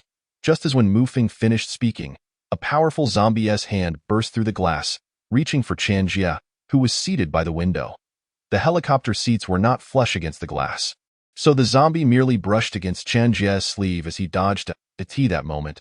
The window had only sustained one breach, but the next second crack, the hole in the glass grew larger. Shards of glass scraped against the zombie's arm, leaving dark red flesh clinging to the edges as the zombie, oblivious to the pain, continued to force its way through. Soon, another arm followed. Bang! Qian Jie extended his gun through the opening, aiming at the zombie's forehead and firing a shot. The powerful zombie fell, only for another to thrust its upper body through the shattered glass, completely demolishing the rear window. Bang, bang! 2 more zombies were dispatched. Before the fallen zombies could hit the ground, Imo Heike and Qian Jie quickly seized their bodies, using them to block the window's edge, temporarily staving off the onslaught from behind. However, the window by the co-pilot had also begun to crack. When Mufeng pressed his gun against the glass, ready to fire at a moment's notice, suddenly, the helicopter jolted. Run Shinro pulled the takeoff lever, and the helicopter began to ascend slowly from the ground. Meanwhile, the glass on the opposite side was also breached, with zombies clamoring to grab at the occupants in the back. Beep, beep, beep. The control panel emitted a red alert. Overloaded. Push the corpses out, Ren Shinro shouted. Qian Jie and the others, demonstrating remarkable execution, had already begun to push the zombies out before she could finish her sentence. However, the zombies at the rear immediately filled the void, scrambling to climb in. Chapter 62. Delivering the Buddha to the West. The helicopter's landing gear thudded against the ground. Just as everyone's hearts raced, the helicopter suddenly soared into the sky. One zombie, its upper body hanging on the edge of the window, suddenly exerted force with its legs, thrusting itself into the cabin. Qian Jie reacted swiftly, stomping down on its head and stabbing his knife into its brain before tossing it out of the helicopter. As the helicopter ascended higher, the wind rushing into the cabin grew stronger, causing the remaining fragments of glass to sway precariously, threatening to be blown inside, at an altitude of 1,000 meters. The wind could drive glass shards to pierce flesh. Ren Shinro called out, "Buckle your seatbelts, put on your goggles. I'm going to open the cabin door." The passengers in the back pressed against their seats, fastening their seatbelts and gripping the armrests tightly. Ren Shinro was seething with frustration, cursing in her mind.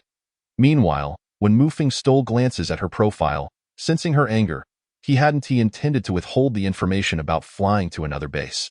He hadn't anticipated that the African girl would volunteer to take them along, nor did he have time to consider this matter and inform her. The words of explanation caught in his throat. Surely she wouldn't care for his apologies. Through the intercom, when Mufeng spoke, "Miss Liu, you could find a place outside the base to drop us off. There's no need to risk running out of fuel to take us into the base." Ren Shinro turned her head, confusion etched on her face for several seconds before recalling their earlier encounter at the hospital, where she had deceived them into thinking her name was Liu Fei. Gazing into when Mufeng's crystalline eyes, her tone dripped with mockery yet held a cold edge. First, don't call me Miss Liu. Address me as goddess instead. Secondly, if I drop you off elsewhere, who will fix the helicopter for me? Am I supposed to enlist the zombies to assist with that? When Mufeng realized his earlier politeness had been rather foolish, he cleared his throat and said, "I apologize. I forgot about that." He discovered that whenever he faced the African girl, he tended to forget to think things through. Ren Shinro's voice was icy as she replied, "How could you not remember to bring your head when you left the house?" When Mufeng could only smile wryly in response. Seated in the back seat, the 4 team members exchanged glances once more. Qian Jie inquired, "Have you noticed that our leader seems to have become foolish?" Imo Heike replied, "It's merely the result of high-altitude oxygen deprivation." Qi Bing chimed in, "Surely the captain wouldn't be interested in that black girl, would he?" Imo Haiyan's eyes widened, "Impossible." Qian Jie stroked his chin, casting a knowing look at the 3, his eyebrows raised in certainty. "It's entirely possible that our leader truly has a penchant for women of this ilk."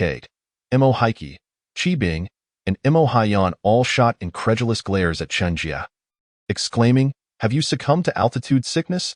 Qian Jie merely pouted, lifted his chin defiantly, and wore a look that suggested they should wait and see. In a way, the 3 shared identical expressions, deriding Qian Jie's conjecture. 2 hours later, the helicopter hovered above the command center in Jingmen, the fuel tank already beeping ominously. Run Shinro raised her hand to signal Wen Mufeng to remain silent. She activated the intercom. You have 1 minute to arrange for the command personnel to signal the landing of my helicopter. Respond within 10 seconds, or I will land it directly on your heads. Do not dare feign deafness. Having witnessed numerous political intrigues in her past life, she knew that the more treacherous individuals tended to value their lives. They dared to engage in cunning, but not in mortal peril. When Mufeng and the 4 team members in the back felt a tumult of emotions, they worried she might instigate a conflict. Yet they also felt a sense of exhilaration at her threat. The airport's response hinted at ulterior motives, suggesting they did not intend to see them perish outside. Rather, they likely sought to soften Wen Mufeng's stance. Given that most of Wen Mufeng's team were individuals with special abilities, their situation was more complex than mere envy. Their operations represented the influence of the Gu family. Some were already eager to seize power and personnel. Wen Mufeng cast a steely gaze toward the ground hundreds of meters below. He retrieved the team's walkie-talkie, urgently calling the deputy captain, Zheng Han. Zheng Han. Within 1 minute. Obtain the command lights to direct our landing. Received. Understood. We will definitely land in 1 minute. Zheng Han and the other team members had been waiting at the airport after disembarking.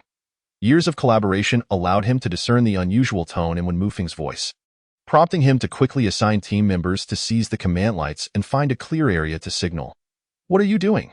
Return the command baton to us. You are not command personnel. The landing of the aircraft must go through us. Zheng Han, disinterested in their protests, pushed past the obstructing individuals and swiftly identified a vacant patch of land. He ignited a smoke signal, waving it so that the aircraft's pilots could clearly see the landing area. The airport security team and the aircraft landing command team approached with urgency. Wen Mufeng's team, armed, surrounded the perimeter of the clearing. They ignored the threats from the airport security personnel. If anyone approached within 2 meters, the team members would instinctively fire warning shots at their feet. 3 minutes later, Ren Shinro expertly brought the helicopter to a smooth halt on the ground. Had she delayed a few more minutes, the helicopter's fuel tank would have run completely dry, with dire consequences. She had no desire to accompany these impoverished souls to their demise. As soon as the helicopter landed, Wen Mufeng and the 4 team members leaped out to negotiate with the security personnel.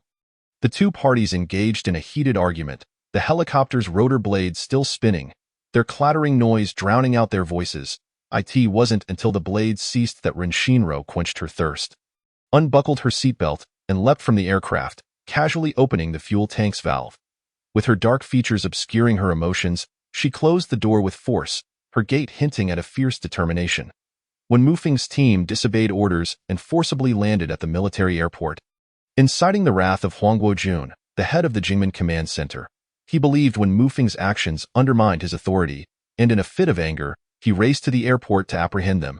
Qin Hai, the deputy head and a relative of the Gu family, was quick to receive news of this development and hurriedly assembled his team to follow Huang Guojun to the airport. As the grandson of the Gu family, Wen Mufeng was connected to them, and Qin Hai felt compelled to protect his interests. Upon their arrival at the airport, both parties stood with guns drawn, tension palpable and ready to ignite at any moment. Huang Guojun commanded, "Everyone put down your weapons." Wen Mufeng, "What kind of captain are you?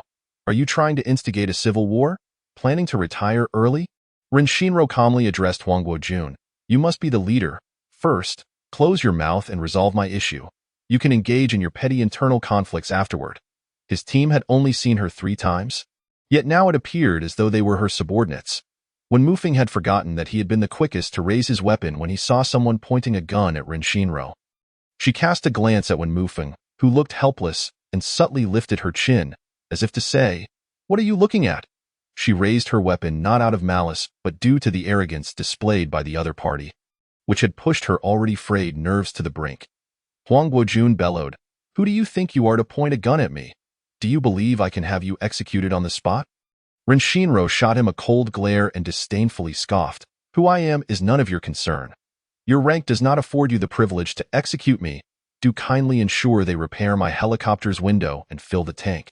Afterward, what you and Captain Wen choose to do is of no concern to me." "Mutual what?" Wen Mufeng shivered. Huang Guojun ordered the soldiers, "Arrest her." Qin Hai interjected, "Stop." The soldiers hesitated, unsure whom to obey, remaining motionless until Huang Guojun issued another command. Displeased with Qin Hai's intervention, Huang Guojun sarcastically remarked, "Deputy head, if I didn't know better, I might think you were the head. I am the deputy." Qin Hai chuckled lightly, not responding. He explained, "Minister Huang, I heard that if it weren't for this young lady's assistance today." Qin Hai paused, momentarily taken aback by Ren Shinro's striking appearance before continuing. This little girl's help would have resulted in the demise of over 20 pilots and Wen Mufeng's team in Jingling City. Before Huang Guojun could respond, Qin Hai quickly added in a conciliatory tone, "This young lady has stated that she simply needs us to repair her helicopter's window and fill it with fuel. She will then depart. Her requests are hardly excessive, are they, Minister Huang?" After speaking, Qin Hai stepped forward, positioning himself between both parties, gesturing for them to lower their weapons. "Put your guns down. No one is to point their weapons at fellow comrades. Do you understand?"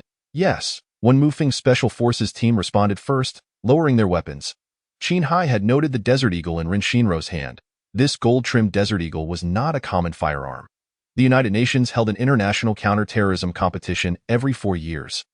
And only those military personnel who ranked first in over 10 of the 18 individual events received such a gun. Currently, only 3 individuals worldwide had owned this firearm, representing both personal and national honor. Qin Hai glanced at Wen Mufeng, noticing his gaze linger on the dark-skinned girl. Realization dawned on him, and he chuckled softly, piecing together an unspoken narrative of romance. He instructed the soldiers, "Take her to have her helicopter repaired and refueled as quickly as possible." "No need for repairs." Ren Shinro patted Qianjie's shoulder, indicating, "You keep an eye on them and ensure my helicopter is refueled. They are not to touch my aircraft. Remember, no one is to touch any part of it. Only fuel it." Her meaning was clear. She did not trust others.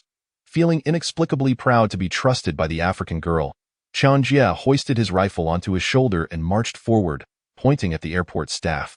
Commanding, "Let us go. Fill up the helicopter."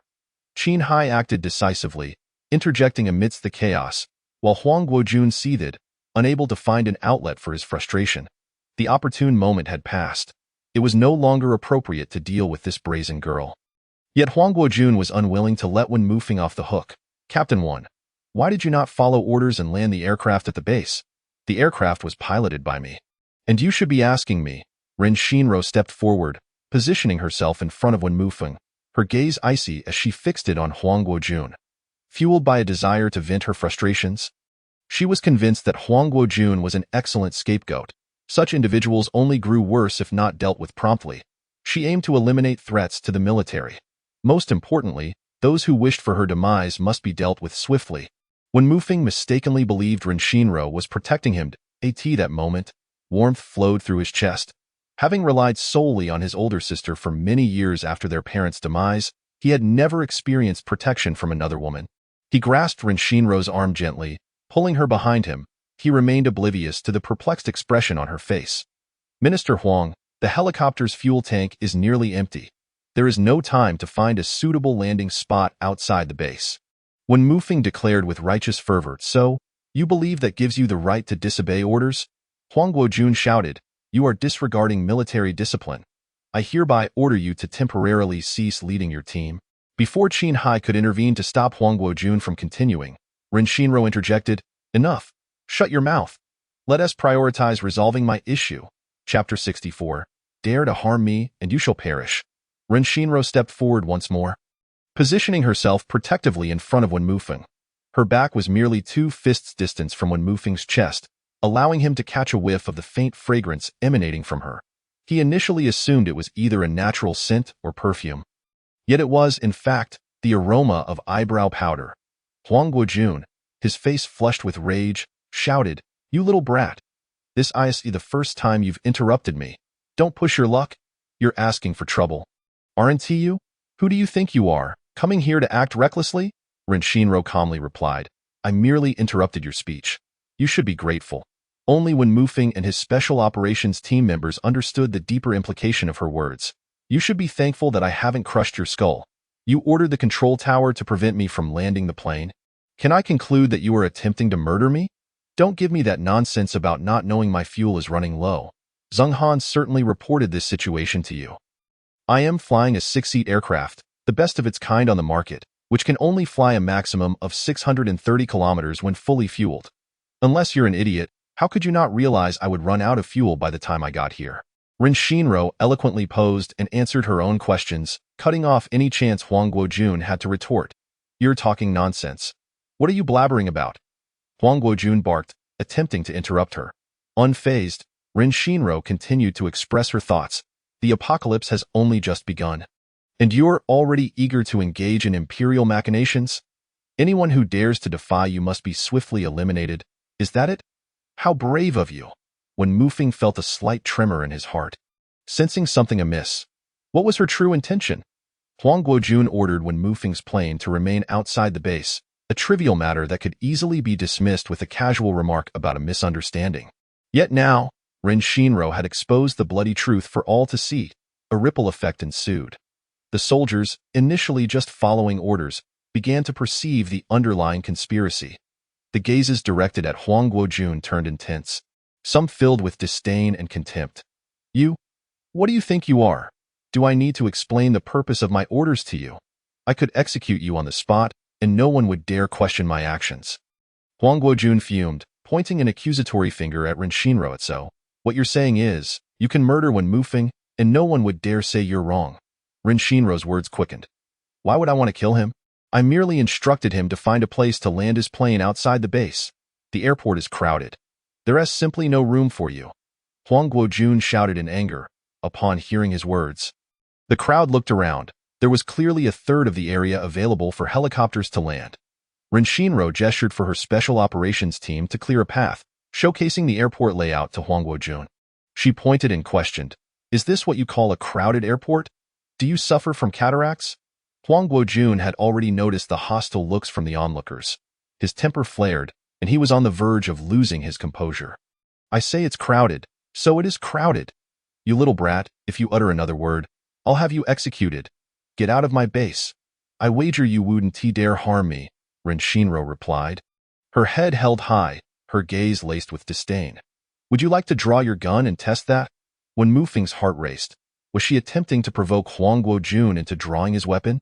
Was she seeking a pretext for self-defense to kill him?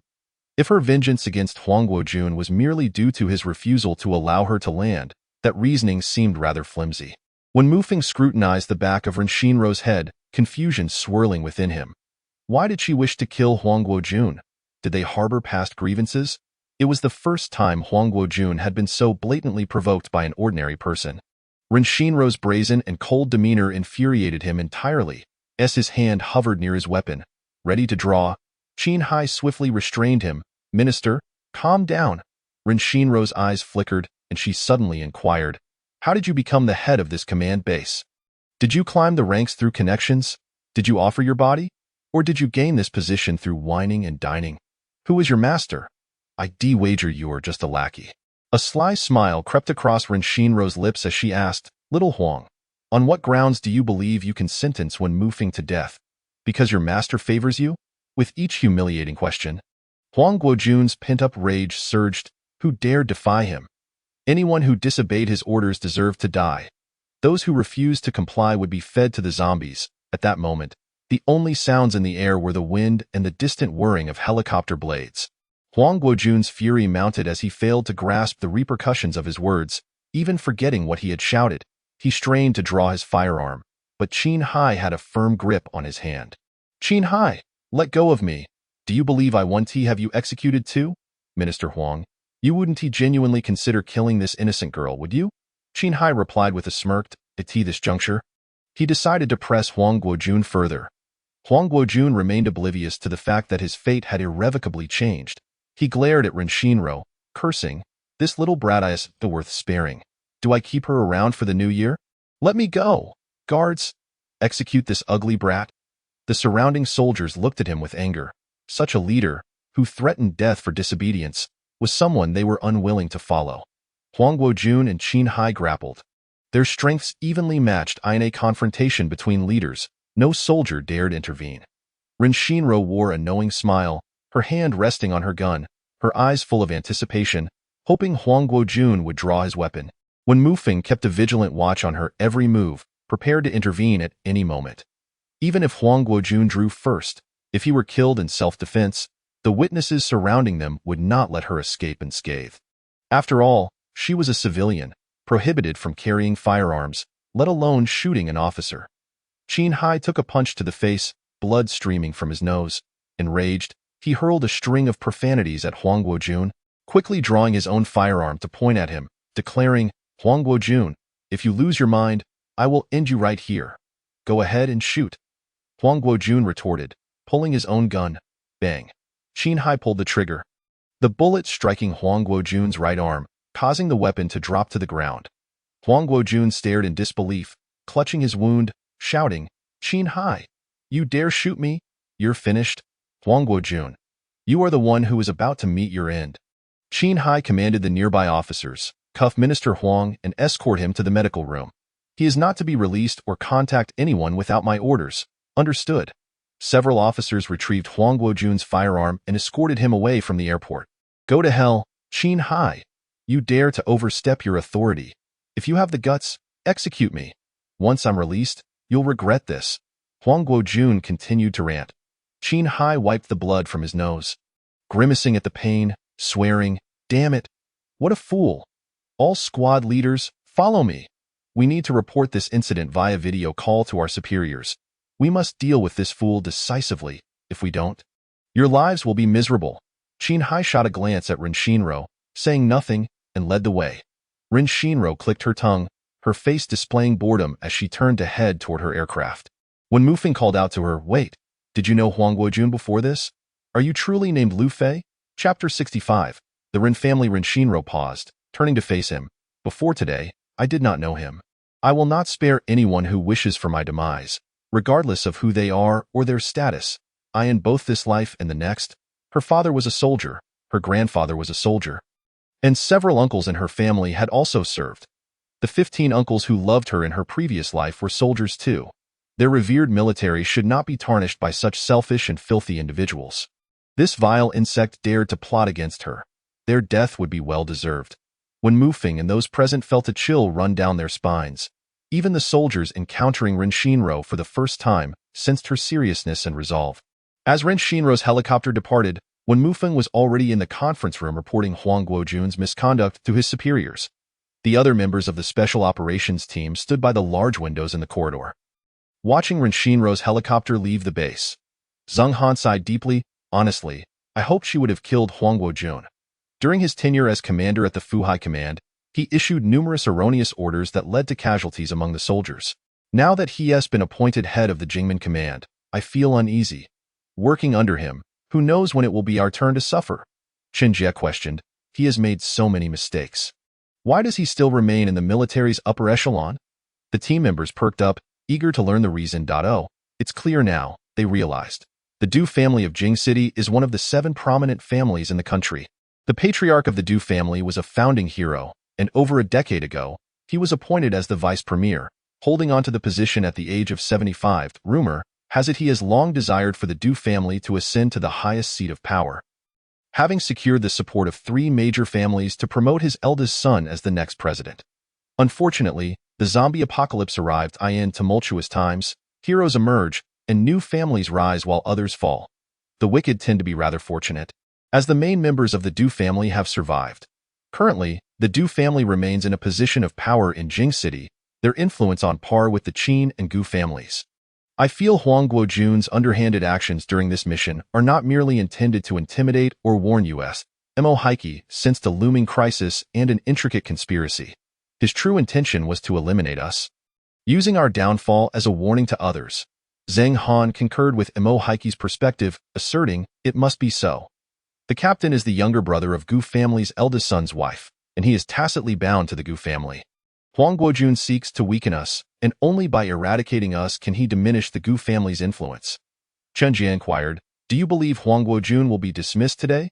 Zheng Han and Mo Heike exchanged a glance. Simultaneously shaking their heads, Mo Heike remarked, what he said today will reach all the soldiers in Jingmen within a day. He has forfeited the trust a commander ought to have with his troops. The higher-ups will never allow him to serve in any command post. However, the Du family will certainly protect him, for he has not caused any tangible harm to anyone, merely spoken indiscreetly. Zheng Han asked, where do you think he will be reassigned? To which department? After a moment of contemplation, Mo Heike speculated, he is no longer suitable for frontline duties. The Du family will likely assign him to manage logistics. Indeed, you are the designated strategist for your team. Qin Hai, having exited the conference room, overheard Mo Heike's conjecture and could not help but commend him. Tio, analyzed the Du family's decisions so swiftly. No wonder you incite envy. Each of you is an elite, intellect, martial prowess, and medical skills. Aside from lacking the ability to pilot an aircraft, one would be hard-pressed to find a flaw. We once had a team member who could fly, but he was severely injured during a mission last year, when Mufeng lamented. Qin Hai proposed, perhaps we could recruit that girl from today into your team. We are currently short-handed, and as long as she possesses skills and has no criminal record, she can join the military. When Mufeng replied, I asked her, but she is unwilling.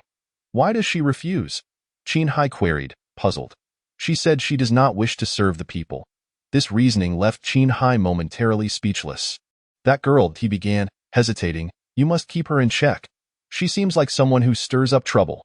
When Mufeng felt a twinge of frustration, I do not even know her real name. I have no way to manage her. Qin Hai was astonished. Isn't she your girlfriend? You don't even know your girlfriend's name? What kind of relationship is that, girlfriend? When Mufeng felt as though an electric shock coursed through him, he quickly clarified. She is not my girlfriend. I have only met her 3 times. Then how does she possess your firearm? Was it not a token of affection? Qin Hai inquired, even more intrigued. One of the team members could not contain their laughter and burst out, prompting a cascade of chuckles from the others. When Mufeng shot them a few icy glares and proceeded to explain the situation regarding the Desert Eagle to Qin Hai, recounting the events of his 3 encounters with Ren Shinro. That girl is quite ruthless, Qin Hai exclaimed in astonishment. If you ascertain that the large machete she possesses is authentic, tracing her identity will be straightforward. Currently, only 3 families still retain such blades, the Gu family, the Xia family, and one family, though devoid of descendants in the military, retains 2 machetes without the obligation to surrender them. Qin Hai seemed to have an epiphany, halting mid-sentence. Zheng Han interjected, it must be the Ren family. The Ren family? What is their significance? Why are they exempt from relinquishing their machetes despite having no members in the military? Qin Jia asked. Qin Hai leaned against the floor-to-ceiling window, his eyes filled with regret as he recounted the Ren family's legacy. At your age, you may not have heard of the Ren family, but you must have heard of the illustrious names of Ren Yiyong and his son, Ren Zihai. The machete belonged to Ren Yiyong's father. Had Ren's father and uncles still been alive, the Du family would have been utterly insignificant. Qin Hai continued. Ren Yiyong's father and his uncles were all heroes of the anti-Japanese war, each holding at least the rank of Major General. Unfortunately, after repelling the enemy, they passed away one after another, some even without leaving descendants. The toll of the war was too great, and they could not enjoy long lives. You have all heard the name Ren Yiyong. Haven Tiu? He asked. The group nodded in acknowledgement. Qin Hai continued. Ren Yiyong was the second son of Old Master Ren, the most intelligent and valiant man, earning countless military merits. By his 30s, he had already achieved the rank of Major General. With loyal comrades surrounding him, if he had chosen to arrange marriages for his children with other families to solidify his position, the Ren family would undoubtedly have risen to the pinnacle of power today. However, Ren Yiyong valued familial bonds and refused to force his family into unions with those they did not favor. Subsequently, he was suppressed by several families for years. During that time, his comrades and soldiers were dispatched to remote and desolate units one after another. In a fit of rage, Ren Yiyong chose to abandon his own position to protect his comrades and nephews. At this point, Qin Hai suddenly laughed. Ren Yiyong was merciless towards his enemies. Just as he had decided to leave the military, he intended to take a few down with him. During his last major mission, he sustained a minor injury, which he leveraged to bring the entire command department before a military tribunal. The uproar was tremendous. Looking back, it is quite satisfying. Though Ren Yiyong had no powerful backing, he was well connected. Many departments had former comrades and friends of his. Those who were not adversaries were willing to lend him a hand. With numerous disciples and brothers, he had connections everywhere. He managed to dislodge several high-ranking officials from the command department. Coincidentally, those officials were backed by the very families that had suppressed him, and that upheaval was significant, resulting in the fall of many leaders from other departments. The Shin family and the Tang family fell into decline during that period, exiting the military sphere entirely, which directly led to the Du and Su families losing their greatest support. Were the Du and Su families not quick to retaliate against Ren Yong? When Mufeng inquired. Qin Hai replied, they dared not. Both families suffered immensely at that time. Their power was scattered and fragmented, making it impossible to consolidate their strength. Other families took advantage of the chaos and dismantled many of the Du family's power bases in various cities. They were too occupied with their own affairs. By the time they organized themselves and sought revenge, Ren Yong's brothers had already amassed significant power.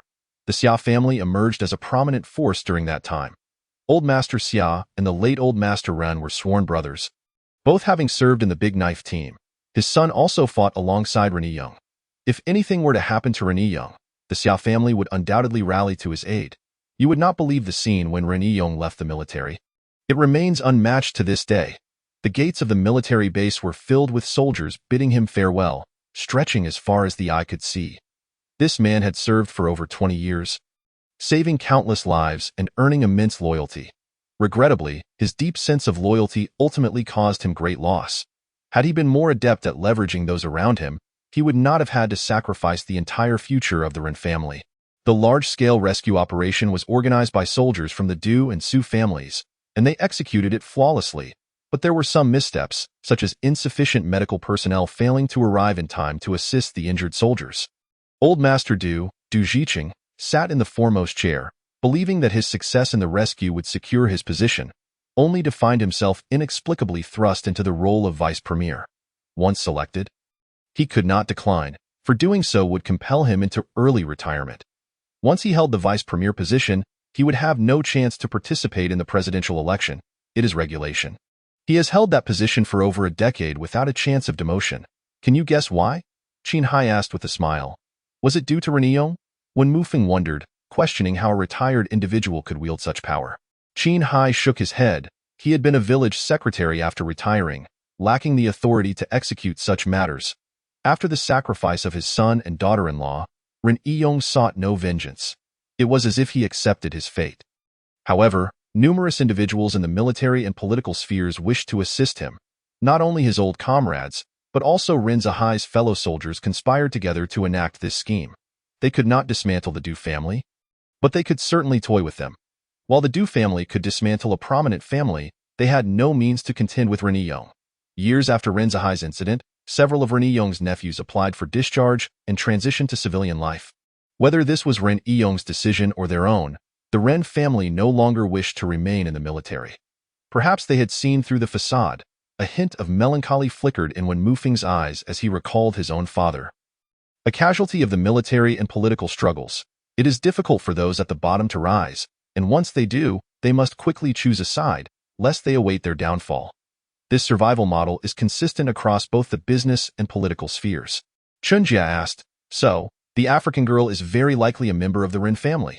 The Ren family boasts a storied legacy of military achievements spanning 3 generations. After Ren Zhihai's sacrifice, the state specially approved the inheritance of his rank, allowing his daughter to attain the rank of lieutenant colonel upon completing 6 months of basic training. Wow, the African girl truly has an impressive background. 2 major stars at the outset, Chunjia exclaimed. Clapping his hands, in no wonder, she told Huang Guojun that he lacked the authority to execute her. Huang Guojun's rank is merely major and does not hold the same weight as that of the Ren family.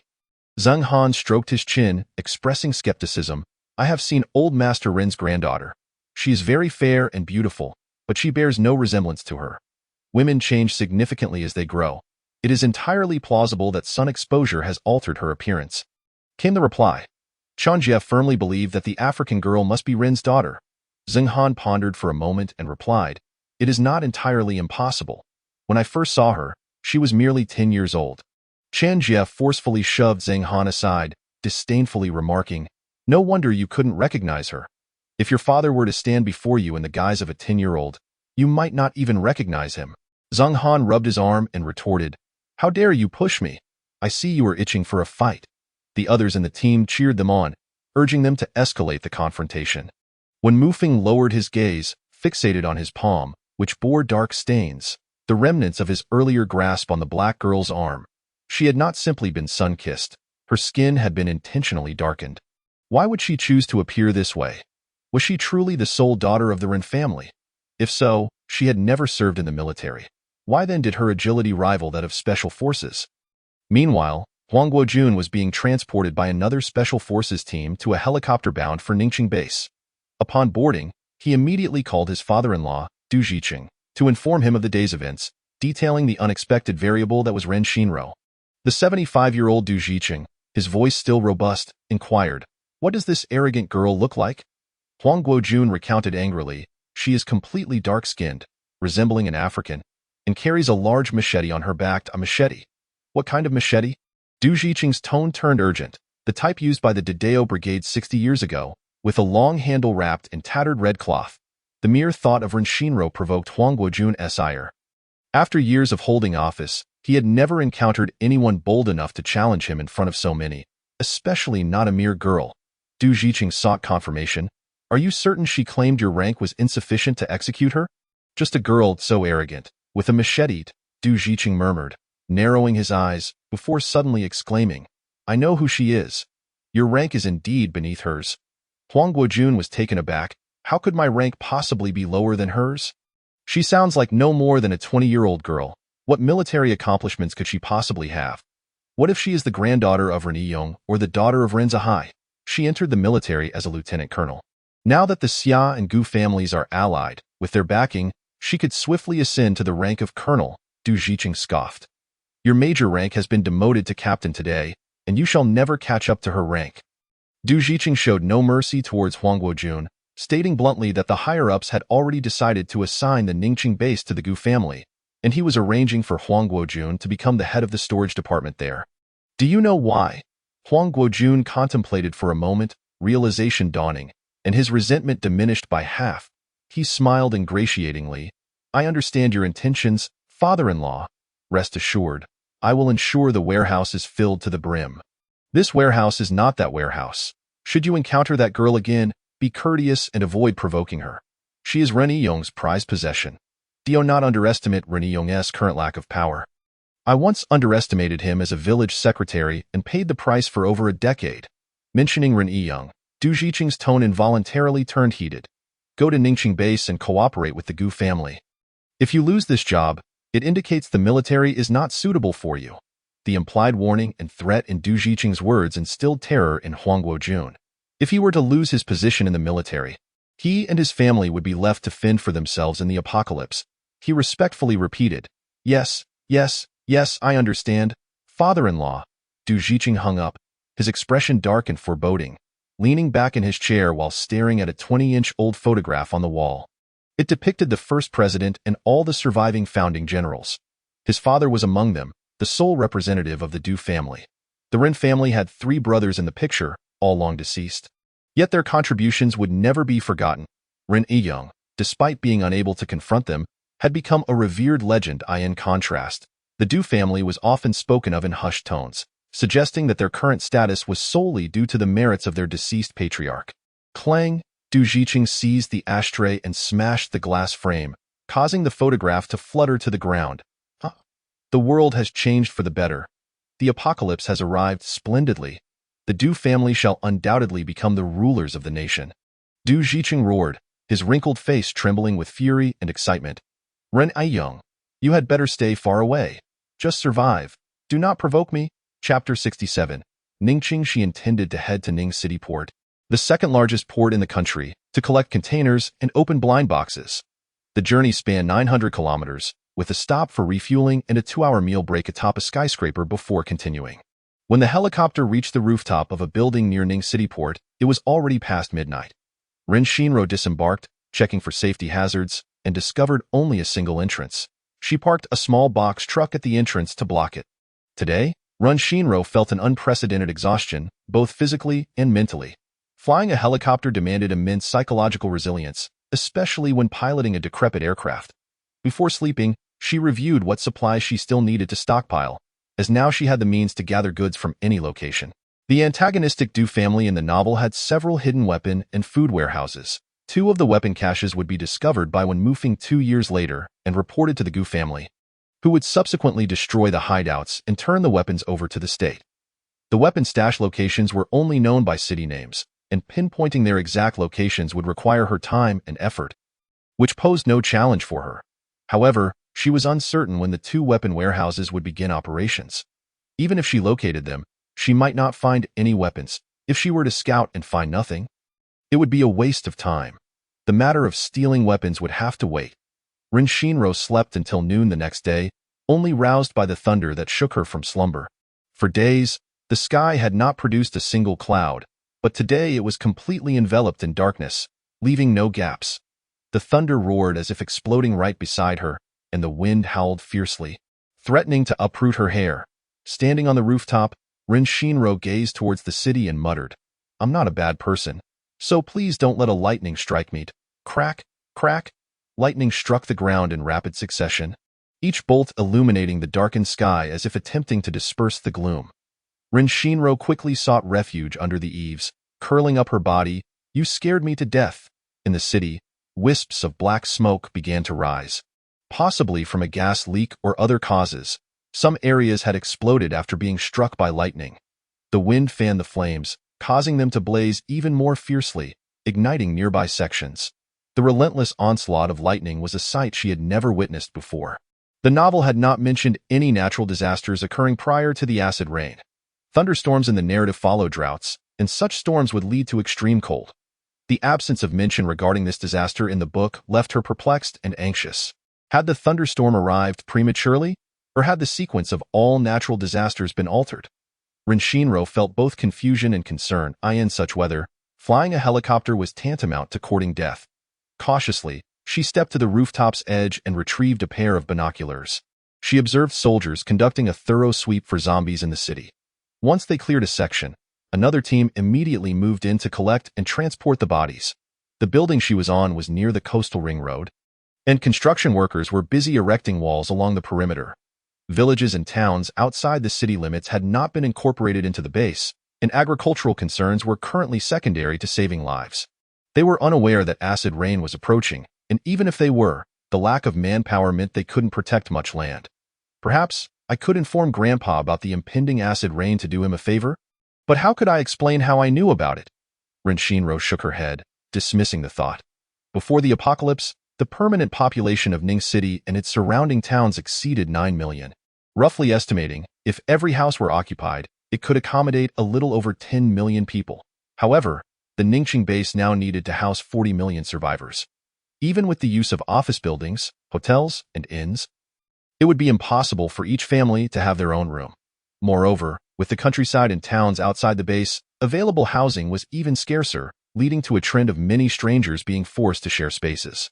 The book mentioned that once the base matured, accommodation levels would be established, allowing points to be used as rent. In expensive neighborhoods, one could have a room to oneself, while cheaper options would either be on floors above 20 or require sharing with others.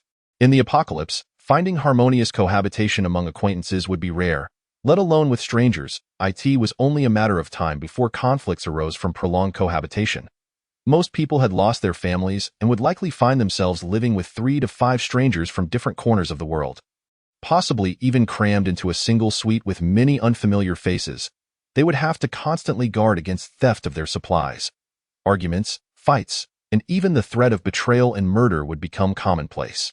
Rin Shinro understood all too well that once the base was established, murder and fatal fights would occur daily.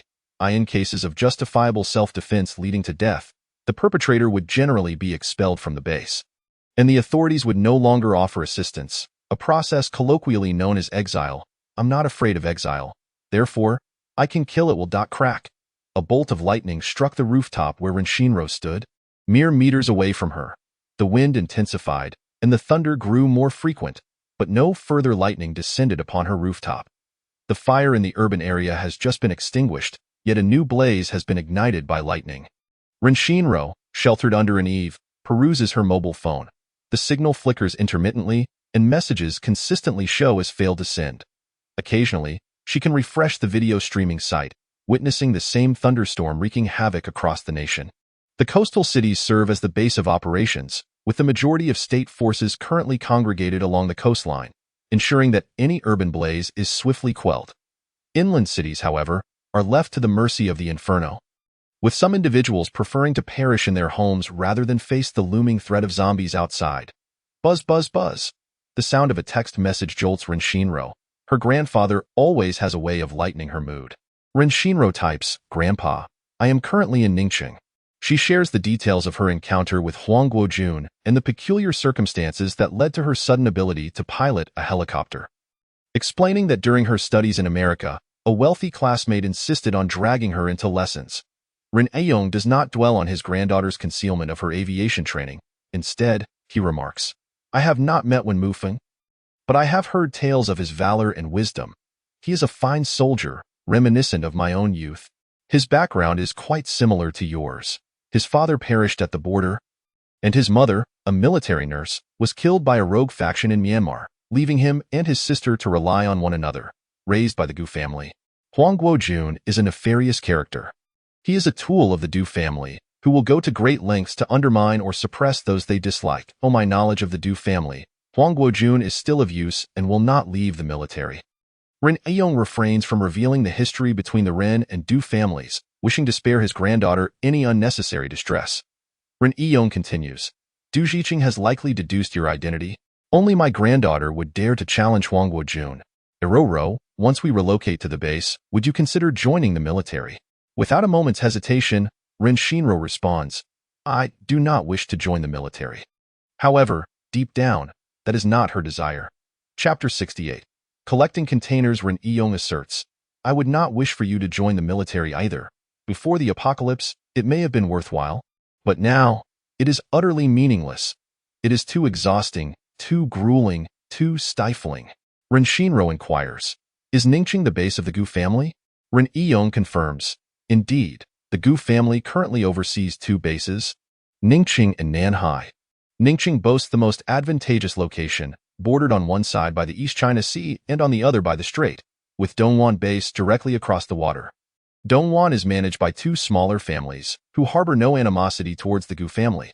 Should anything transpire in Ningxing, Dongguan will not remain idle. Relocating to the Ningxing base is indeed most suitable for us.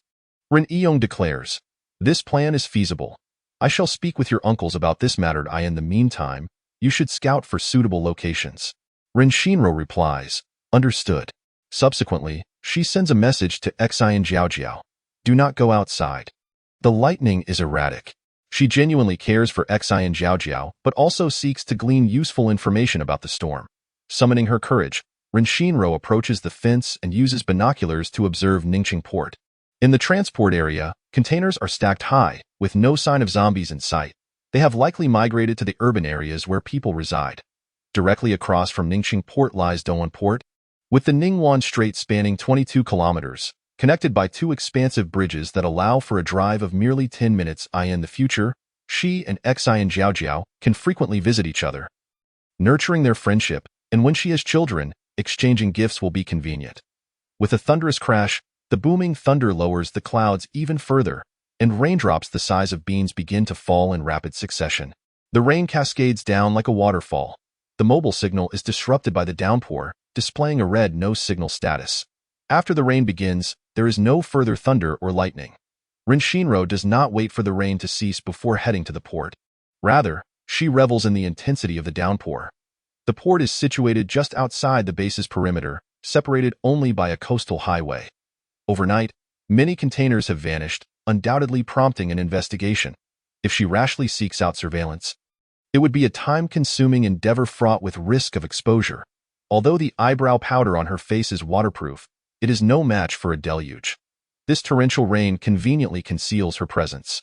With a little disguise, she can easily evade detection as a woman. The texts reveal that Ningxing Port will eventually serve as a docking point for aircraft and vessels by removing some containers. She helps the Gu family save considerable manpower. Ren Shinro does not apply dark makeup this time. Instead, she dons a wig of short hair, slips on a bulletproof vest beneath her clothing to obscure her figure, and wraps herself in a hooded black jacket paired with loose black sweatpants to conceal her slender legs, completing the ensemble with black leather boots. Without lightning, she cannot pilot a helicopter to the port, as the broken aircraft lacks windows, leaving her frustrated. The building where Ren Shinro resides appears to be a hotel. The ground-level roads have been cleared, revealing no zombies or corpses. She surmises that the interior of the hotel has likely been sanitized as well, saving her the effort of dispatching zombies. Ren Shinro stands before the elevator on the 46th floor. she is taken aback. Activating the elevator requires a room card. Where am I to find a room card? There isn't a single zombie in sight. Gritting her teeth, she curses, "Damn it." She descends the fire escape, taking a stroll on each floor, hoping to find a room card or a staff card to take the elevator down. Logically, with the zombies cleared, she should be able to locate a forgotten room card in the bedrooms. Yet all the doors are locked. Upon reaching the restaurant outside the 23rd floor, she finds the glass doors shattered. Frustrated, she enters to search for an employee card. Although she does not locate the card, she discovers an abundance of ingredients. Refraining from taking anything, she decides to leave them for the survivors. Feeling too lazy to continue searching for a room card, she gathers her resolve and sprints down the stairs. Outside the hotel, she spots a shared electric scooter. However, with no signal on her phone, her attempts to scan the QR code on the scooter are repeatedly thwarted. Damn it! Why must I ride an electric scooter? Oh, she remembers. It's because there are surveillance cameras nearby. A car would be too conspicuous. She cannot risk drawing attention before acquiring the containers. Shinro reflects on her predicament, spitting rainwater in frustration as she repeatedly attempts to scan the QR code. Finally, with a triumphant ding, she succeeds. Damn it! I must hoard the electric scooter. She forgets that there are electric scooters in her space. And not just one on the coastal road encircling the city, there are no zombies, as both ends of the road have been cordoned off by authorities to prevent zombies from breaching the construction site. The torrential rain halts all work, leaving the construction site devoid of workers. The freshly poured concrete walls from the previous night have been reduced to mere steel frames by the deluge. The walls stand approximately 5 meters high and 2 meters thick, constructed using steel frames and poured concrete for rapid and robust fortification.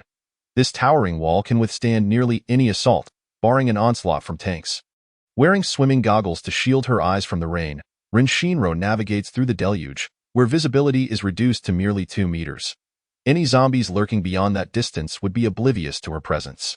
Relying on the navigation in her earpiece, she successfully arrives at the port's entrance. She first enters the security room to check the surveillance footage, only to find the screens obscured by a waterfall cascading over the lenses. Chapter 69.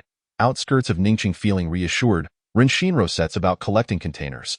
She endeavors to stack the containers high to optimize the use of space, aiming to leave 1/3 of the area free for weapon storage.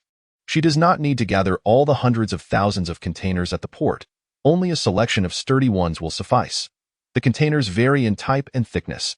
Shinro's targets are refrigerated containers and fuel tanks. Refrigerated containers must maintain their cool temperature, thus they are reinforced internally, resembling colossal freezers. The sizes of refrigerated containers vary. Smaller ones measure 6 meters in length, with a height and width just exceeding 2 meters. While larger ones stretch 12 meters long, standing 2.5 meters tall, and slightly over 2 meters wide. Walls formed from refrigerated containers would certainly withstand any powerful zombies. Moreover, refrigerated containers possess independent battery systems, allowing them to serve as air-conditioned rooms during sweltering weather without electricity. Shinro has no time to tally how many refrigerated containers she has collected.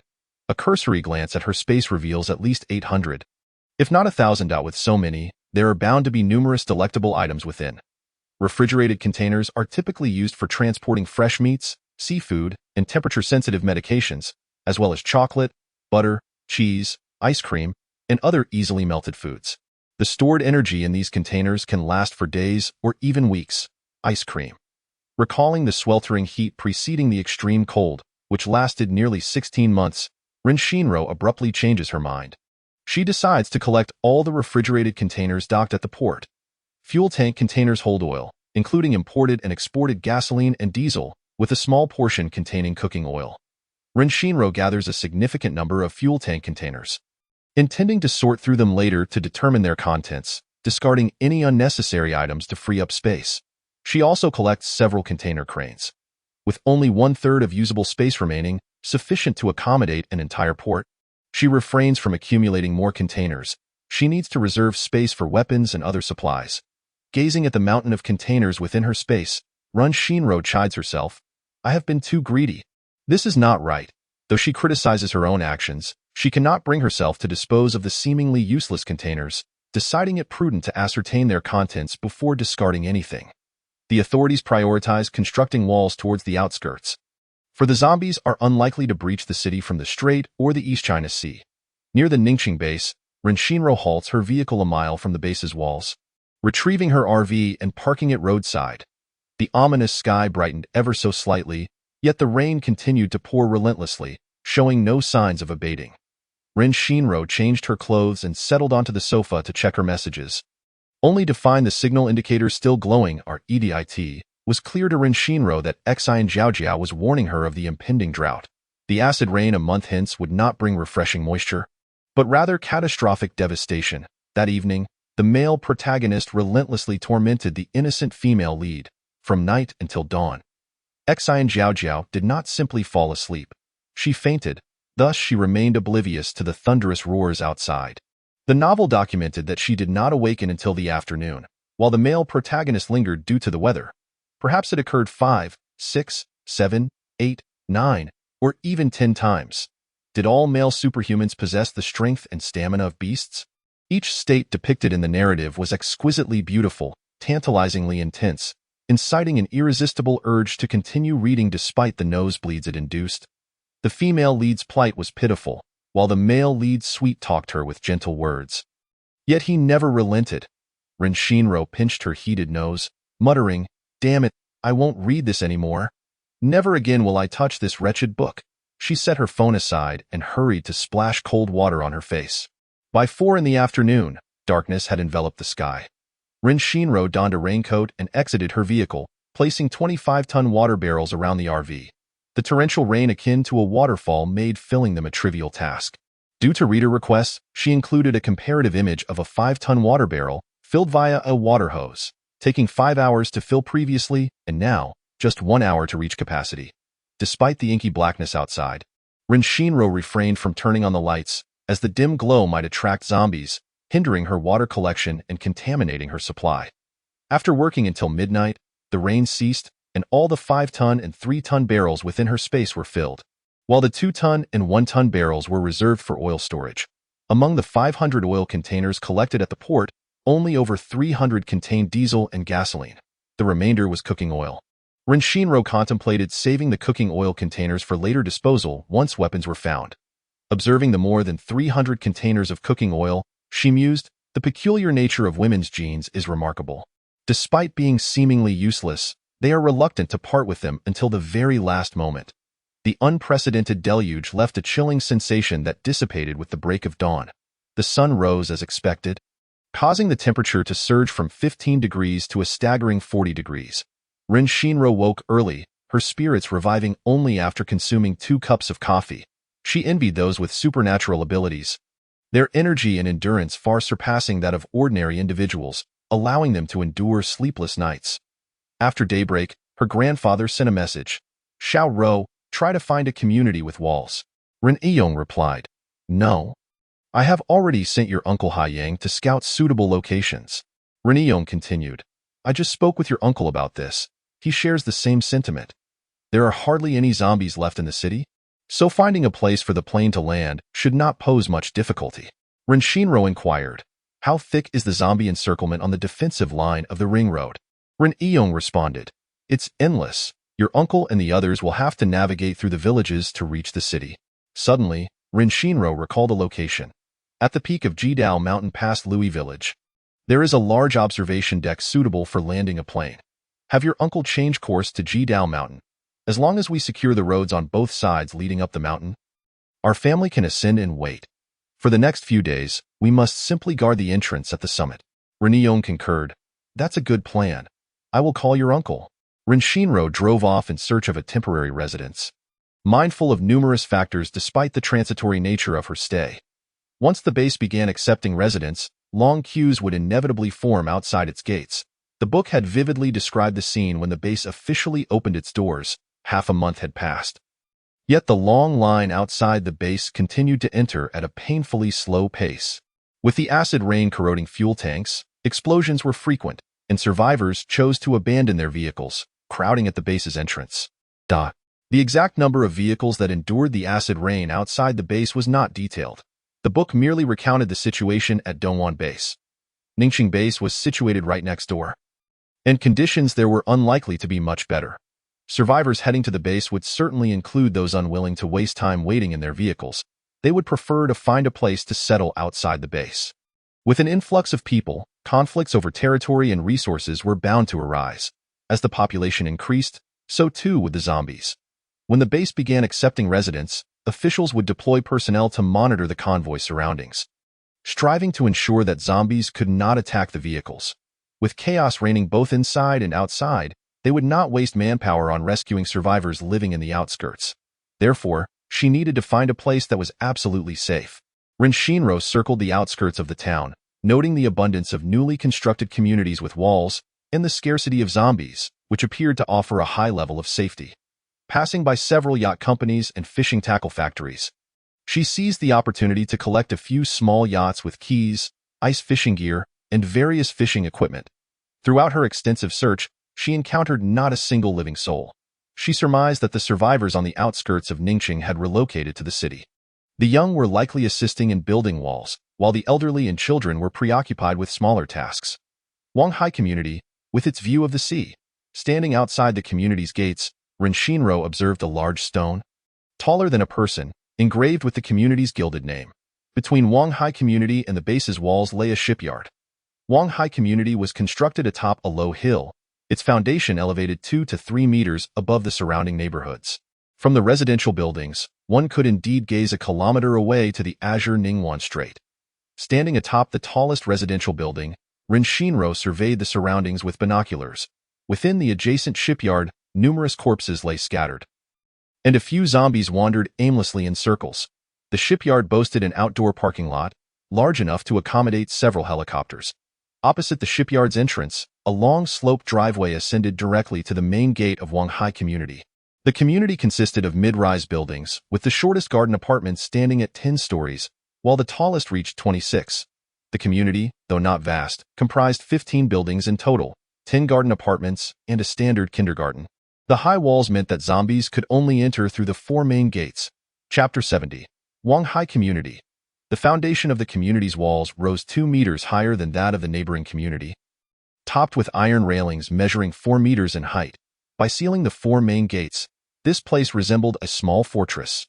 Shinro meticulously examined the surroundings outside the eastern, southern, western, and northern gates, scrutinizing the environment. The roads flanking the front gates were entirely barricaded, forming the first layer of defense. Even if the community were to fall, passage through the shipyard would allow one to scale the walls and enter the base. If not for the impending extreme drought and cold disasters, this place would indeed be quite suitable for long-term habitation. After the water was contaminated by acid rain, the base established multiple water stations, allowing each person to collect 500 milliliters of water daily. Even in the direst drought conditions, each individual was still limited to this meager amount. This quantity barely sufficed for daily hydration needs. While it would not lead to death by thirst, a lack of water would be exceedingly uncomfortable, leaving the officials with no other choice. Countless robust young individuals opted to exploit the base's resources for free, while the valiant external operatives risked their lives in search of supplies, facing exponentially increased workloads and dangers. Consequently, the authorities were compelled to adopt this desperate measure, silently coercing survivors with the message, "Water insufficient? You can go out and find some."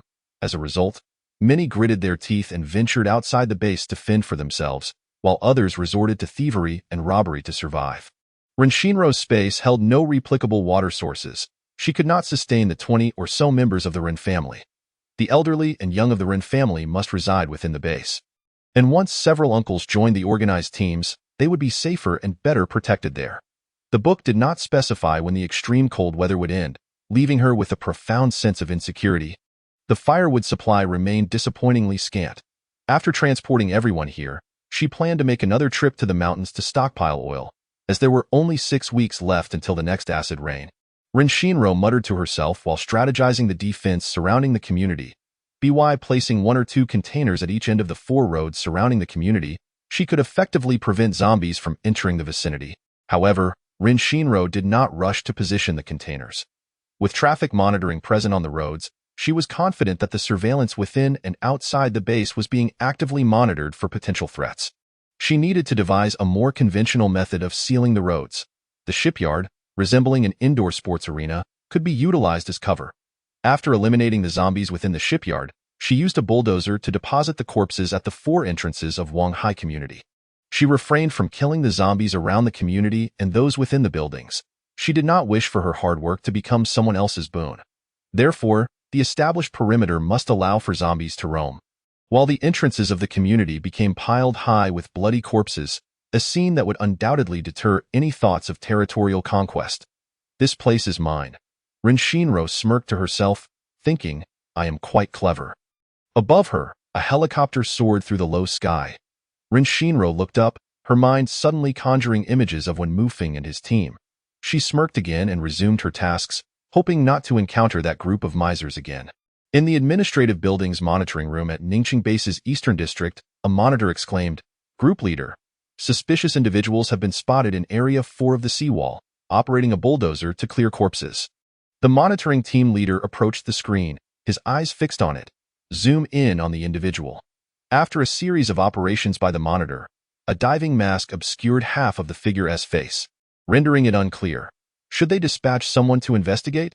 The monitoring team leader hesitated for a moment, reasoning that if the individual lived nearby, clearing the corpses would make their residence more comfortable and posed no threat to the base, thus deeming it unnecessary to expend manpower. Rin Shinro lifted her gaze to the nearest surveillance camera, aware that her prolonged operation of the bulldozer could not have escaped the notice of those within the base. Regardless of the outcome, it was preferable to expend no effort in explanations. The 4 entrances of Wanghai community were equipped with ramps, where the blood seeping from the corpses piled at the gates gradually coalesced into a crimson stream cascading down the slope. The grotesque mixture of red, white, yellow, and green fluid eventually reaching the roadway. This was precisely the effect Rin Shinro desired. She doubted that anyone would dare to approach such a repugnant and nauseating scene. Once she retrieved her grandfather, she intended to transport the bodies a mile away to the amusement park for incineration, subsequently utilizing the powerful jets of a fire hydrant to cleanse the area, restoring it to a pristine and idyllic state. Seated in the expansive, immaculate shipyard, Rin Shinro took a moment to rest and contemplate her next moves. In the afternoon, she planned to patrol the vicinity of Wanghai community. For where there were residential complexes, there must also be fresh grocery stores. Upon entering the supermarket, she selectively gathered items that would be rendered inedible once the power was cut, such as ice cream, popsicles, and frozen dumplings. While at the cigarette counter, she only took some Yun brand cigarettes.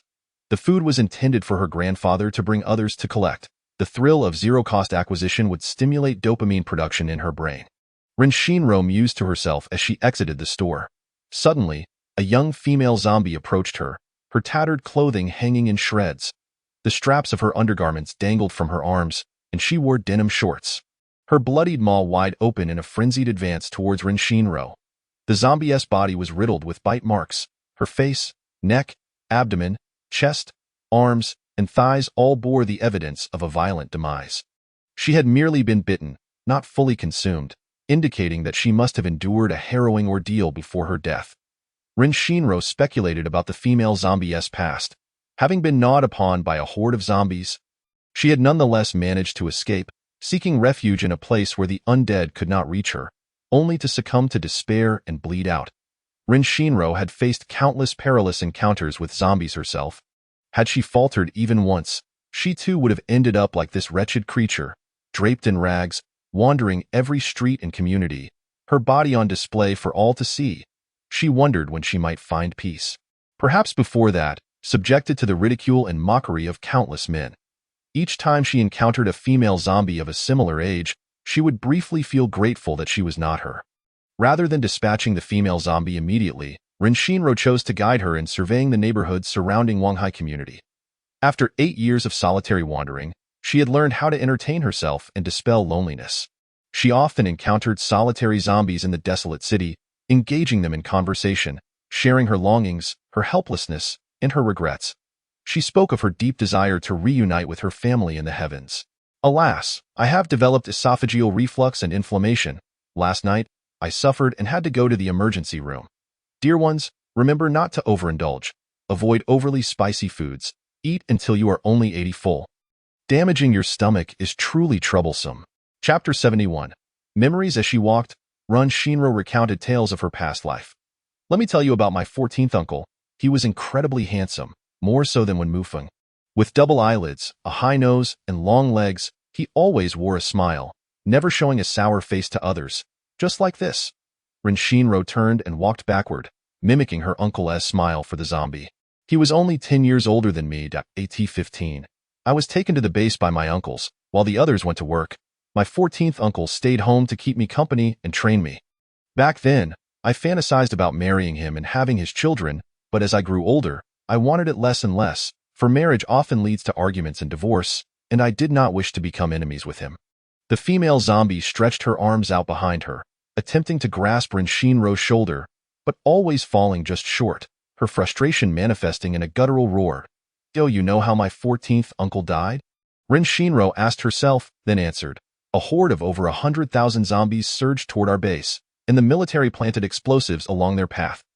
However, the remote detonator failed, necessitating a manual trigger at the center of the explosive net, meaning that the one pressing the button would also perish.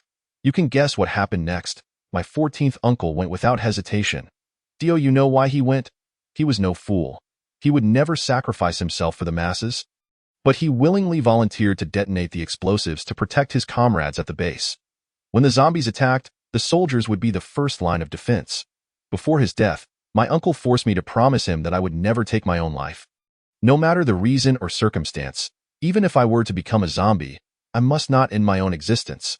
He said that if I became a zombie and bit a few people, it would still be a form of revenge for those who sacrificed themselves for humanity. Ren Shinro chuckled as she spoke, her eyes glistening with unshed tears. Taking a deep breath, she exhaled heavily. In my 8 years of wandering, I often pondered this question. If I had truly pursued my dream of marrying him and bearing his children, would he have still sacrificed himself without a second thought? Surely, he would not abandon his wife and children, right? She turned to the zombie and asked, "Ah?" The female zombie roared in response. Ren Shinro halted, inquiring, "Have you ever been in love? I've heard that unrequited love can cause heartache similar to heartbreak. Is that true?" "Ah, ah," the female zombie, as if finally catching a whiff of hope for a meal, screamed even louder as she lunged toward Ren Shinro. Unperturbed, Ren Shinro took 2 steps back before turning to continue her walk. The books say that when you like someone, you desire to possess them, to cling to them, to kiss and embrace them, even to bite them, yearning to see them at all times. Could this be true? But why do I not feel such things for my 14th uncle? Wanting to marry him should be a sign of affection, right? After his death, I could no longer bear to remain in the military. Not even for a day, so I left. Ren Shinro paused once more, the warmth and longing in her eyes dissipating in an instant. Drawing the dagger she had sheathed at her thigh, she plunged it into the female zombie's skull. "To thank you for keeping me company, I shall leave you intact." She flicked the blood from the dagger and resumed her work. Utilizing the cover of the shipyard, she retrieved a container crane and lifted a 12-meter-long container from the warehouse, placing it at each of the 4 cardinal points surrounding the community. Thus, she established a blockade. The red squares marked the container placements. As she positioned the containers, a few oblivious zombies roared beneath them, necessitating her to pause, dispatch them, and clear away the bodies before continuing with her task. What appeared to be a simple endeavor took her until dusk to complete, having to disguise herself as a man. She stowed away her handbag, with her phone safely tucked into her jacket pocket, the thick ballistic vest muffling any vibrations from incoming messages. When she finally had a moment to check her phone, she noticed a missed call from her grandfather and several unread messages. Her grandfather never called.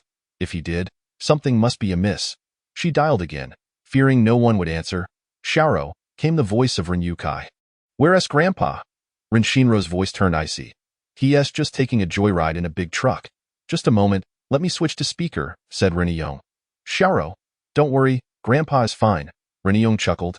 He hasn't driven a large truck in ages. He just wanted to scratch that itch." "Did you see the message I sent?" Ren Shinro relaxed, inquiring, "Not yet, Grandpa. Where are you headed? What has happened?" "We were just about to discuss the events of the day." Ren Yong began, but Ren Yukai interjected, "Driving at night is too perilous. Let your second uncle focus on driving while I talk to you." From the phone, she could hear her grandfather scolding, "Do you think my skills are something to fear at night?" Ren Yukai immediately backtracked, flattering, Yes, your skills are unmatched. Let me have a few words with my niece. I've missed her." Ren Yong retorted. Xiaoro is all I need to think about. You can think of your own nonsense. Hearing her grandfather scold her uncle, Ren Shinro found it amusing and heartwarming. Next, Ren Yukai recounted the events of the day to his niece. Yesterday, after a torrential downpour had just ceased, the river near Lui village suddenly overflowed. In the dead of night, visibility was poor, and when the guards noticed something amiss, it was mere seconds before the flood breached the village's barricades, sweeping hundreds, if not thousands, of zombies into the village. The neighboring Lusan village and our own Hui village were also affected by the flood. Fortunately, the water level was not high, only reaching the ankles, so it was not a significant issue. By noon today, 30-odd survivors emerged from the inundated village, driving to the entrance of Lusan village seeking assistance. However, the guards hesitated to let them in immediately, fearing that some among them might have been bitten and could turn into zombies. With dozens of zombies already surrounding the village road, allowing their vehicle access would undoubtedly permit the zombies to follow suit. The residents of Lusan village proposed that the survivors remain in their vehicle until they could consult with the village authorities to determine whether to grant them entry. The village's old secretary, a friend of the second uncle, had been forced to resign after the arrival of city dwellers who took charge, and the newcomers were opposed to admitting the survivors. The fleeing individuals pleaded desperately for help at the village entrance, engaging in countless negotiations to no avail. The old secretary of Lusan village called the second uncle to discuss the matter, and the second uncle expressed that something was bound to go wrong. He advised that the survivors be allowed into the village for quarantine, while notifying the villagers to swiftly pack their belongings and prepare for an imminent evacuation. Ren Shinro interjected. Although these survivors were followed by a tide of zombies, Grandpa's concern did not lie with the zombies breaching the defenses of Lusan village. Indeed, the second uncle was apprehensive that the survivors might resort to desperate measures. As some among them had already been bitten, to protect their families and friends, they could potentially act recklessly, breaking through Lusan village and affecting our own village as a consequence. The old secretary of Lusan village conveyed the second uncle's suggestions and concerns to the authorities. Despite the sound reasoning presented by the second uncle, they remained unwilling to allow entry, resulting in a deadlock that lasted nearly an hour as the zombie tide approached. The horde was just a few hundred meters away from Lusan village. Yet the officials steadfastly refused to relent.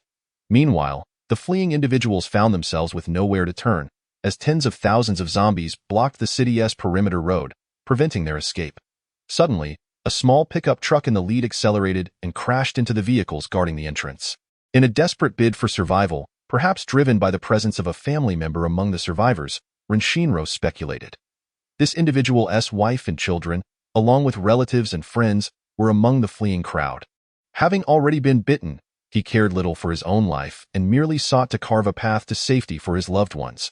Without a doubt, the gates of Lusan village were breached. Ren Shinro declared. Ren Yukai added.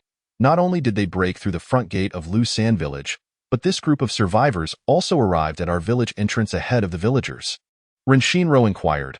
Where are they now? In the cargo hold of our truck. Ren Yukai continued recounting the events, after the second uncle spoke with the old secretary of Lusan village. He alerted us to gather our belongings, sensing that an evacuation might be necessary. When these individuals arrived at our village, the second uncle hurriedly directed our villagers to board a tourist bus for departure. Among this group were several children, and the second uncle, unable to turn them away, consented to let them join, albeit not on the bus. They could only ride in the truck or follow along in their own vehicles. Several of them had been bitten, and the second uncle instructed them to bind the afflicted individuals, which they complied with, showing a surprising level of understanding and reason.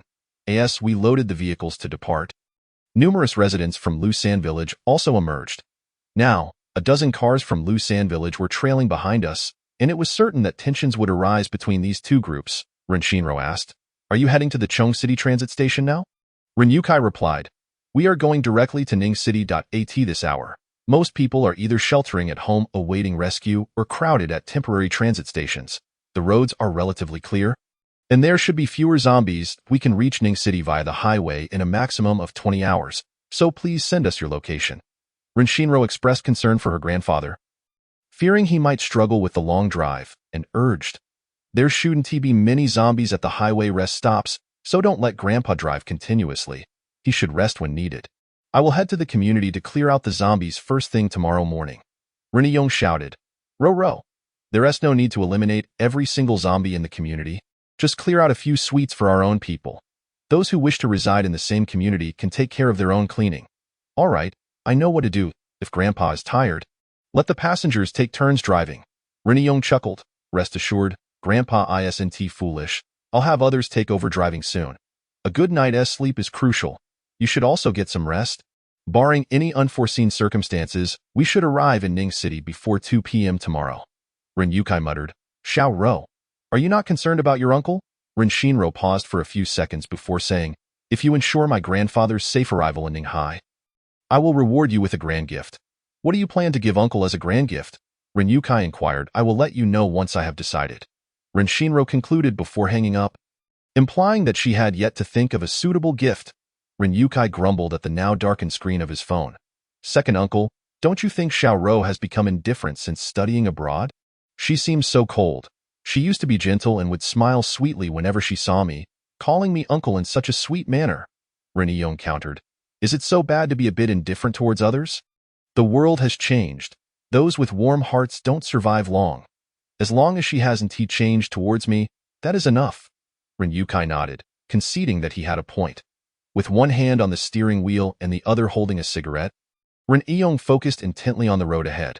Have the three of you discussed your plans? Are you intending to join the same squad or split up? Let us split up and join different squads.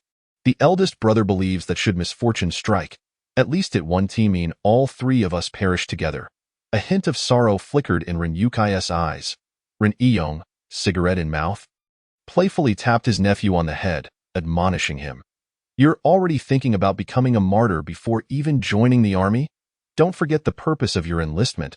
While you serve in the military, the 30 members of the Ren family will have food and shelter. Rin Yukai rubbed his head, listening to the lecture. Rin Yong sternly instructed, regardless of the mission, you must be proactive and decisive when it comes to survival. Even if your task is to protect the president, should your life be in danger, you should toss him to the zombies without hesitation. It is not wrong to remember a soldier's duty, but remember to choose your moments wisely. Only after ensuring your own safety should you concern yourself with being a good person. Understand? Understood, understood. Rest assured, second uncle, even if we encounter danger while protecting you, we will unhesitatingly toss you to the zombies, not hesitating for even half a second. Ren Yong shot his nephew a cold glare, ignoring him for a long while thereafter. Ren Shinro sent the locations to her grandfather and 3 uncles separately. I stand up for my second grandmother. That woman with the surname one clearly harbors ill intentions. I've noticed it, yet second grandfather still jumps into the fray. Second grandfather seems bewitched by that enchantress. What should I do? Ren Shinro. Got it. Rendong. Sister. Aren't you going to do anything? Ren Shinro. I'm not Sun Wukong. Dealing with demons isn't my responsibility. The historical literature of this world is not much different from that of her past life, as it also includes Journey to the West. Rendong should understand her meaning. Rendong. Who is Sun Wukong? Rendong. What role does second grandfather play? Zhu Beiji? Ren Shinro. Did your father pick you up? Rendong. No, Ren Shinro. Has the Ren family's gene mutated by your generation? Rendong. Ren Shinro. Good night. Should we let the male lead out for a cameo, just to stroll around? Chapter 73. The fortune of the European Emperor Ren Shinro silenced her phone, clutching her pillow as she drifted into a deep slumber. She understood that even if she received a call with bad news, she could not morph into a rocket to save anyone. Right now, the most important thing was to focus on resting, for tomorrow would bring many tasks awaiting her attention. As dawn broke the next day, Ren Shinro dispatched the zombies deliberately left within the quarantine zone. She selected a 10-story middle-class villa close to the north gate for her family, prying open each suite's door, eliminating the zombies within, and disposing of the bodies downstairs. Then, she drove a bulldozer to reconstruct the pile of bodies she had laboriously amassed outside the 4 gates the day prior, loading them into the truck bed, which was conveniently parked in a blind spot of the surveillance cameras. In the base's monitoring room, a team member reported to the superior. Leader, the person who was pushing the corpses yesterday is moving them again today. What is this person up to? The monitoring team leader bent forward, squinting at the bulldozer leisurely traversing the screen. The monitor inquired, Leader, should we send someone to check it out? Yes. Each member of the monitoring team wore a grave expression. While it was one thing for a healthy individual to breach the base, if someone who had been bitten by a zombie managed to sneak in, it would pose endless trouble. Renshinro transported the zombie bodies to a park located a kilometer away, conveniently near the side gate of the base's coastline. The pile of bodies resembled a small hill, and she donned thick gloves to climb atop this hill and doused the corpses in gasoline. After jumping off the mound of bodies, she ignited them. The crackling sounds of burning fat filled the air, and a pungent odor of charred flesh wafted around her as she stood a distance of several meters away, watching the inferno for 2 minutes before departing. "Leader, this person is burning corpses in the park," the monitor exclaimed. "How far is the fire from the city wall? Is there a risk of the flames reaching the wall?" The leader inquired. The report from the observer indicated that the park lay a few hundred meters from the city wall, with bodies piled in the public square of the park, nearby the source of the fire. There were metallic instruments but no combustible materials. "Should we send someone to investigate?" The team leader scolded. "What is there to see about a large fire? Do not report every trivial matter. Do I look like I have nothing to do? As long as it does not threaten the base, ignore it." Renshinro drove away, understanding the habits of the zombies. When there is no food around and they find themselves in a state of idleness, they instinctively gravitate towards bright lights and sounds. They are also drawn to any moving objects, such as the swirling black smoke in the AI art. As the saying goes, distant relatives are not as helpful as close neighbors. Dealing with zombies is a task for you all. A smirk graced Renshinro's lips as she glanced at the smoke reflected in the rearview mirror. Subsequently, she hurried to the neighboring city, scouring every locksmith shop, door manufacturing company, and renovation firm in search of anti-theft doors and locks, but to no avail. The base was in need of these supplies, and they had surely been depleted. Seeing that it was still early, she chose not to gamble on luck in another neighboring city. Instead, she took her helicopter and flew directly out of Zhejiang province to the adjacent Anhui province. The helicopter descended in a small third-tier city, surrounded by mountains. The streets of the urban area had only a few scattered zombies, each listless and devoid of vitality. Clearly, the city's inhabitants had been evacuated. With a clear objective, Renshinro decided to first locate locks and then venture into the mountains for firewood. Today, she felt incredibly fortunate. The small third-tier city she randomly selected happened to host a large lock factory. She collected numerous keyed locks and combination locks from the finished goods warehouse. She also secured several hundred anti-theft doors, never having intended to gather so many, but simply wishing to stockpile what was lacking in her space, which was ample. Last night she had taken the time to organize her space, categorizing the goods and stacking them high.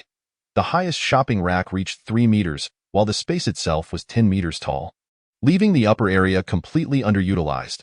She constructed a supermarket within her space atop a container, thereby increasing the available area from less than a third to half. To her delight, she discovered that the outskirts of this city housed a vehicle city even larger than that of Nanshur, where she spent an hour leisurely exploring, collecting numerous large SUVs. The most thrilling find was a heavy-duty RV, nicknamed the Apocalypse RV, complete with keys. "Why am I so lucky today?" Renshinro grinned, caressing the sofa inside the RV and unconsciously marveling at her fortune. "No, no, no," she chastised herself, lightly slapping her mouth in excitement. "I am not lucky at all. How unfortunate. I wanted a helicopter. I already have an RV. What bad luck to stumble upon another RV." Renshinro sighed. Realizing that each time she reveled in her good fortune, she seemed to encounter new predicaments, possibly running into Wen Mufeng and his unfortunate crew. "I have a helicopter. I have weapons. I have space. And I have intelligence. No danger poses a threat to me." Renshinro drove her red truck straight into the mountains, muttering to herself, hoping this time she would not encounter the speed zombies. Compared to speed zombies, she was far less inclined to meet that unfortunate group, as each encounter resulted in significant bloodshed. Approaching the foot of the mountain, she spotted several factory-like buildings surrounded by high, dilapidated concrete walls, taller than the short walls of Wanghai community. On the road outside the prison walls, she encountered zombies, all of whom shared a common goal as they trudged toward the factory. Although they were distant, she could clearly see the zombies one after another entering the enclosure. Renshinro halted her vehicle, climbed atop the truck, and retrieved her binoculars. It turned out to be a prison. The high walls and tall buildings within obstructed her view. allowing her only a glimpse of the bustling crowd in the prison's main entrance plaza. To drive into the mountains, she would have to pass through the prison gates, which meant the zombies inside would follow her into the mountains. While it was unlikely that they would all trail after her, a portion certainly would. Observing the zombies ambling towards the prison, she noted they were in small groups, not overly numerous. Chapter 74. The unfortunate souls in the prison. Rin Shinro turned onto the road leading to the prison and accelerated, keeping her vehicle close to the outer wall. Upon reaching the prison gates, her 10-meter truck perfectly obstructed the entrance, offering a clear view of the interior. A dense throng of zombies, at least 300 to 500, surrounded the building closest to the gate, which bore the sign Prison Guard Office. Rin Shinro merely cast a glance, not wishing to involve herself further. She removed the truck key, preparing to climb out through the rear window to leave. She resolved to do a good deed by leaving the truck behind. The survivors in the prison would surely need it, provided they could break through the siege. Rin Shinro jumped from the back window into the truck bed, surveying her surroundings as she planned to walk up the mountain, intending to retrieve the vehicle after exiting the prison's surveillance range. Just as she was about to jump from the truck, she heard a familiar voice call out from the loudspeaker atop the prison doorway. "African girl!" Rin Shinro cursed inwardly. She did not turn around but drew her large machete and jumped off the truck, reassuring herself that she had merely imagined it. African girl, it's me, Sean Jia. Good girl. Don't go. Help us. Your Uncle Xing Han is here too?" Rin Shinro continued to slash at the zombies approaching her. Keeping focused on her path, it seemed they had deduced her identity as the daughter of the Rin family. Damn it. Everything in this broken prison is falling apart. Boss. The loudspeaker at the entrance is definitely malfunctioning. The girl can't hear a thing. The voices of Chen Jia and Wen Mufeng echoed through the loudspeaker. She heard them, but she simply chose to ignore it. Wen Mufeng's clear and melodious voice emerged from the loudspeaker. Rin Shinro inwardly scoffed. "You truly understand me. Rin Xiao, it's Xing Han. You met me when you were young. My father was a comrade of your grandfather. We are family. Xing Han's voice resonated powerfully, shaking the nearby trees. Rin Shinro cursed silently, as if I would consider you family. She continued onward. The loudspeaker crackled again with Wen Mufeng's voice. Miss Ren, how about a compensated rescue? Rin Shinro paused, turning to look at the camera mounted on the doorframe. Compensation was indeed something to consider. She climbed atop the truck, retrieving a message board from her space. You have hurt me too much. We are family, Xing Han shouted. Rin Shinro wrote on the board, for fairness. Shall I leave now? Chen Jia quickly yelled. No. Don't go. We've been trapped in the prison for 2 days. If we don't get out soon, the walls of the guard office will be crushed. I need to go out to relieve myself. I'm bursting, Rin Shinro wrote on the board. What can you offer me? Clearly, she was inquiring of Wen Mufeng. Wen Mufeng replied, What do you desire? Rin Shinro pondered but could not determine what she wished for. Asking for a military helicopter was unrealistic, unless she joined the army, and besides, she could seek a civilian helicopter. Rin Shinro replied, I haven't thought of anything yet. I will let you know later. You all must also do your part. The loudspeaker fell silent for 2 seconds before Wen Mufeng made a decision. We will not help you kill innocent people, nor will we assist in saving evildoers. Rin Shinro replied, 3 conditions. Wen Mufeng responded promptly. Agreed. Rin Shinro muttered, I should have asked for 10 conditions. The loudspeaker emitted a brief, light laugh, presumably from Wen Mufeng. Rin Shinro wrote, How many people? Wen Mufeng replied, Including us, there are a total of 40 people. Rin Shinro asked, Where will you be picked up? Wen Mufeng responded, Through the window. Rin Shinro assessed the situation around the guard office. The window had a thick security grate, and there were more zombies outside than inside. At first glance, it seemed that driving the truck to the building's entrance posed minimal risk, and the special forces would be quick to respond. However, based on her years of experience, she could tell that the entire building was occupied by zombies. And as soon as they opened the office door, the zombies would flood into the hallway. Rin Shinro wrote, No strangers are allowed in the driver's cabin. All right, I will only allow my team members into the driver's cabin. Rin Shinro stored the message board and went to drive. 1,000 zombies posed no challenge for her, let alone the mere 300 to 500 blocking her path. She threw a few blood vials at the heads of the zombies standing farther away to divert some of them. To facilitate her escape later, she reversed the truck into the entrance, slowly maneuvering it to the window of the guard office. Estimating that the zombie wall was 2 meters thick and the window's height was 1.5 meters. Two escape plans lay before them. The first was to eliminate this wall of zombies quickly and get into the truck. The risk was that if the zombie wall collapsed, the zombies on either side would swiftly fill the gap. And the higher the bodies piled up, the easier it would be for zombies to climb through the window. The second option involved cooperation, with Wenmufeng's team eliminating a layer of zombies, while the truck would immediately back up until its rear was flush against the window. The truck Renshinro was driving had a steel plate at the back, which could completely seal the window. To climb into the truck bed from the window, one would have to first step over the steel plate, and the rear of the truck needed to maintain a slight distance from the window. Any gap would allow zombies to squeeze in. However, compared to the first escape plan, the second approach was evidently more conservative and safer. Renshinro climbed out the rear window, ascended the steel plate at the back of the truck, and called out to Wenmufeng, "Captain 1, I will toss a walkie-talkie to you. Once you eliminate a layer of zombies, I will back up," dressed entirely in black, her face obscured by a diving mask and sporting a slightly askew wig. She resembled a hairy frog perched on the back of the truck, gazing down at them. Wenmufeng's lips trembled slightly, a fog of confusion enveloping his heart, leaving him at a loss for words to articulate his current feelings. Each encounter with Renshinro reshaped his understanding of women. This woman remained blissfully unaware of her peculiar and bizarre persona, a trait that most women simply could not embody. Chen Jie, a member of the Gold Team, grasped the security bars and, with a swift motion, tore them away, causing the bars to clatter to the ground. Outside, the undead clawed eagerly towards him, prompting Chen Jie to retreat swiftly and sever one of the zombie's hands. Wenmufeng caught the walkie-talkie that Renshinro tossed to him and, upon looking up, he noticed that the black frog at the rear of the vehicle had vanished. Renshinro's cold voice emanated from the walkie-talkie. "There will be a countdown of 5. When I reach 1, I will fall back, so you have 4 seconds to clear away the first layer of zombies to make space for me. If not, the truck may crush the zombies and risk a collapsing the wall." Chapter 75. The unfortunate souls in the prison. Zheng Han led 5 team members, standing side by the window, each wielding a bayonet, fully focused as they awaited Renshinro's countdown. 5, 4, 3, 2, 1. As Renshinro shouted 1, her truck pulled back a short distance. The special forces breathed a sigh of relief, having narrowly avoided failure in eliminating the zombies on cue. Only by precisely timing their attack could they prevent the outer zombies from squeezing into the truck and the gap at the window. 5, 4, 3. After several repetitions, the distance between the truck's rear and the window reduced to half a meter, ample space for them to leap onto the rear board. 2 layers of zombies remained trapped between the truck's back and the window. Clawing and roaring, the zombies on either side desperately reached for the window.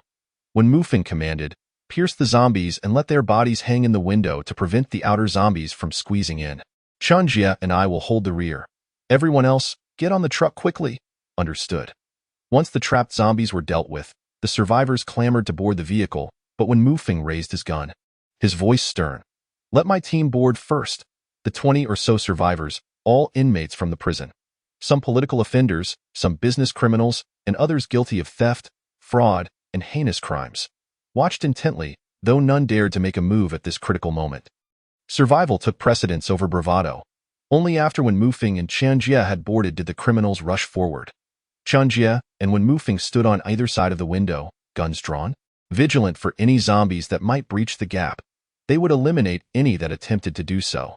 Suddenly, a survivor leaped onto the rear board but lost his grip and fell as he descended. He inadvertently dislodged a body hanging in the window, causing a cascade of corpses to tumble to the ground.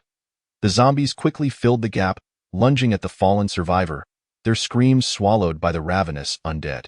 One unfortunate criminal, having just climbed onto the rear board, was seized by the ankle as he was about to vault over. "Help me, please, I don't want to die," he cried out. Zheng Han leaned over the rear board, attempting to pull the man up, but the survivor yanked at his collar, pulling him down. Had it not been for a teammate inside the truck who held onto Zheng Han's legs, he would have surely fallen into the jaws of the undead.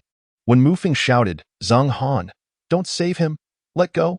Zheng Han released his grip, yet the survivor clung fiercely to him, wrapping his arms around Zheng Han's neck, unwilling to let go. The weight of the zombies below was entirely borne by Zheng Han. "Damn it, let go of me!" Zhang Han's face turned crimson as he struggled against the pressure.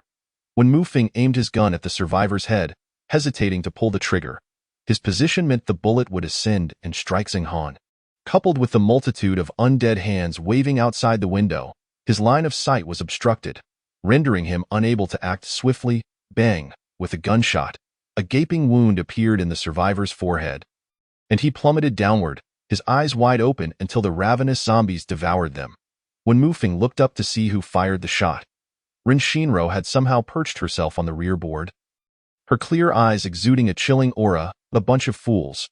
When Mu Feng slightly puffed out his cheeks, this time, he would not admit to being a fool. Among the remaining survivors, some scoffed, others were awed by Ren Shinro's presence, while still others shrank back in fear. Most of the zombies were preoccupied with their feast, and when Mu Feng refrained from shooting them, their distraction effectively blocked the gap. Occasionally, one or two zombies edged closer to the window, but they posed minimal threat. When Mu Feng and Chen Jia urged everyone to jump aboard, yet some hesitated, shrinking back in fear, unwilling to assist. As the 2-minute mark approached, when Mu Feng and Chen Jia leaped onto the truck, seizing the moment without giving those behind them a chance to hold them back. The individuals they had set out to rescue were already on board, and their mission was accomplished. Inside the police station, for survivors trembled as they attempted to mentally prepare themselves. The truck slowly advanced, the gap behind it widening, making it clear that Ren Shinro's 2 minutes were not mere words. Hurry and jump. A few individuals clad in blue prison uniforms clung to the rear board, shouting at the others, "If you hesitate any longer, it will truly be too late. Jump now." One survivor, tightening his lips, stood at the window and leaped, successfully grasping the protruding bar on the rear board, flipping himself into the truck and collapsing in a heap, panting and occasionally laughing in disbelief at his success. Another jumped just 1 second later, his body colliding with the bar, but he failed to secure his grip and fell from the truck. The zombies granted him only a moment to scream before silence ensued. Within the police station, 2 others, clutching their hair, wore expressions of despair as they wept openly. "We're all going to die. We might as well fight for it. Quickly!" The individuals on the truck continued to shout. A burly man, his arms adorned with tattoos, angrily leaned against the back window of the driver's seat, shouting, "Reverse! My brother isn't on board yet." No one responded, and Ren Shinro certainly ignored him. Bang, bang, bang. The tattooed man banged forcefully on the truck's body. "Reverse! Can you hear me? Reverse! Damn it! Move it back." His companions joined in, cursing loudly. "Are you deaf? Damn it! Stop! Stop!" The group soon realized that the special forces remained silent, indicating that they truly did not care for matters beyond their mission. Zhang Han, seated in the back of the driver's seat with his hand on his gun, kept a close eye on the burly man. Should he attempt to enter the driver's seat, Zhang Han would not hesitate to shoot. The close call of nearly being pulled off the truck lingered in his mind, engendering a deep-seated fear. The instinct to save others, honed over many years, had nearly cost him his life, making him ponder the value of such an action. "Damn you! Reverse! You hear me? Reverse! My brother commands you to back up. Come save us." The special forces merely watched them, observing their reckless behavior. When Ren Shinro had taken a life earlier, the tattooed man had yet to board. He had undoubtedly witnessed her ruthlessness. Knowing full well that Ren Shinro was not one to hesitate in taking lives, he continued to shout, displaying either foolishness or an overconfidence in his own abilities to escape. The tattooed man cast a glance at the immobile special forces, becoming increasingly audacious, banging on the truck and cursing with increasingly vile language, nearly questioning Ren Shinro's lineage.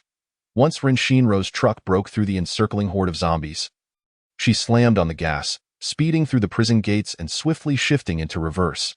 The tattooed man, attempting to leap into the driver's seat, lost his footing and struck his head against the truck's body, instantly swelling a large bump on his forehead. "Damn it!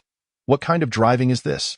When Mu Feng's fingers twitched, a murderous intent simmering beneath his dark gaze. Following her original plan, Ren Shinro positioned the truck to block the prison gates, preventing any zombies from following her up the mountain. Chapter 76. The unfortunate souls in the prison. She disembarked from the truck and ambled towards the mountain's ascent. The special forces and survivors quickly jumped off the vehicle. "African girl," Chen Jia called out, catching up to her. "Where are you going?" Rin Shinro's first word was drowned out by the cacophony of insults. Damn you! Why did you stop? Are you out of your mind? Take us to the rescue station? The tattooed man obstructed Rin Shinro's path, flanked by 4 muscular inmates. Rin Shinro blinked her large, innocent eyes, appearing clueless, and turned to Wen Mufeng, asking, "Who are you here to rescue from the prison?" Wen Mufeng stepped forward, standing beside Rin Shinro, and pointed to the 2 individuals next to Zheng Han. "We're here to save those 2, both chemists arrested for illegal drug manufacturing and distribution." Rin Shinro then turned to the tattooed man and his companions, inquiring, "Did you end up in prison for theft or robbery?" The 4 associates of the tattooed man exchanged glances before bursting into laughter. "What kind of crime qualifies as a high-level offense?" Rin Shinro asked. "Murder, killing, and—" The man's gaze raked over Rin Shinro from head to toe, licking his lips. "First we cook, then we kill. Ha ha ha ha." The others joined in the laughter. When Mufeng's expression darkened, a fire igniting in his chest. Especially upon hearing the lewd remarks hurled at Rin Shinro, his anger surged uncontrollably. The tattooed man extended his hand towards Rin Shinro, demanding, "Enough chatter. Give me the keys to the truck." Rin Shinro smirked slightly and asked, "On what grounds?" The tattooed man waved his clenched fist in front of her, baring his teeth in a fierce manner. "On what grounds? Because I can smash your head with one punch. Because my flesh is tough enough to withstand bullets. Because I could easily wipe out all of you." The tattooed man proudly pointed to a hole in his shoulder and then to the arms of his closest companions, which bore several shallow blood wounds. "See this?" The tattooed man, brimming with arrogance, proclaimed. "During the prison riot, stray bullets rained upon us, yet none found their way into my flesh." He continued to taunt.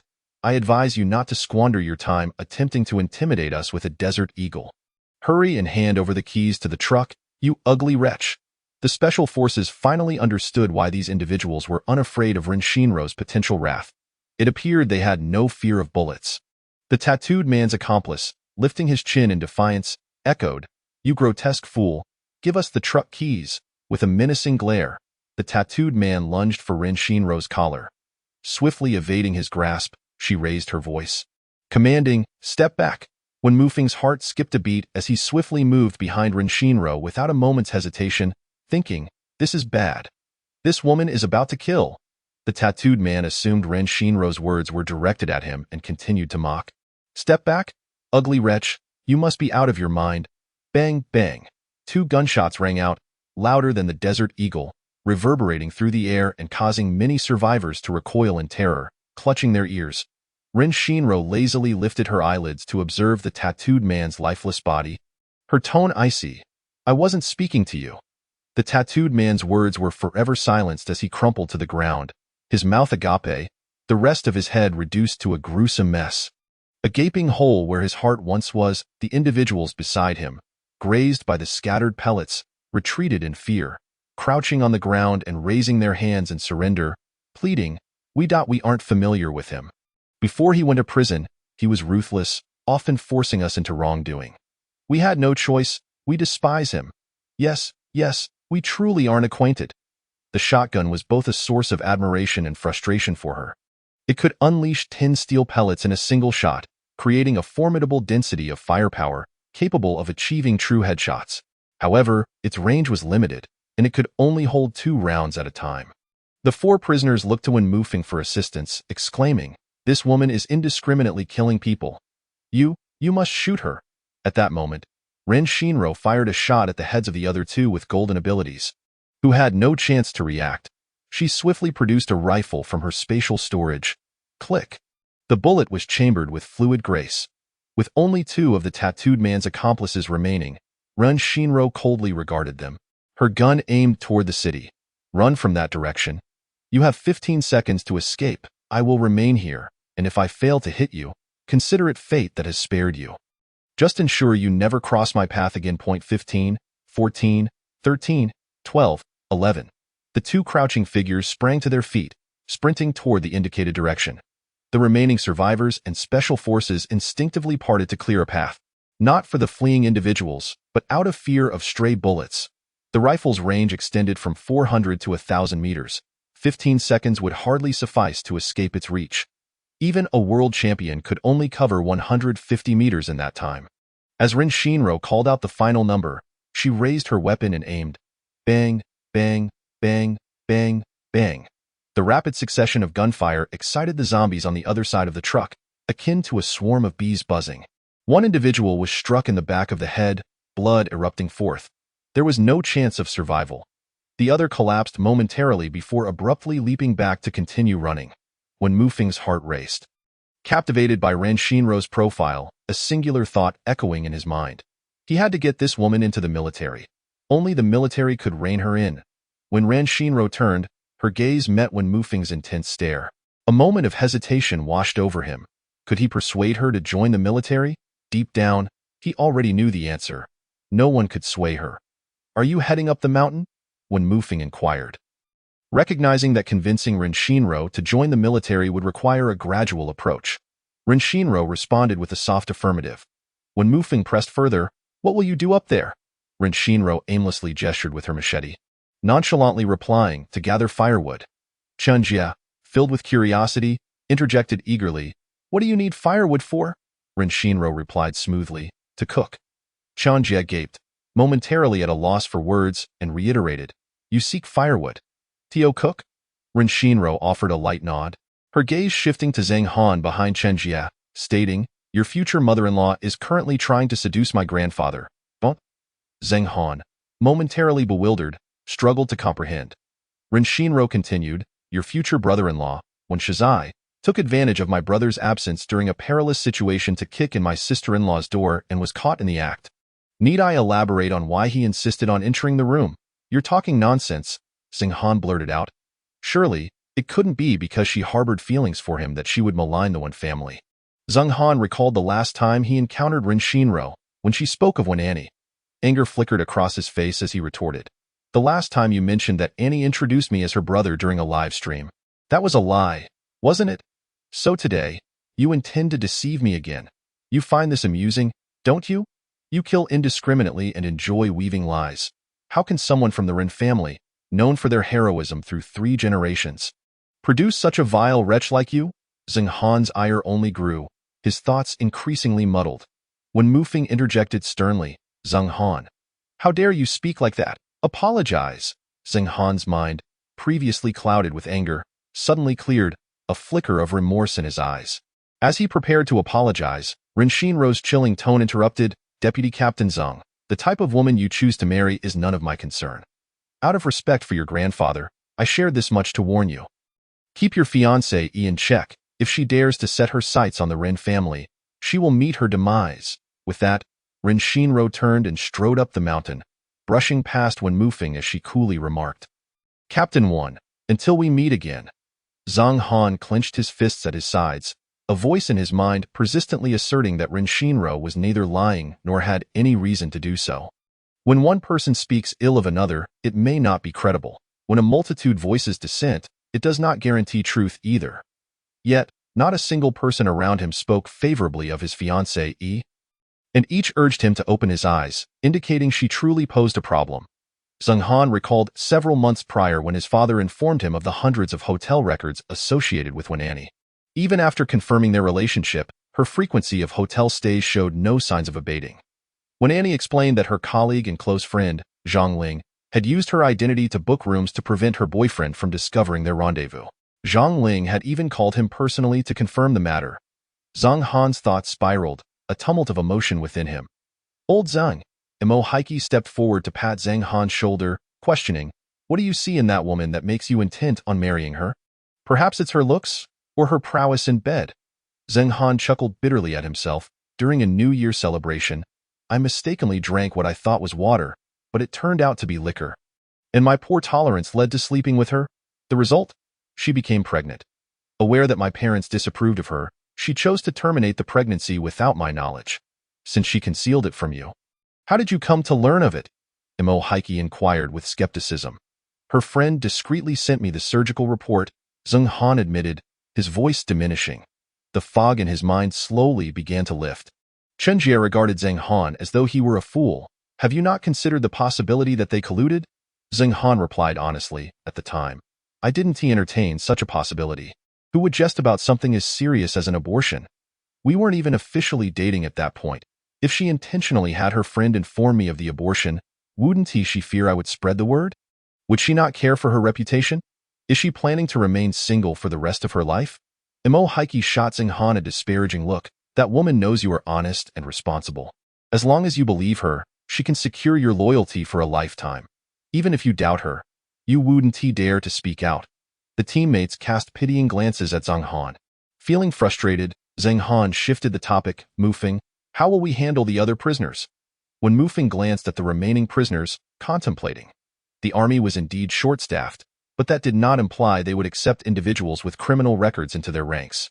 You may leave. Do not engage in further wrongdoing. The absence of prisons does not grant you the liberty to kill or set fires indiscriminately. Should the authorities apprehend you, you will face immediate execution. The remaining prisoners departed in groups. Xinghan, contact the helicopter for extraction, when Mufeng commanded, casting a glance over his shoulder. Run Shinro's figure had long disappeared at the road's end. He absent-mindedly touched the pink cartoon walkie-talkie in his pocket, realizing he had forgotten to return it to her. Understood.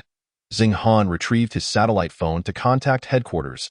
Imo Heike crouched beside the tattooed man's corpse, using a sharp knife to sift through the scattered remains, ultimately uncovering a golden, polygonal brain crystal core. Captain, this crystal core cannot be shattered by gunfire. Should we try explosives? I'm quite curious about its purpose. Imo Heike continued to search the other two bodies for their brain crystals. Chen Jie remained transfixed, gazing in the direction Ren Shinro had departed, lost in thought. Chapter 78. The lumberyard. The delay in the prison rescue had consumed considerable time. Ren Shinro drove an off-road vehicle along the mountain road toward the lumberyard. Among the continuous mountain ranges, there were 4 lumberyards. Unlike timber mills, which cut wood for their own production of boards and firewood, lumberyards focus solely on harvesting timber, sending the logs to processing enterprises nationwide. Ren Shinro furrowed her brow as she surveyed the towering piles of logs before her, feeling no joy whatsoever. The rainfall 2 days ago was excessive, even after a full day's exposure to the sun. The uppermost layer of the woodpile was dry, while the lower layers remained soaked. Should she store it away, she would still need to find time for it to dry. Drying the logs from several mountains might take a week, if not longer. If laid out to dry, it would require a vast area. Ren Shinro puffed out her cheeks and muttered, "Forget it, let's just put it away for now." Ren Shinro stated, "I am in Huizhou looking for new locks to replace the ones at your accommodation. Didn't you take a break along the way? I thought you would arrive in the afternoon." The drivers took turns driving without needing to rest. Fortunate for us, we encountered a military convoy heading to Ningqing, and we followed them. With their presence, our trucks didn't even have a chance to collide with zombies, and we arrived smoothly in Ningqing. Ren Yong recounted this serendipity joyfully, ultimately praising, "The community you found is excellent, easy to defend and hard to attack." "Quite secure," Ren Yong chuckled. "You're being foolish. There's no need to venture out for new locks. Simply find a lock with a key in another building and swap it out. You need not run around aimlessly. The world outside is becoming increasingly chaotic, with more ordinary people wielding firearms, and incidents of murder and looting occurring frequently." Ren Yong interrupted his granddaughter's continued discourse, exclaiming, all right, that's enough. If you wish to play outside, feel free. I have no demands other than your safety. As long as you can keep yourself safe, do not hesitate to act in self-defense. Do you understand?"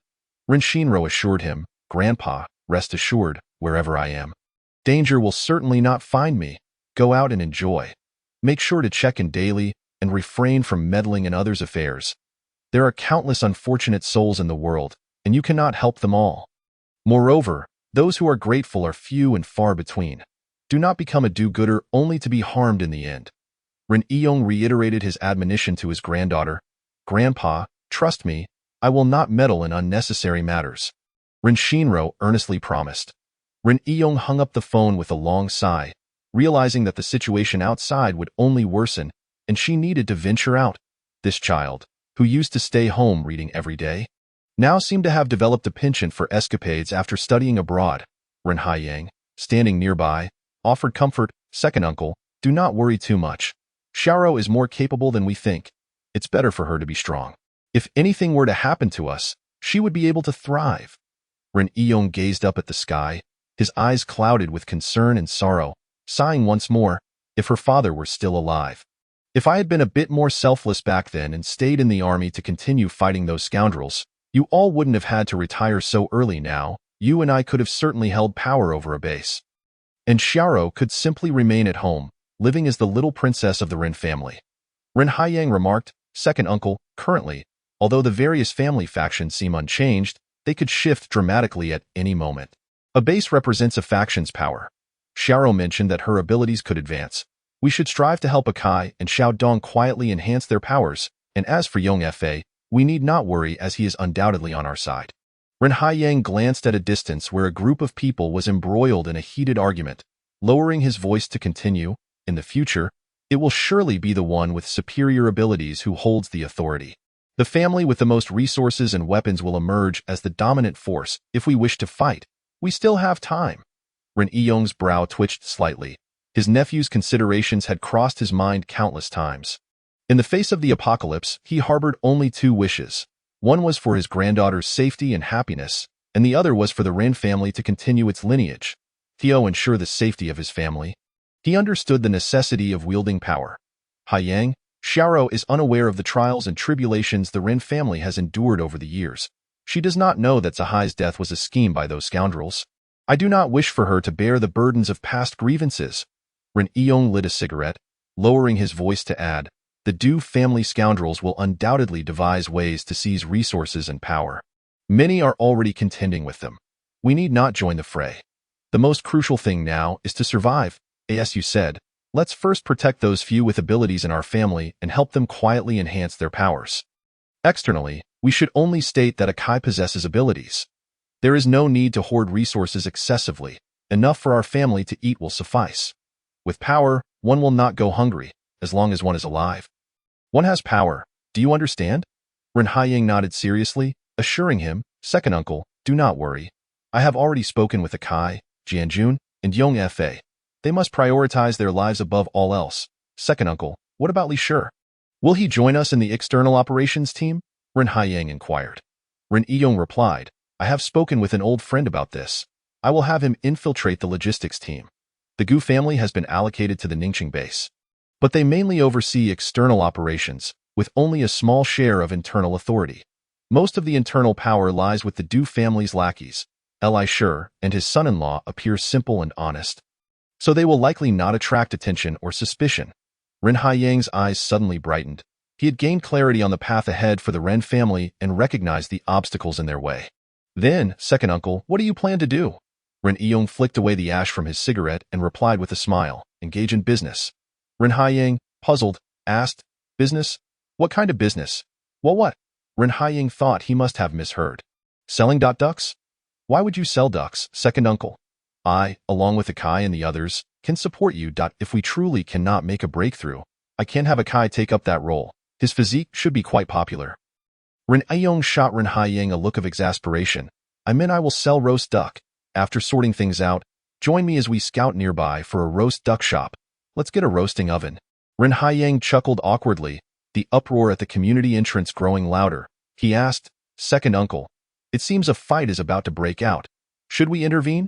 Ren Yong admonished, are you foolish? That is a matter between Lu Sansuan and another group. We should not involve ourselves in murders. Let us watch the spectacle.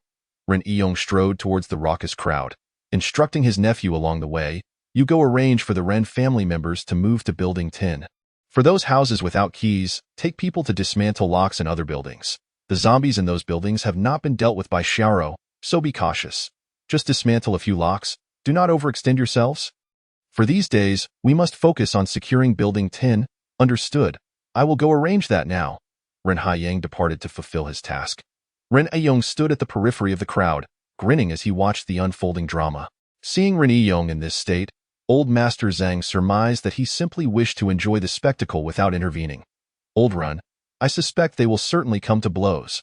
Lu Sansuan has over 100 people. While this group of refugees numbers only about 30, if they truly fight, there could be fatalities. Aren't you going to persuade them? Old Master Zhang encouraged his old friend to take action, not out of a desire to meddle, but rather out of boredom, seeking some engagement with his friend. Chapter 79. The Laughing Buddha persuade them? A fight would be far more entertaining. Ren Yong craned his neck to observe the fire zone, raising 2 fingers to his old friend and stating, 7 among the refugees have been bitten. Yet only 2 have turned into zombies. The leader of that group, a man named Wang Pengfei, was also bitten but has not transformed. There are quite a few with abilities among them, while Lu Sansuan with over 100 people may not necessarily overpower them. Old Master Zhang leaned closer to Ren Yong's ear and whispered, "Why not seize the opportunity to gather a few useful allies?" After a brief introduction, Ren Yong merely chuckled, choosing to remain silent and watch intently. "Do you know them?" Old Master Zhang asked quietly. Ren Yong shook his head. "I have never met them. I have merely heard of this person. He is loyal and low-key, much like you." Old Master Zhang understood with a subtle nod. His friend was not unwilling to mediate, but rather believed the timing was not right. A wise and prudent person knows how to navigate situations without escalating them. The current chaos was undoubtedly orchestrated by Wang Pengfei, who sought to seize the opportunity to intimidate all the troublemakers in one fell swoop. At this moment, any attempts at persuasion would be futile and could lead to alienation from both sides. The old secretary of Lu Sansuan, Lu Hui, was an old friend of Ren Yong's and quietly approached him. "Hey, old Ren, should I intervene?" Ren Yong shot Lu Hui a look of disappointment. "When that group of city folk came to your village, dictating terms and pressuring you to resign, what assistance did your relatives provide?" "Just enjoy the show." Lu Hui awkwardly scratched his nose and quietly asked, "Then, if a fight breaks out, should I help or not?" "There are a few of my relatives among them," Ren Yong countered. "When you were pressured to resign, did your relatives speak up for you?" Fine, let them make a scene. I will go talk to my son and advise him not to rush forward." Lu Hui hurried off to find his son. The leading figures of Lu Sansuan hailed from the city's administrative ranks, speaking with an air of arrogance, condemning Wang Pengfei as malicious for wanting to drag the people of Lu Sansuan into peril. "Why should we open our doors to let you in? Your village being ravaged by floods is your own affair. Your 30 to 40 lives are valuable, but what about the lives of our over 100 people?" Their vitriol was relentless. "You are so vile. You all deserve to die. Do not follow us to stay here. Find your own place." The residents of Lu Sansuan echoed their condemnation of Wang Pengfei, hurling insults without restraint. Wang Pengfei recognized that he was at fault for forcing his way into Lu Sansuan, yet he would not regret his actions if they meant saving his family and friends. To apologize now would be to appear weak and easily bullied, making it difficult for him to hold his head high among the people of Lu Sansuan in the future. Thus, even if a confrontation resulted in loss of life, he could not yield. To the victor belongs the spoils. As the bodies of both parties were on the verge of colliding, a figure stepped forward.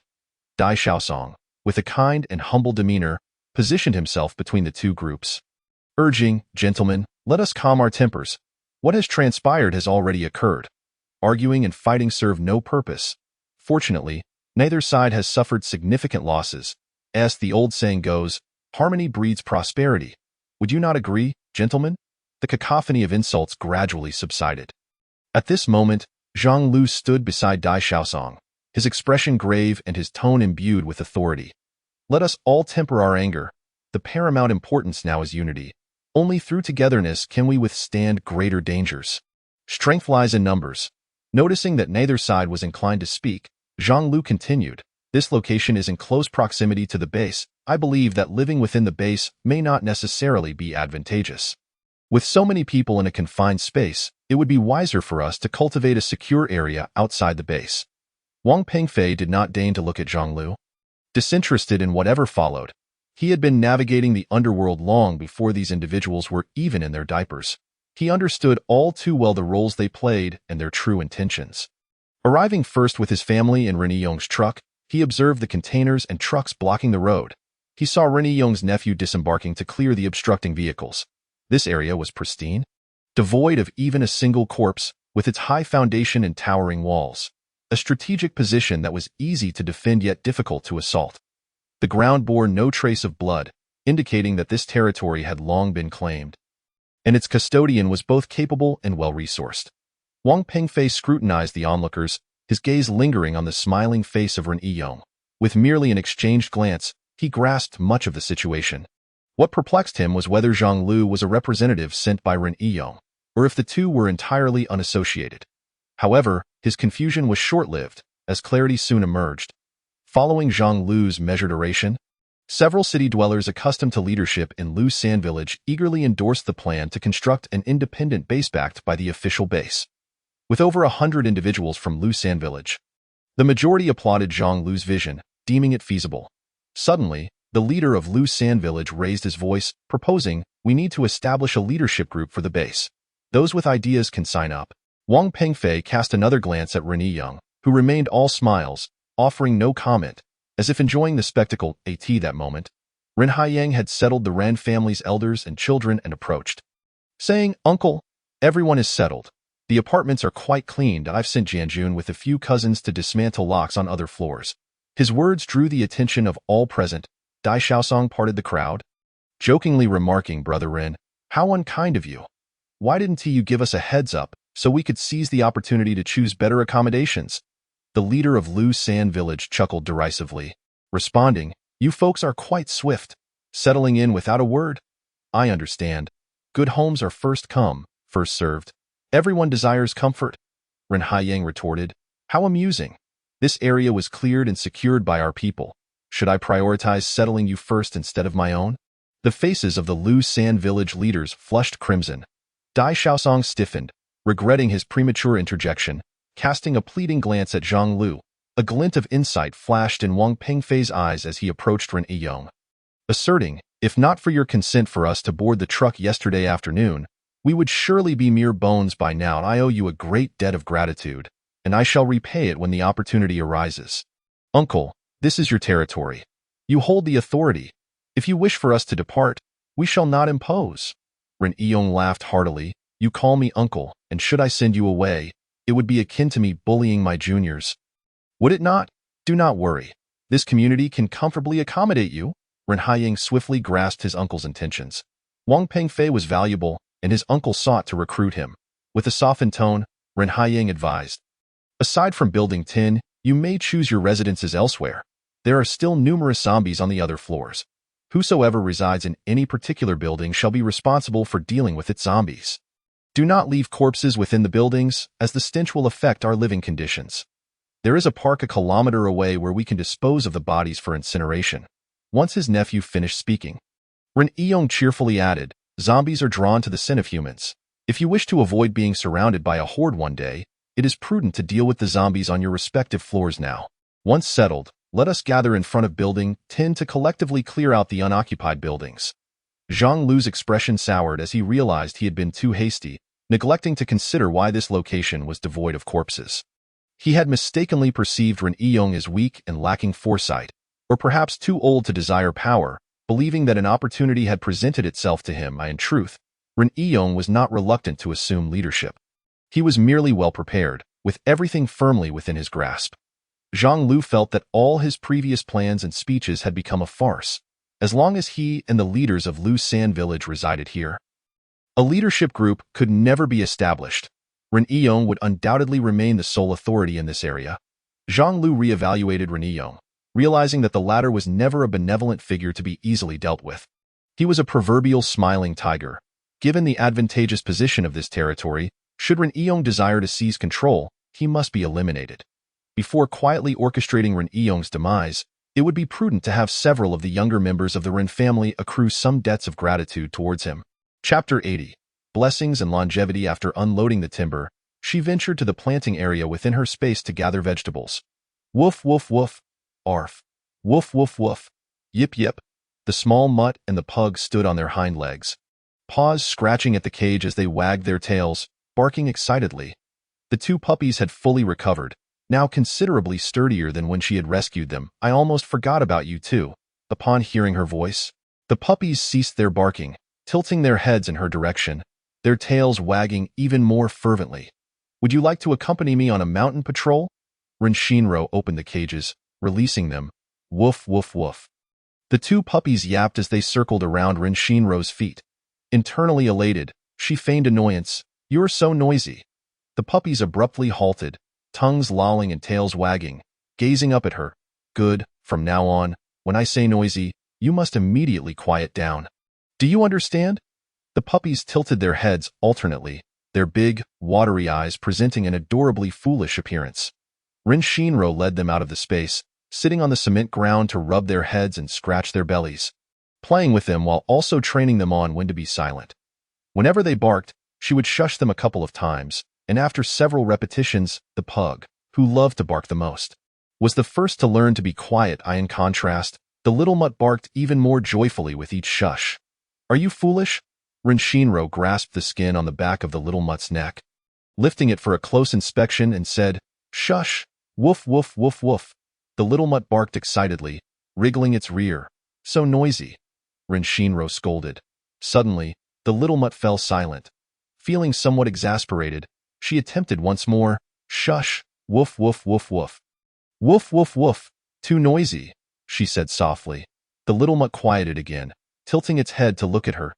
"A stubborn one, are you?" Renshinro focused on one-on-one training with the little mutt, but after numerous attempts, she conceded defeat. This little survivor had an unyielding fixation.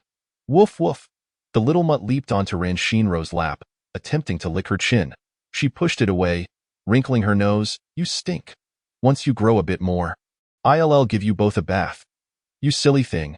I'll name you Duofu, hoping that luck and fortune will always follow you," Renshinro said, pointing at the little mutt. Following that, she poked the pug's little head, saying, "You look like you could easily be taken down. Your name shall be Duosho, wishing you a long life." Woof, woof, woof. The two puppies followed Renshinro as she patrolled the mountains. Their personalities quickly emerged, one from the south and the other from the north. Duosho stayed close to Renshinro, relying on her significantly. After repeating the same commands a few times, it quickly learned and would bark fiercely at the slightest disturbance. Aside from its diminutive stature, which made it seem fragile, it had no flaws. The little mutt Duofu, however, was the opposite. Often straying from the group, it would chew on tree bark, relieve itself on stumps, roll in piles of leaves, and dig in the dirt to chase after mice. In the days that followed, Renshinro would wake naturally, walk the dogs, patrol the mountains, train the dogs, gather wild vegetables, and operate the logging machine to fell trees. Maintaining a busy yet orderly routine, she planted several varieties of wild vegetables and edible mushrooms in her space, as well as transplanting bamboo and trees, transforming the planting area into a bountiful countryside farm. After several days of training, the two dogs had learned basic commands such as eat, sit, go, hush, and bite. And no matter where she daydreamed on the mountain, Duofu always managed to find her. The pug Duosho, possessing the innate curiosity of a puppy, was just as inquisitive as Duofu but exhibited greater composure and patience. With its appearance resembling that of a loyal little guardian, Duosho followed Renshinro tirelessly across the mountains, gradually becoming less skittish, learning to tug at Renshinro's boots to alert her. In contrast, Duofu showed little ability to learn, remaining perpetually dim-witted. Even if it understood the command to hush, it could hardly stay quiet for a minute. Dogs grow remarkably fast. Within a month, they had put on considerable weight.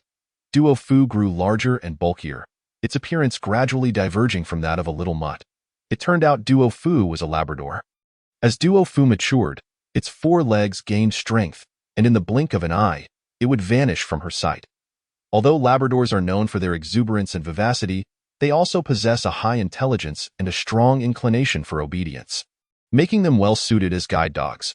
However, Duofu appears to have inherited only the lively and active traits, lacking the genes for intelligence and obedience. One morning, after rising early, Renshinro noticed the absence of Duofu. Accustomed as she was to its tendency to slip away, having spent a month in the company of Duofu and Duosho, she had grown fond of their presence, and unbeknownst to her, they had carved a niche in her heart. They were her true family in this world. "You little rascal, where have you run off to?" Renshinro shouted towards the trees on the mountain. Chapter 81. Duofu Renshinro, accompanied by Duosho, traversed the mountain path in search of her dog. Duofu. Upon hearing her call, Duosho joined in with a bark. "Woof, woof, Duofu." Each time Renshinro called out, she paused to listen intently. After crossing an entire logging mountain, she finally heard the familiar barks of a puppy in the distance, which calmed her anxious heart considerably. "Duofu." She swiftly ran towards the source of the sound. As Duofu's barks grew closer and clearer, they sounded increasingly frantic. Suddenly, Duosho barked loudly, colliding with Renshinro's feet and nearly being stepped on. Reacting quickly, she tossed Duosho into her space, drew out a large machete, and retrieved an anti-explosive shield from her space, executing the movements fluidly. Bang! In the mere half-second it took to produce the shield, Rin Shinro was knocked to the ground by a force. Before she could see what had collided with her, all she caught was a fleeting shadow. This was a speed zombie, with a menacing snarl. The speed zombie pinned her down, but fortunately, the shield provided a barrier between them. It opened its gaping maw, its teeth clattering against the smooth surface of the shield. The chaotic sounds of zombies grew louder as many approached Rin Shinro. The shield thwarted the speed zombie's attack, but also limited the effectiveness of her machete. Without hesitation, Rin Shinro swiftly switched to her handgun, positioning the barrel against the transparent shield and aiming for the speed zombie's forehead. Bang! The anti-explosive shield was not bulletproof, and the speed zombie fell lifelessly to the ground. Rin Shinro pushed the zombie's body aside, quickly rising to assess the situation. A dozen or so zombies were roaring as they approached from one direction, while the other areas appeared to be free of anomalies. Woof woof woof. Covered in mud, Duofu emerged from a narrow crevice in the rocks, rushing towards Rin Shinro. So you were surrounded by zombies. Rin Shinro exclaimed with a smile, her earlier worries finally dissipating. Goodness, you really are fortunate. It's rare to encounter a speed zombie. With the threat eliminated, Duofu wagged its rear end vigorously, moving closer to its owner. Rin Shinro pushed it away with her foot, exclaiming, "You're filthy. Don't get me dirty." Whimpering in protest, Duofu sought to cling to Rin Shinro's leg, having been frightened by the recent events and yearning for comfort. "Who told you to run around like that? You deserve to be eaten," Rin Shinro scolded as she picked up Duofu and headed towards the reservoir. Duofu offered no resistance, obediently allowing its owner to carry it. There was a reservoir near the logging site, where Rin Shinro not only collected water daily but also swam. Standing atop the dam, she could gaze upon the city, using binoculars to clearly see the buildings and some streets. She tossed Duofu into the water, knowing that Labradors are natural swimmers and wouldn't sink. Duofu splashed around, the black mud on its body dispersing in the water. Rin Shinro crouched by the shore to wash her hands. Catching a whiff of her now clean hands and grimacing as she scolded, "Duofu, did you go digging in a dung pit for a snack?" Duofu climbed ashore, shaking off the water. Its head hung low as it cautiously approached Rin Shinro, eyes wide. Though it couldn't comprehend human words, it understood the tone of its owner's voice, whether it was filled with joy or displeasure. Rin Shinro shot Duofu a disapproving glance before placing it back into her space to reunite with Duosho. She retrieved her bus and climbed atop it, using her binoculars to survey the city. Zombies should be lurking in urban areas or villages, as today's encounter in the mountains suggested that the cities and villages had run out of fresh meat. 3 weeks prior, a total of 13 bases, including the headquarters in Jing City, had announced the commencement of recruitment through various channels. The official coordinates of these bases were released simultaneously, hoping survivors would choose to live in the nearest location. Along with the coordinates came a notification that only those staying at temporary aid stations could board military vehicles headed to the bases. Rescue teams ceased door-to-door assistance, instead opting to wait at the highway entrances of each city, requiring survivors to find their own way to rendezvous with the rescue teams. There were both curses and praises. Those supporting the authorities were either already rescued or capable of self-rescue. The official decision was set in stone, unalterable. Increasingly, people ventured out to battle the zombies, reasoning that they were bound to die anyway, so they might as well fight for their lives. The hardest part is always the beginning. Survivors who had long feared confronting zombies found that once they killed their first zombie, their fear would undoubtedly lessen, replaced by courage and newfound confidence. Rin Shinro put down her binoculars, murmuring to herself, "Most people have left, so it's time for me to go as well. First, I'll swap out the helicopter and then head east to stock up on fuel." Looking up at the increasingly darkening sky, she noted that acid rain would be falling in 2 weeks. Passing by the prison, the roars of zombies within were no longer as loud as they had been a month prior. Lacking food, the zombies had become gaunt. The books did not record any instances of zombies starving to death. Rin Shinro made her way directly to the city, visiting every gas station and the frozen food sections of supermarkets. With the acid rain approaching, it would be a shame to let the food in the refrigerator go to waste. She flew her plane to the nearby aviation academy, where several charred and damaged helicopter shells lay in the parking lot, which she presumed were the result of human actions. After visiting 2 aviation academies, she found that the helicopters were either burnt or had broken tails and rotor blades. Were these actions sanctioned by the authorities? For what purpose? After scouring the gas stations and supermarkets of Nan City, she drove to the aviation academy in Jingling City. The situation was the same as in other academies. The helicopters in the parking lot had either exploded or had warped rotor blades. Ren Shinro dialed Xian Zhao's number. Zhao, did the authorities blow up helicopters nationwide? That thunderstorm caused significant losses for the authorities. The damaged helicopters could only be partially repaired. Originally, there were 4,000 military helicopters, but now only a little over 200 remained, with each base receiving a maximum of 20 helicopters. 10 rescue teams received only 1 helicopter each. Recently, a rescue team had waited in vain for a helicopter to pick them up. To break through the zombie tide, 3 members had perished. My brother remarked that each member of that team was a rare talent, and losing any of them would be a great pity. Ren Shinro's heart sank. Could it be that Zhao was referring to Wen Mufeng's team? Xiao, how badly do you want a helicopter? Is it just a desire, a strong wish, or an absolute necessity? Xian Zhao asked softly.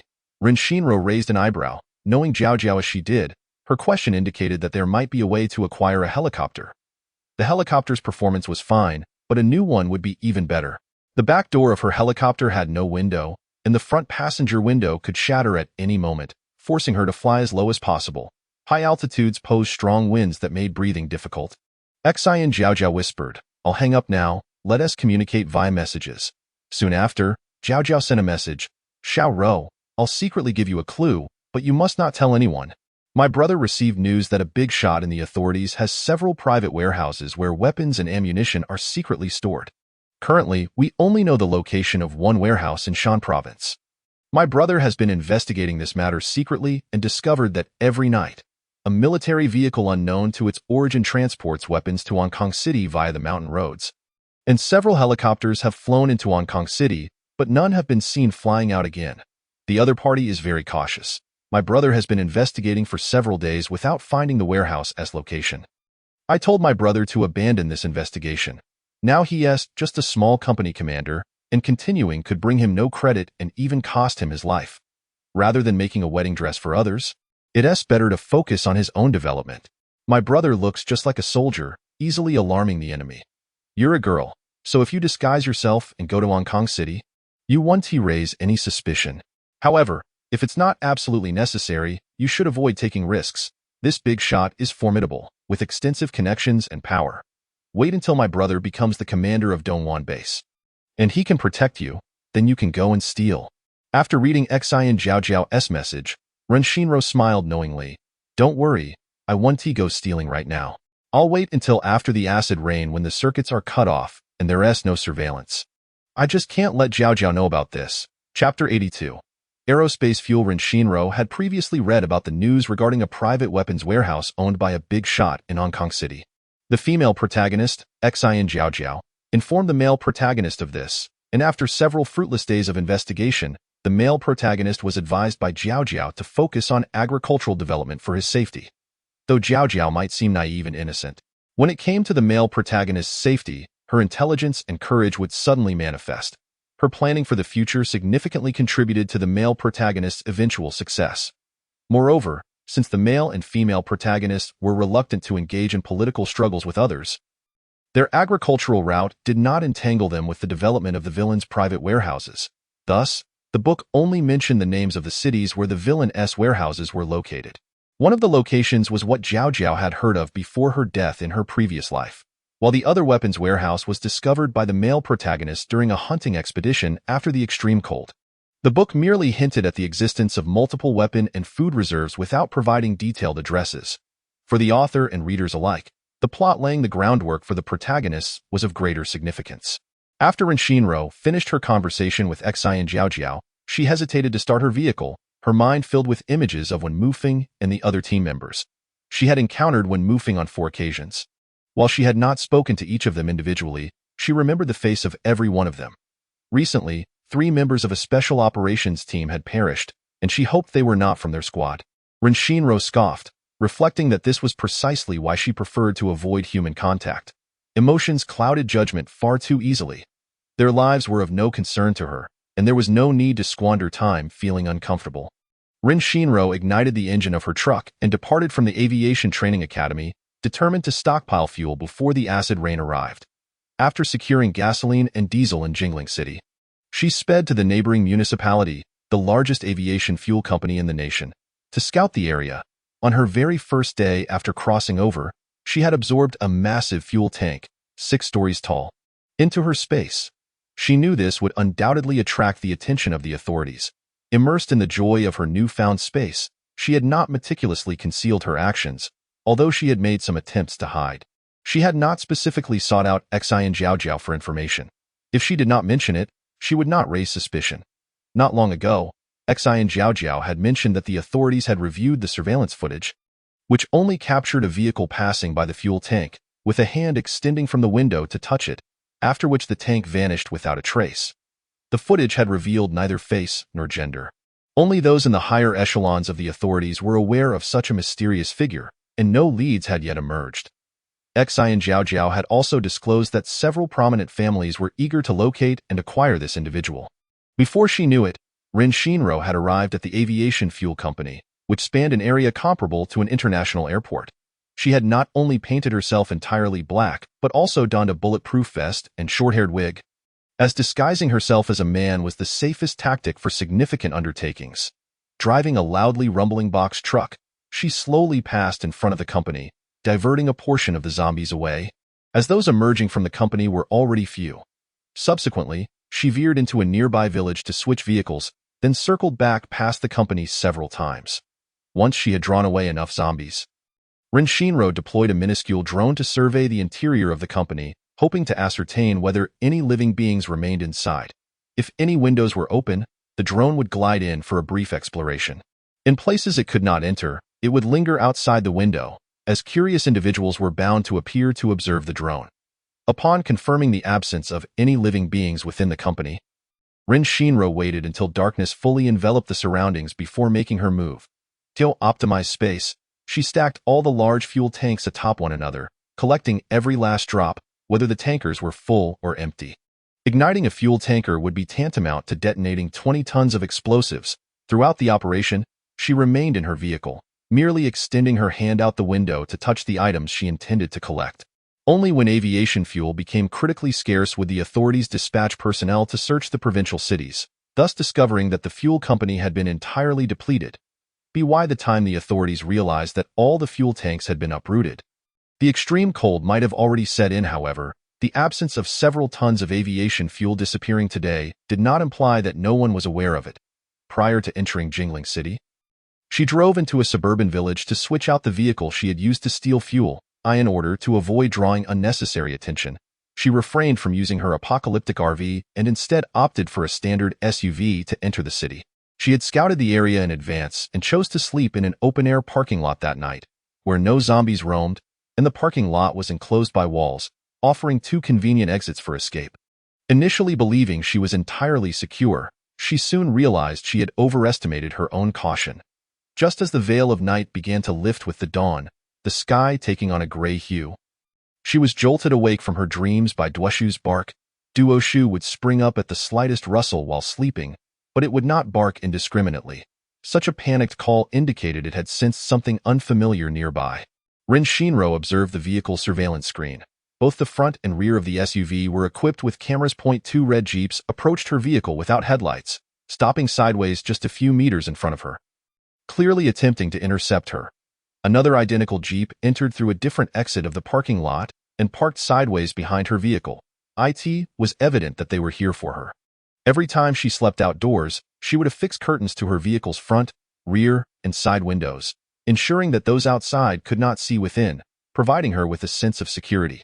Ren Shinro calmly placed Duoshu into her space, touched up her makeup, donned her wig, and layered a thick, form-fitting bulletproof vest beneath a black hoodie. To disguise her slender lower half, she wore loose-fitting long sweatpants and a pair of men's low-top leather boots. Uncertain of the intentions of these men, she remained still, adopting a watchful stance. When no one exited their vehicles after a prolonged period, Ren Shinro decided to have breakfast, consuming bread and milk, as a full stomach would provide her the strength to engage. During her time in the logging camp, her breakfast consisted of steamed buns and flour rolls, all pre-packaged frozen foods. Occasionally, she would indulge in frying a few sticks of dough or making pancakes and dumplings. But these too were frozen products. She was only proficient in stir-frying home-cooked meals and had no skill in making noodles. Each time she craved noodles but could not obtain them, she felt immense regret for not having learned culinary skills from her grandparents during her childhood. As Rin Shinro chewed on her sweet bread, she longed for the large meat buns, soup dumplings, and boiled dumplings her grandfather made. The more she thought about it, the less appealing the bread became. One by one, the 3 jeeps opened their doors and 7 men emerged. The leader, a man with a buzz cut, jumped onto the hood of the jeep and called out in a friendly tone, "Hey, handsome, come out and meet us." Ren Shinro was quite pleased with this address, indicating they were unaware she was a woman. "Hey, handsome," the buzz-cut man called again when no response came. "We checked the traffic bureau for surveillance footage. We know you're in there. We know you collected the fuel tanks from the company."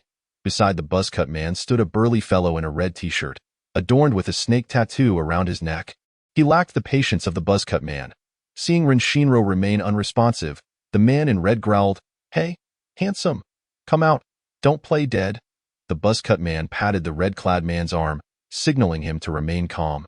Rin Shinro moved to the front seat, sipping her milk while fixating on the screen, observing each man's expression. In this apocalyptic world, there were no permanent rulers or unwavering followers. Though the red-clad man fell silent, his demeanor clearly radiated reluctance, and his eyes betrayed a hint of disdain.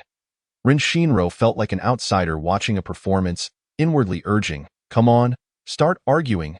Better yet, fight and take each other out." Should she find herself unable to break free and they discovered her true identity as a woman, her only option would be to eliminate witnesses. If they retaliated, it would save her considerable effort. Having finished her milk, she continued to suck on the empty carton, producing a soft sound. The buzz-cut man called out once more, "Brother, you needn't be afraid. We just want to team up with you. We can help you stockpile supplies. Together, we can create a formidable base that even the authorities will want to avoid." "Brother, interested?" Rin Shinro let out a playful hum. Men were inherently drawn to power. If she were a man, she would undoubtedly be intrigued. Of course, if she were a man, this group would have no chance to assist her in establishing a base. Rin Shinro was waiting for an opportunity, not to break free, but to gather information. Where did these men come from? Who were their backers? Did they have any affiliations with the authorities? Most importantly, she needed to determine whether they were friends or foes and ascertain if they were connected to her grandfather. In the event of an accidental killing, she wouldn't want to face her grandfather's disappointment. She noticed movement in the jeep parked behind her. The true decision-maker had yet to exit.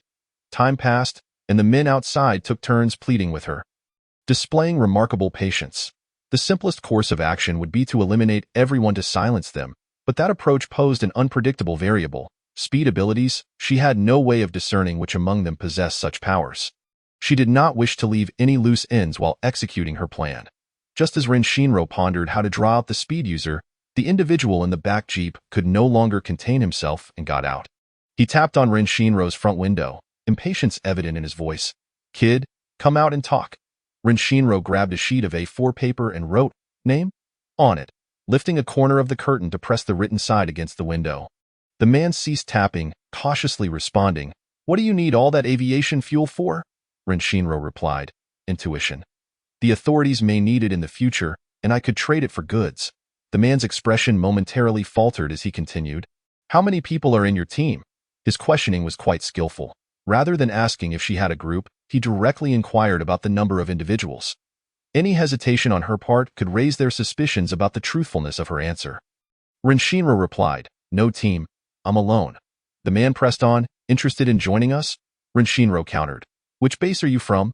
We're currently just a small society. If you join us, the establishment of the base is not far off. The position of deputy base leader will surely be yours." The man began to paint a grand vision. Rin Shinro playfully retorted, "Why can't I be the base leader?" The man responded, "Being a base leader requires more than just fuel. You also need weapons, food. Do you have those?" Rin Shinro replied, "Where can I get weapons? Give me an address, and I'll stockpile." The man scoffed, "Even if I told you the address, could you really stockpile countless ammunition? And then what? A person without a backing is still a mute. How will you lead a team and protect the base?" Rin Shinro deliberately wrote back, "I can't." "How laughable. Your small society can establish a base without backing. So why can't I? Leave your number. I'll notify you when I establish my base. Come celebrate." "Oh, you've got some spirit. Ambitious indeed."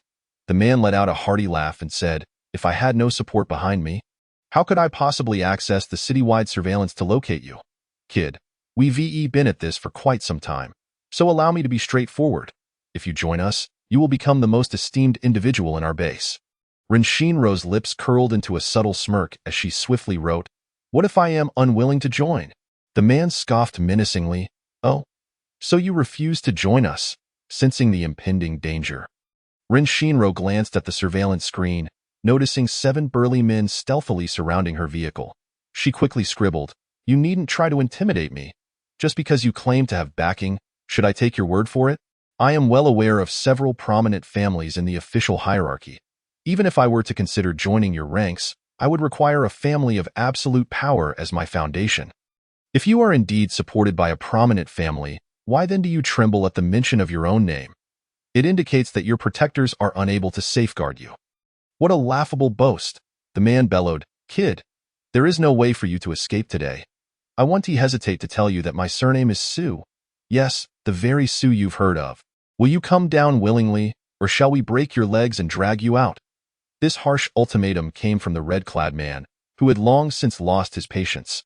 Renshinro, unfazed, rapidly searched through her book for the surnames of the 7 great families: Kai, Du, Xia, Gu, Su, Miao, and Qin.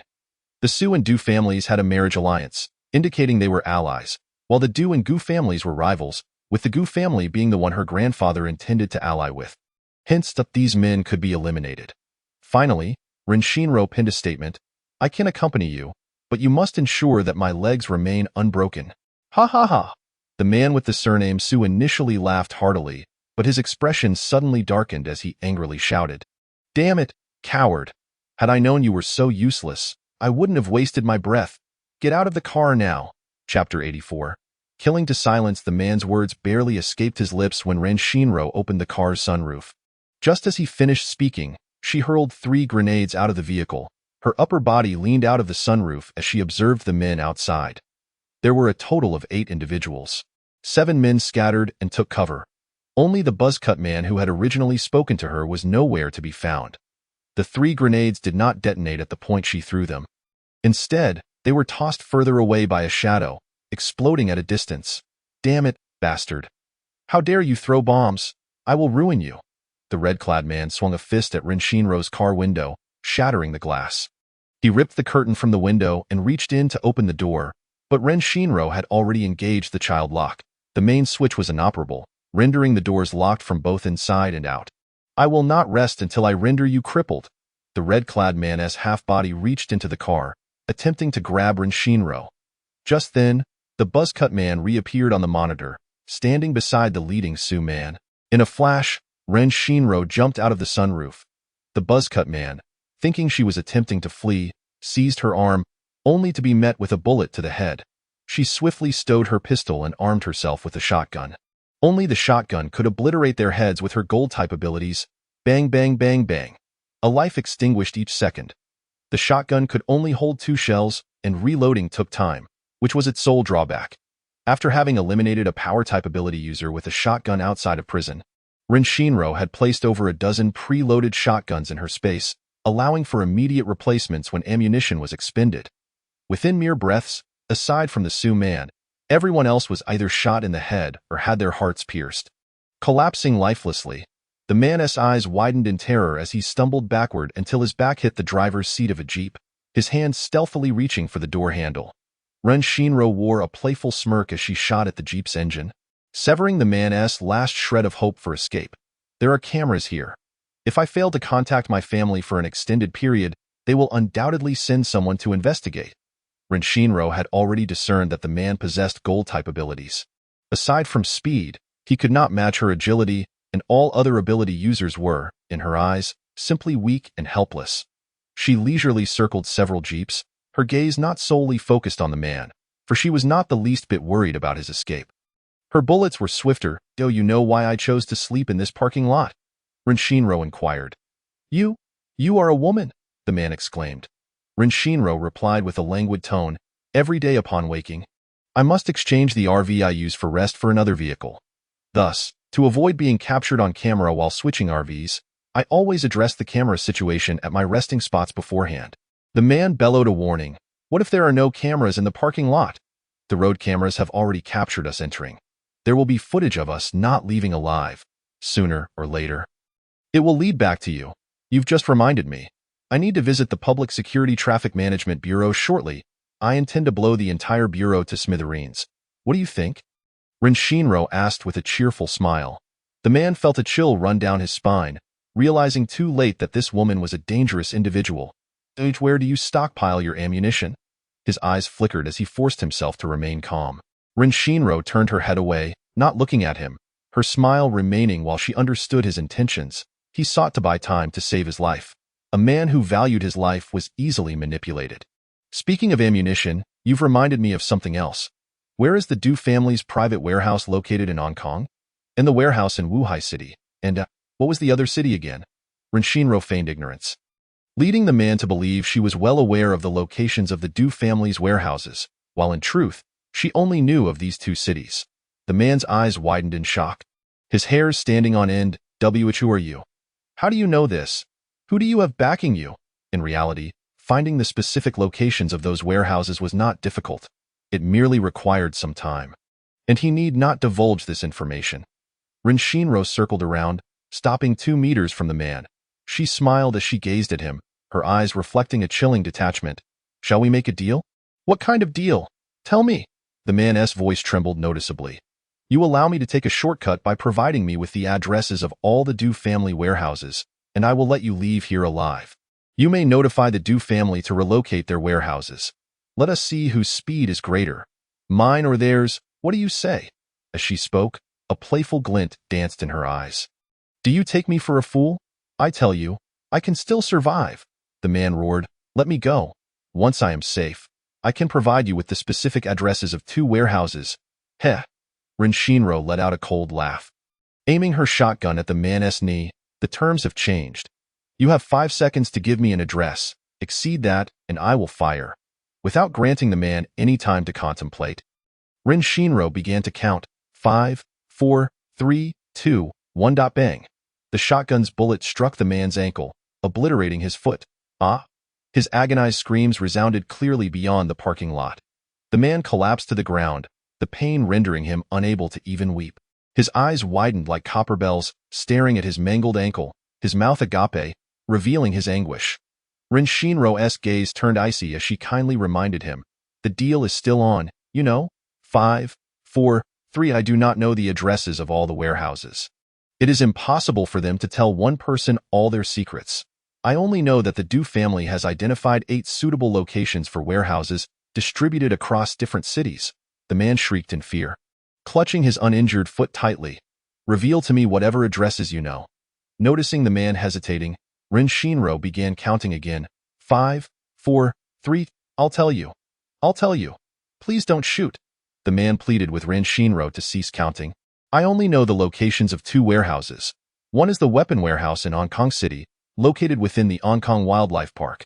The other is a grain warehouse in the eastern outskirts of Dongi City, which was just activated a couple of days ago and is not yet fully stocked. The man grimaced in pain, speaking quickly. The warehouse in Wuhai City, I am hearing about for the first time. I truly do not know the specific addresses of the other Du family warehouses, but I do know their provinces. Rin Shinro's expression remained impassive, revealing nothing of her feelings.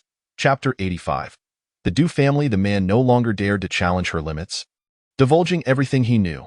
The other warehouses are located in Hubei Province, Jiangsu Province, Fujian Province, and Anhui Province. Wuhai City is situated in Hubei Province. The Du family manages 2 bases in Jiangsu and Fujian provinces, where there are 2 warehouses, one for grain and one for weapons. Each of Hubei and Anhui provinces has 1 warehouse. What they contain, I do not know. The man added, I truly do not know the exact addresses. That is all I know. Many of the warehouses have only just been activated and are not yet filled. I can assure you that the weapon warehouse in Hong Kong City is already full. All the helicopters the Du family has embezzled are stored there. Because the Hong Kong Wildlife Park features a massive spherical dinosaur amusement area, the ceiling can be opened sideways.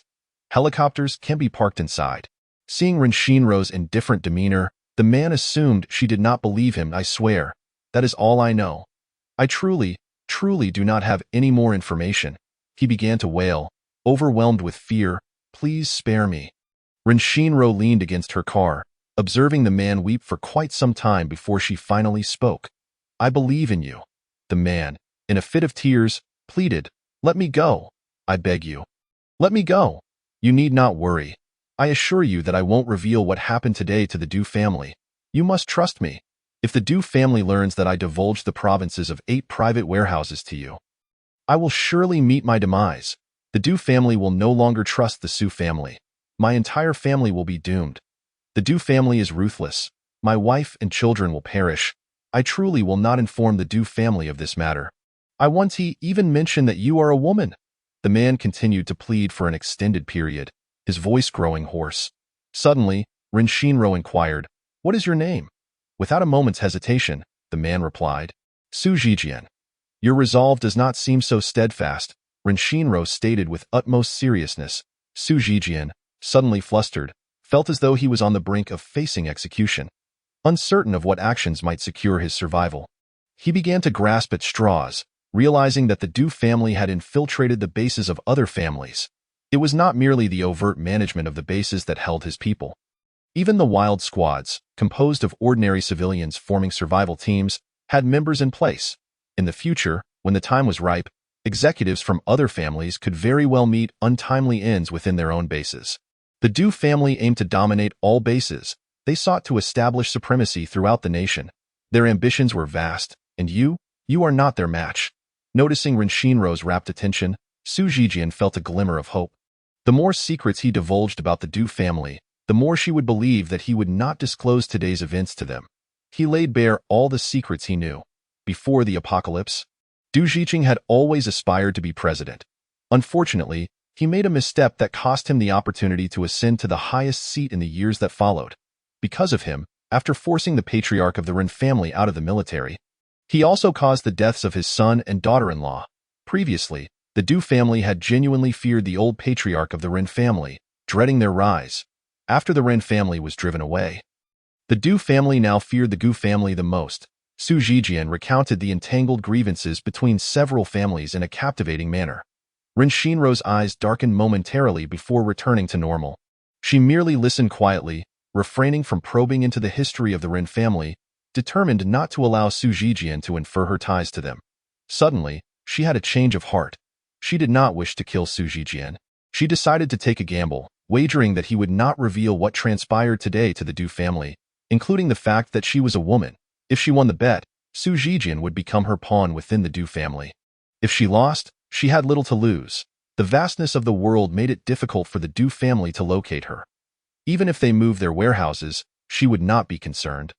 She could take her time searching for new locations, for she had all the time in the world.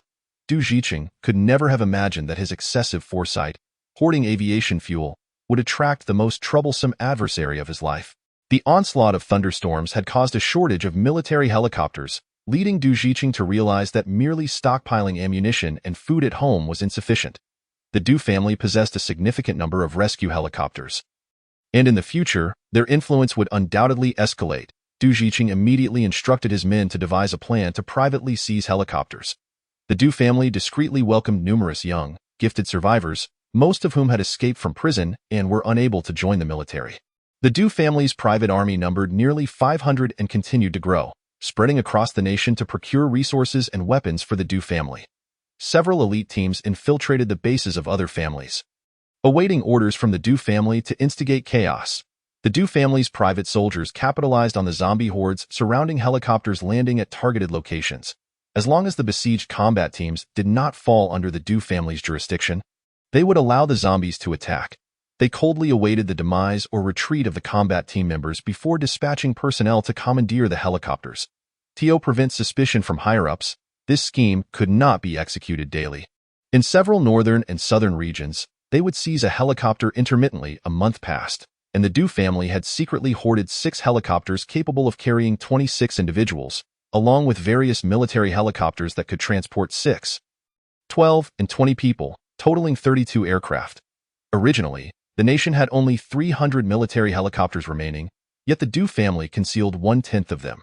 The operational tasks of the 13 base special rescue teams became increasingly arduous. Many special forces had to resort to using armored vehicles for missions, encountering numerous obstacles and accidents along the way. However, at least they need not worry about falling victim to dangers while awaiting helicopters. Du Jiqing, accustomed to being prepared for any eventuality, believed that hoarding aircraft necessitated stockpiling fuel, thus assigning Su Zhijian, the second son of the Su family, to hoard aviation fuel to avoid arousing suspicion regarding the Du family's activities. He instructed Su Zhijian to steer clear of coastal provinces and head inland to gather aviation fuel. Fortuitously, Su Zhijian discovered that dozens of aviation fuel tanks had vanished overnight. Initially intending to capture the individual possessing extraordinary space abilities, he inadvertently provoked someone he should not have, resulting in a costly defeat. You discovered the disappearance of the fuel tanks. Did you report it to the Du family? Ren Shinro inquired. Su Zhijian's face turned pale as he frantically waved his hands. Terrified that Ren Shinro would not believe him and insisted, No, absolutely not. I never intended to hand you over to the Du family. I wanted to keep you within our Su family. Su Zhijian continuously shook his head in denial, adamantly asserting, I can hop along with one foot. I can drive myself. I can drive. You need not concern yourself with me. Thank you. She intended to send him away? To send him to his demise? Su Zhijian only wished to distance himself from this female tyrant as quickly as possible. As Ren Shinro approached her off-road vehicle and opened the door, she uttered a chilling remark that sent shivers down Su Zhijian's spine. Comrade Su Zhijian? We shall meet again. Chapter 86. Ren Dong complains after leaving the parking lot.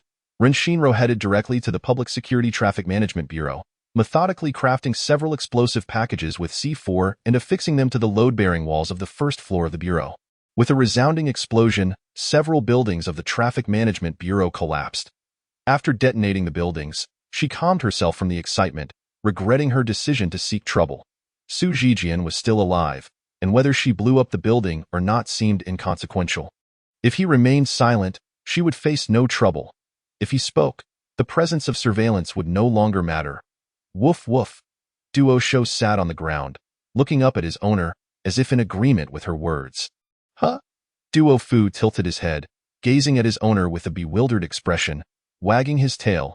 Tio trained Duo Fu not to run amok. Ren Shinro had leashed him, hoping that after 10 days or so, he would understand the command of only run when the owner allows it. Let us go. There are 9 days until the acid rain falls. Hoarding fuel is of utmost importance. Woof woof. Duo Shou followed his owner as she ran. Huh? Duo Fu trailed behind, occasionally needing to be pulled along by the leash. Ren Shinro planned to travel to Ankang City in Shaanxi Province to acquire weapons and helicopters from the zoo. She was not in a hurry to rush. Instead, she leisurely hoarded fuel and supplies, stopping to explore every city and town along the way. If by the time she reached Ankang City the weapons warehouse was already deserted, it would confirm that Su Zhijian was a useless piece on her chessboard. Nearly a month had passed since the base began accepting survivors, and the highways and main roads in towns were increasingly obstructed by roadblocks. Most of the vehicles were empty, while some emitted the howls of zombies from within. Upon encountering a long line of vehicles blocking the road, they could only disembark and walk, as fleeing survivors were visible everywhere. Each time Ren Shinro exited the vehicle, she no longer stored it in her space. Cars had become disposable items. While hoarding fuel, Ren Shinro also collected vehicles. As long as they could be driven, she would take them all. 2 days before the acid rain's arrival, Ren Shinro received a complaint call from Rendong. Sister, that outsider named Zhang Lu volunteers every day to patrol outside the community. I feel he is doing it on purpose. Now, newcomers entering the community seek him out for everything, treating him like the community's leader. Second Grandpa doesn't manage anything. He merely enjoys teasing the children and flirting with the elderly. A few days ago, 2 old men moved out of the base to live with Second Grandpa, and now it's chaos. Second Grandpa and Great Grandpa spend their days playing mahjong with the 2 old men. Ren Shinro interrupted Rendong, asking, how does Grandpa tease the elderly women? She was rather intrigued by this matter. That old witch named when Xiao cooks delicious meals for Second Grandpa every day. Second Grandpa praises her for being capable and says whoever has her will never worry about food and clothing. Rendong mimicked Ren Yong's tone of voice. Ren Shinro inquired, did Grandpa say anything else? As Rendong spoke, his voice began to quiver with emotion. Ren Shinro parked the car on an empty stretch of highway, where vehicles had become scarce, No one could bear to carry their cars across the zombie-blocked vehicles unless they belonged to a powerful team with abilities. Ren Shinro interrupted Rendong's indignation, offering consolation. Grandpa merely complimented her suitability as a housekeeper. Rendong suddenly fell silent. Ah? Oh, is that so?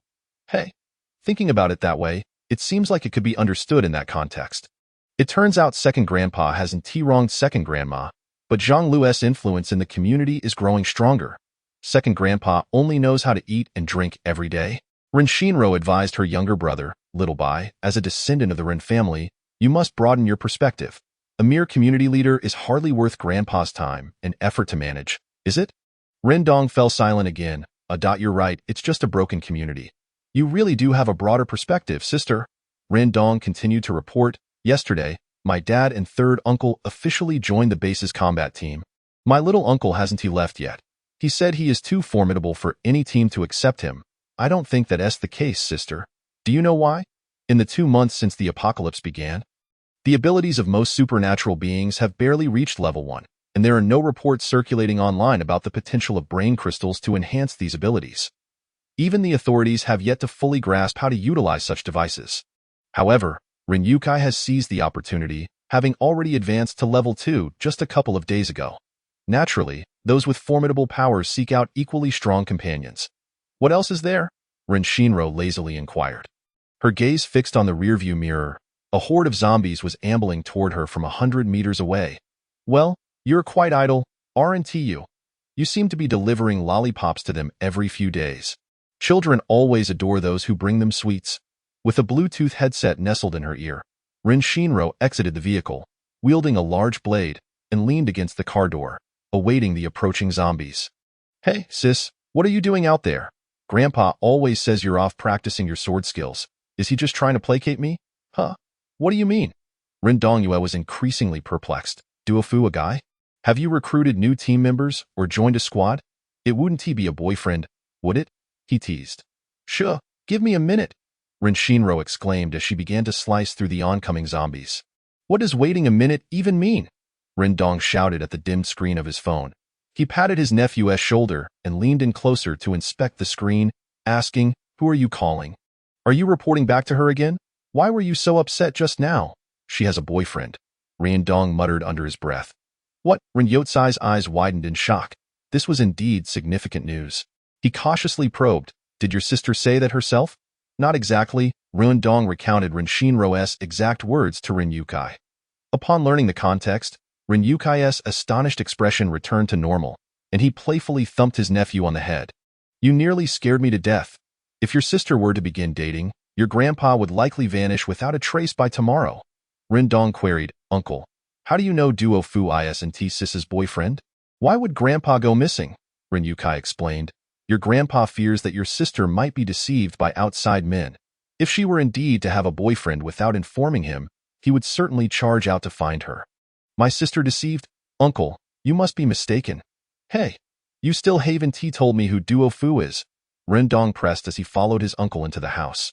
Duo Fu is your sister's pet dog, and it's not particularly bright. Ren Dong felt humiliated.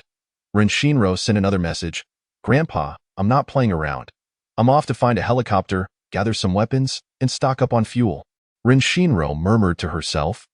Xiaobai is right. Doing nothing but playing mahjong every day is indeed a problem.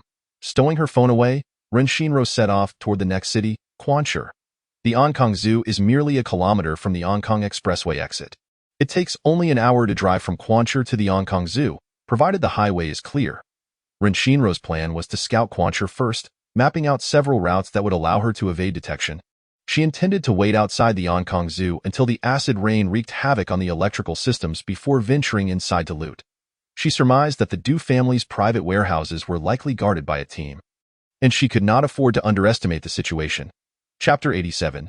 Desolate Ren Shinro parked her vehicle on the outskirts of Quanshur in an empty, silent construction site, intending to have dinner before proceeding with her plans.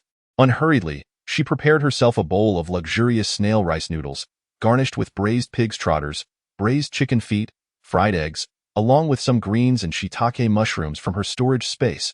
A smile crept across Ren Shinro's face. Her grandfather was indeed displeased. It was understandable, for if he were to traverse various cities daily, she would undoubtedly worry as well. Grandpa, I know that the Du family is responsible for the deaths of Mom and Dad, driving you out of the military and suppressing several uncles to hinder their advancement in the army. Ren immediately called his granddaughter. Where did you hear that?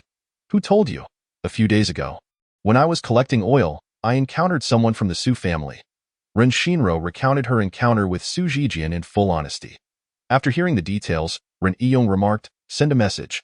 Ren Yong continued, you cannot confront the Du family alone. Du Jiqing is openly protected by a supernatural team, and there are many others in the shadows. Ren Shinro replied, Grandpa, I'm not aiming to kill anyone from the Du family. Not all villains must perish. Death would be too lenient for them. Ren Yong asked, are you planning to raid all 8 of his private warehouses? If you manage to seize one, Du Jiqing might assume it was a mere coincidence and wouldn't he impulsively relocate the other warehouses. However, based on my understanding of him, he would first observe the situation, bolster the protection of his remaining warehouses, and then devise a way to lure you out, persuading you to work for the Du family. If you quietly raid 2 of the Du family's warehouses, he will undoubtedly relocate the others and employ all manner of unexpected tactics to eliminate you. He will no longer consider negotiating. Ren Shinro assured him, I understand, Grandpa. I won't act rashly. I'll first raid the weapons warehouse in Hong Kong City, then scout out the locations of the other warehouses. Su Jijian mentioned that the Du family's other warehouses have just been activated, and I'll wait until they are filled before acting. Besides, my storage space likely cannot accommodate all of the Du family's warehouses. In the novel, the female protagonist briefly mentioned that the Du family's warehouse in Hong Kong City spanned over 10 football fields. When she first read this, she thought the author was exaggerating, believing it impractical to have such vast storage that would be difficult to locate and easily discovered. Now, understanding that the warehouse was situated within a wildlife park, she comprehended why no one had uncovered it. The absence of daily necessities and weapons would not attract attention, and coupled with the aftermath of acid rain causing mutations in animals, humans would naturally steer clear of what they knew to be a zoo, allowing the warehouse to remain unnoticed. Ren Yong stated, the revenge for your parents has already been half fulfilled. The Du family has yet to sit on the top chair, and they have provided numerous other families opportunities to rise against them, rendering them silent in their suffering. Grandpa only hopes for you and the Ren family to live in peace. Tears welled in Ren Shinro's eyes, realizing how much her grandfather had sacrificed for the safety of his friends and the Ren family. Such a brave and capable man had chosen a life of obscurity in his later years. He must have endured pain and frustration. Grandpa, wouldn't you like to take control of a base for some fun? I have no desire for such things. The world has changed. Sitting at the top of a base may lead to overwork and an early demise. I still want to be alive to see my great-grandchildren. Running a base would be less enjoyable than being an old man selling ducks. Who knows, I might even have the base commander courting me for a roasted duck. I'll have your uncles devise ways to secure a few positions. Nothing too high, just enough to ensure the safety of the Ren family. Ren Yong inquired, are you thinking of running a base? Ren Shinro replied, not really. Running a base is less entertaining than setting up a stall to sell vegetables at the entrance. Ren Yong remarked, you've hoarded so many things. It would be a shame to donate them for nothing, and it would be a pity not to use them. You ought to find a husband who can squander money. Ren Shinro quipped, maybe I'll have a few spendthrift children in the future. Ren Yong fell silent. After their banter, Ren Shinro set her phone down and drove through the streets of Quanshi, scouting and planning escape routes. The best outcome for her would be to eliminate her targets and leave no survivors, preventing the Du family from suspecting her of preparing defenses for their other warehouses.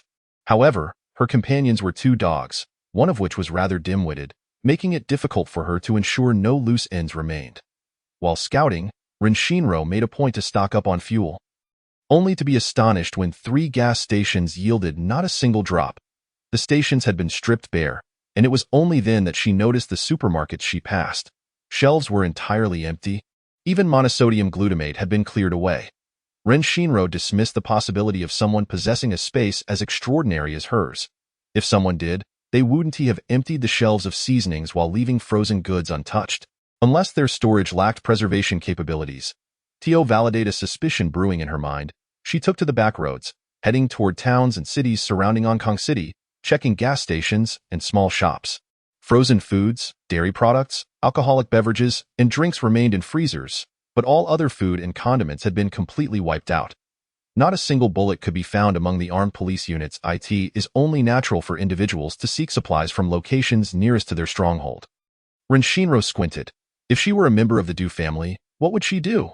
The private warehouses near the official base must be hidden extremely well, leaving no room for error. The guards must be inconspicuous or completely unexpected. To avoid raising any suspicion, the cities and towns surrounding the locations of these 4 warehouses would certainly not allow her people to touch even a grain of rice.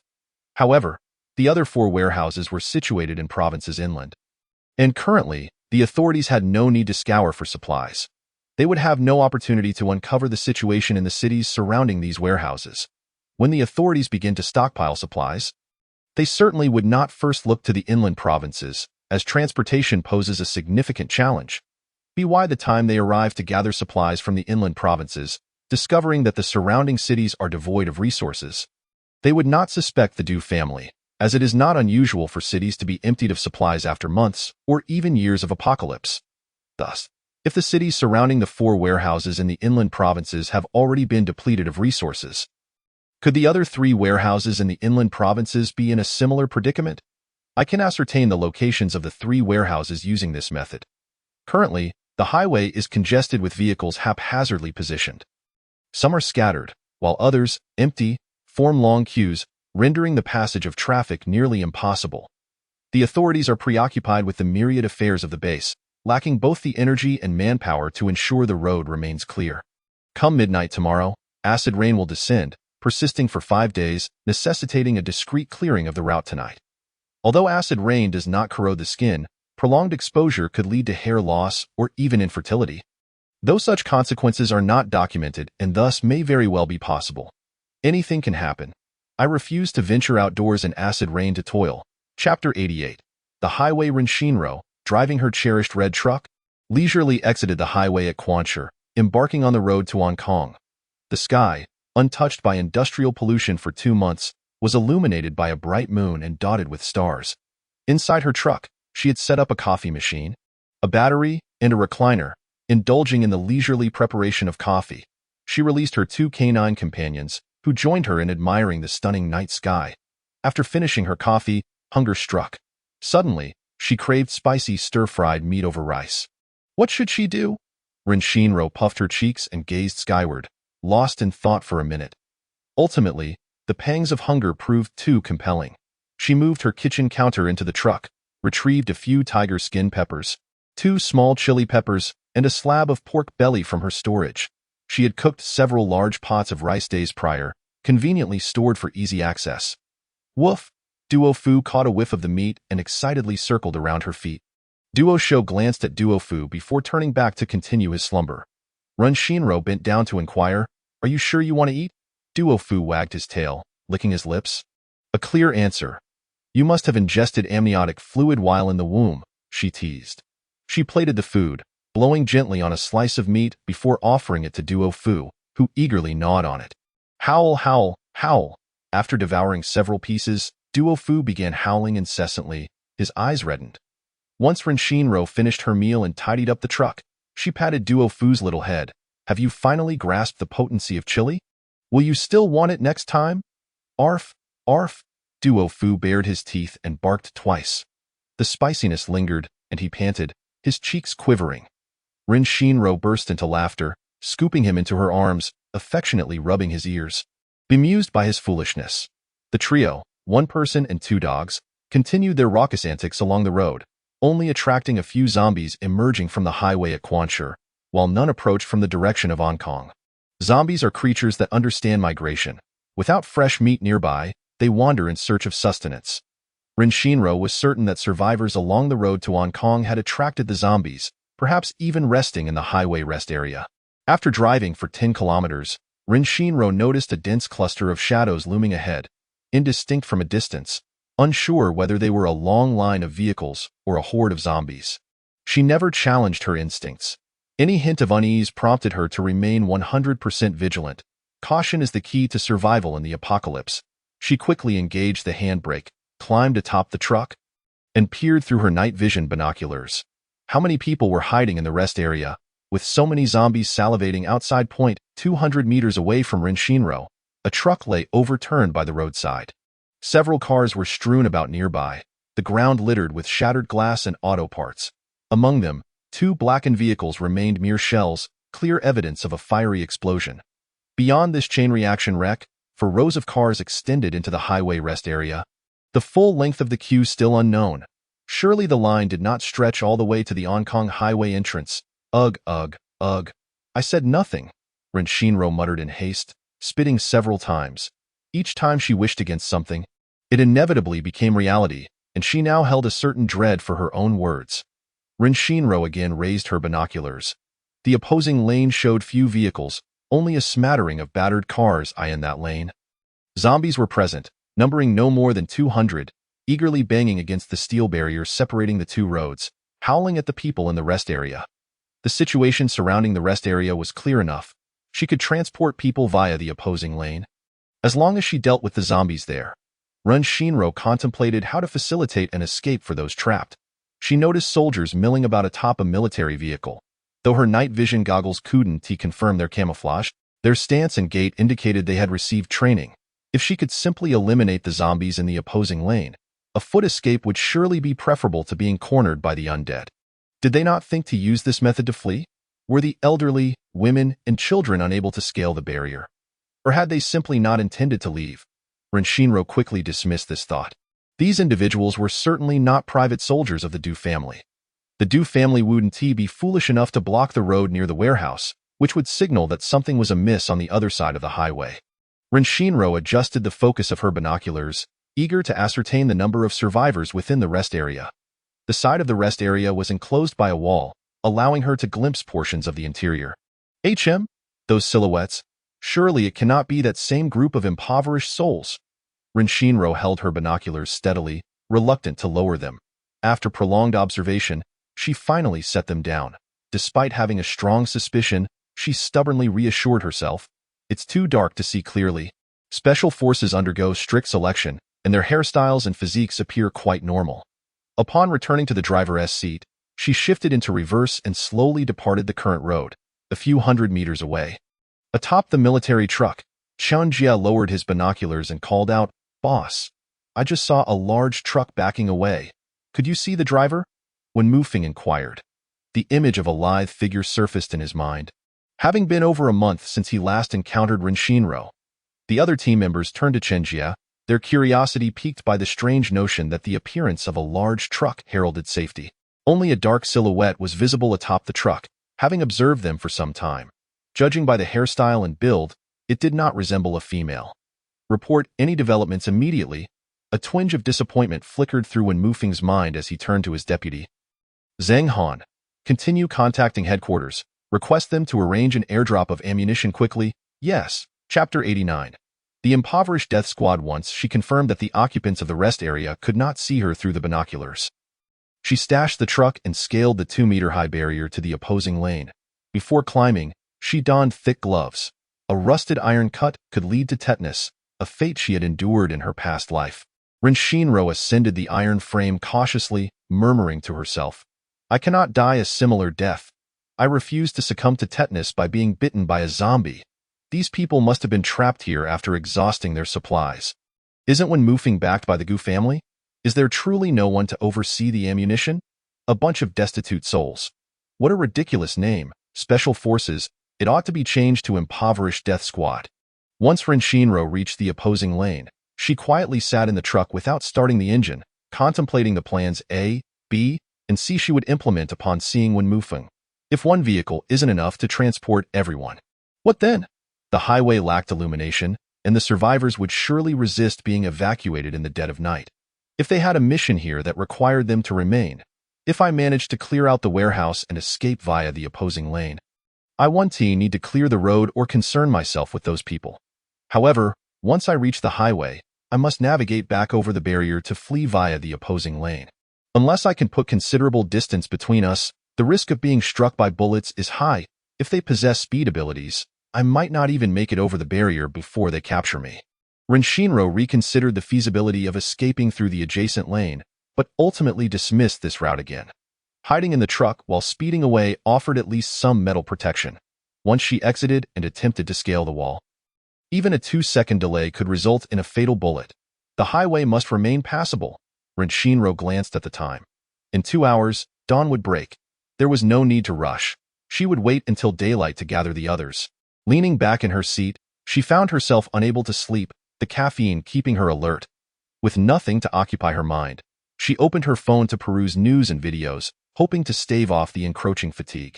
She recalled a passage from her readings, where the protagonist, Xian Jiao, had anonymously posted a prophecy about acid rain online just before its arrival, though few had responded, and the post had vanished into the depths of the internet. She pondered alerting her grandfather about the impending acid rain, which might sever their communication, urging him to prepare mentally. Torn about how to broach the subject, she suddenly thought to leverage that post.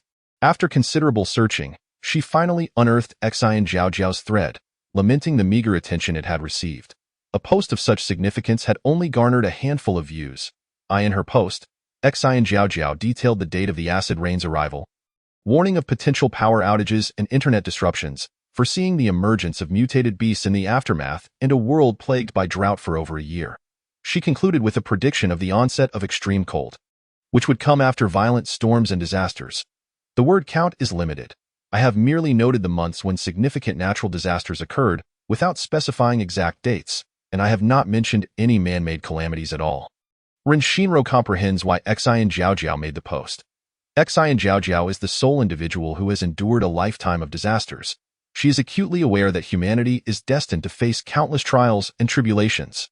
Her warnings may very well save countless lives, and her conscience compels her to take action rather than remain indifferent. Nevertheless, she wishes to avoid becoming an object of fascination and study, thus opting for anonymity in her posts to find solace while safeguarding herself from disturbances. Ren Shinro forwarded the post to her grandfather. Grandfather, do you think the credibility of this person's prophecy is high? Ren Iyong. As the old saying goes, extremes lead to reversals. Severe cold and drought are indeed possible occurrences. The thunderstorm and lightning from a month ago have already indicated that all natural disasters are possible. Ren Shinro. Has grandfather not slept at all? Ren Iyong. I just received news from the base that a horde of zombies is converging from 40 kilometers away towards the base. Ren Shinro. Approximately how many zombies? Ren Iyong. Not many, around 3,000 to 5,000. The base has dispatched personnel to handle the situation, and your uncle Hai Yang is participating in the extermination operation. Xian Jiao is at Dongwan base, which is mentioned in the book solely regarding the attacks it has endured. Ren Shinro is uncertain whether this wave of zombies will inflict significant harm on the military personnel in Ningxing. She can only send a message to Ren Hai Yang urging him to exercise utmost caution. Ren Shinro. How long is the queue of vehicles waiting to enter the base? Ren Iyong. The situation is the same at all 4 access points to the base. The queue has remained 5 kilometers long for several days, with survivors continuously joining the line to await entry. The higher-ups anticipate that, after half a month, there will no longer be long queues outside the base. Ren Shinro. Grandfather, if this prophecy is true, an acid rain can indeed corrode steel. The vehicles queued outside the base are highly likely to explode. Zombies will mutate after being rained on, becoming faster and stronger, rendering survival outside even more perilous. Regardless of its truth, you must remind the uncles outside to exercise extreme caution. Ren Shinro knows that as long as it is a matter her grandfather emphasizes, her uncles will surely remember it. Ren Iyong. Yes, you must also be very careful outside. It is better to believe in the possibility. If zombies exist, what other disasters are impossible? Ren Shinro. Grandfather? In the event that acid rain truly occurs, and there is no signal on the phone, please do not panic. I can manage to remain safe wherever I am. Ren Iyong. All right. I will get up now and move the family bus and truck to the shipyard. It would be a pity if they were corroded. Ren Shinro. Don't go alone. Ren Iyong. I will gather a few old fellows to go together, and we will take a stroll by the base's wall, looking for a spot to climb over. Ren Shinro. With Grandpa Xia there, you should be able to enter the base anytime, right? Ren Iyong. Currently, all departments are busy. Those with connections cannot act specially at this time, as it may prompt other senior personnel to follow suit. I spoke with your Grandpa Gu yesterday. The higher-ups unanimously believe that during this special period, no single family should monopolize the management rights of a base. The positions of high-ranking officials in the base must be balanced and dispersed to ensure mutual supervision, as there is concern about a family attempting to establish independence for the base. Thus, aside from the capital base, each of the 13 coastal bases has representatives from opposing families. Ren Shinro inquired, "Did the Du family choose a logistics position?" Ren Iyong, "My granddaughter is indeed clever." The Du family manages 2 bases, Yanhai Base and Fuqing Base, while the logistics positions are held by other families. However, those 2 families are relatively small and currently have not taken sides, so it is uncertain when they might be converted into allies of the Du family. Additionally, among the other 11 bases, the Du family controls the logistics management of 4. Ren Shinro asked, "Does Grandpa know which 4 bases they are?" Ren Iyong, Ningqing Base, Handao Base, Gangqing Base, Yunhai Base. Ren Shinro contemplated the geographical locations of these bases and said to her grandfather, "Except for Handao Base, which is an island base, the other bases are all situated in the south. And the 2 bases in the hands of the Du family are also located south of the Yellow River." Ren Iyong, "I had not noticed that detail until you mentioned it. It seems this is the Du family's contingency plan. If they cannot obtain the top position, they will settle for half the territory. Handao Base is in the East China Sea. In the event of conflict, they can circumvent to the north for an attack. The Du family certainly plays a shrewd game." Ren Shinro, "Grandfather, do not be angry. I will not allow them to achieve their desires. If I cannot seize their resources, I will destroy them instead. For now, let us first clear out the Du family members from Ningqing Base." The distribution map of the 14 official bases indicates a gradual expansion along the entire coastal line. Enclosing all bases, the grandfather and granddaughter discussed the organizational structure of the Ningqing base's upper echelon. They were unaware that dawn was breaking. Chapter 90. Bombing. Ren Shinro shed her stifling bulletproof vest and short wig, reclaiming her identity as a woman, her skin still retaining its dark hue.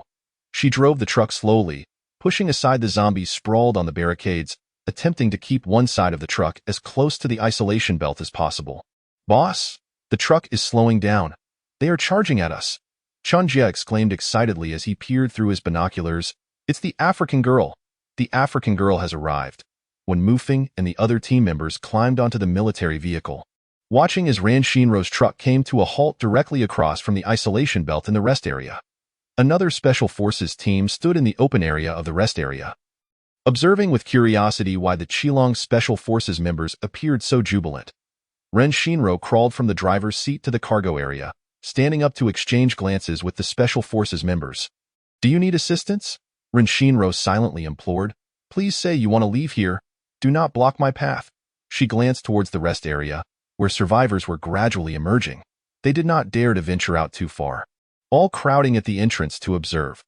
Ren Shinro scrutinized the zombies surrounding the truck, her gaze lingering on 4 military trucks blocking the way, their cargo areas covered with tarpaulins, the doors tightly shut, obscuring their contents. "Aren't your special forces tasked with rescuing people?" Ren Shinro inquired. "Why not lead the way and leave directly?" When Mufeng lamented the past 2 days' helplessness, a week ago, a series of car accidents occurred here, with cars exploding and burning for an entire day, attracting hundreds of zombies. No one went to extinguish the fire, nor did anyone dare to move the wrecked vehicles. The blockage only worsened. 2 days ago, when we and another Special Forces team arrived, many cars had their windows smashed by zombies, and many had already turned into corpses, with only about 150 survivors fleeing into the rest station. When Mufeng pointed towards the path they had taken, we cleared a lane by moving the cars with our bare hands, only to discover that people were hiding in the rest area, surrounded by zombies. I thought, since we also need to clear a path to leave, I suggested they search for drivable cars near the accident site, and we would assist them. Ren Shinro looked towards Onkong City, where a clear road extended alongside the isolation belt to the end of the queue. Now, she could save a considerable amount of time in clearing the road. They do not want to drive themselves and wish to take the military vehicle? Ren Shinro speculated. When Mufeng's eyes dimmed, some of them found guns during their escape and formed a gang of over 30. They threaten us with the weak and vulnerable, stating that if we do not allow them onto the military vehicle, they will kill 1 person each day. Ren Shinro asked, "You are Special Forces. Rescuing hostages should not be too difficult, right? Damn it." As a result, while we were inside rescuing people, the first group we saved, comprised of the elderly and women, quietly punctured the tires of the military vehicle. Sheng Han patted Qian Jie's shoulder to help him calm down, and he replied, "When we passed through here, we had used up most of our ammunition to save them. The nearby zombies keep coming here, and we had no choice but to secure a safe area with the military vehicle, waiting for supplies from the base." "Are the supplies in the military vehicle absolutely essential?" Ren Shinro inquired. She scanned her surroundings, sharply noticing something amiss. "Isn't your team missing some members?" The Special Forces members' expressions darkened. When Mufeng's demeanor turned somber as he nodded, "Half a month ago, we encountered hundreds of survivors who refused to walk with us and insisted on helicopter rescue. We did not intend to involve ourselves any further, but a dispute arose, consuming time, and we were trapped in a building by a horde of zombies. Three teammates sacrificed themselves to help us break free." When Mufeng choked back tears, "If I had killed those people, it would not have happened. It is my fault." "Captain, it is not your fault. It is the fault of those ungrateful survivors," Imo Heike comforted. Other team members joined in to console Wen Mufeng. The wave of sorrow washed over Ren Shinro. She understood the pain of losing comrades, and she also knew the anguish of watching allies perish due to the negligence of a group of useless individuals. In the apocalypse, comrades who fight alongside you are closer than family. For reasons unknown, upon seeing Wen Mufeng's sorrowful expression, Ren Shinro felt an inexplicable surge of anger rising within her.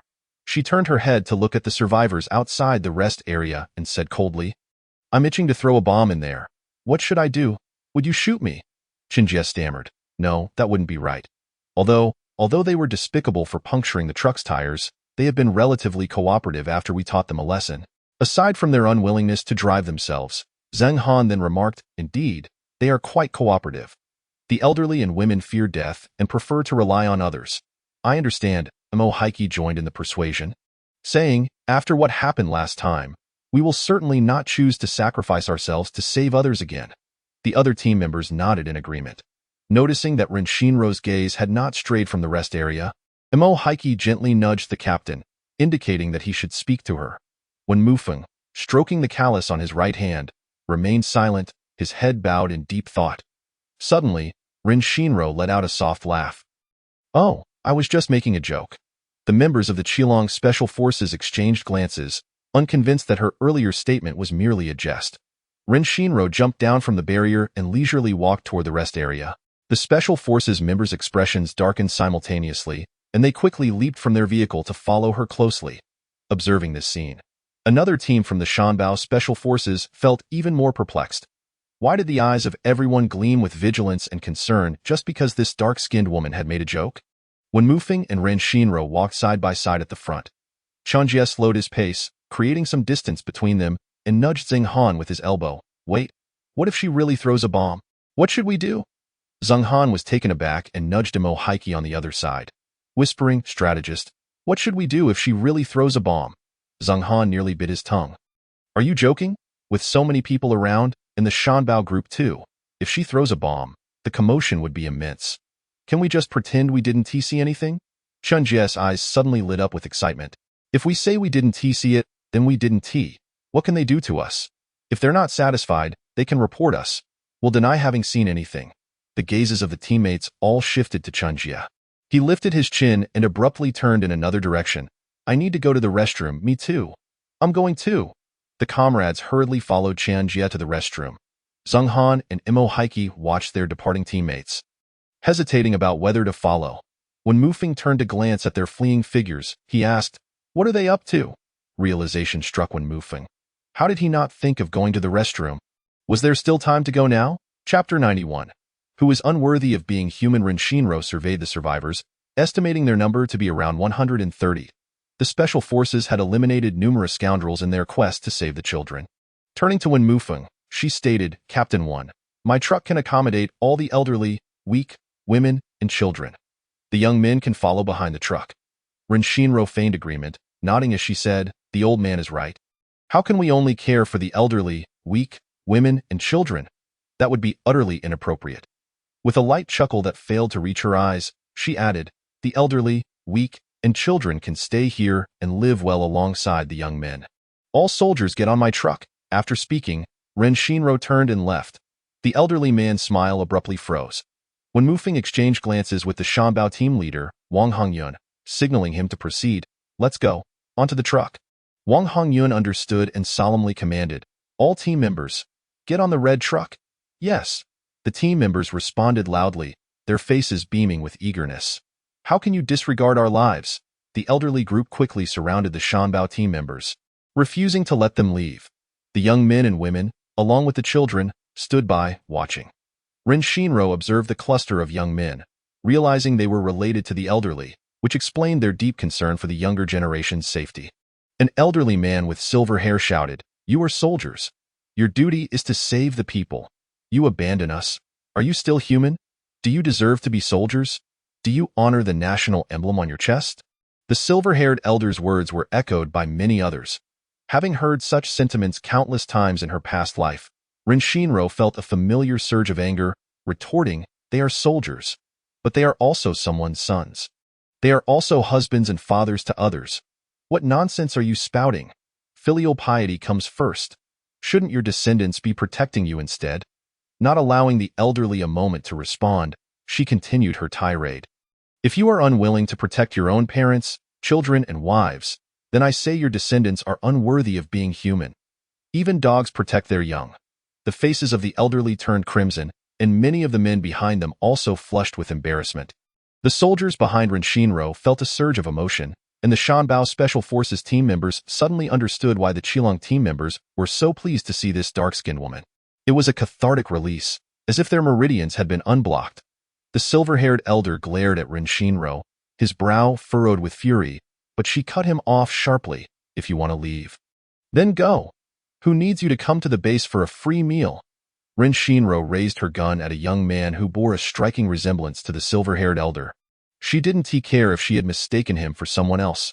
Her actions were driven by intuition. She shouted to the elderly, "Disperse. Let the soldiers on the truck." Fear flickered in the silver-haired elder's eyes as he trembled. Still defiantly shouting, "My son has done nothing wrong. You dare to shoot? I will fight you." When Mufeng thought to himself, "This is it. She loves to provoke those who shout the loudest," just as he imagined. Ren Shinro suddenly laughed, saying, "The elderly, weak, and children can board the truck. Young men with weapons, stay behind the truck. Do you agree or not?" It's best to seize the opportunity to say "I agree." Many elderly people were on the verge of conceding. But the silver-haired elder quickly interjected, "I do not agree." Before his words could fully escape, a loud gunshot rang out. "Ah!" The silver-haired elder's son clutched his injured arm, howling in pain, whether from the gunshot or the wailing. The elderly surrounding the Shanbao team quickly parted. The silver-haired elder rushed to his son, trembling as he pointed an accusing finger at Ren Shinro. "I will report you to the military." Ren Shinro ignored him. "The elderly, weak, and children onto the truck." She turned to Wen Mufeng. "Does our team have a wood-type ability user?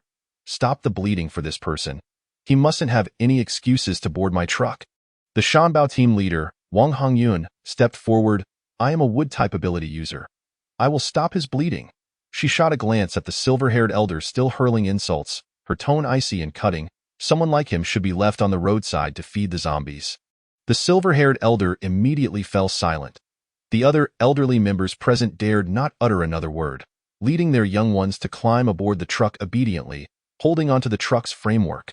Many elderly people bowed their heads in tears, whether from fear of the bullet or the dread of truly being abandoned to the zombies.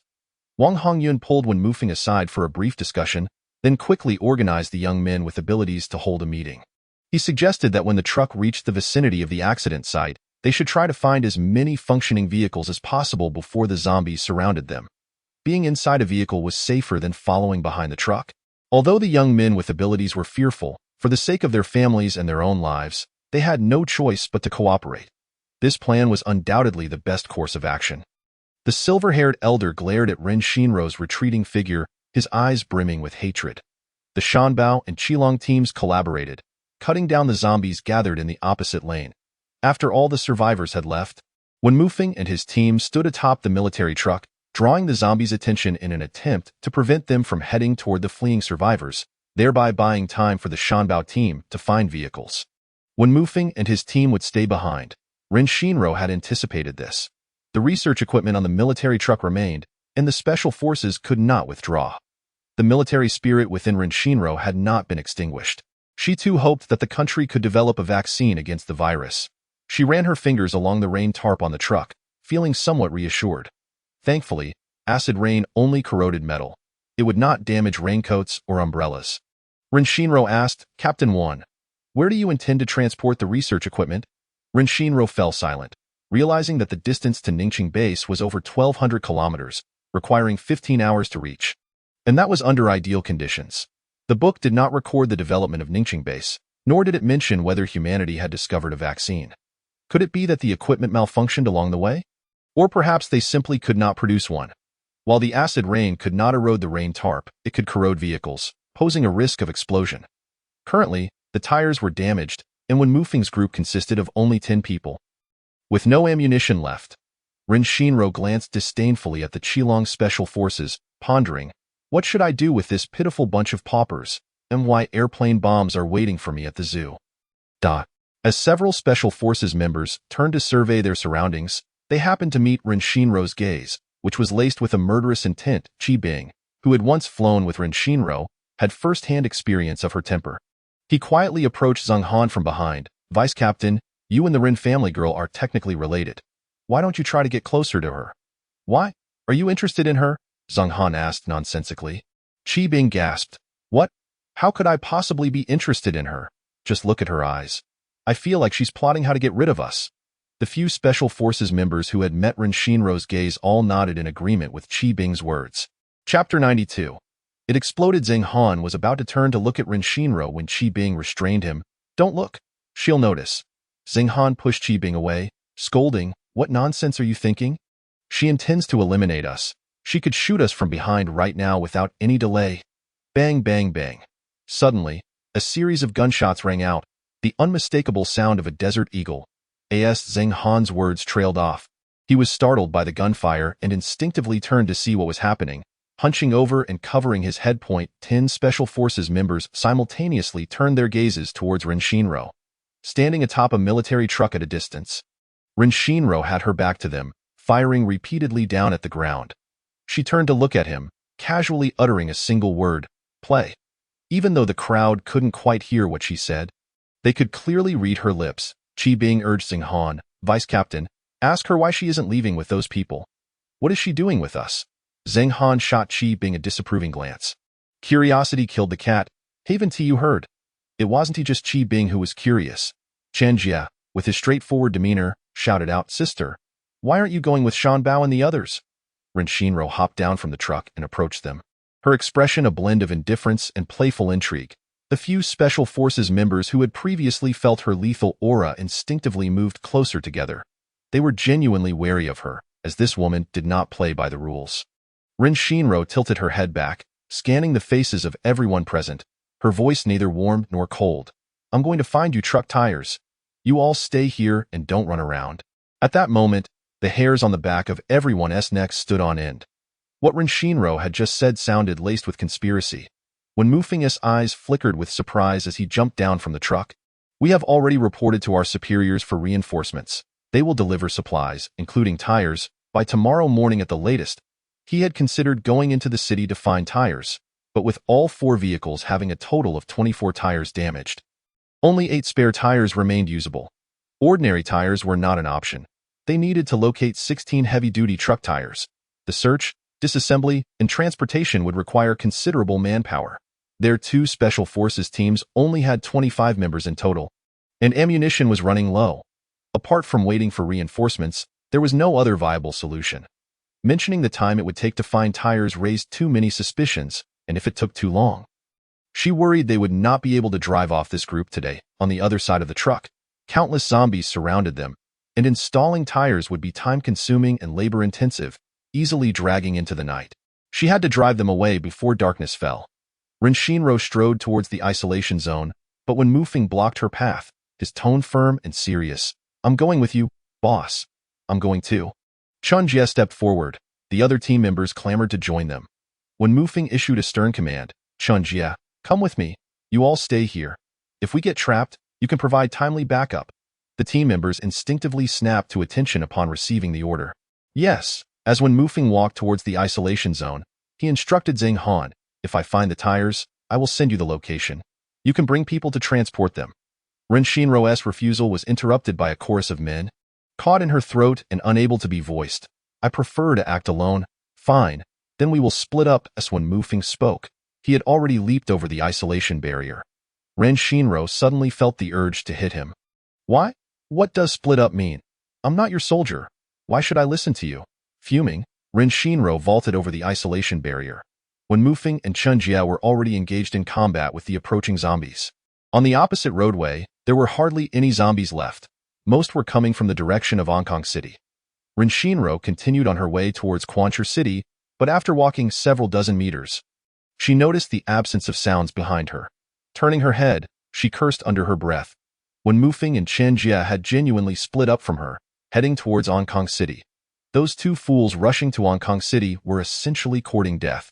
Two men in military uniforms heading to Hong Kong City would undoubtedly attract the attention of the Du family, who might even suspect them of investigating.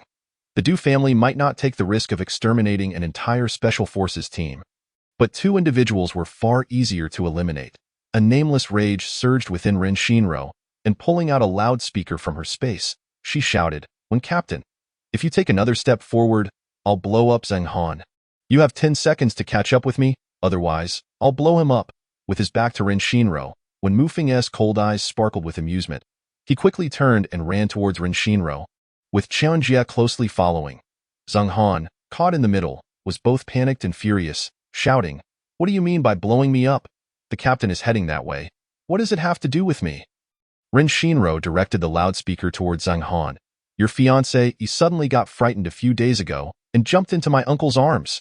She was pushed into a flower bed by my uncle and cried." After shouting, Ren Shinro stowed the loudspeaker and turned to leave. Everyone was eager to see his expression at that moment, but didn't want to witness his sorrow. Their faces mirrored the same internal conflict. Zhang Han clenched his jaw, wishing he could throw a grenade at Ren Shinro, though he wasn't sure if he could hit her from this distance. Leading when Mufeng and Chen Jia in search of a vehicle, they found that the drivable vehicles at the front of the convoy had already been claimed by survivors. After some time, the three located a functioning vehicle among the zombie-ridden cars, 3 of its 4 windows shattered, with only the passenger side window intact. Inside the driver's seat sat a howling zombie, strapped in by a seatbelt, with remnants of flesh in the back seat. Ren Shinro declared, "I'll sit in the passenger seat." As for who would take the back seat, that was of no concern to her. When Mufeng plunged a sharp knife into the zombie's skull and dragged the body out, Chen Jia, possessing metal-based abilities, pushed aside the cars obstructing theirs, quickly clearing a path and bringing the vehicle onto the road. Many zombies that had been surrounding the military truck were now approaching them. Fortunately, the car impeded their speed, forcing the zombies to navigate through the gaps between vehicles, posing no threat to the 3 of them. As when Mufeng drove down the exit towards Quancher City, he suddenly asked, "Are you planning to go to Hong Kong City?" "What's in Hong Kong City?" Suddenly discovering the book has ranked, albeit at the 30th place in the apocalypse genre, the last position, yet I am still quite pleased, haha. Chapter 93. Keen insight. Ren Shinro leaned back against her seat, appearing languid and at ease, yet her eyes were busy scanning the surroundings. She pondered how she might orchestrate a fortunate discovery of a pile of heavy-duty truck tires. Lost in thought, she didn't pay close attention to whether when Mufeng was speaking to her. Ever since she had gone to Ningqing Port to collect containers, she had made it a habit to set aside time each day to open blind boxes. She had unearthed many unnecessary items, such as toy guns, dolls, jewelry, decorative pieces, fake flowers and grass, Santa Claus costumes. Remembering how capable Xian Jiao Jiao was at producing toys, she kept some of the better quality items, discarding most of them. She also discovered many delightful treasures, such as exported pickled vegetables, snail noodles, instant noodles, various snacks, imported dairy products, and more. Additionally, there were down jackets, quilts, and tires. Initially, she had planned to discard the tires, reasoning that she had ample vehicles in her space. If one broke down, she could simply replace it, rendering tire replacement unnecessary. After deliberating for 2 days, she chose to keep the tires. After the acid rain, the zombies' speed had increased, and the heavy tires could be thrown away to trip them during an escape, which she deemed a clever method of flight. When Mufeng assumed Ren Shinro was reluctant to share her thoughts, so he wisely refrained from pressing further, advising, "Miss Ran, unless absolutely necessary, don't go to Hong Kong City." Did he uncover something? If he were to compete with me for weapons, would I kill him? When Mufing's gaze remained fixed on the road ahead, carefully avoiding obstacles, unaware of the conflict and reluctance swirling in Ren Shinro's eyes.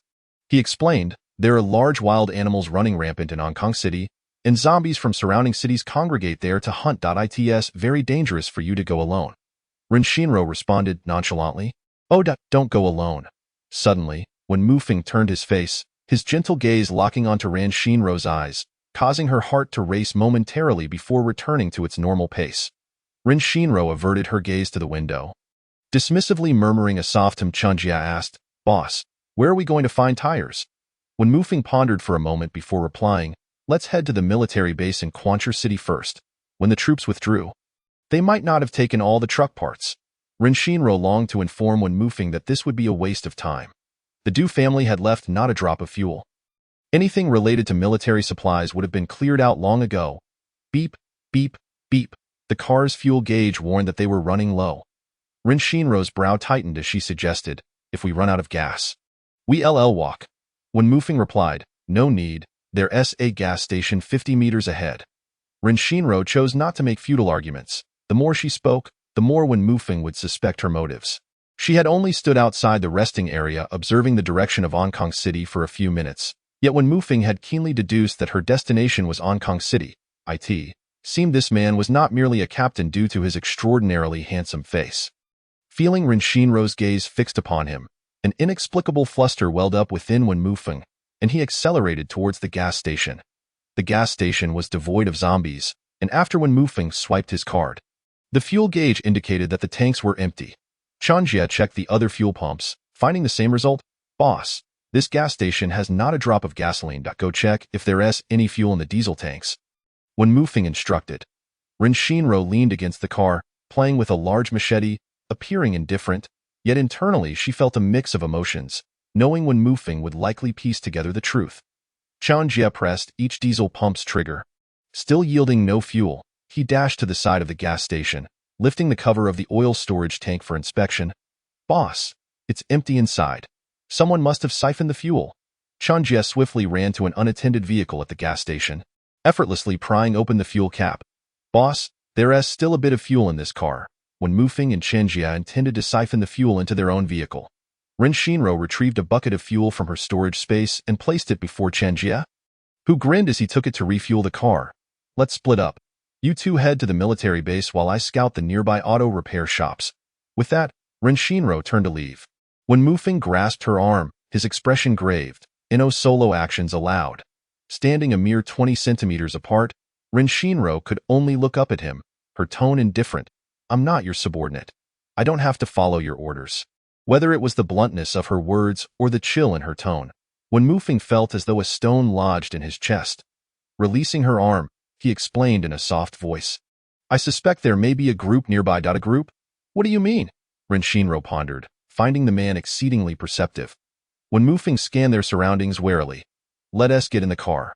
Once inside, Wen Mufing placed a finger to his lips, signaling for silence, and gestured with his hands as if writing. Understanding, Ren Shinro produced paper and a pen from her storage space for him. Wen Mufing wrote, 3 consecutive zombies ignored us and turned into a small alley 100 meters away. Chunjia, peering from the back seat, read the note and mouthed, Are there still living people here? Ren Shinro pulled out her writing board, inscribing, Is it strange to have living people? What city is without them? Wen Mufing continued, The president's parents reside in Quancher. After the outbreak, this was the first city to be rescued, and all living people were evacuated, including those from Hong Kong and the surrounding counties. Ren Shinro replied, Perhaps the people passing through here chose to stay. Having living people is unusual. Wen Mufing noted, 2 weeks after the apocalypse, hundreds of ferocious beasts from the Hong Kong Zoo roamed the streets. This incident was reported across the internet, and ordinary people dared not linger in nearby cities. Ren Shinro countered, You're being overly sensitive. Maybe the zombies turned into the alley because they saw a tiger. Wen Mufing asked, Why wouldn't the tiger come after us? Ren Shinro answered, It's not hungry yet. Wen Mufing paused, momentarily feeling that Ren Shinro had a point, before writing, Perhaps I'm overthinking this. Ren Shinro tucked away the writing board and seized Wen Mufing's paper and pen, urging loudly, Let us go find tires at the military base. Wen Mufing's gaze darkened momentarily before quickly returning to normal. He was certain that Ren Shinro knew something. She turned her face to look out the window, her eyes glinting with coldness and menace. If they found sufficient tires at the base, it would indicate that Wen Mufing and his team could safely exit Quancher. If they couldn't find any, it would either mean that Wen Mufing was indeed too sensitive and they were not being followed, or that the Du family was preparing to silence them. She had to be ready for a fight at all times. After Wen Mufing's vehicle departed the gas station, a car also started 100 meters around a corner. In the passenger seat sat a man with small eyes. Relaying what he had overheard to the driver, Gu, the leader said he suspects there might be a group nearby. Should we eliminate them? It's just the two of us.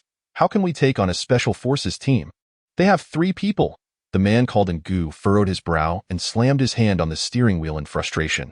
I told team long ago not to siphon all the fuel from the surrounding cities. I don't understand why he's in such a hurry. If ordinary people discover it, there's nothing to worry about. We can quietly eliminate them. Besides, ordinary people wouldn't think too much if they found out there was no fuel. That leader is the captain of a special forces team. Damn it. I just hope he's not some clever meddler who traces us back to Hong Kong. That would be trouble. Should we notify team? The small-eyed man inquired. Hun scoffed, his eyes filled with disdain. Notify him? What orders could he possibly give? He'd just tell us to kill these people. I can't understand why he's leading the team. He doesn't think things through. He believes that just because he has relatives helping the boss and possesses weapons, he can run rampant. What an idiot! The small-eyed man eagerly nodded in agreement. I think it's more reliable with Ngo leading. I heard that team came across a prophecy a few days ago, stating that acid rain would arrive soon, polluting fuel and water sources, which is why he urged us to quickly siphon the surrounding fuel. Idiot! Huan retorted. Gu, should we stick to the original plan? The small-eyed man cautiously asked. Yes, I'll call to confirm. The small-eyed man took out his phone as Huan drove away from the alley. Chapter 94. Sensitivity 2. When Mufing and his companions arrived at the Quancher military base without incident, the road outside the base was desolate and silent, with only the sound of wind rustling through the leaves. Scattered across the ground were sun-dried corpses, devoid of any moving zombies. When Mufing slowed the vehicle, carefully observing the bodies on the ground, some appearing as though they had just been crushed by a car. Suddenly, Ren Shinro called out, Captain 1, let us go. We're running out of time.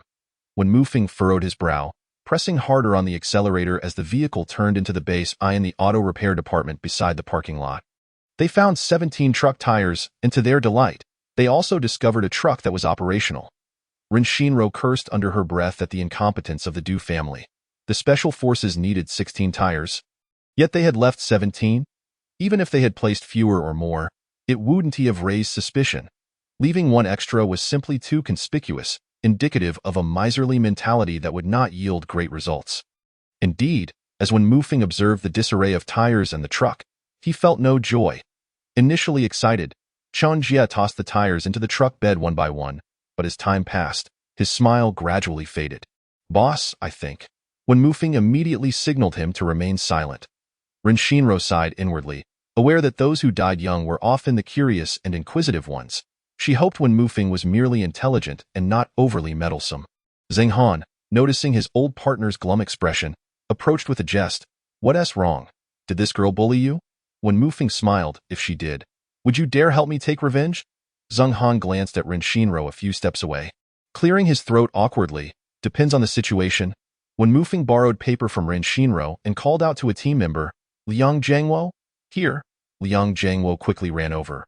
Wen Mufing wrote on the paper, go to the rooftop and listen carefully for any signs of living beings nearby. Liang Jiangwo nodded and dashed towards the rest area building. Ren Shinro's gaze darkened as she lowered her eyes, pretending to scroll through videos on her phone. Zheng Han gestured to ask what was wrong. Wen Mufing signaled for him to wait, gathering the team members to issue orders. First, switch the truck headed towards Quancher, create an opening for the zombies to enter, and once they're cleared out, we'll change the tires. Understood. The team members stood in formation, awaiting the truck to create an opening for the zombies to enter. Ren Shinro climbed atop the military truck barricading the Hong Kong direction, sitting cross-legged and meticulously observing through binoculars. After a long time without any unusual activity, she turned to watch the 9-minute work.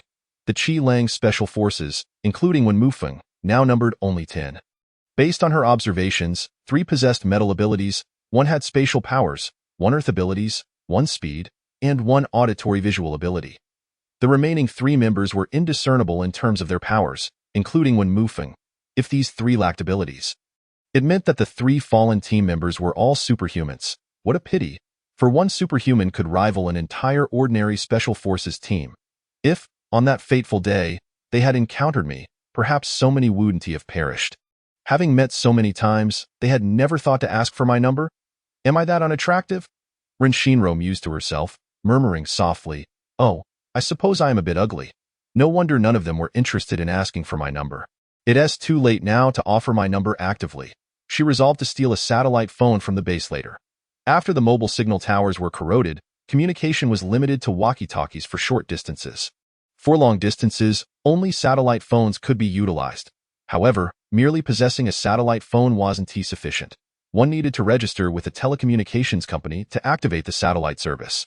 After the acid rain, everything turned pitch black, and only the officials had the capability to provide satellite phone services. Furthermore, he had promised to unconditionally fulfill 3 requests for her. Rin Shinro turned back to continue observing the distance. When Mufeng lifted his gaze to her turned back, his deep, dark eyes shimmering with warmth. This girl's gaze was too intense. After the Special Forces dealt with the zombies on one side, they swiftly began to change the tires. The 2 with metal abilities lifted the truck's rear, while 1 handled the placement of tires, allowing both sides to be changed simultaneously. They proceeded to change the tires on the other side similarly, creating an opening for the zombies to enter, and after eliminating them, they would change the tires. Before addressing the zombies in the Hong direction, Liang Jiangwo, possessing auditory visual abilities, descended and gestured to Wen Mufeng, writing something in his palm. When Mufeng's expression darkened, his eyes cold and fierce. Rin Shinro had never seen such an expression on Wen Mufeng's face before. Rather than feeling fear, she experienced an inexplicable joy. A sudden urge to bite him. Joy? Wanting to bite him? Rin Shinro's heart skipped a beat, then raced like a drum. She clutched her chest, tilting her head to gaze at Wen Mufeng's profile. Was this man's ability to control heartbeats? When Mufeng, serious, approached Rin Shinro, writing on paper. "Why do you want to go to Hong Kong?" Rin Shinro raised an eyebrow, replying, "Curiosity killed the cat." When Mufeng, no longer playful, wrote, "Leave with us." His gaze carried an undeniable authority and genuine concern. Zaira was not one to be timid. Once her feelings were confirmed, she would act decisively. One could only hope she would apply the knowledge gleaned from her little book of colors. Chapter 95. Compromise. She tilted her head back, her large eyes fixed intently on Wen Mufeng, her resolve unwavering. The stern expression on Wen Mufeng's face softened in an instant, and he wrote on the paper, "There may be a private base nearby. It is perilous for you to wander about alone." Rin Shinro glanced at the message, her long eyelashes concealing the flicker of surprise that crossed her eyes. Confused, she thought, why should her danger concern him? She took out a writing board and inscribed, "This has nothing to do with you. You and your team should leave at once." When Mufeng felt as though he had been punched in the chest, an inexplicable heaviness settling within him. Rin Shinro wrote again, "You promised to do 3 things for me. Does that still count?" When Mufeng nodded, she then diligently wrote a lengthy message. "Any suspicions you sense today? Do not investigate or disclose them to anyone. Instruct your team to remain silent and leave this place swiftly. Find a location that can shield your vehicle from the rain before midnight." After reading her message, she added, "Do not inquire why, nor should you be curious about my intentions.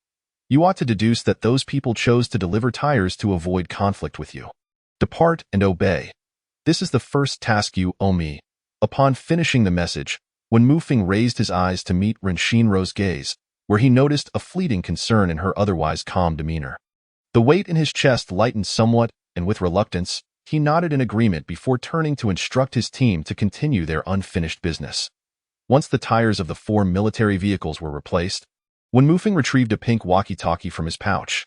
"During that incident at the prison, you provided me with a walkie-talkie. If you require assistance, you can call me at any time, though I must warn you that the distance may hinder reception." Rin Shinro stared at the walkie-talkie, momentarily dazed, and asked, "Did you use it to call me during the time your teammate sacrificed himself?" When Mufeng gently caressed the cartoon black cat on the walkie-talkie. Pausing in silence before responding, I considered it, hesitated over whether to try calling you, but ultimately, I did not dare. Afraid I would refuse to rescue you? Ren Shinro inquired. When Mufeng lowered his gaze and shook his head, that situation was dire. There were over a dozen mutated zombies, 2 of which were speed zombies. I did not wish for you to take risks on our behalf. Why Comrade sacrificed himself to draw out the speed zombies. Ren Shinro's previously calm thoughts were stirred by the sorrowful expression on Wen Mufeng's face, igniting an inexplicable anger within her. In the future, if you encounter a crisis, you can try calling me first. Whether I risk my life to save you is my concern. Why do you worry so much? Furthermore, the range of the walkie-talkie is limited. It may not reach me anyway. Hurry and find somewhere to shelter from the rain. With that, Ren Shinro issued her dismissal and turned to enter the rest area, awaiting nightfall to act. When Mufeng felt the weight return to his chest, he yearned to grab Ren Shinro and pull her into the vehicle to leave this place together. Sensing her intent to engage in something perilous, at that moment, he felt a pat on his shoulder. It was Zhang Han, jokingly whispering, Mufeng, you can't possibly have taken a liking to that girl, can you? Quite the unique taste you have. When Mufeng's pupils constricted suddenly, as if a realization had dawned upon him, he brushed past Zhang Han, heading toward the team, leaving behind the remark, it seems my taste is superior to yours. Zhang Han felt a pang in his heart. The 4 military trucks lined up and gradually departed the rest area. When Mufeng held the pink walkie-talkie, his mind drifting back to Zhang Han's words. He had joined the army at 16, solely focused on making a name for himself and defending his homeland. Now, at 25, he had never engaged in romantic pursuits, nor did he have the time for such matters. He had never harbored peculiar feelings for any woman, and he was uncertain whether his feelings for Ren Shinro were of a romantic nature. What he was certain of, however, was that the feelings he had for her were unlike anything he had ever experienced with other women. After this brief encounter, he had come to understand her better. She was not a cold and unfeeling person, merely someone who struggled to express herself. Perhaps it was her inability to articulate her thoughts that led her to prefer action over words. Ren Shinro's dark visage suddenly flashed through his mind, and glancing at the black cartoon cat on the walkie-talkie, he couldn't help but chuckle softly. It bore a striking resemblance to her. Driving the vehicle, Chunjia caught the sound of his chuckle and quickly glanced over. Boss, are we really going to ignore that African girl? I feel like she's up to something big. When Mufeng concealed his smile, his expression darkening as he asked, do you know her that well? Chunjia, taken aback by the sudden chill in the air, stammered, no, not at all. I don't know her. It's just a feeling. It seems like she is planning something. When Mufeng turned his gaze toward the window, they had already driven 2 kilometers from the rest area, and the rearview mirror no longer revealed its presence. Noticing Wen Mufeng's silence, Chunjia pressed on. Boss, what do you think those people are? Those who fear we might uncover something, Wen Mufeng replied, leaning back against the seat. Chunjia, unable to suppress his curiosity, asked, Boss, why do you think that African girl stayed behind? Could she be working with the people who delivered the tires? Wen Mufeng smirked slightly, his tone resolute. No way you think she would be afraid of us discovering her involvement in a gang?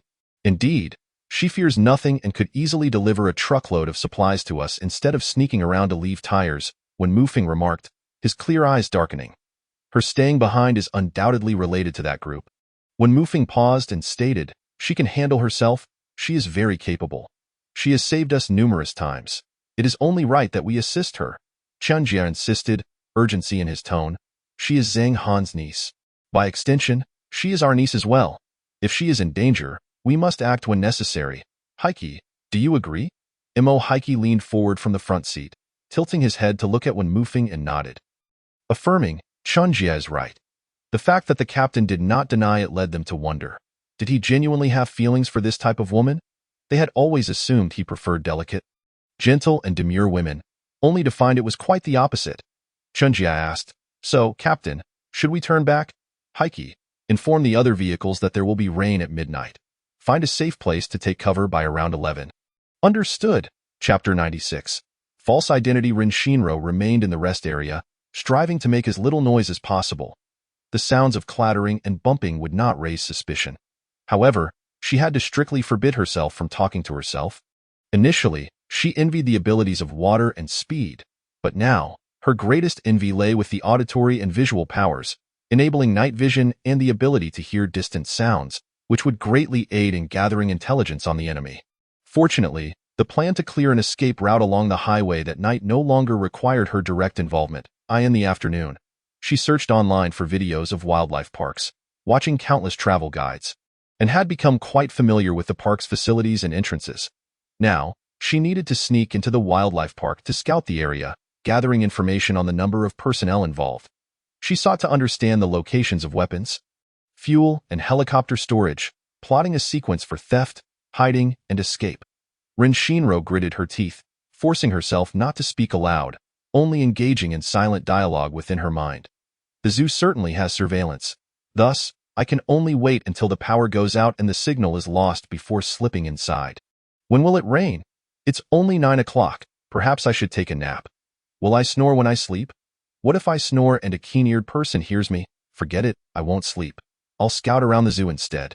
As Rin Shinro cycled near the wildlife park, several thunderclaps shattered the sky, prompting her to hurriedly seek refuge in a dimly lit building.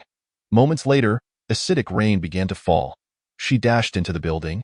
Discovering it was the swimming pool area of a hotel. Consulting her map, she noted that the hotel's front entrance was just across the street from the wildlife park. Ren Shinro was quite pleased with this serendipitous outcome. She approached the front desk, found the manager's room key, and headed upstairs to secure a room with a good view, facilitating her observation of the park. The rain, laced with a pungent acidity, was unmistakably problematic. Xian Jiao sent a message of concern. Xiaoro, do not go outside. Quickly hide a few vehicles. The acidic rain will corrode the metal. Ren Shinro replied. I've hidden them already. Aren't you at work? Xian Jiao responded. I'm on the day shift, from 8 to 6. Dio, you want to come visit me? Ren Shinro requested. Do me a favor and check which base Su Jijian. The second son of the Su family has been assigned to. Just ensure no one sees you looking up this person's records. Xian Jiao worked at the registration office of the Dongguan base, assisting survivors in filing their documents. Although the job was relatively easy, it was currently a busy time for the base, and she hardly had time to use the restroom. Xian Jiao replied, Sure. I'll check in the morning and send you a message. Is there anything else you need help with? I'm more than happy to assist. Xian Jiao. Establishing files is not difficult, but now the authorities have issued new regulations requiring fingerprints for entry and exit at official bases. The 14 bases are linked to a satellite network, allowing any base to track who has entered which facility. Xian Jiao. Last week, Rin Xian helped me create 5 false identities, set the entry time to half a month ago and the exit time to before the new rules were announced. Make sure the departure times are not too close together. Xian Jiao. Xiao, you are so clever. When will you come to collect the identity cards? Xian Jiao. I'm going to Hubei province, Huangshe City to deliver ultraviolet lamps. It's a private task, so don't tell anyone. Rin Xian, have your brother bury the identity cards near the expressway exit in Huangshe City, and tie a butterfly knot with white gauze on a nearby tree. Xian Jiao. Okay, I've told my brother. He will do as instructed. Quickly send me a few photos. I'm worried there might be no signal later. Rin Xian swiftly applied 5 distinct makeup styles. African makeup, freckle makeup, a beauty mark at the corner of her mouth, black frame glasses makeup, and a natural look after cleansing her face, all while sporting a short male hairstyle, along with 5 names. Upon receiving the photos, Xian Jiao marveled. Xiao, did you major in special effects in college? When the 5 photos are placed together, it's impossible to recognize them as the same individual. The one with dark skin looks just like an African. There are no traces of makeup at all. It's incredible. While chatting with Xian Jiao, she did not forget to send a reassuring message to her grandfather. Grandpa, I am safe now. Please take care of yourselves, as the signal may be interrupted at any moment. At that moment, a group of men, numbering around 40 to 50, gathered around a short man in the restaurant of the wildlife park. They referred to him as Captain Yin, the leader here. Yin Xianghua glanced at Wan and disdainfully snorted. Some laughed at me for stockpiling oil early. How is their face feeling now? Wan was unfazed, too indifferent to flatter the short man whom he considered easily crushable. The prophecies online, have I not shown them to you? Are you now clear about what will happen next? Clear! The men chorused in unison. This rain will last 5 days. After 5 days, the animals will mutate into zombies. I've gathered you all here because I want to eliminate the large animals in Hong Kong City before the acid rain ends. While they haven't mutated yet, we can disregard the zombies for now. Before Yin Xianghua could finish, Juan interjected, Captain Yin, I believe what we should do now is cover the zoo's main gates with waterproof tarps to prevent corrosion from the rain. There's no need to expend effort chasing the animals outside. Once they mutate, no one will dare come to Hong Kong City, and if no one comes, they won't discover the existence of this warehouse. Yin Xianghua impatiently interrupted him. I am a democratic person. Those who wish to go outside to hunt for wild animals, stand on the right. Those who wish to stay here and assist Juan in covering the tarps, stand on the left. Even those reluctant to hunt, within 2 minutes, the groups had formed, with only Juan standing on the left. This time, Yin Xianghua was confident in his timely decision regarding the acid rain. Earning the trust of the majority, Juan was infuriated. So everyone goes hunting, and the warehouse doesn't need guarding, does it? Yin Xianghua chuckled. No need to rush. Zhuzi is currently on guard. I'll instruct him to stay and keep you company. PSR1 and only lookout. How considerate of me that way. You won't have to fear solitude. Ha ha ha. Chapter 97. The master thief Yin Xianghua's sarcasm was palpable, and many laughed along. Juan, enraged, retorted, Captain Yin, how can 2 people guard this place? Captain Yin laughed heartily and countered. Juan, think for a moment. Who would venture out into Hong Kong City in this acid rain? Even if they did come, even if they discovered this place, what could they possibly take? Yin Xianghua immediately adopted a condescending demeanor, patting Juan's shoulder. I have arranged for 8 modified buses, parked in the underground garage of the 7 Clever Hotel. The buses are all covered with tarps, and umbrellas have been installed on the windows to prevent corrosion. We go out to hunt. You and Zhuzi will retrieve the vehicles from the hotel, parking them inside the east and south gates. If you have the strength, cover the main gates with tarps. I'll entrust the guarding of the gates to you for the next few days. Juan had 100 complaints about Captain Yin in his heart, but chose silence. He preferred to remain here comfortably rather than risk his life hunting. An hour later, Yin Xianghua led a convoy of covered cars out of the zoo. Ren Xian Ro, observing from the 7th floor window of the 7 Clever Hotel across the street, watched the scene unfold at the wildlife park. The streetlights remained bright, and she noted the procession of vehicles leaving. A spark of suspicion ignited within her as she focused her binoculars on 2 figures inside the gate. Their expressions were unclear, yet one raised a middle finger toward the convoy. Ren Xian Ro adjusted her binoculars to scan inside the zoo but saw no other individuals. Where had everyone gone? At that moment, 2 figures clad in raincoats approached the hotel where she was. Ren Xian Ro remained still, deliberately slowing her breathing. The 2 men did not enter the hotel but dashed into the underground garage beside the entrance. Before long, 2 buses slowly emerged from the hotel. The tarps and modified umbrellas on the buses were clearly visible, and a flicker of surprise crossed Ren Xian Ro's eyes. Could someone from the Du family be reborn? The wildlife park was expansive, and standing on the 7th floor of the hotel, she could not see the other gates of the zoo. The buses turned onto another street, rendering Ren Xian Ro unable to observe the situation. She could only wait patiently. Nearly 20 minutes later, a sightseeing bus stopped by the roadside of the hotel, and 2 individuals disembarked, those who had just driven away the buses. Without hesitation, Ren Xian Ro altered her original plan, swiftly descending the fire escape toward the underground parking garage. Spotting the 2 men boarding a bus, she threw an aluminum can at the rear of one of the buses. The can clattered loudly upon hitting the vehicle, the sound echoing painfully in the silent garage. A small-eyed man stepped off the bus, followed by another person from the other bus. Zhuzi, what happened? Juan inquired. And go. There's someone here. I just got off the bus and heard breathing. The small-eyed man named Zhuzi circled behind the bus, picked up the can, and cautiously scanned the surroundings, straining to hear. Could it be a zombie? Zombies breathe too. Juan drew his handgun, surveying the area. Ren Xian Ro inhaled a breath of oxygen in her space and then swiftly emerged, crouching behind a car for cover as she approached them at high speed. Over there, Zhuzi immediately identified the direction where Ren Xian Ro was hiding. Juan rushed over but found no trace of her, circling the car only to discover nothing. How is that possible? I truly heard a heartbeat just now. Ren Xian Ro had already concealed herself in her space. The words of the small-eyed man made her envious of those with auditory and visual abilities. They could identify enemy positions even amidst a horde of zombies, a skill she desperately desired. Ren Xian drew her shotgun from her space, aiming it at Juan. Instinctively, Juan raised his weapon, but Ren Xian was quicker, pulling the trigger first. Bang! The sound of the shotgun resonated louder than a desert eagle. Juan collapsed instantly, his head shattered. The small-eyed man slumped to the ground, staring in horror at the remnants of Juan's skull. Why you? Who are you? Why did you kill Nge? Ren Xian aimed her gun at the small-eyed man, producing several pre-written questions on A4 paper and handing them to Zhuzi.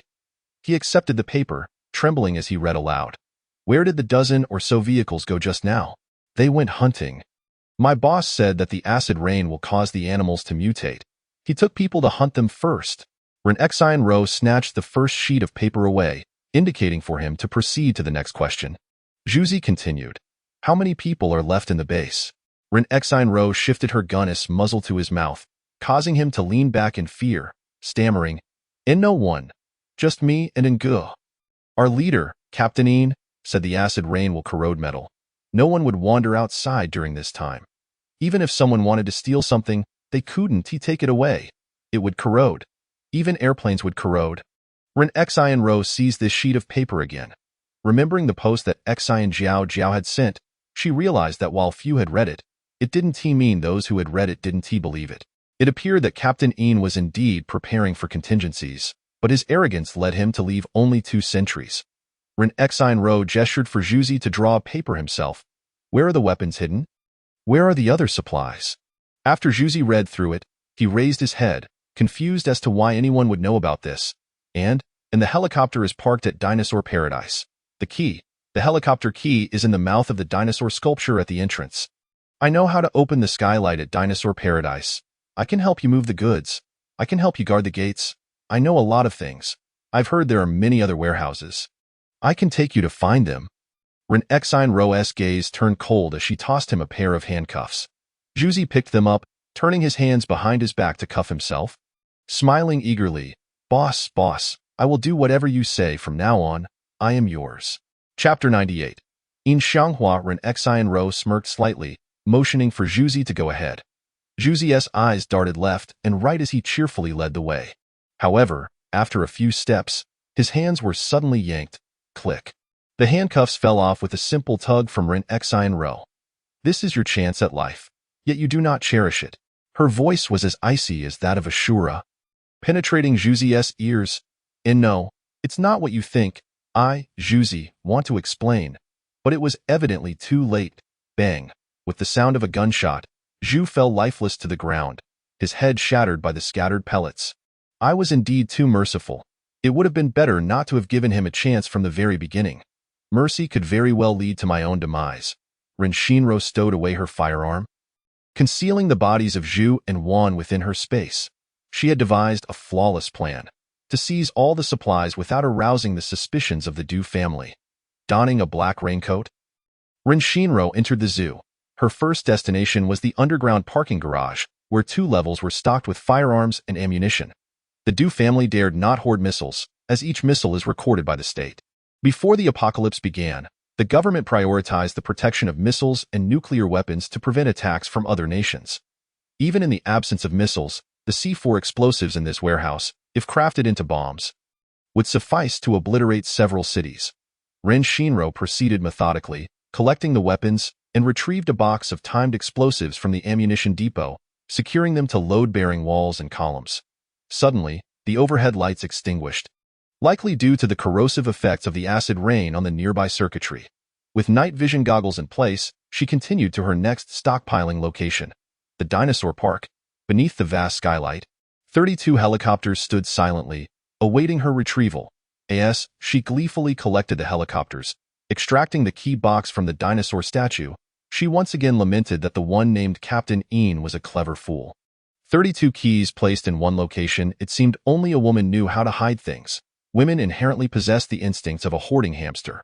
Ren Shinro also planted timed explosives within the dinosaur park, determined to reduce the zoo's facilities to a state of ruin so desolate that excavation would be deemed too laborious.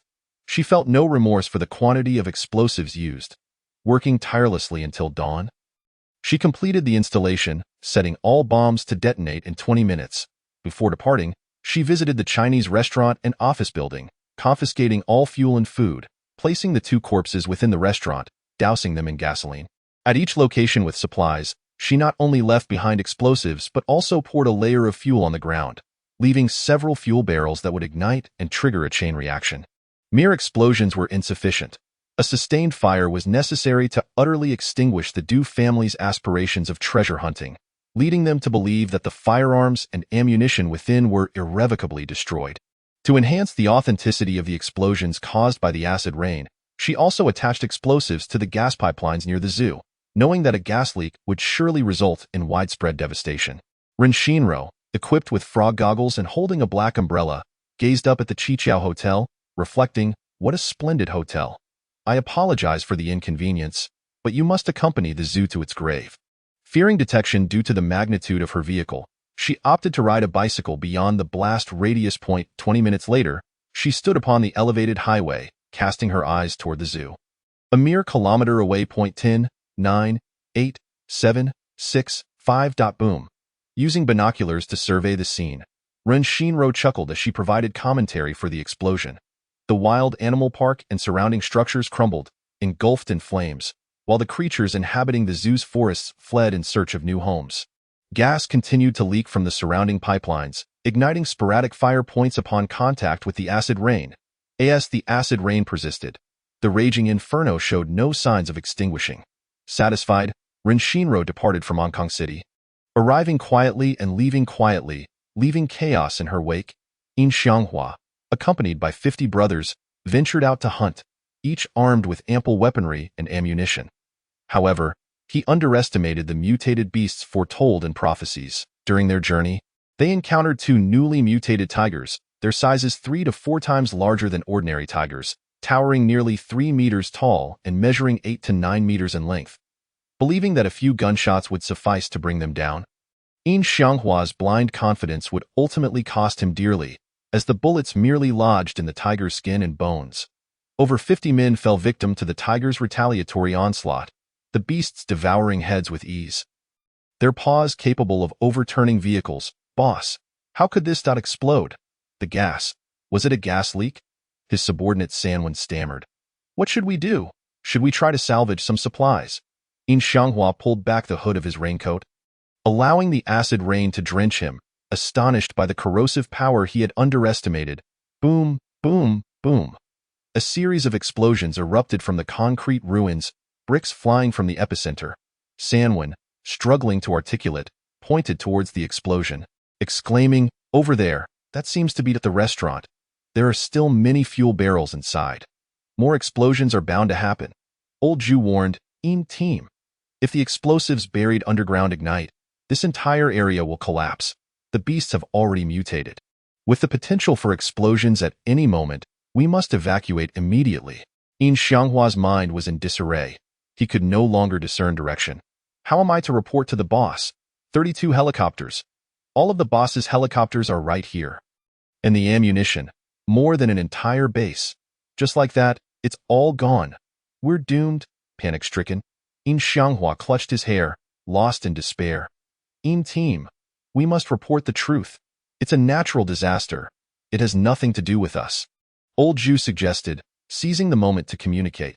We can at least go somewhere else. The world is vast. We can survive anywhere. Slowly releasing his grip on his hair, In Xianghua nodded repeatedly. Yes, you're right. It's a natural disaster. Something beyond my control. Go, capture footage of the scene and send it to the boss. Just say everything exploded. The underground explosives and gas caused a massive explosion. You film it. Once you've captured it, ILL call to explain. In Xianghua commanded through clenched teeth. After recording the video and taking photographs, everyone piled into their vehicles and fled the scene. In Xianghua's trembling lips held a cigarette, his hand shaking as he flicked the lighter. "Boss, where do we go now?" Old Ju inquired. In Xianghua took several puffs of his cigarette, gradually calming his nerves. "Notify the vehicles behind us. Take the highway heading east. Hong Kong City is not home to just 2 tigers. There are also wolf packs, leopards, and lions. We must be at least 3 cities away from Hong Kong City to be safe. No one could have anticipated that someone could clear out everything overnight. Coupled with Ren Shinro's meticulous arrangements following the explosions, no one could discern any signs of human involvement. Chapter 99. Acid Rain. Ren Shinro dared not drive at this moment, fearing for her life. Standing by the window on the second floor of the rest station along the Quan City Highway, she lamented, after hoarding so many supplies, "If I were to perish in my car due to acid rain, I would die with regret." The acid rain had already washed away, leaving her with a stunning African look, her hair braided into 2 plaits cascading down her shoulders. Having worn a bulletproof vest recently, she had developed heat rash. For the next few days, she could not continue to masquerade as an African man but would instead comply by being a proper African woman. Ren Shinro noticed 4 vehicles approaching from the direction of Onkong City. Concealing herself behind the curtains, she peered through her binoculars. The vehicles were wrapped in rain tarps, their roofs affixed with large umbrellas belonging to those from the zoo. Ren Shinro had anticipated a bloody confrontation, yet the 4 vehicles showed no signs of stopping as they drove straight eastward. After waiting for over 10 minutes, no other vehicles emerged from Onkong City. Had they all perished? Or had they left someone behind to excavate the treasure? Ren Shinro pondered this possibility, considering that the one called Captain Een seemed somewhat dim-witted, making it plausible that he stubbornly insisted on retrieving the weapons. Suddenly, she recalled that after killing Wan and Zhu, she had collected a walkie-talkie from them, which she had stored away. As she retrieved the walkie-talkie, excited voices crackled through it. "I've already informed the boss. A natural disaster is beyond our control. The boss is angry but does not blame us. He instructed us to find a place to take shelter from the rain and to head to Hubei province in a few days. That warehouse needs manpower." One of the team members asked, "Captain Een, have you informed the boss about the mutated beasts? If the military doesn't eliminate these threats promptly, it could lead to significant trouble later on." Captain Een snapped back, "What is there to discuss? I told the boss many brothers have perished. The boss has no idea we weren't on duty at the warehouse when it exploded. If he finds out, we're all dead." Captain Een warned, "Keep your mouth shut. Do you hear me? We have not seen any mutated beasts. Captain, don't be afraid." Honestly, telling the boss the truth won't change anything. The warehouse would have collapsed regardless of our presence. Had we not gone hunting, perhaps more brothers would have survived, Yunfu offered sarcastically. Hearing this, Ren Shinro's eyes lit up. A quarrel was about to unfold. She quickly pulled out a lazy sofa, munching on duck carcass while eavesdropping. "During last night's meeting, you all